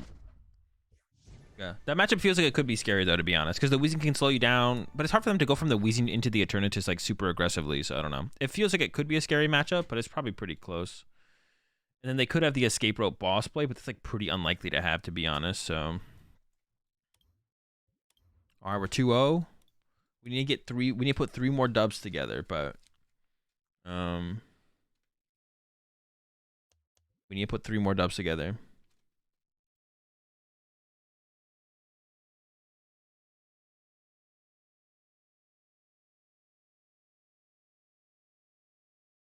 It'd be scary if the Eternatus was a good card. That would definitely add to the fear of it.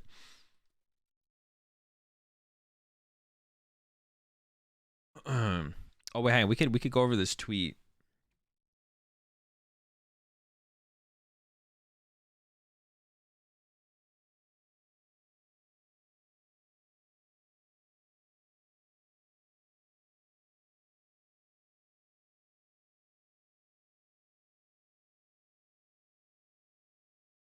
Oh, this tweet's infuriating. Hold up, let's take a look at it.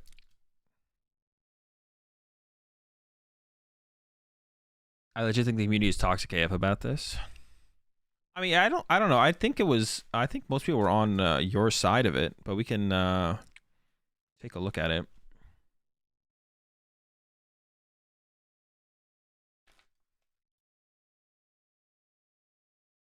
Like zoom in. What if I keep going? Is that the sweet spot so the stream can see as much as possible? All right, let's take a look at this tweet because I have an opinion on this as well, and I've been like, I've always talked about like this myself. So Kevin tweeted official online regionals with an invite to the national championship amongst the prizing. And this was responding to a One Piece tweet about what's happening in One Piece. So it sounds like in One Piece there'll be official online tournaments, which is actually interesting. Are they doing it webcam or do they have does One Piece have a client? Does One Piece have an official client or are they doing it webcam? Called you Kevin. Well, that's what it just said up here. Mellow Magikarp. I just read Kevin. I just like botted and I just like read the thing. I just went like full bot mode and I just read your name. It's webcam. Ooh. Okay, so I disagree with that being a thing. The chances for cheating in that is so high. It's insane. There's gonna be so many cheaters in those One Piece tournaments. There's going to be 6 IRL and 1 online. Bro, there's going to be so much cheating in that online tournament. It's going to be crazy. It'll be literally the best cheater is going to come out on top and win for sure. Yeah, literally it's going to be the best cheater is going to win that online One Piece tournament. So Melo's like, online tournaments that give like actual prizing and rewards towards the current circuit. That sounds like a good idea. And I agree with Mello. I think I talked about this when live was first coming out, and I bring it up now and then when live is mentioned, or I talk about live. Yugo has had successful webcam tournaments. That's because you just can't catch the cheaters. That's why they were successful. There's just no way there's not rampant cheating in online webcam tournaments. The only reason they seem successful is because you just can't catch the cheaters. Like that, it has to be that's got to be an insane amount of cheating, especially once you like enter the. I mean, I'm not trying to like. No, I am. Yeah, there's a lot of cheating in Yu-Gi-Oh. There's like compared to Pokemon, And also like card games like One Piece. Usually, I'm not saying that everyone who goes and plays Yu-Gi-Oh or people who like, I don't know. I'm gonna use the term game hoppers, but I don't mean it negatively. Like there's like there's like people who are card game players who, when Vanguard came out, they play Vanguard. When Dragon Ball Z came out, they switched to Dragon Ball Z. It's not like a bad thing, but like, the people who like, every new game that comes out, they go play that new game. It's not like a bad thing. I can't think of a better term though.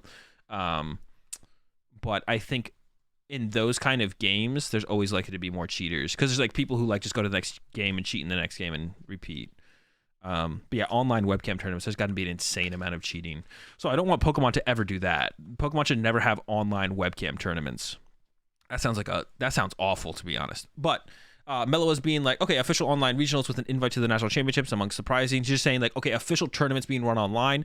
And I talked about this when PTCGL first dropped. I was like, okay, you should be able to get CP somehow from playing on PTCG Live. You should be able to get CP somehow. That'd be so good for the game.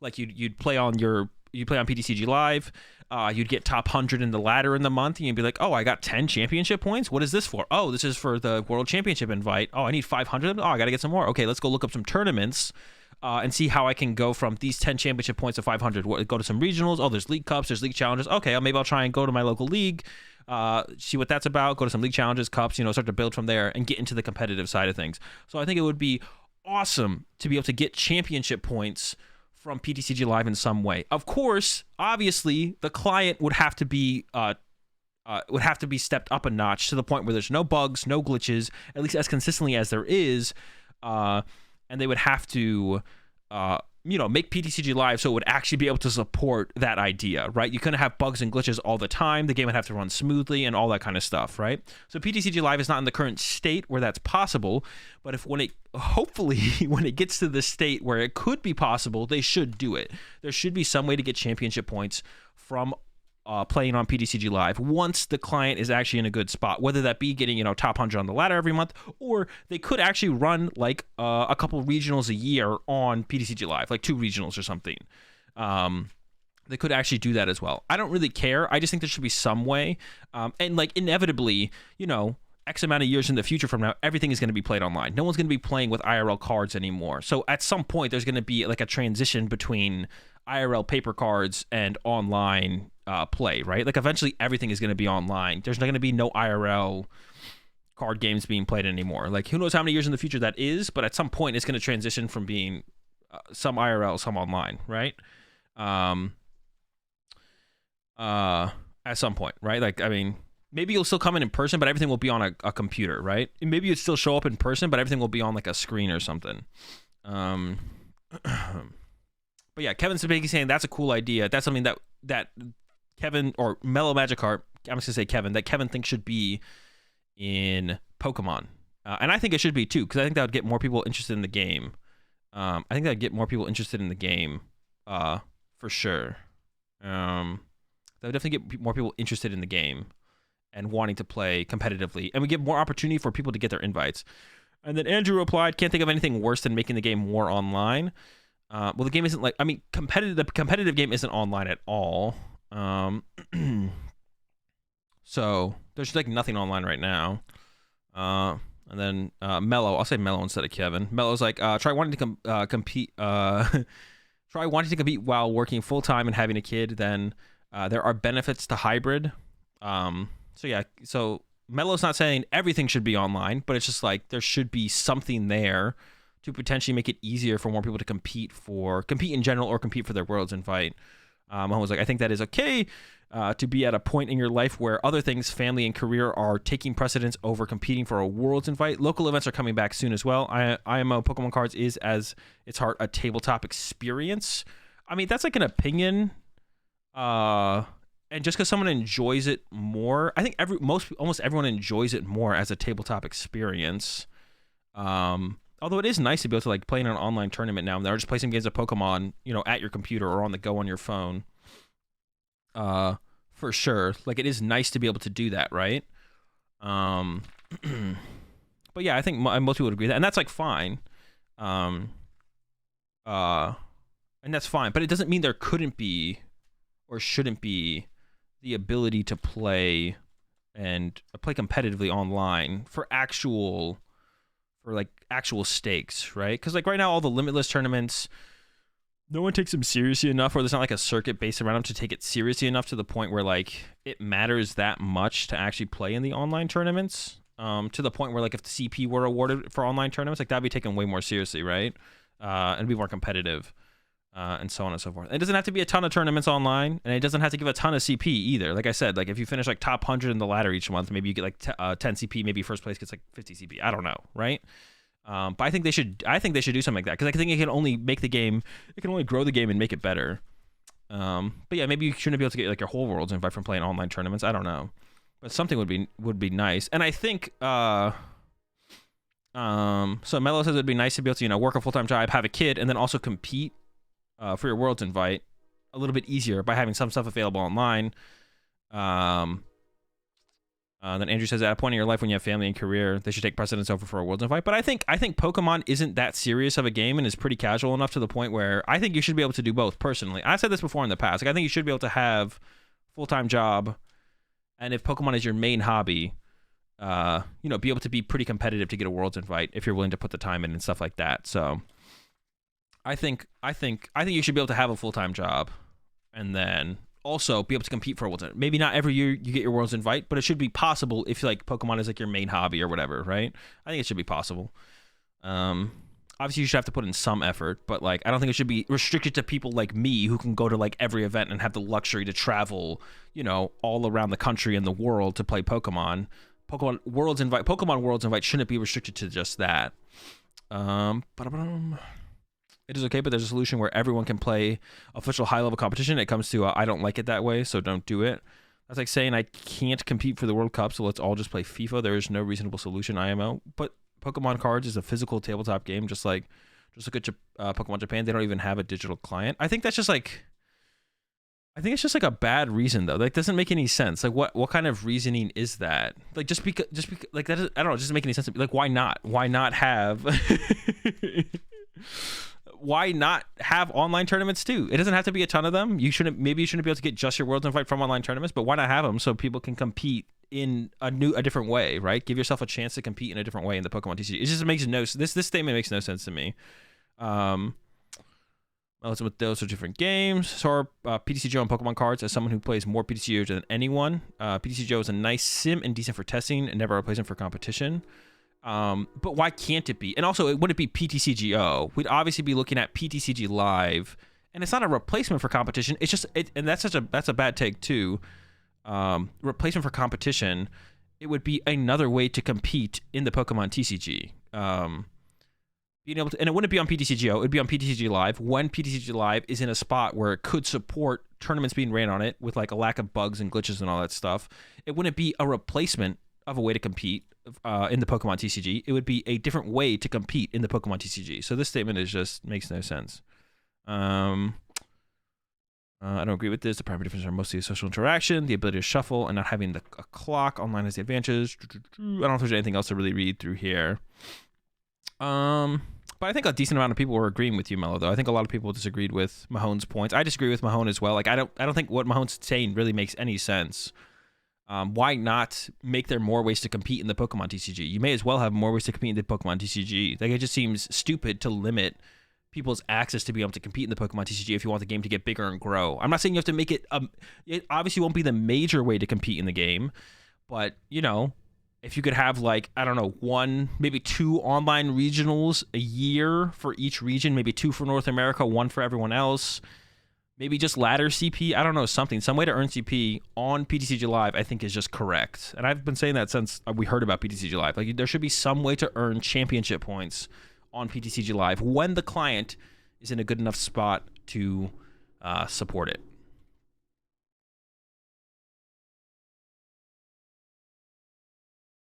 Plenty of other card games use their clients for high competition. Why is Pokemon exempt from that? It's not. It's just Mahone. Mahone thinks it should be.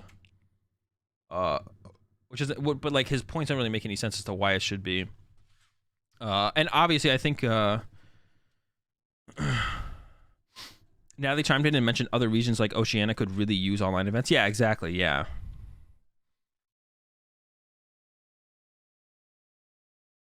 seem to be arguing that online play shouldn't supplement IRL play, but it should. It should. It just makes sense.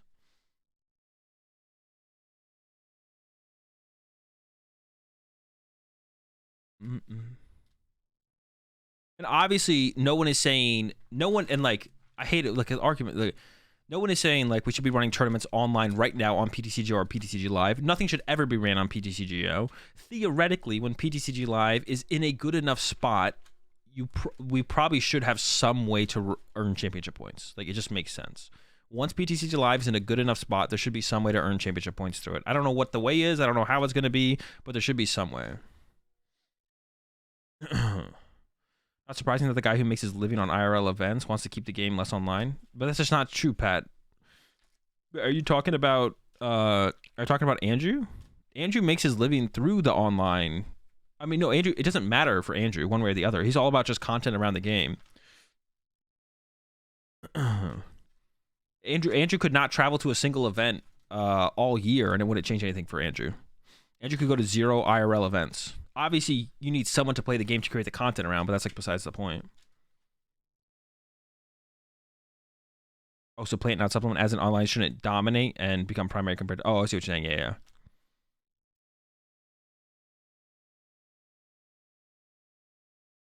Is there a trading Discord I don't know of? Not that I know of. There probably is, though.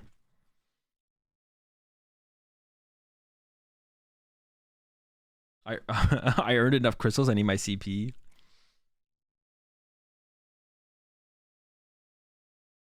The two can coexist. Exactly. That's what I'm saying. That's what it should be. It's a slippery slope. Magic slowly got rid of its IRL play. That's just such a bad. I think it's a bad. I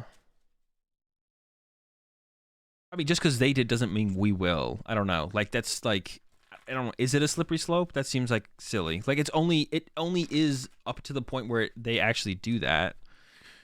But I don't think they would. Pokemon's money is made through physical cards. Yeah, Pokemon's money is made through physical cards and collectors. Like, the physical cards are always going to exist. Slippery slope is a bad argument for almost literally anything. Yeah, exactly. Like, if someone does something because they're a dumbass, it doesn't mean because you follow the tracks, similar path of a dumbass doesn't mean you need to be a dumbass. You know?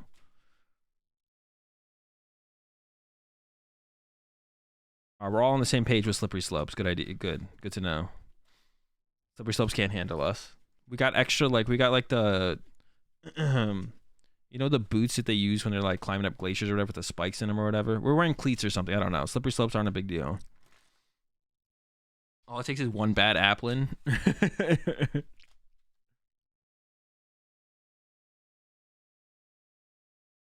A bad result doesn't invalidate every step in the whole process? Yeah.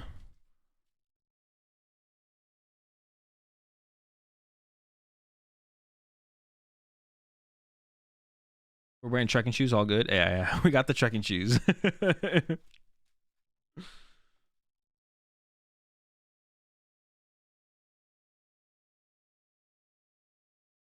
If there were online regionals, do you think there would be entry fees? Probably not. I mean, maybe like a very low one, but I don't know, like $10 maybe.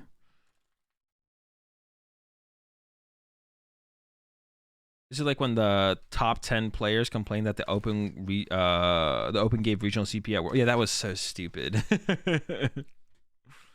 All right, I think we hit a Lugia. No, we hit. Oh no, we hit Ray. All right, how many energy do they need to KO me? 5. All right, we just gotta go fast. We gotta go fast and hope that we don't lose. We have Marnie's and a Roxanne as well, so we can hope for that as well.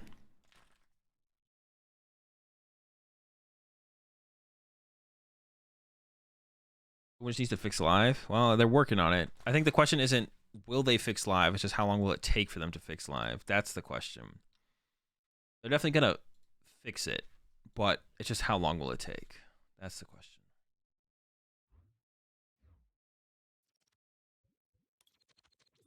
Damn it, I didn't want to win the coin flip because I don't know if I want to go first or second.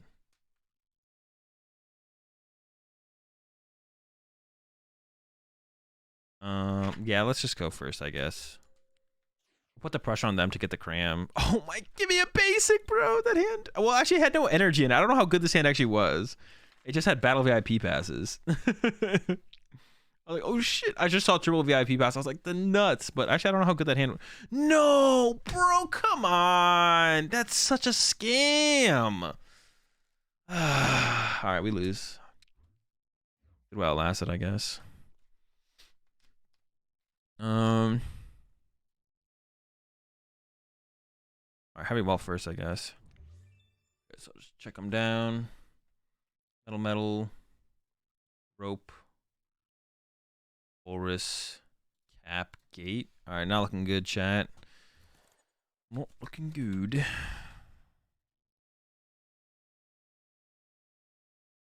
Dude, this stupid Drapion, man. Come on, man.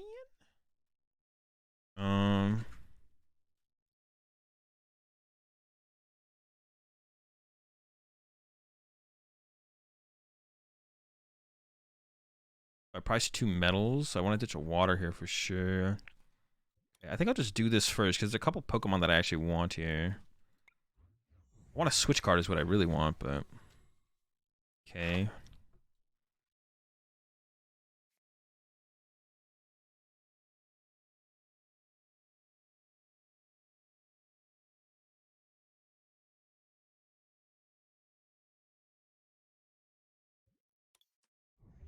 I priced hella metal, so I think I want the metal here. Dude, this is sad. Oh, the Drapion start is just so... It's just too cringe. Too cringe to handle. I might could have gone second. Maybe I should have gone second. I don't know. It just felt like I'd rather like be attacking with Goodra turn 2. And I feel like that puts more pressure on them than... Yeah, I just felt like attacking turn 2 with Goodra was going to put the most pressure on them. We got this Drippy Drape in our active. Not looking good, man.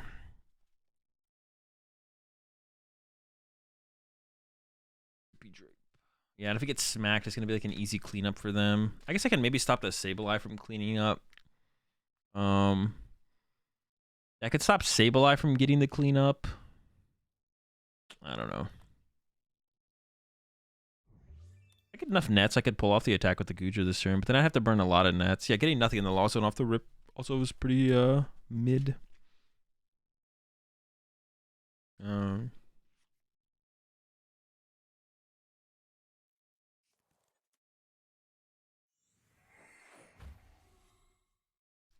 Ninja, maybe they have a pretty sloppy or pretty slow turn 1. Come on, man. Maybe we can get that crammy punch. Gotta get this Drapion to have the active though too. Okay. I mean, it's like the same thing as my Drapion being in the active. I don't think I really care about that. What does this do?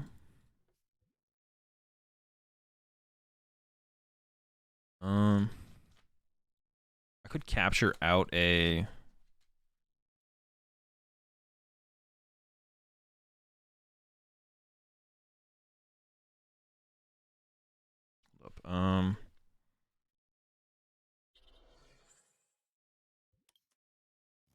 Capture out Cram first, I guess.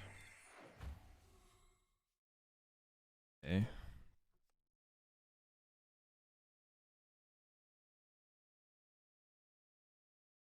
Want switch Marnie capture, I guess. Switch. Okay. Nice. Switch. Nice. Yo, 2 pair on the... All right. Spitting? Oh, now we're spitting. All right, they didn't get them not getting the punch on the Drapion is actually huge. If they'd gotten that punch on the Drapion, I think we would have been in big trouble. But now I think we have a shot. Yeah, now I think we're cooking. That's also their boss, so they can't boss my Drapion anymore. I'm just gonna send up a Comfy to be honest, I think. Nope. Now we're cooking. We have... Okay. I don't know if I should have concealed first though, because I can draw energy here.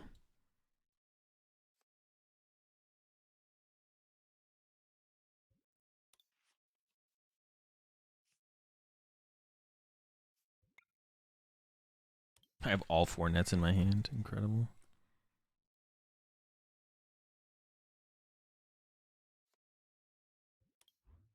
That's like, at least as long as I have 1 energy in there, we're chilling.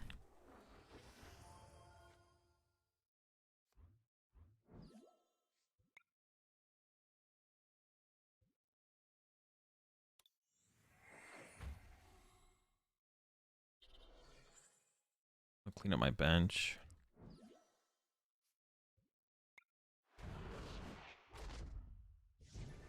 I mean, I think we just win now. I can't think of like any way that they can make a. I mean, they could make a comeback. Actually, I take it back. It's possible. It's definitely possible. I take it back. I take it back. Comeback is real. I have 2 medals prized, so for me to actually attack with the Goodra, it's pretty hard for me to attack with. Nice Goodra. It's gonna net the Reich. All right, this one could have been tough, but then my opponent bricked, so easy dub.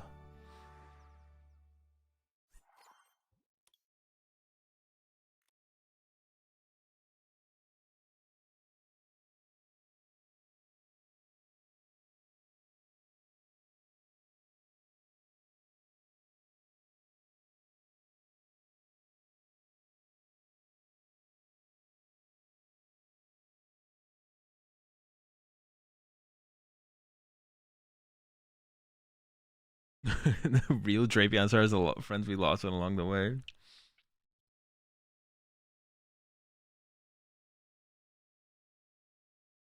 11 Lost Box just shits the bed. I mean, it doesn't shit the bed more than any other deck, though. It looks worse, though, because you can't do anything if you have nothing in your lost zone. It does look worse sometimes. All right, we're 3-1. We need to win 2 more. Let's people these standings real fast.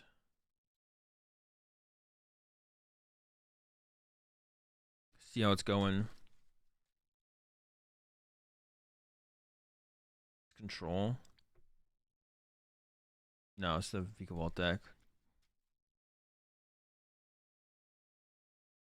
Yo, Urshi though? Urshi and Teleon? Insane. Broken deck, man.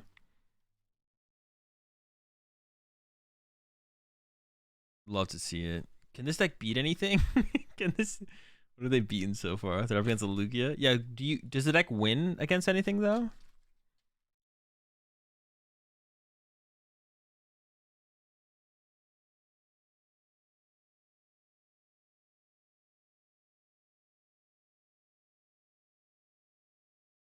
Yo, sick deck, but do you actually beat anything? Can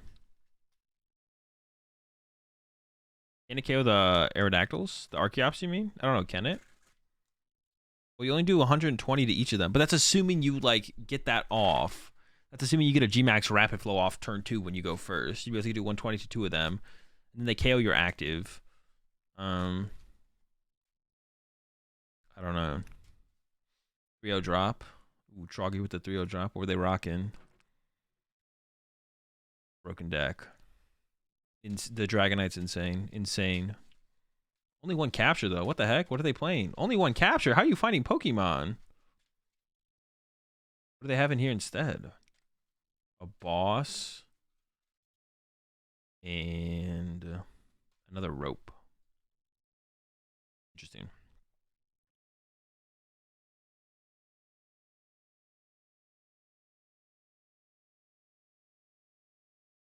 We got 20 minutes. All right, we can go rock a ladder game.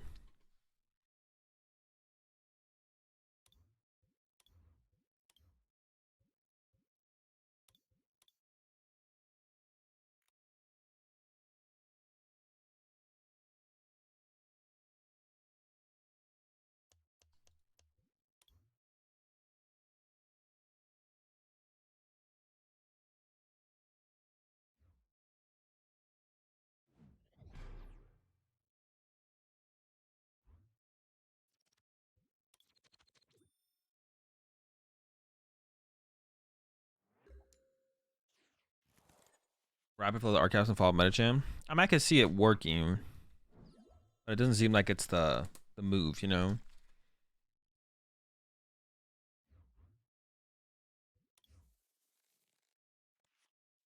Yeah, I'm not convinced. What? Did we just hit the Schmear match? Oh, what?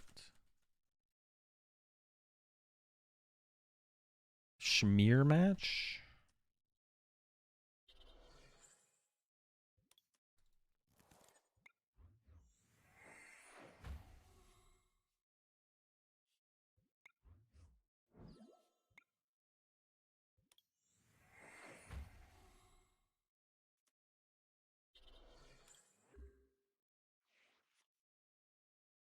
The Schmatch? What's the win con in the mirror? Take KOs, punch some goos. Oh, we could get crammed here, I guess. That doesn't sound great, but it's not terrible. Did I go over the new set yet? No, I did not. I might not do that today, to be honest. I guess escape rope's like a pretty big deal. Yeah, I don't know if we're gonna go over the new set today. We might go over tomorrow. We'll see. I don't know. I'm starting to feel sick. We still got a lot of tournament. It depends how long the tournament takes, to be honest. That'll probably be the...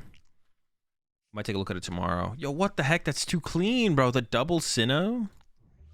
Chill.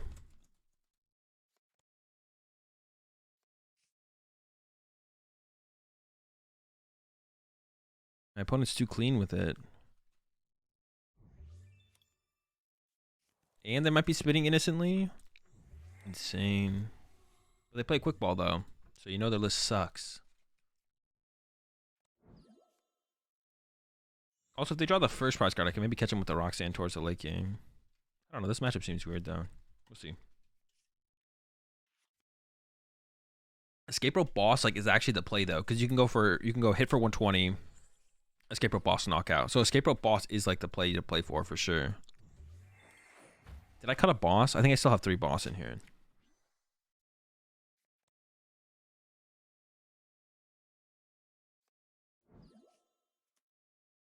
I think I still have 3 boss in here. So that's the play for sure. We play for the escape rope boss. They get the Crammy lad. That's fine.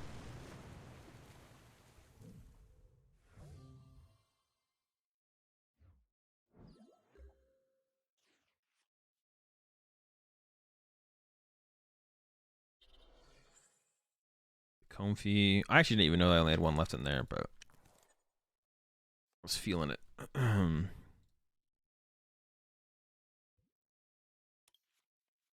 I'm sitting at 4. A lot of energy in the hand. 5.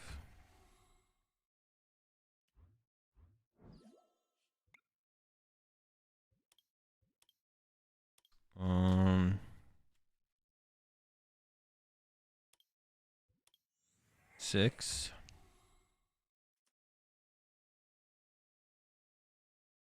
Well, do I want to attack with... No, I don't ever want to attack with Cram here, I don't think.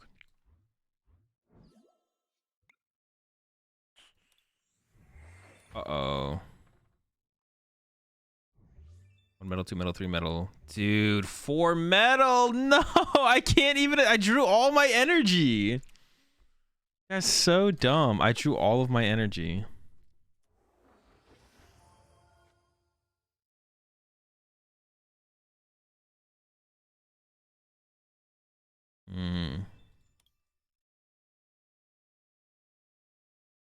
Yo, appreciate that 2713 so there, Polycrastinator. What should I do here?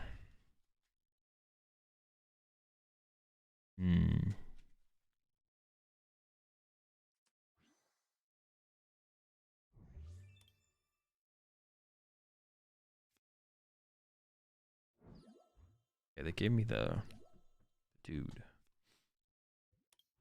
That's so cringe, though. Spitting innocently here is so cringe. Oh my gosh. Oh my gosh, it's so cringe. Oh, it's alright. This uniform will save us. The uniform will save us.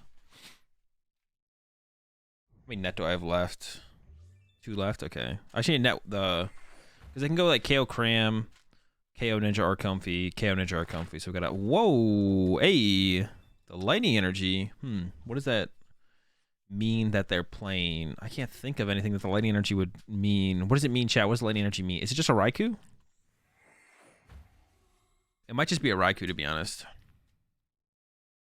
I also want to KO some of their stuff before they get the net all out of play. They have 3 nets left.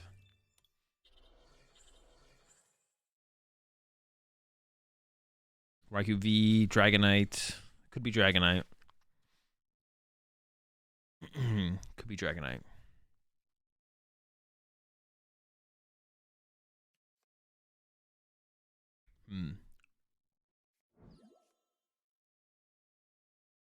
All right.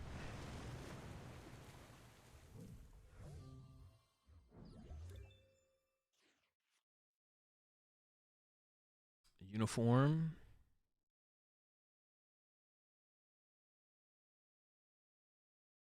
I don't. Oh, shoot. I can't get past that 3rd card, though.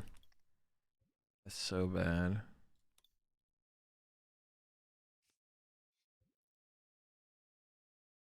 I could play this Mirage Gate. Okay, so I can actually play the Mirage Gate, fail it, and then concealed cards. Broken. Insane combo. Oh, I just drew nothing still. Perfect. Still drew nothing. That's so dumb. I wonder if I ever boss KO a Goodra V here. I don't know. Dragon V goes crazy in mirror, right? Maybe. I don't know. Perhaps. Actually, no leaks. I know for sure. But I'm not gonna tell you. I know exactly how crazy it goes. Let me do it. So I have 1 water in the deck and 2 gate left. Okay.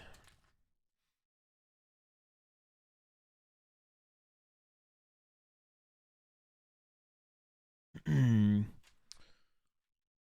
can definitely set up another Dragonite or Goodra, not Dragonite. My mind's on Dragonite now. Definitely set up another Goodra. Definitely set up another Goodra. That can be set up for sure. All right, Cycler.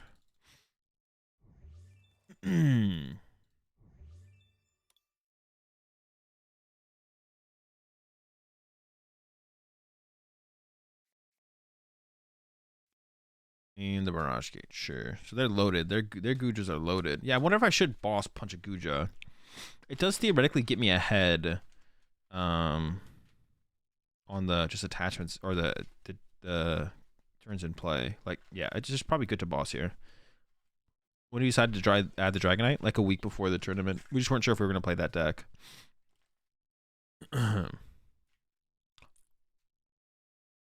Luminion? They've got to be trolling. What? Who is this? This is a free dub. That's what this is. What? This is... Nah. Yeah, I told you their deck sucked. I told you this was... This is it. They're that's it. They're done. You can't do that. Like, you can't do what they're doing right now and win. You can do what they're doing, but you're just not going to win. There's no shot. There's no way.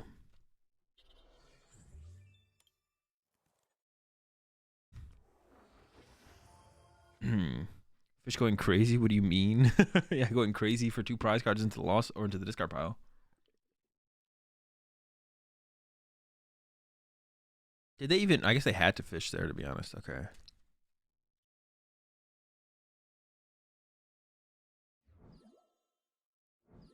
I want to boss KO the Luminion, but it's probably better to try and get my Comfy out of play instead. It's probably better I try and get my Comfy out of play with a net.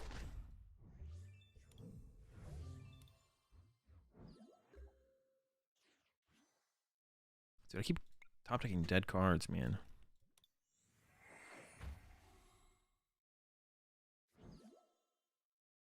Come on.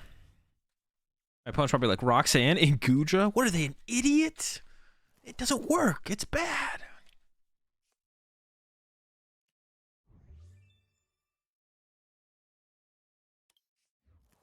Okay. Roll some iron real fast. I've got the escape rope boss play, so I could escape rope into Comfy and then boss KO this thing. Could go for it. But I would need to hit a switch card off this Comfy. What's my energy count in the deck right now? I forget. What? What are they looking at my hand? Why are you looking at my hand? What the heck? Trading court? Insane.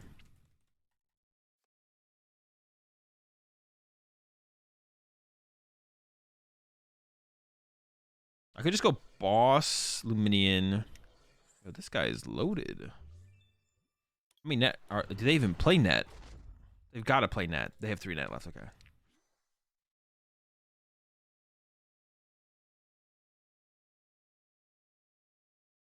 They have any energy in the discard pile? They don't. So if I bring up the Goodra, it might just get stuck.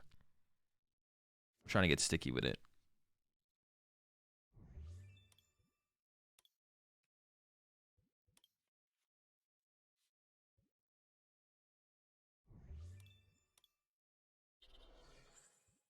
They have a 1-card hand, but they have 0 energy in their discard pile. They can't move this. We're chilling.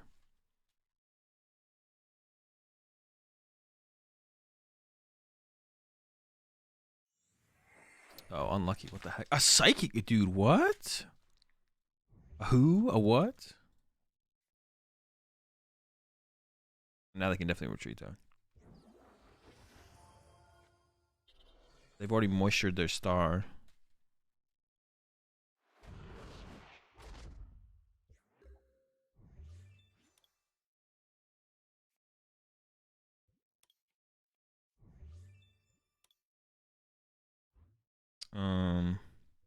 Just Pokemon, I think, actually.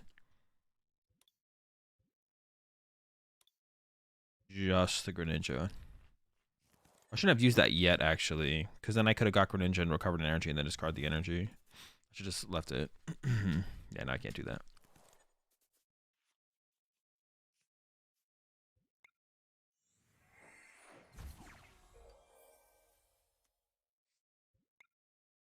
Roll some iron. Yeah, I don't know why they didn't hard retreat there. They should definitely hard retreat though. Outplayed in the mirror match though, for sure. What did we hit? We hit another Reggie. Let's go, chat. We hit another Reggie. That's free. That's a dub. As long as I don't choke. They have 4 path though. They do have 4 path. Team. Oh no, yeah, they 100% should have hard retreated. I'm about to win this game, then we're about to beat up on this Reggie player next round. Oh, I got the down pair too. That's just despicable.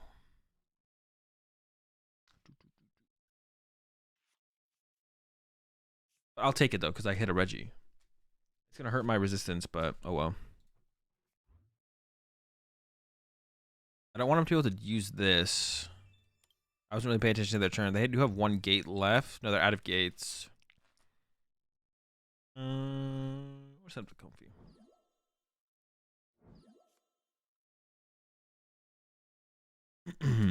Yeah. Broken play. It is so hard to find your second Goodra V with this deck. It's insane. It's like actually crazy.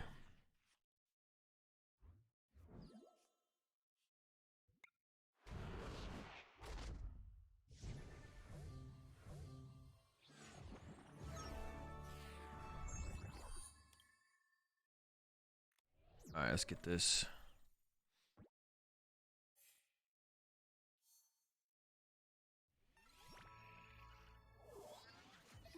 Let me at him. Let me at him.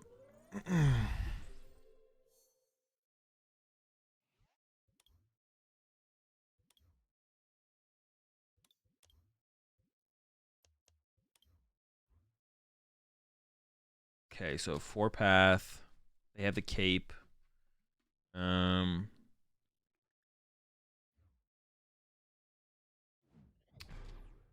4 path. They have the cape. I don't think the cape ever matters though. It's just the 4 path.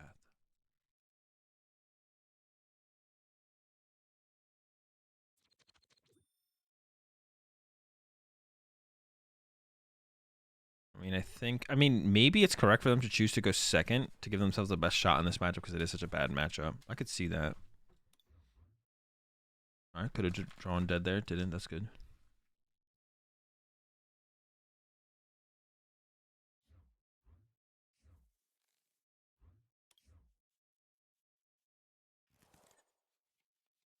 Okay. I was like, oh, it's not. This is still not great. Because we don't have like a way to get into comfy, but maybe double mulligan. Maybe Greninja, dude. That's I'm getting turned to attack for sure. Getting smacked. Yeah, I'm getting smacked. Okay. Yeah, hopefully we didn't prize Greninja, and hopefully don't find a path. Otherwise, we're kind of screwed, to be honest. Though.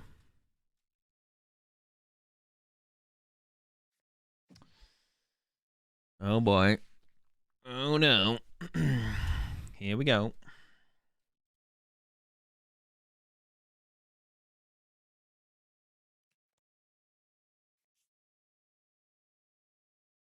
It's unfortunate.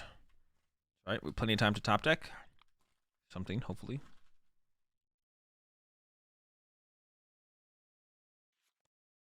I think I'm probably still. Hopefully, I didn't prize a Goodra. Prizing a Goodra would also be really bad. So hopefully, I didn't prize a Goodra.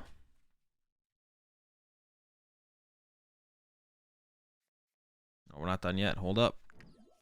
But wait, there's more.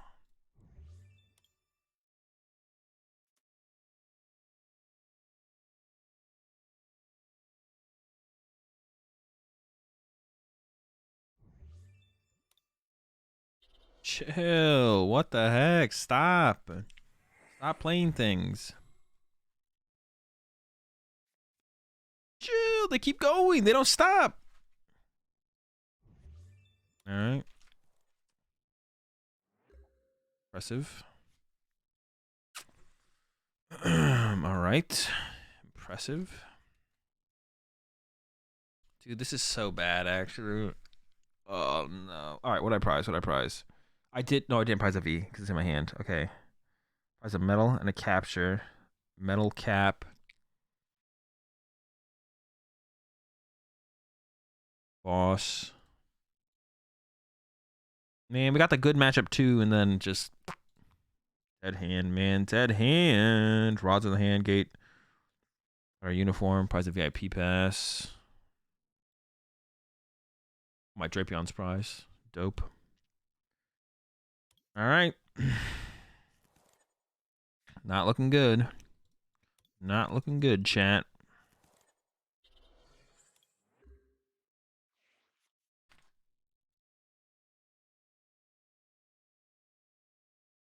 The opening Goodra is really, really bad. Well, I mean, that wasn't that bad. Like, they got the path. I don't know. They just had a lot of good stuff. I don't know.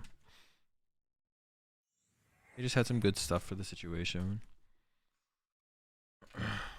I mean, it's just a path. It was like, if they don't have path here, who knows? Maybe we can draw. We draw out. Maybe we don't, you know? Maybe we don't. Maybe we do. All right, another path gone is good, though. So we can actually win the Stadium War now with Temple of Sinnohs. That's possible. We didn't prize any as well. So that's good.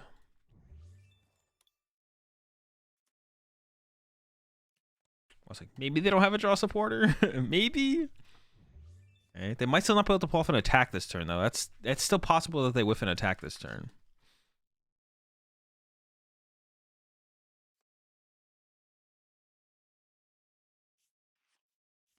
Okay, how many Gigas? I think they played that. I think they're rocking 3 Gigas, right? No, just 2 Gigas. Okay. No rods down yet, though, so.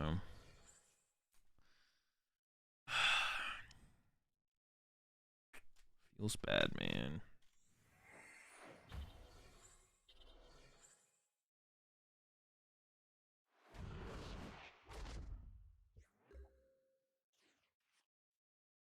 A little bit late there, brother. Okay. Something, I guess, but.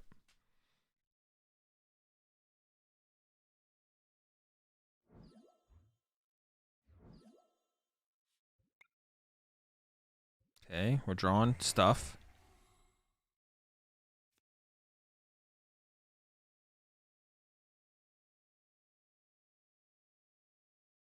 I'm really tempted by that rock sand, to be honest.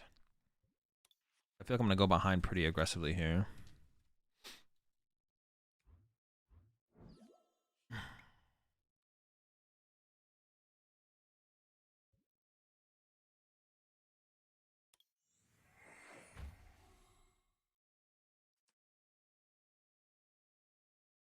Gotta keep going.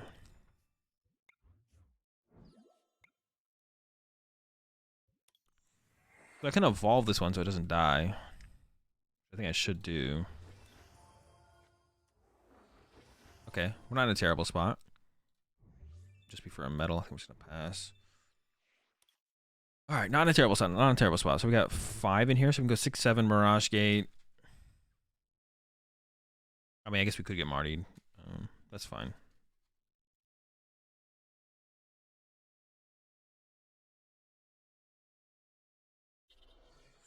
I have 1 metal prized. No metal there. 1 metal here. So I have 1 metal in the deck. Or path? No, man. I wanted to be a path to be discarded so bad there. We'd be in such a good spot, I think, if they discarded a path there. I think we'd actually be in a really, really good spot if a path got discarded there.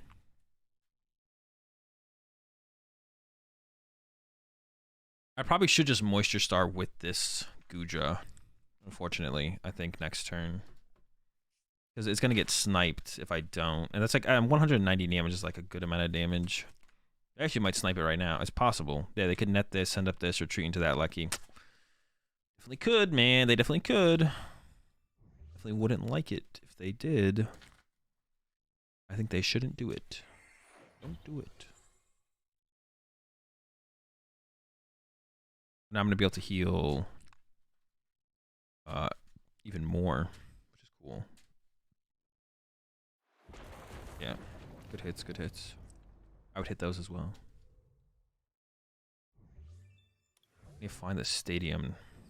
I gotta find a way to move this comfy. Dude, this is such a such a terrible draw. It doesn't do anything. What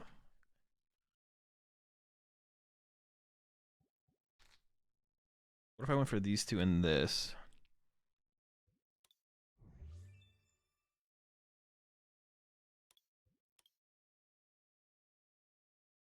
I only need 1 ordinary rod, I think.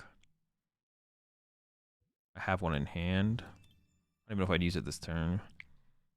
Sure. No, it's broken, it's broken. Oh, I need so many things this turn, though, still.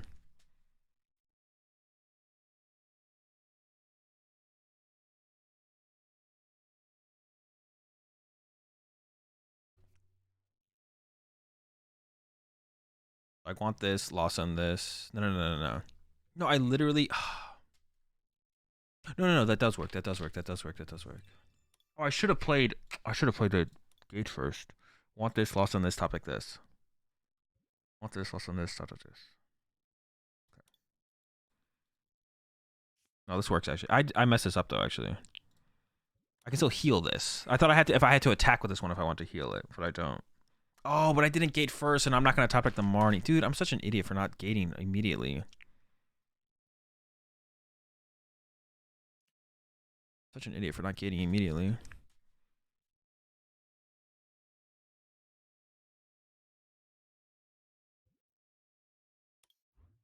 Metal energy. There's a water left in the deck. And a water, metal water. I don't think it matters really.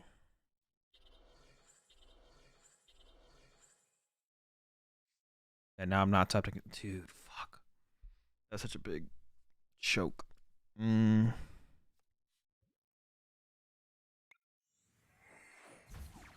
I should just let him KO it, to be honest. I don't know.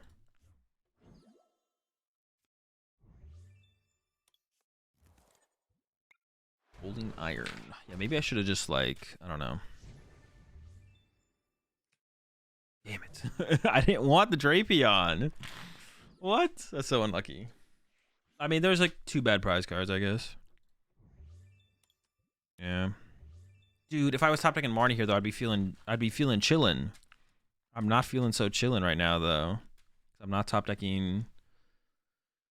I'm feeling a lack of chillin' because of the lack of Marnie top deck here. I'd be feeling hella chillin' though if I was top decking Marnie. The chill levels would be at an all-time high.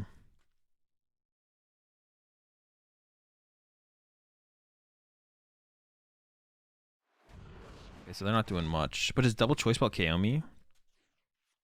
I don't think so.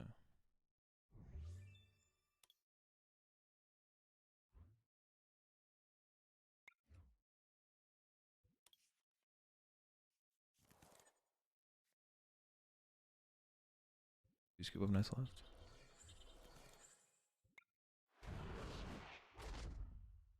We can do 100 this turn. Okay. Alright, I'm feeling okay. I need to find my Sinnohs, though, is what I need to find. Because they only have 2 path left, so I can find my Sinnohs. We can, like, I can win the Stadium War. I don't know if it was worth healing. No, it probably was worth. That was a lot of damage I just healed off that guy, to be honest. That was probably worth healing.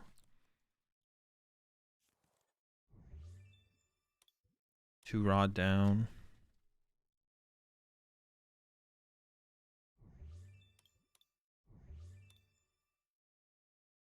Only doing 100. Okay, that's good.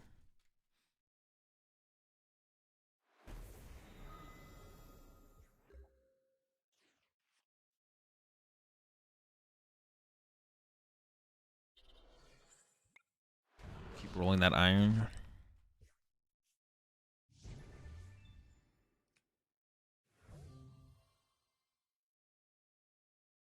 Yeah, if I can get the Comfy and Greninja out of play, I can actually set up. No, I can't set up another Goodra because I'm out of ordinary rods at this point. So this is it. This is it. This is my Goodra. That's it. I have a net prize as well.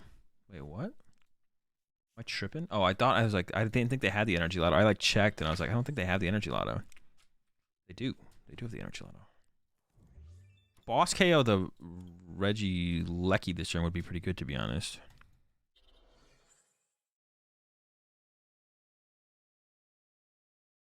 Wouldn't mind boss KO Reggie Lecky this turn.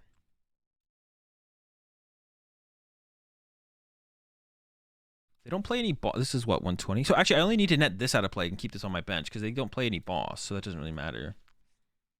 Yeah, they don't play any boss.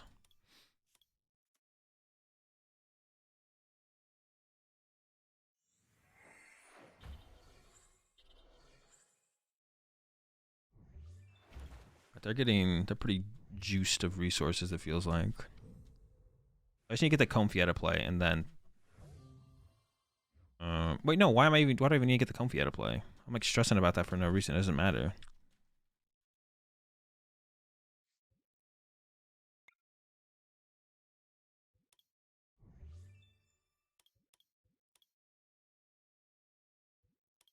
I don't even be stressing about that.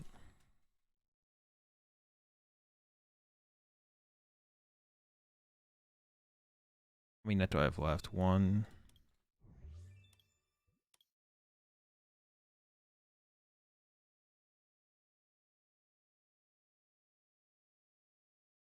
I could dig for the Sinnoh. I could win the Sinnoh War, though, which would be nice. I have 2 left in the deck, 1 in the prize cards.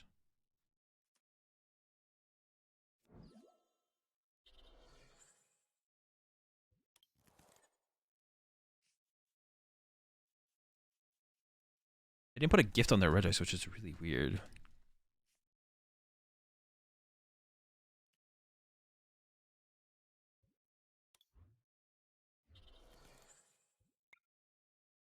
No, dude, that's so unlucky. Right, whatever. Oh, I could do Greninja.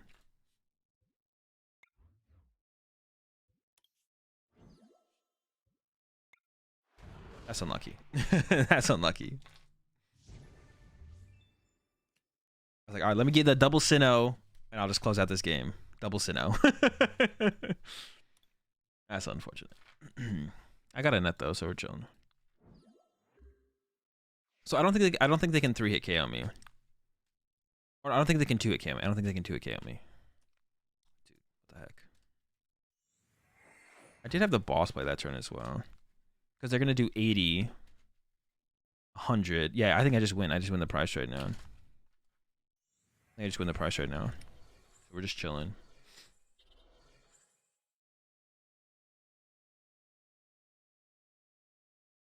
They have 3 prize cards left, so yeah. I don't know why I was like stressing. I was like stressing about picking up my Comfies and Greninja for a second, but it doesn't matter. I don't know why I was stressing about that, to be honest.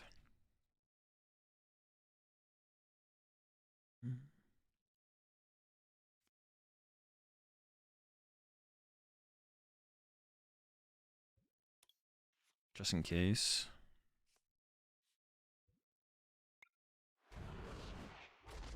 Is that their last Drago? No, right, they have one left. Yeah, they can't do 190 damage, so we should just win. Unless I don't see something that they could do, but I'm pretty sure I see everything. Another dub over the Reggie, no problem. This matchup is insanely easy. This is a free matchup for sure. I don't think we can lose this ever.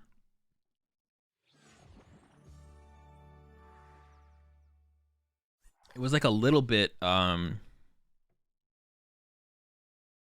was a little bit scary. How many rounds before cut? Two more rounds.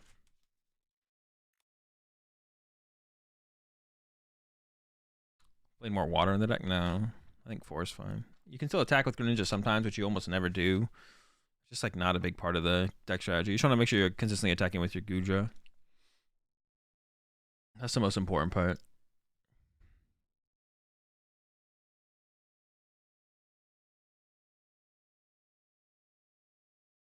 Would you get Zam next set? Might be good. I don't know if Zam's going to change too much for him. Yeah, I don't know if Zam's going to change a whole ton.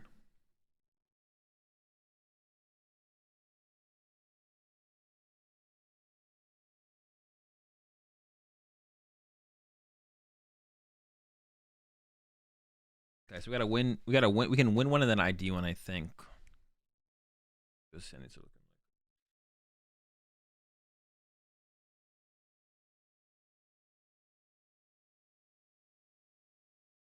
7 rounds.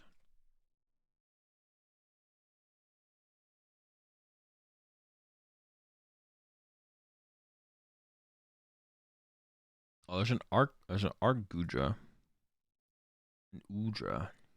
With a 1/1 Durine. Wait, this is. Oh yeah, I mean it's just Arc Goodra. Wait, what is this?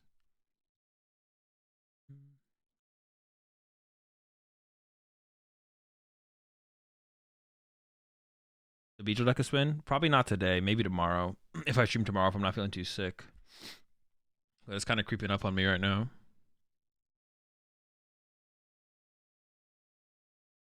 Yeah, it's kind of creeping up on me right now, so I might be sick tomorrow. I should run to use the bathroom before the next round starts, chat. I'll be right back. Got the... What do we got?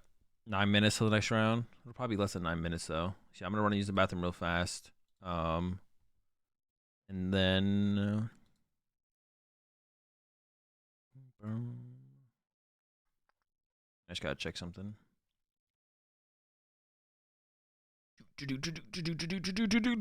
All right, yeah. I'll be back in a bit, chat. 4-1. How you doing, Cash? How did after cleaning me up, how's the tournament been so far? Sheesh. Okay, yeah, 5 matches left, 9 minutes. I'll be right back.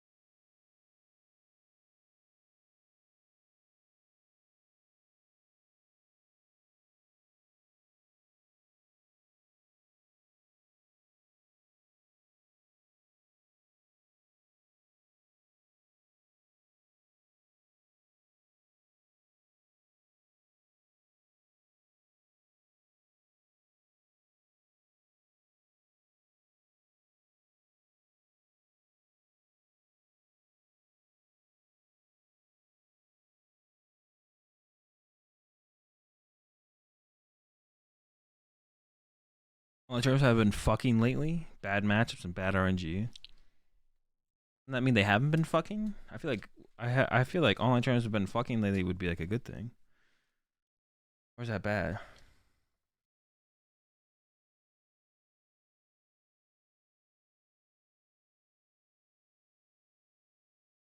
Which deck did he lose to? I lost to Sablezard. But I basically just dead you. I basically just hit you.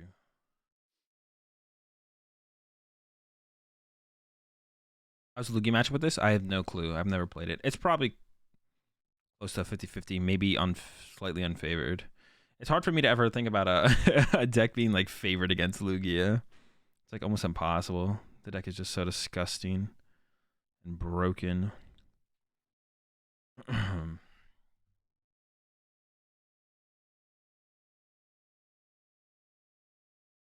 Lugia's actually a terrible card for the game. Actually awful for the game. It's kind of unfortunate that it exists.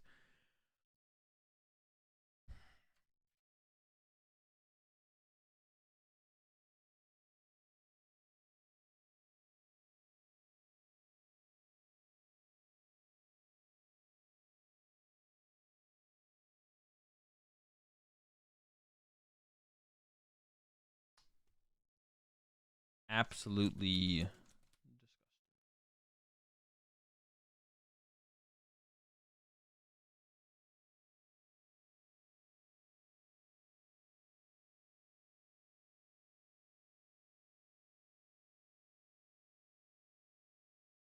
Is Lugia the problem, or is it Archeops or the combination? I mean, it's just the deck. It doesn't like it's not like one over the other. It's not. It's just the deck. Like it's not. That's like a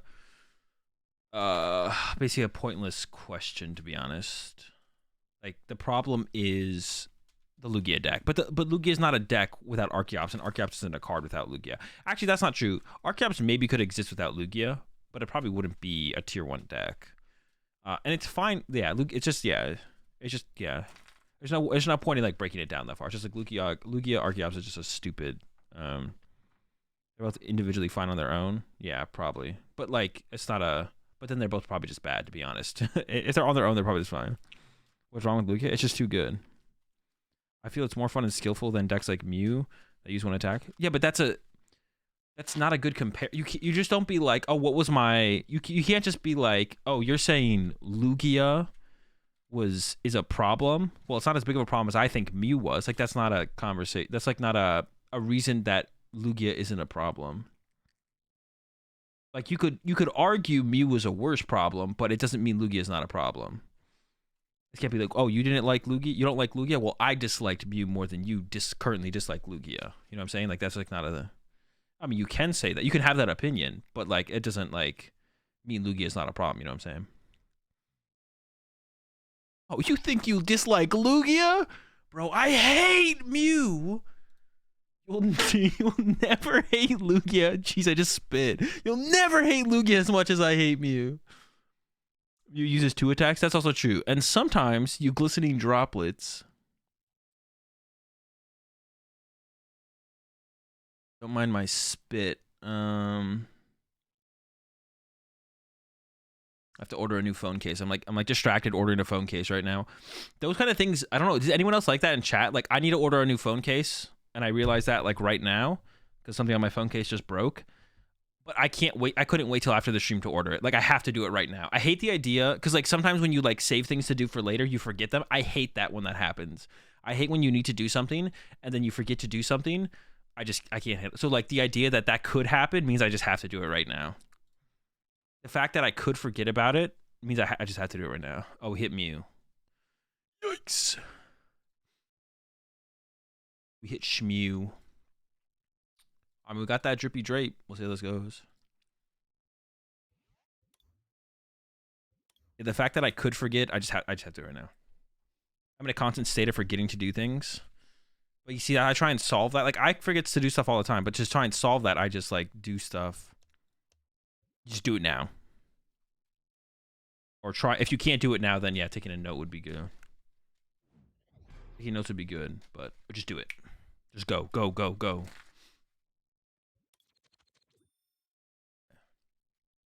That's fine. I mean, if we go, I assume they're going to choose to go first. Then letting me go first makes no sense, even if I have the Drapion. Oh, no, this hand sucks. Help, top deck. Top deck, I'm calling on you. I need your assistance. Don't body me, bro.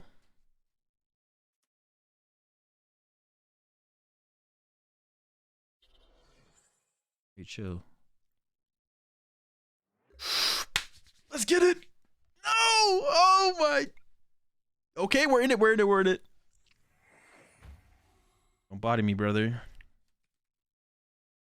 Dude. Dude, no way! This is bullshit. This is so dumb. Oh, I can't even, bro. I can't do anything. So if I get another Comfy eventually, I'm gonna need like this. Do I ever want the Roxanne though? I hate this, man. I got the Colress. I was like, all right, there's no way we just lose. And then we just lost. The boss seems kind of good, though, to like close out the game, potentially. I'm definitely giving up the water. It's just like Roxanne versus boss, I think. If I get to another Comfy, I have to like go hard with the nets to like reset them. I don't know. Maybe I make some kind of comeback with, like, if they pat themselves and then I Roxanne them or something. I don't know.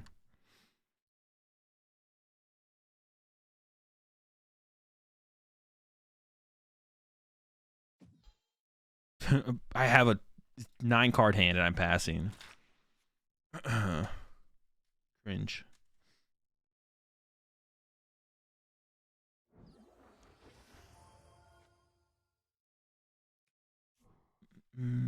Optimal. Oh, that sucks, man.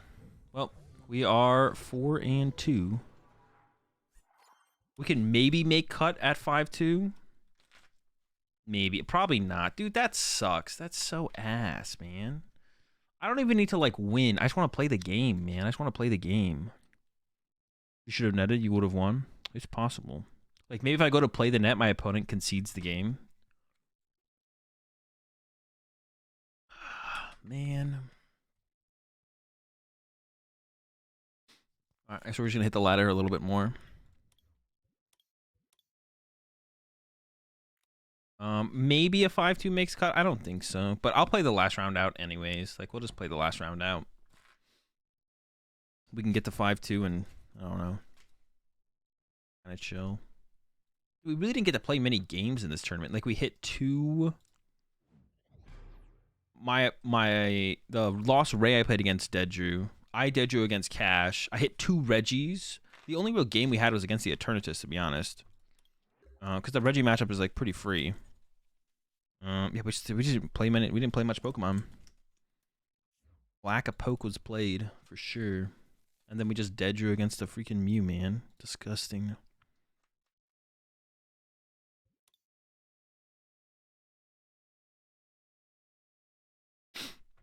Who, bro? Small Teeny? Who the fuck is this?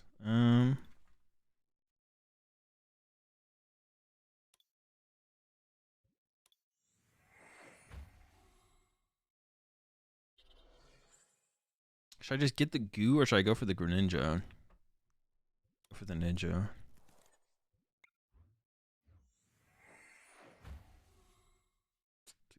I am tilted. It's passing. Chill. Very chill, very chill. I wonder what they're playing the Teeny with. Yeah, I wonder what they're playing the with Path to the Peak. Let's go. Can't even bump it until I find a... Well, yeah. I can't even bump the... Would make me feel better playing Wormadam? It might. I'm not going to play Wormadam today, though.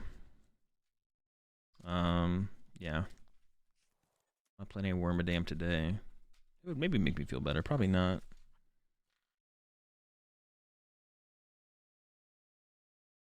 I just want to stop dead drawing, bro. More dead draws. I don't even care if my opponent doesn't dead draw, to be honest. If I just don't dead draw. Ooh, I got bodied. Is this actually just Victini? Is Cringe Teeny? This is full on just cringe teeny. Insane. Crazy deck.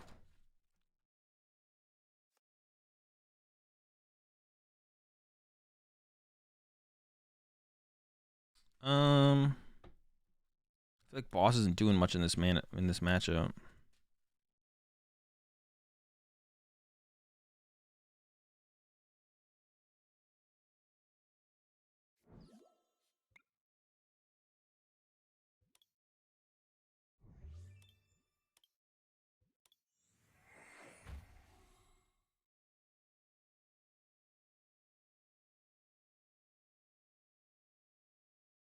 Okay.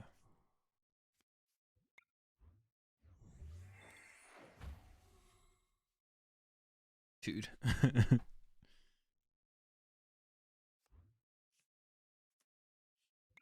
Come on, bro. Be something. Okay. We did prize a Goodra. Nice. My last water. Nice. I'm sitting at... Oh, that's fine. Chilling. We're swinging next turn for sure. Ain't nobody stopping me now. Oh, no. They could Gust KO this guy. Dude, don't have the tone. No, they're going to have it. They're going to have it. They're going to have it. I don't even combat this, bro. What's left on my deck? Can I even... How do I do this? Honestly, attacking with Greninja here doesn't seem terrible. I don't hate attacking with Greninja here. Dude. I got gates, bro.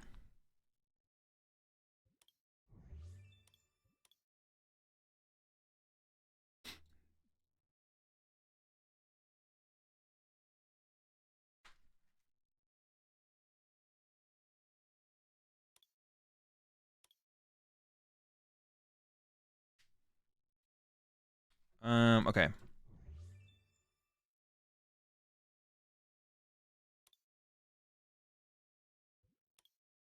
And I'm scheming. I just don't know what else I want as the last card here. I think maybe the Marnie, just so I have a lot of draw supporters left. So I'm going to do this.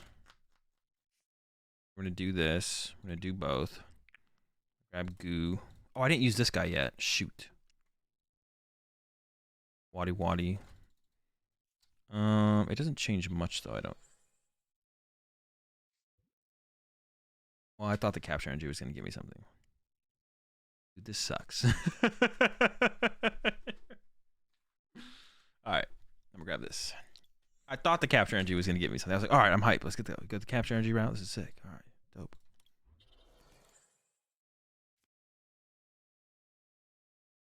Dude, my second rod is prized. This is so cringe. Dude. I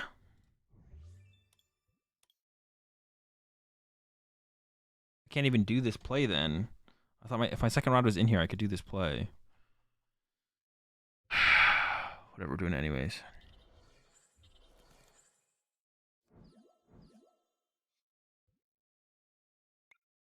Maybe I should have gone like, I could have like loaded all the energy up on here and then Moonlight Shurikened again, to be honest. Yeah, maybe I should have just loaded it all up and hope they can't move this big schmuck. Nice, Crushing Hammer, love it. Oh, yeah, let's get it. Let's go. Ooh. Love it. Broken deck. Yeah, I should have loaded this thing up. I should put the metal here and then next turn Marty into a capture and then capture attach, knockout 90, and then get the ordinary rod off the prize cards. Yeah, that would have been the play. I didn't think about that. But now I can't attack at all and just lose. I can attack with Cram, but that's not gonna do enough. I can like Marnie, hope they whiff energy. No, because they're spreading flames. Yeah, now I just okay, no. It's actually winnable then.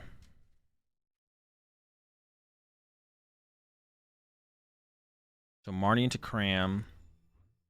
They don't get an energy. Cram punch. They draw a pass. Cram knockout. Ordinary rod. We win. Hey, that's my guy. My boy Crammy.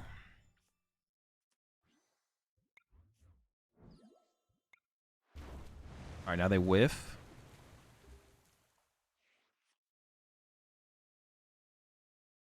Dude, if I had just loaded this boy up, we would have won this. And then I could have swung again this turn, attached the metal that I drew to the ninja, knockout, 90, rod, bench Goodra. But they probably could have bought. Oh, I got to get like double Goodra down. No. Oh, it's only Kabu for 4. There's no way they get an energy here. Oh, wait, it only does 100 damage. Wait, this thing is... Bro,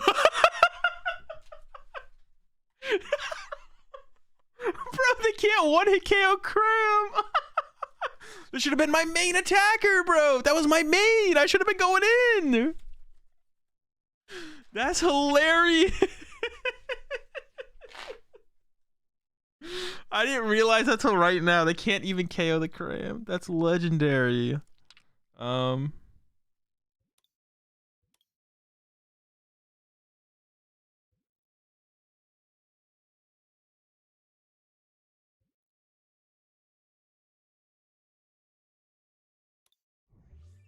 I'm through quite a few gates, right? Don't need personal. Probably don't need nets. Okay. Yeah, that's epic. I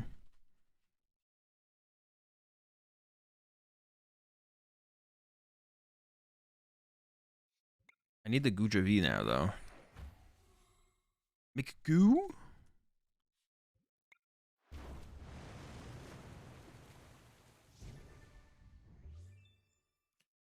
Dude, I need the ordinary rod. Bro, come on, brother. Dude, what is that? Heavy ball VIP pass, VIP pass? What is that? Dude. That is disgusting.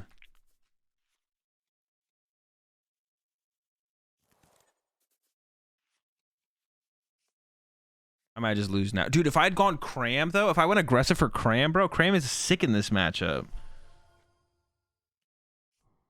They 2-hit KO my Cram. But now I just can't win. It's impossible to...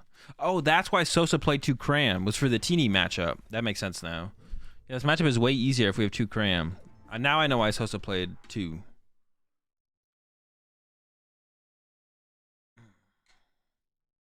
Makes sense, makes sense. Man, that's unfortunate. I thought we could maybe get him. We need to get the rod off the prize cards, though. That was so funny. When I realized that they weren't 1-hit KO, you know? So I was like, oh, shit. That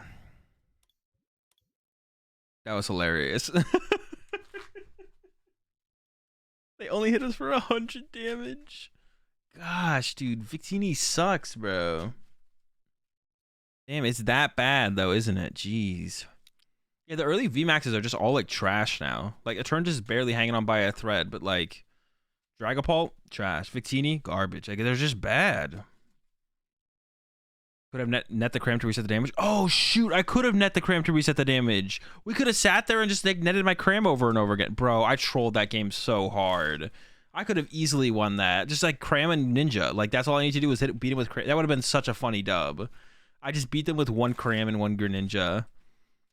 Damn it. Yeah, I definitely could have. I should have easily won that. I just assumed they were like always hitting us for 220. Yeah, I don't even need Goodra. I could have like lost on all of my Goodra pieces. I could have lost on all of my Goodra pieces, and just like never thought twice about them, to be honest. And just like got Cram, loaded up my Ninja. We're swinging with Ninja. We're punching with Cram. Would have been epic. Instead, I misplayed.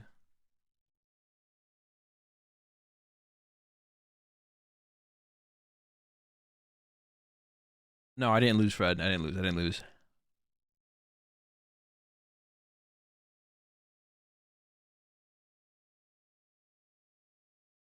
Is capture with Cinnamon play the new day change on the path? I mean, it's still attaching for turn. Like, it might still be attached, correct to attach where you attach. You just don't get the basic like you thought you did. It's probably not as bad. Yeah, it's definitely not as bad.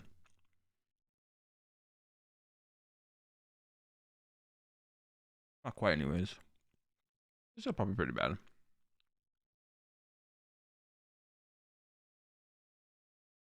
Yeah, this Cinderace deck is hype. I definitely want to try this out tomorrow. If I'm not dead. I might be dead tomorrow, though. I see how we're looking. Let's see how we're looking. Bro, I don't think is a 5-2 gonna make it? I don't think so, right? We got a couple more 5-1s coming up. Everyone's just gonna ID. Well, if all the 5-1s ID, then if all the 5-1s ID,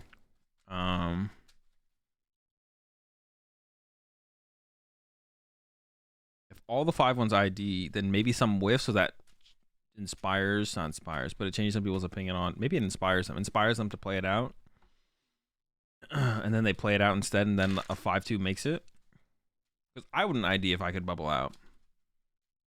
My resistance is garbage. Not everyone's gonna have garbage resistance, but yeah, if I could ever whiff, I'm never gonna ID. That's why resistance is the best. If I had the best resistance, then I'm down, but I'll see.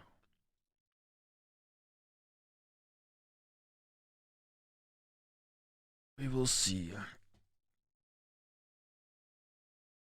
Yo, TCG. Yo, the big P Lugia. Now this is a deck for sure. Lugia's just so broken that you can like throw. I mean, you got some reasonable schmucks in there. You're just winning.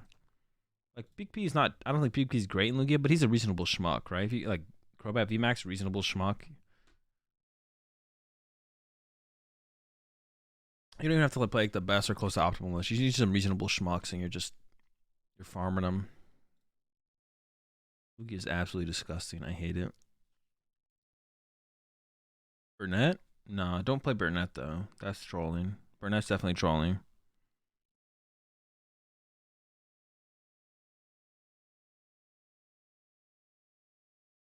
Like 10-5-1s are better, I think. Yeah, that's the good thing though, because then maybe they won't ID. I mean, either way, I'm just gonna play it out, and we'll just hope for the best. Play it out and hope for the best.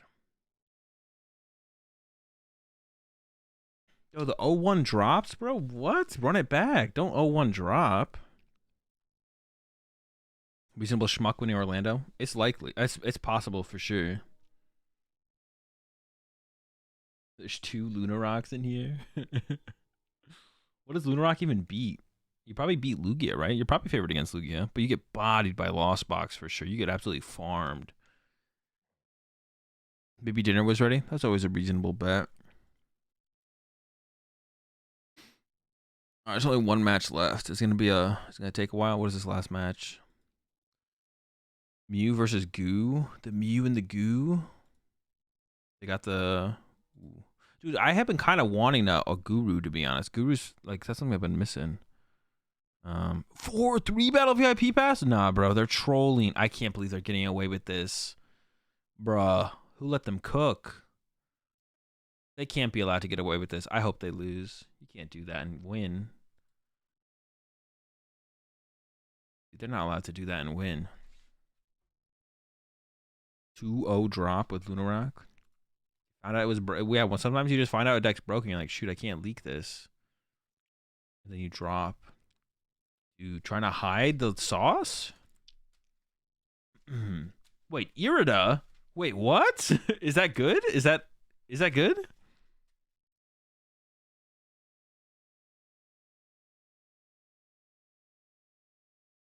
Dude, this seems terrible. There's no way. You don't get enough off the Irida on that first turn, do you, to get going? Is that enough to get going? Nah, this is cap. How did they go 2-0? They beat Sack. Why is better than P-Stop? I mean, I want to compare it to P-Stop, but why is it better than Research is the question. They did beat Lugia, though. They took down Young Pug. Although this is a matchup that I could see it being like a favorable matchup, to be honest. You 2 KO the Lugia, you want to KO the Stoutland. I don't know, you're fast. Maybe you just win the trade majority of the time. Probably always playing second. But do you get enough stuff off that? There's just no way. Definitely trolling. Still 1 match left.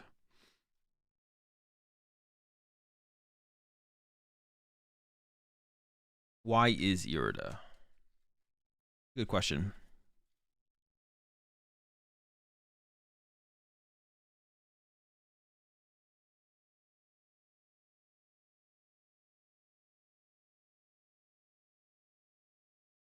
on, 7 minutes.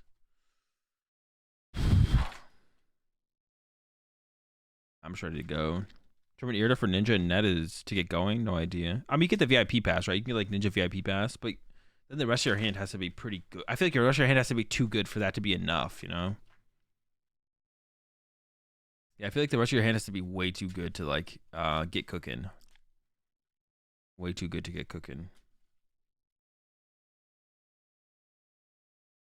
Gotta try that list out next time you play in a tournament, unless you don't want to leak the sauce. We gotta not leak, bro. No leaks.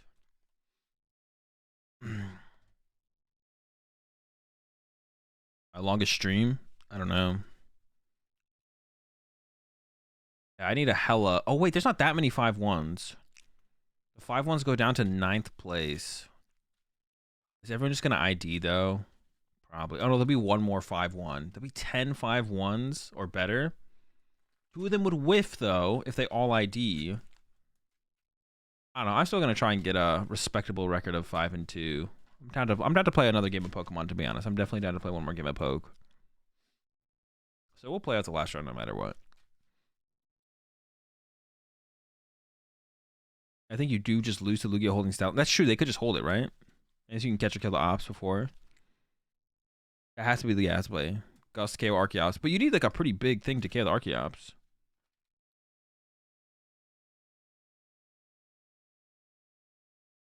But you're also resistant to fighting. Oh, no, wait. But Solrock is Psychic. Or Lunatone is Psychic. I forgot about that.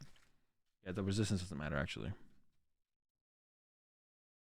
He's sending a lot of energy, though.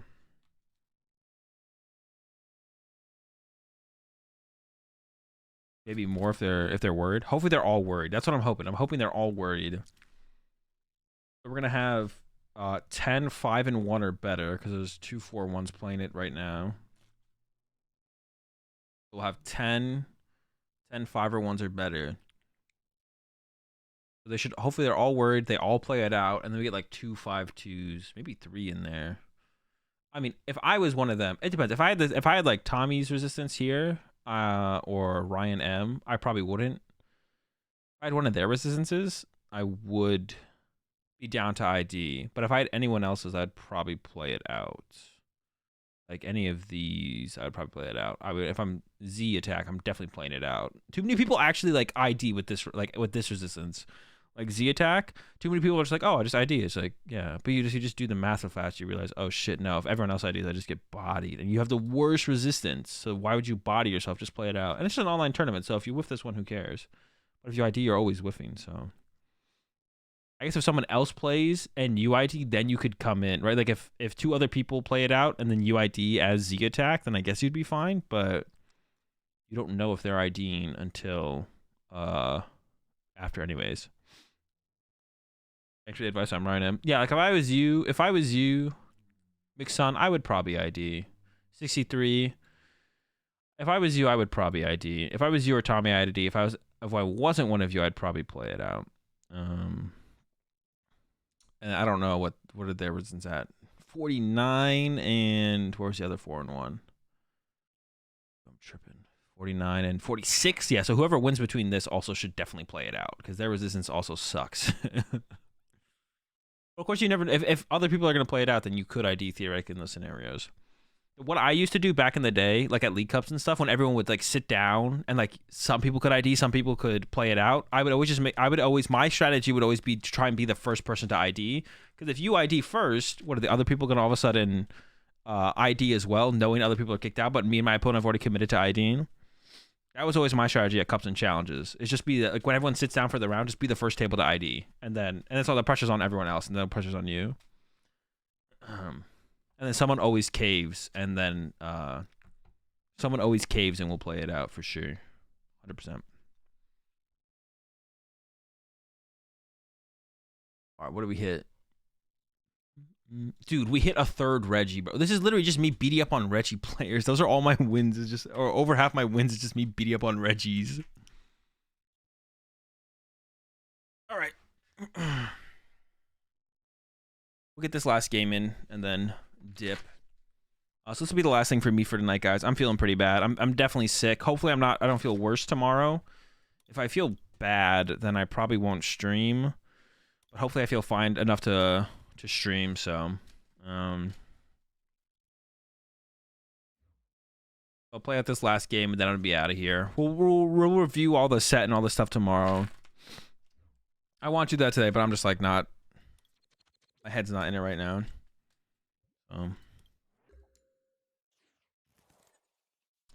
My head ain't in it, man. The 3-path. Oh, they do have the vac, so I gotta be careful with my. I don't have to be super careful, but I could be a little careful. I actually should have. I think I should have comb feed first there, actually. So I prize a V-Star. A water. Marnie. And I'll fix the list up at the end of the stream as well. Show you what I would change after the tournament. Rods in hand, so I prized a gate. My uniform is here. Perfect. Love to see it. I feel like I prized a Comfy. I was like, I feel like I'm the same Pokemon. So I actually think I should have Comfied first, because if I got one of these, that'd be good, because I get a second Comfy. But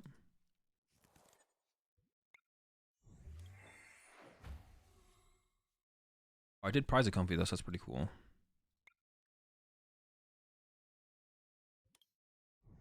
Get Marnied here. We're gonna want more supporters in the deck. I don't need a ton of switch cards either. I need some.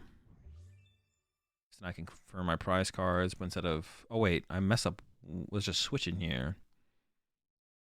Oh, I didn't prize a Roxanne. Oh, I don't know why I thought the Roxanne was ever prized. I don't know why I thought the Roxanne was ever prized.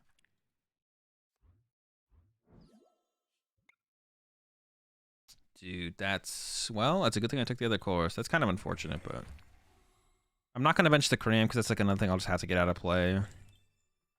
Pass. That's a good thing I yep. It's a good thing I kept that Colress over the what's it called now. So I can just win. This is weird. Like, so let's say they don't Marnie me here. I could just win the Stadium War at this point by putting Temple of Sinnoh in play. I don't know. See how this goes. They had a pretty rough start, so that's good for us. It's like, yeah, this is not like a clean start at all. Attaching that is weird. Discarding it seems like it would have been better. Did they already discard 3 though? I actually can't tell.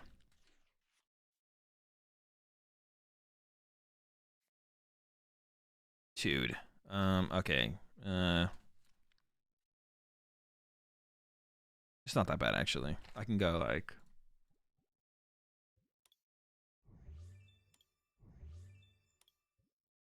Yeah, it's actually not that bad.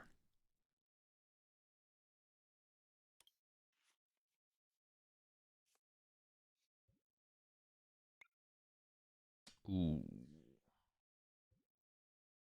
We gotta go with the goo. They're having a slow start anyways though, so it's not that big a video. Goo. I just want to get this in play, to be honest.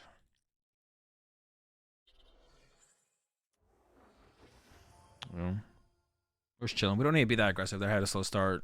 We can give them the first prize card as well. We don't really care about that. I just want to play around Marnie as much as possible. Yep.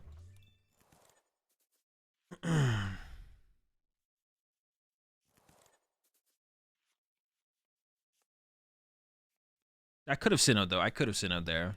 I maybe should have Sinnohed. I don't know. Like, I can just be aggressive and like be like, okay, now you need like a path each time. We just kind of go back and forth like that. That probably would have been fine. Maybe I should have just Sinnohed there, to be honest. That's like the only other thing I could have done. I could have even gone like Sinnoh and then Greninja away the water, then shuffle those 2 energy back into the deck, and that would have been fine as well. Actually, the more I think about it, the more I like the idea of doing that, to be honest. I think I should have done that. I think I should have gone Sinnoh, Greninja away the energy, shuffle them both back, go from there. It would have been fine. I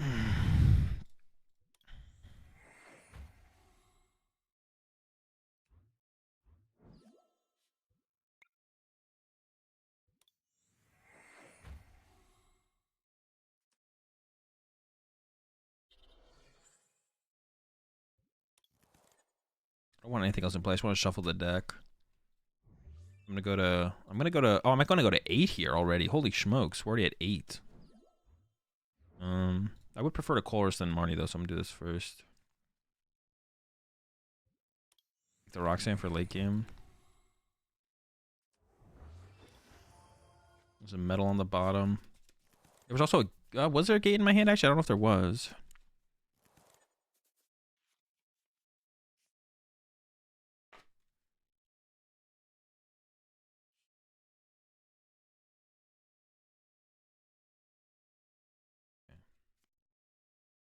Oh, wait, but I know what my bottom cards are. This is actually such a dumb play. I know what the bottom of my deck is.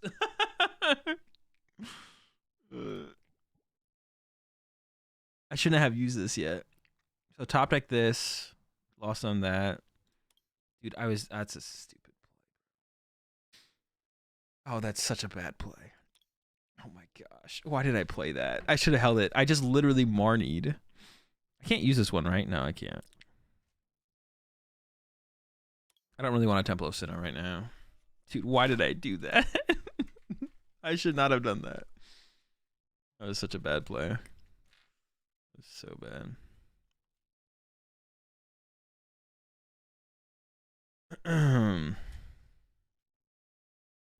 So bad. All right, so it's Roxanne. Dude, if I get Marnied here... Oh, if I get Marnied here, that's so bad. Hopefully we don't get Marnied here. It's actually terrible if we get Marnied here. Registeel going down. No, don't do it. Thank goodness. Yeah, getting Marnie there would have been awful. That was such a bad play on my part. Another thing you can like think about with this kind of like Stadium War situation is like if you give your opponent not that it would be a misplay from them, but like in this situation, my opponent had to research to continue like to progress their turn this turn. If they play research and then let's say they had a Path to the Peak in the hand, they can't play it, you know, beforehand. So they kind of have to do that, which is like unfortunate for them, right? So that's something that can happen, where it like benefits me because they have to play it, right? I don't know. So like things like that are like just things to think about in these kind of situations, I guess. Yeah, I want to start with the Comfy. I have full knowledge over this Comfy. Insane. I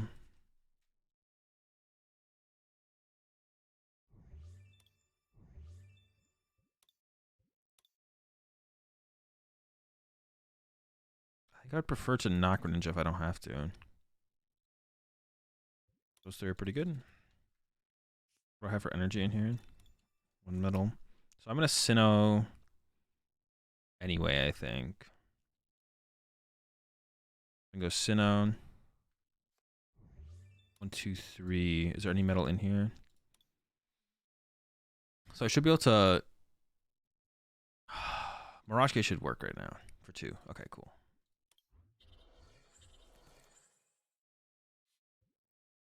Oh, shoot. Do I not have a water in there anymore? Dude, I just messed up so bad. Oh, my gosh. I'm a dumbass. I should have put the water here, metal here. Oh, my gosh. Whatever. Yeah. I messed up. Oh, that's bad. Okay. I wanted to do this.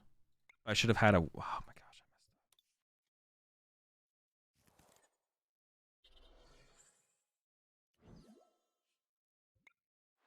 Yeah, so now I need to find my water energy. Oops. Yeah, so I need to go metal here, water here, attach metal here. Oh my gosh, I messed that up. How do I mess that up, man? I have the second ordinary rod left, though. I do, okay. I'll make things a little bit easier. Or, like, make things fine or whatever. Like, I'll be able to... If my first Goodra gets KO'd, then I can, like, do that, I guess. Yeah, I was supposed to go, yeah. Metal there, water there. I just didn't think about it. I was like, okay, put 2 of my Goodra, whatever. Yeah, I should have split the water, so that was a mistake.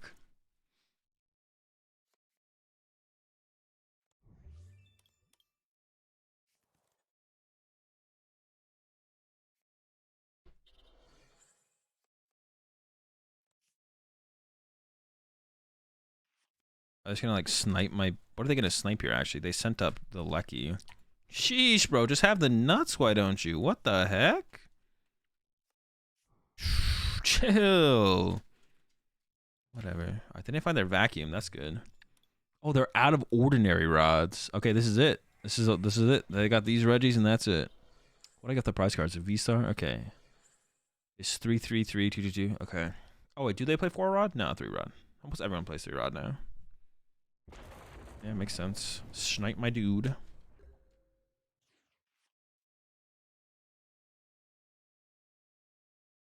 Yeah, I almost just don't even want to attach that energy yet, to be honest. I don't know why. I'm just like feeling like it's not worth. We got our water. Cool. Yeah, I just don't think it's that urgent to do it. Like if I get Marnied here, I'm gonna draw into a gate and I'll be fine. Oh, they could actually bring up my bench Goodra here. That'd be kind of rude. But then I have the Roxanne, so I'm still kind of chilling. Yeah, I'm still chilling, actually. I could just Roxanne. That's fine. I have one Colress left. Okay. There's nothing really that I want on the bottom of my deck, to be honest. Okay, got the Colress. Dope. I mean, I kind of want the Roxanne. I just don't need it for a while. I actually just want to keep digging straight down so I can find my... Because if I get Sinnoh, I just win, I think. They got the vacuum. That's annoying, actually. All right. How many net are they down? 1, 2. They have 1 ice left. 1 Path to the Peak left.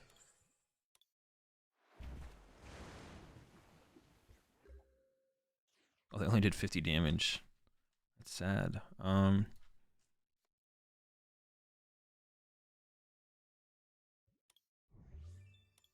don't need to rod more energy. I don't really need anything out of play.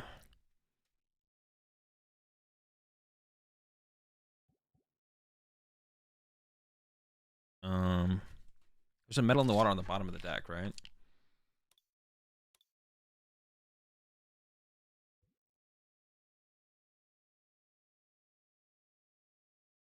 Why would I ever need boss? A boss in hand. Even then, I don't want this boss.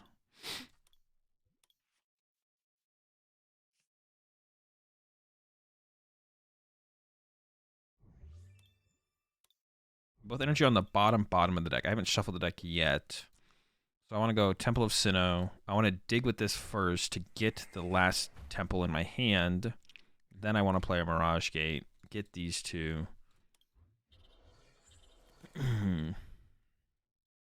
Switch. And then...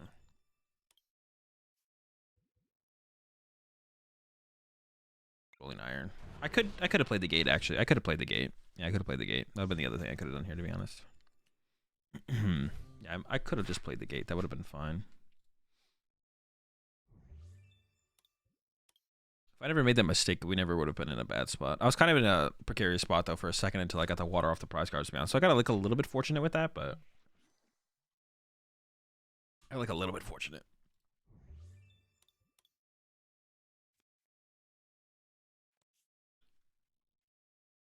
Dude, me playing against 3 Reggies in this tournament is so cringe. Like, that's actually super cringe. That quick ball to Gigas there. Interesting. I say I only need 3 prize cards? I don't know. That's actually weird. Oh, but they play the 3? They do play the 3, right? Yeah, okay.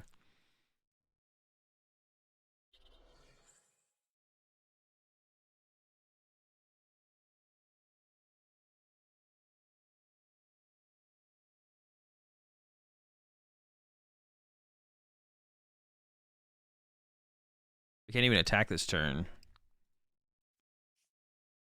Unless they draw a path. If they draw a path, I have my last temple, and then I just win. Yeet. Okay. They just play 3, right? I mean, yeah, it just doesn't matter at this point. We can't lose. I'm pretty sure we can't lose even if I didn't have this temple this turn. We just always win.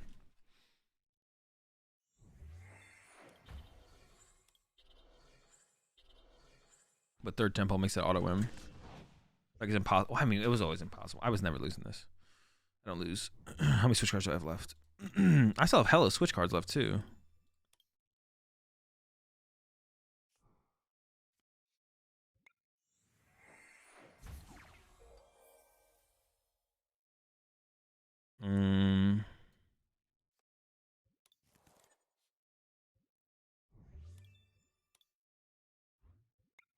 Just gonna put the energy back in the deck. That's all I'll ever need, so. Roll some iron. And then, is that the... They have one Drago left. It just doesn't matter. The bench Drago, they can attach to Gigas, load up Gigas. I swing, and then I swing, and the game's over. And we have an escape rope if we ever need it, but we'll never need it. Yeah, this matchup is absolutely just like insanely one-sided. This is like terrible for Reggie. Okay.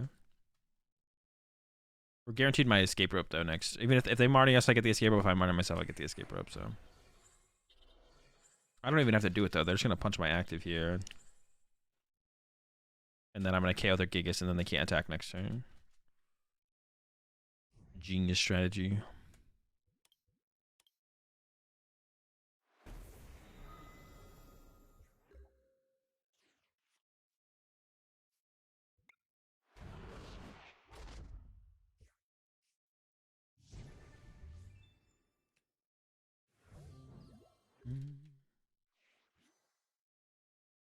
All right, chat, we did it. We managed to go 5-2, but I don't think it's going to be enough to make cut, unfortunately. So another Doom tournament where I'm 1 win short. Last time it was with Reggie. Dude, to be honest, both times I have not made cut at the Doom tournaments because I dead drew against a freaking Mew. Both times. Has been because I've dead drawn against a Mew. That's so cringe. That's so cringe, yeah. Of all decks to dead draw against, man, the Mew. I hate to see it.